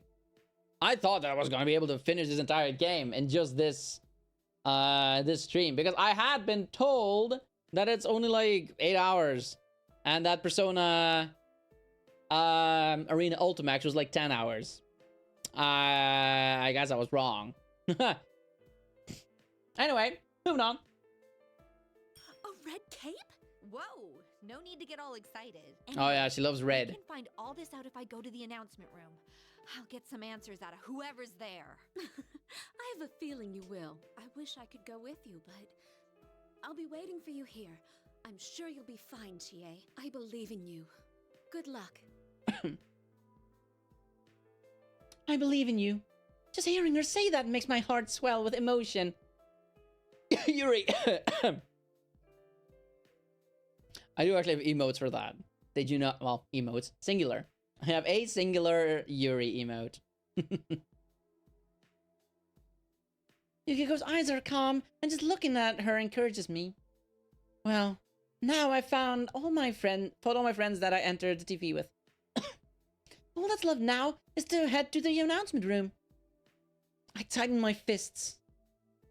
I don't know who's doing it, but there's someone out there who gets his kicks by breaking up friendships. I'll never let them get away with it. I will find them, and I'll put my footprints all over his stupid face. I do like fighting as Chie, though. Chie-senpai, can you hear me? Senpai! Like, she is the real fighter, right? She's designed to be a fighter. This isn't over the PA system. His voice is echoing directly in my mind. There's only one thing this could be. It's Rize-chan's persona! I'm so glad. Ever since this weird fake Teddy kidnapped me, I've been all alone. The others are fighting each other, too. I can tell her voice. I can tell from her voice that is courageously wiping her tears. It really is the Rize-chan. She wasn't trying to insult us after all. I feel so much relief that I almost tear up too. He was watching me this entire time, so I couldn't use my persona. Good thing I got in touch with you. Are you okay, Chie-senpai? You're not hurt, are you? I'm fine, but what did you mean by being watched? Are you okay? Rize-chan tells me what happened to her up until now. Turns out that once the first half of Golden Week was over, she came back to Inaba from the city. Something bumped into her, and she fell into a TV. When she woke up, she was trapped in a room she was kept in, and Teddy was watching her entire time to make sure she didn't use a persona. No matter how many times she asked Teddy why he did it, he would ignore her questions and laugh. But Teddy had suddenly left the room to look for something. Rize-chan finally had a chance to get in touch with someone. Sugar Crash is coming to me. Guess Rize-chan's voice over the PA system was actually Teddy using her voice too. Why Teddy suddenly left her alone is a mystery, but it's good to know that I can rely on her persona. Rize-chan has a special persona that can communicate with the others, find people, and even figure out the strengths and weaknesses of the enemies we fight. She can look into everything we can't figure out. Oh, is that why she's being held hostage? Huh. I guess kidnapping was a pretty smart move on our enemy's path, but then... I should ask her as much as I can, while she can still communicate with me like this. Can you tell where Teddy is? Yeah. Are you going to go after him? There was this girl I didn't recognize with him. She might be the cause of all this. All right, let me take a look. I wonder how much this will take. I was about to comment about that, but the results came back in seconds. There he is. But I sense something odd next to him. What is that? It's not a shadow, but it doesn't seem human either. Are you talking about that fake president? That's gotta mean she's the culprit. All this stuff with invisible walls and making us go nuts while talking to each other. There's no way a normal person could do this. I mean, of course that's the case. And if they're in this world, at the very least they're a persona user. Looks like she really may be the culprit. But after thinking that far, I suddenly remembered someone else. There was one other odd person besides that girl. Is there someone else besides us in this school? I saw a dude in a weird red cape. A dude? Out of the window. Who does that? Well, apart from our usual group, I only sent shadows here. But be careful. Some of them are pretty big. Are there some little ones too? Oh, Those silhouettes of students were kind of like shadows. Well, I'm not worried about the small fry. Wait, does that mean Red Cape Man is a shadow? But whose shadow would he be? Red, could it be Yukiko's then? No. That was definitely a guy. I mean, he did look and act pretty weird, but he didn't seem like a shadow. I'm gonna deal with Teddy first. Rise-chan, can I ask you to point the way to him? Sure thing. I follow Rise-chan's navigation and begin running. It seems that she can see where the invisible walls are. Thanks to her, I was able to find the room I needed without running into any more of them. Good work, Rise-chan! Is this it? Well then, here I go! Rise-chan, try to get in touch with the others. They're probably worried since they don't know what's going on. Okay, will do. Good luck in there, Chie-senpai. Thanks! I give her a quick salute, even though she isn't really here with me. But I hear a giggle. Guess she could see me anyway. Yay!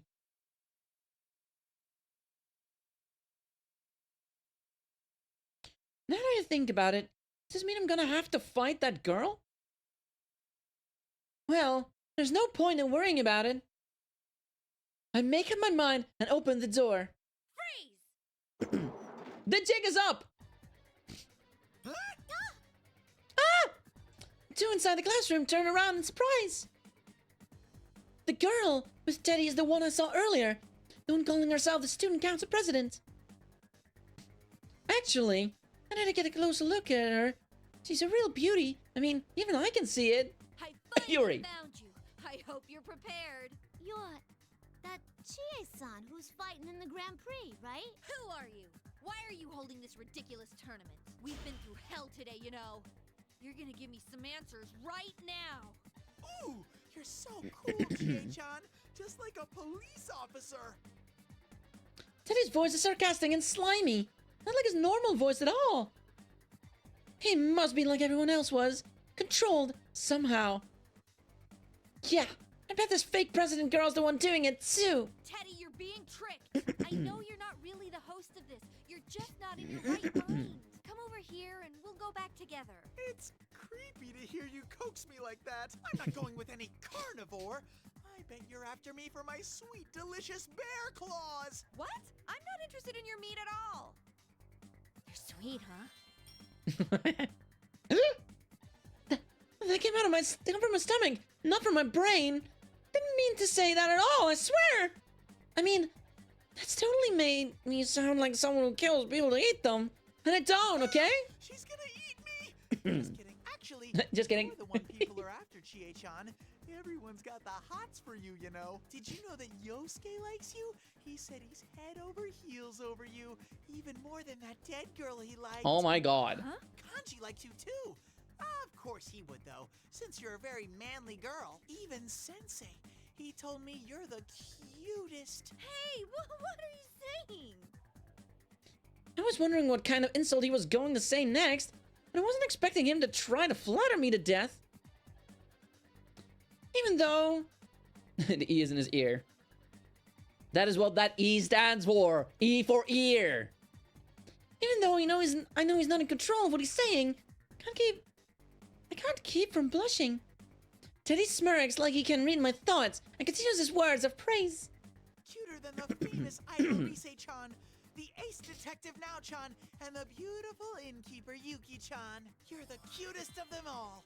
Everyone said so. Did you know you even have a fan club at school? Stop making stuff up. Chie-chan, you're blushing. You look so happy. There's no way that could ever be true, though. I get it now. Instead of a direct insult, he was trying to build up my hopes and then pull the rug from underneath me. I knew I was going to try that, but it still hurts. Whether he can see my anger or not, Teddy looks at me with pity and frowns. Our group is full of unusual people who are all so pretty. You're the only normal one of us with nothing special about you at all. But Oh my I think god. It's okay to be normal. It's like you know your place in life. You shouldn't dream of being extraordinary. You're just gonna be mediocre for the rest of your life. I've never wanted to be like that. I might not have amazing skills like everyone else, but I'm happy with the way I am. My voice trembles when I reply. Why? I'm not lying, so why is it trembling? That makes me sound like I don't believe it. Teddy senses my agitation and smirks even harder. Ooh, didn't your mother tell you not to lie? You want to be a beloved hero, and you'll step on anyone to reach that goal. That's what makes you weak. I want to see Sam Riegel in the recording booth going like, ooh. I'm sure that is the exact face that he made. Right? No, if I hear any more of this, I'll give in to the enemy's tricks. Teddy isn't in his right mind. He's being controlled by the enemy. Then... That's right. It's pointless to argue with you when you're being controlled. Let me bring you to your senses first. Please bookmark? Yes, please.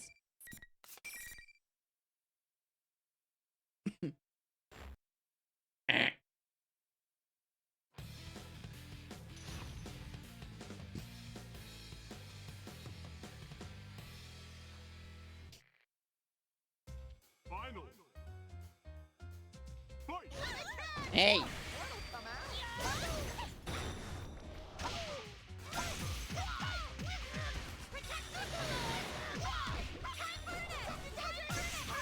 Get him!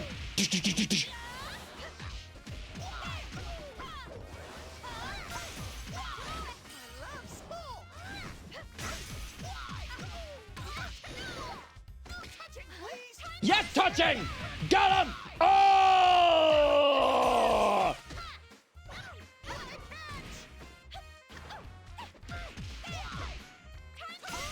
Boom, boom, boom! I want you in my room! Steady screw you, more like. Get him! Oh! Body drop! That's our Yuki. Not Yukiko. That's our Chie! Yippee-ki-yay! Chie!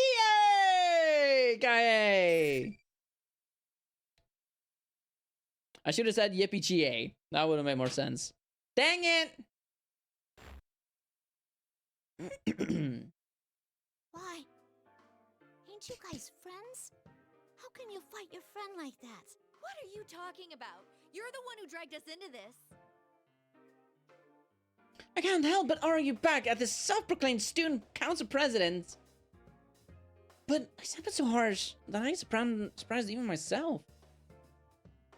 No, this isn't good. I need to calm down. What?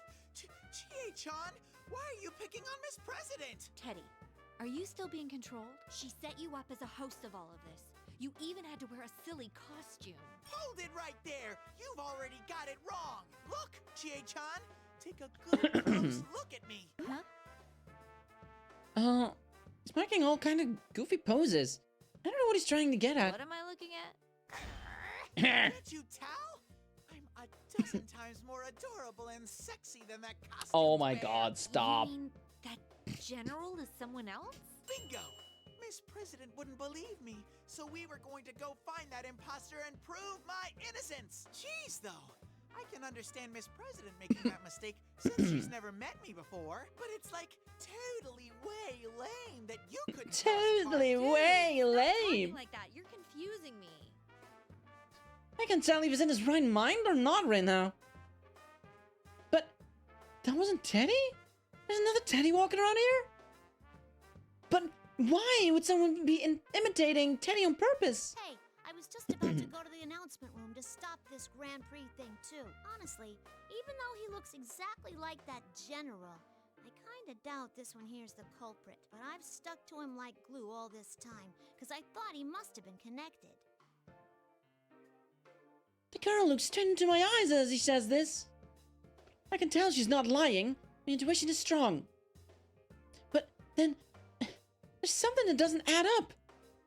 I decide to throw it right at her and see how she reacts. Then why did you lie about being the student council president? Lie? I'm not lying. But the student council president we just elected is a guy. Are you really a student at Yasugami? What's your name? What class are you in? Who's your teacher? Name? Class? Chie-chan, you shouldn't interrogate her like that. I wish I could believe her, but there's too much that seems funny here. Even Rise-chan said she didn't feel normal. There's so much evidence against her that I can't help but be suspicious. You made us fight our friends, and you made everyone say those horrible things. What are you up to? This girl has to be a Persona user. I've been ready for a fight against her this whole time, but instead of challenging me, she turns pale and falls silent. She doesn't have an ounce of aggression in her. Well, that certainly wasn't what I was expecting. All I can do is wait for her to answer. I don't know my name.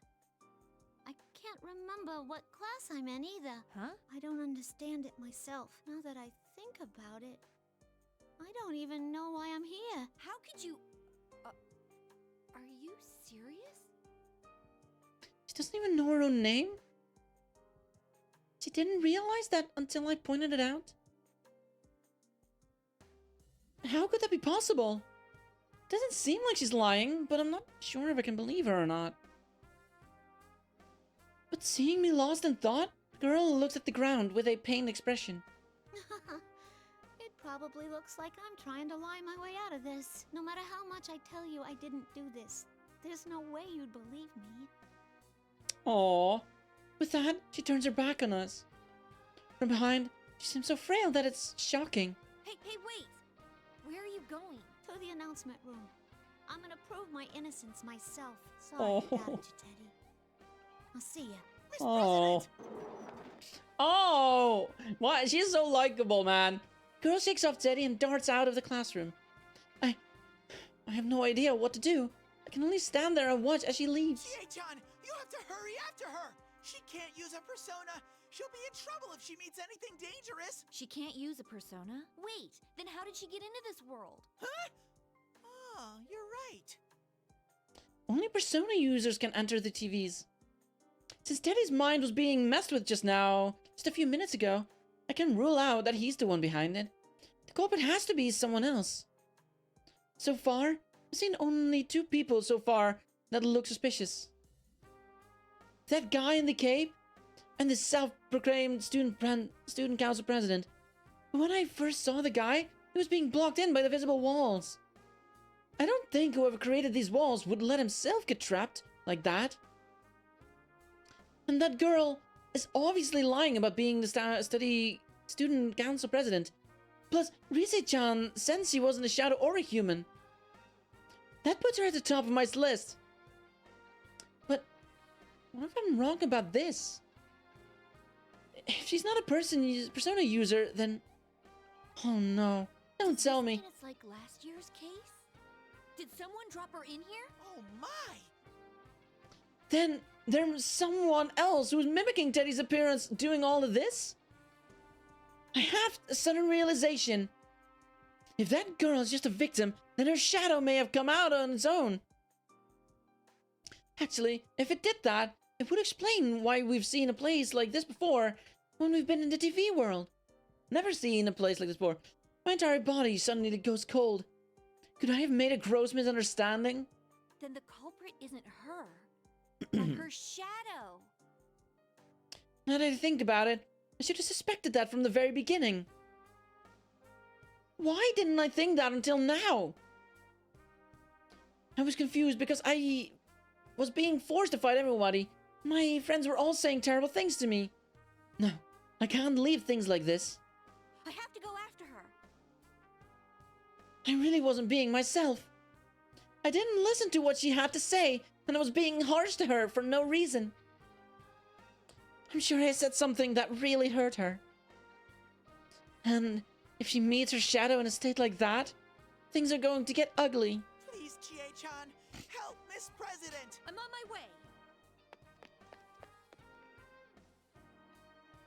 To be honest, there are some questions that don't just have answers right now. But I can think about that later, after I save that girl. I rush out to the hallway, which is already out of sight. But she did just say she was going to an announcement room. The announcement room. And the other Teddy? Likely that girl's shadow. He's got to be there too. Please let me make it in time. I have to sprint like the wind. Like the wind!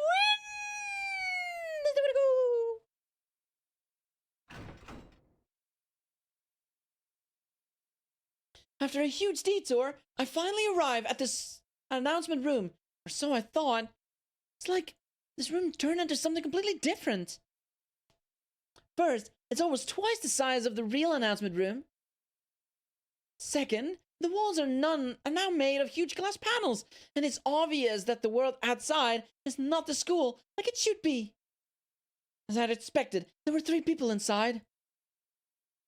Rise-chan, the self-proclaimed student council president, and that girl's shadow. Or not? How is this possible? Oh, you're finally here? She got here first, so I was wondering what happened. A face! My face! Laughs at me! A mirror image of me was standing there. Why is my shadow here? I don't know. She suddenly appeared. The fake Teddy vanished and then... Another Chie-san? I thought you just beat me here. Ugh. Will the outsiders shut up and be quiet? My only business here is with myself. The shadow now turned sharply. Golden gaze towards me. Her sharp golden gaze towards me. There's no mistake about it. That is my shadow. I met her last year. But... You became my persona, though. I don't get it. Why are you back again? It's because you're weak. Because I'm weak? That's the same thing all my friends were saying when I was forced to fight them. Did you think your shadow would never be back to haunt you after you gained your persona? Wouldn't that be nice? But no one can ever let go of their weaknesses.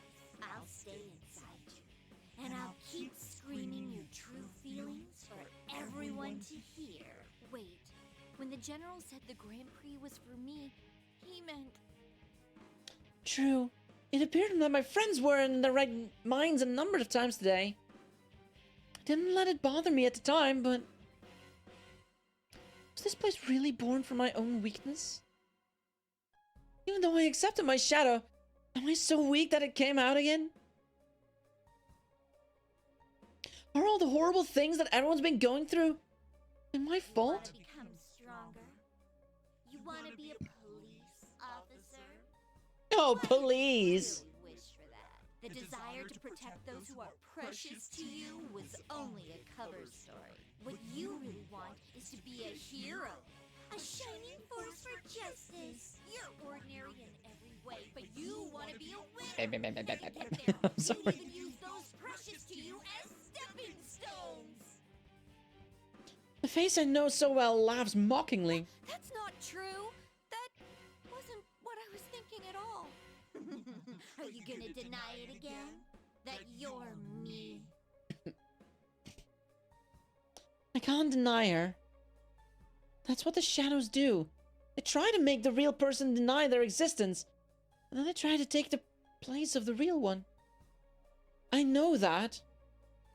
But I can't stop my emotions. I was able to accept her as part of myself last year, but I can't right now. I mean, how can I just accept this was my fault? That I, of all people, did such horrible things to my friends. My vision blurs, my hands and legs tremble. You're not. Just then, No! Senpai, don't listen to her! Rise-chan? I turn around and meet Rise-chan's gaze. She's looking straight at me, meeting my eyes even though I'm so weak. The girl behind her is looking at me with worry too. Both of them have a look in their eyes that says they have faith in me. Even though they must have heard whose fault all this is, who really caused all these horrible things they had to go through, I have to ask myself, if I deny that I'm weak, my shadow goes berserk right now, will I make these two suffer even more? Do I want that to happen? You're right. What? That's right. I remember now. I remember the time when my shadow first came out. At that time, I had Yukun and Yosuke with me. I was saved because I wasn't alone. It's the same right now, too. And I won't deny any of what you just said. I do still wish to be a hero. And I do feel inferior to Yukiko and the others sometimes. Part of me loves how cool it would be to become a police officer. But that's not all there is to it. Wanting to protect everyone. That's my main reason. I can't let my friends down. Not after they accepted me for who I was. I'm not amazing like them. But that doesn't mean I can't be proud of myself. That's why I'm working at what I'm good at. What's so bad about that? that's right. Everyone said so before I came here. Sorry, I wish I could help you. But I'm sure you can save the others. I believe in you. Good luck.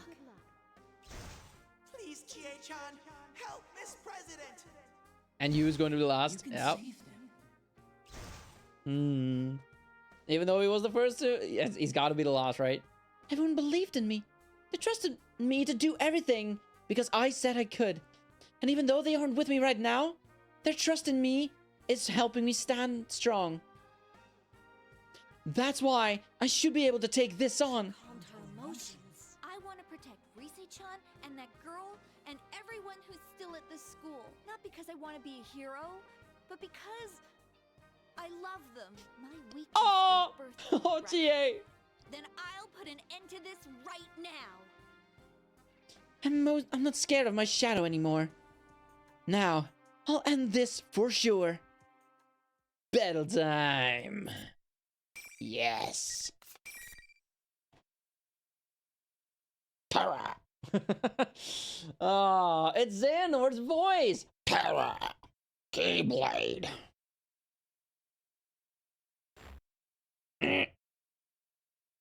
I will say my hand is getting that thing again, which is troublesome, worrisome. I am getting a little worried. So I'm gonna have to take things calm, I think. Oh! Alternate colors.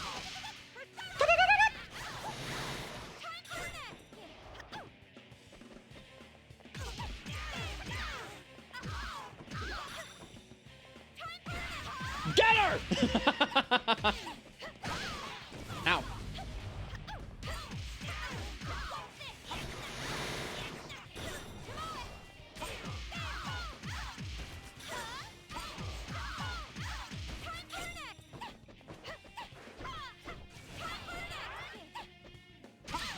Ow.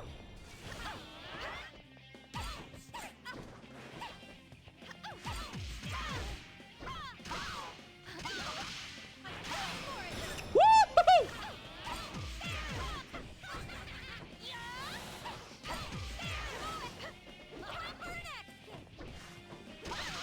Ow, ow, ow, ow, ow, ow, ow. That's what I get for trying to do fancy moves! Oh, look at her knockout face.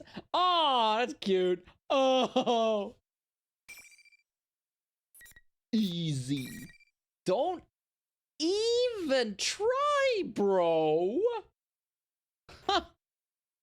Don't even try it at me. I will beat you. I will bury you. I won. Having managed to calm my spirit, my raging shadow, I turned back to the other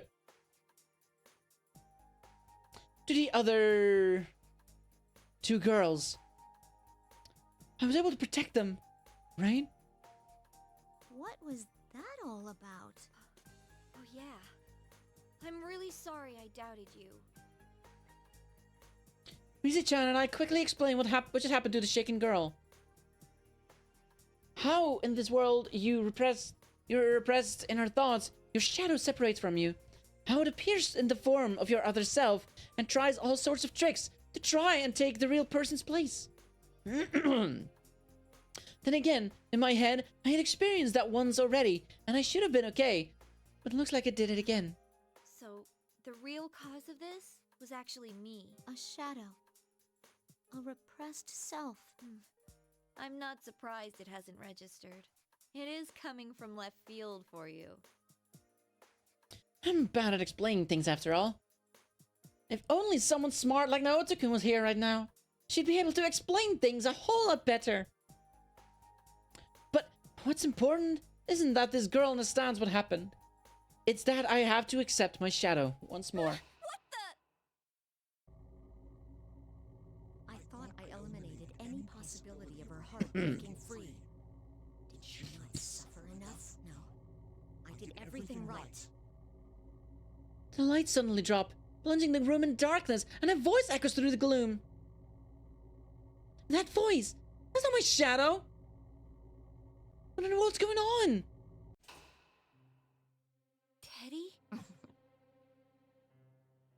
I realized that the fake Teddy was suddenly standing in the room without us noticing him.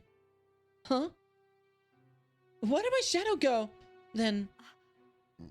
I get it. She was pretending to be General Teddy this whole time. Am I right? Looks like you'll be alone forever.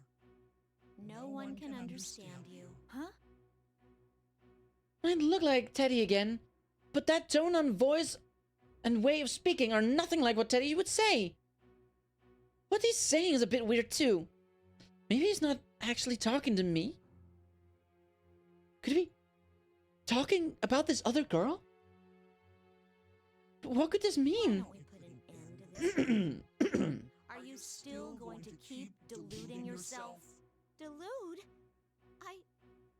Whoa, wait a sec. Aren't you supposed to be my shadow?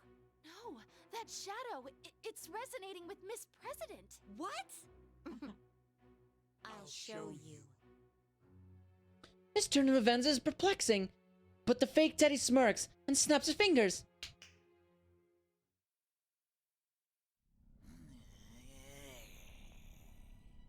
I'm just gonna keep watching this because it's a damn fine cutscene. Also ill.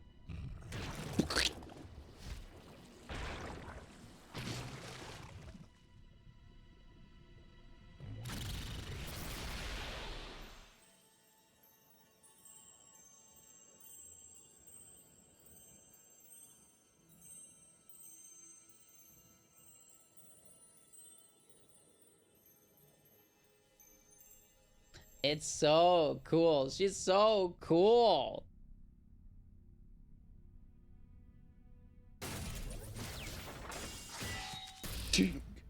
Oh, man. So why are there no figurines of her? Huh? Why are there no Labris figurines? I am a shadow. The true self. No way! That's the other girl's face! That's her shadow? No! She cries out, apparently in shock over seeing that the shadow has robotic limbs. What's going on? Wait, does this mean it was this girl's shadow all along? That's right. And like you just saw, I can distort people's appearances and words. It distorted people's appearances and words. So was it just taking on Teddy's form this whole time? And she was making my friends say things that they didn't mean. Then that other me just now. That was this shadow too? The shadow smirks at the perplexed look on my face. Why do you think I have such power? It's because I'm her and she's me. That's right. She's the real liar here. Don't be ridiculous. I didn't lie. Oh, please. Just look at me. I look exactly like you. That's not true. The shadow draws closer, making a point to show off her body. She has a mechanical body with large wing-like metallic parts jutting from her back. These wings turn into a giant axe that the shadow grabs from the air. The girl looks away, as if trying to find a way out. I take this opportunity to speak up. There's no need to be scared. That's just a twisted version of you. Shadows try to make the original person deny them. It'll be okay, but you need to calm down. A twisted version of her? She's the one that's twisted. You still refuse to remember? Look at me. And stop deluding yourself. The shadow snaps her fingers. What's it going to turn into now? I brace myself for the shadow to change, but I don't expect what happens next. Shadow doesn't change, but the girl does. Her arms quickly change, right before our eyes. Her hands turn pale and smooth, becoming something inhuman. In seconds, she's the same as her shadow. What the? Miss President's body? What is this? Another illusion? I don't think so. I knew something was weird when I first sensed her. That girl isn't human. No! Don't look at me! Oh. She tries to hide her body from us, but you can't hide everything. The shadow sneers even more as the girl curls up on the floor, then spins the axe as if taunting her. Even though the shadow has the same face as her, seeing her wield such a giant chunk of metal so effortlessly only shows how monstrous she really is. The shadow brandishes the axe in her hands without hesitation. That's when Kanji bursts in through the wall. Well, it looks more like he was thrown through it. He isn't moving in an inch. Kanji, Is it? you came to save us. Is it a boy? Or not. Is it Akihiko? It's no use. He's completely unconscious. A voice I've heard somewhere before comes from the other side of the new hole in the wall. You must be Labris. You're that red cape guy from before. Sure enough, the owner of that voice is the guy in the red cape. He steps into the room, brushing dust from his shoulders. Is he the one that blasted Kanji-kun in here? Also, looking great, Kanji. Then, is he an enemy? I take a defensive stance, but he ignores me. Instead, he fixes his gaze on the girl and her shadow. Another Labris. Fine. I'll just calm them both down. He smirks confidently and raises his fists. Who's Labris? Is that this girl's name? Seems like he knows who she is. Who is this guy? To be continued.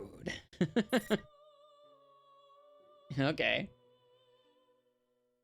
Yeah, I still don't know what it means if you... To be continued mean. I don't know if it means that I have to click on their portrait again in order to continue, but... I don't know, I guess we'll find out next time, won't we? The story is 21% complete, and we did do 3 of them. 3 out of 12? That is not 21%, is it? 3 out of 12. Actually, it's almost 25%. 25% is... No. 3 out of 12. Yeah, it is 25%. That is 25%. 25% is 3 out of 12. Which can be... Whatever. Whatever. Whatever!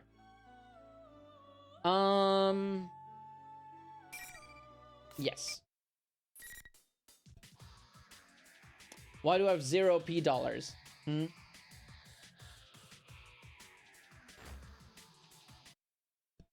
Persona 4 Arena Ultimax. How do I quit the game?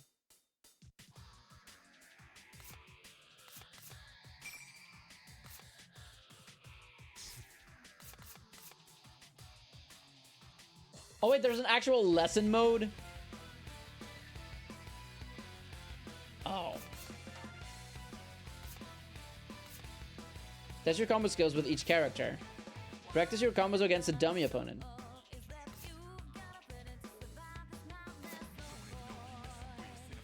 Special artwork and music. Oh, that could be cool. But how do I quit the game?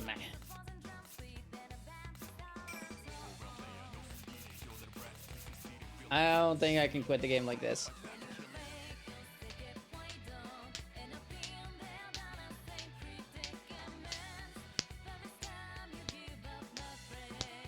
Banger. But also my earbuds are gonna die soon, so I need to call it here anyway. Okay, there. Gone! But never forgotten. But anyway, that's it for this stream. I actually had a lot of fun, I'm not gonna lie. I'm not good at these games, but I still had fun. Right? So yeah. I think I'm gonna continue this tomorrow. No, wait. I don't stream on tomorrow. What am I talking about? On Wednesday... I'm not gonna stream this. On Wednesday, I'm going to play... Kingdom Hearts... the last one. What is it? Melody of Memories? I think that's what it's called. Something like that. That is what I'm gonna play. I'm gonna have a good time with it. I promise. And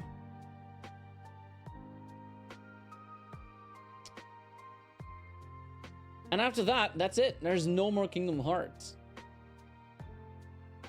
But on Thursday, I also won't be streaming. Right? Because I'm still going...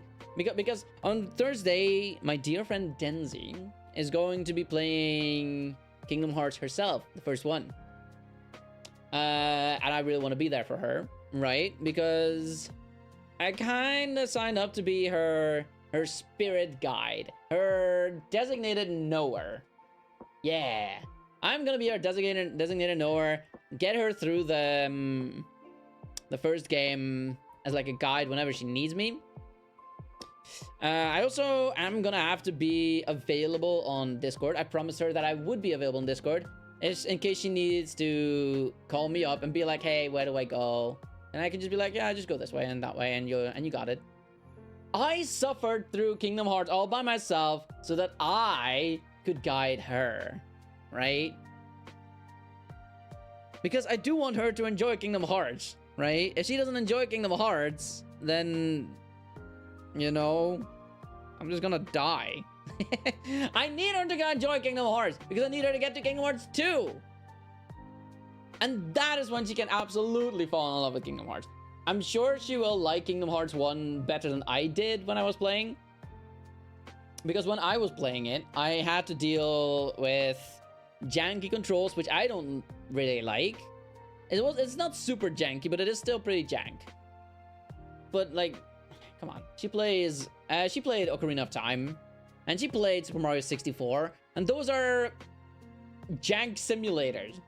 Right? Yeah. Alright. Well, anyway.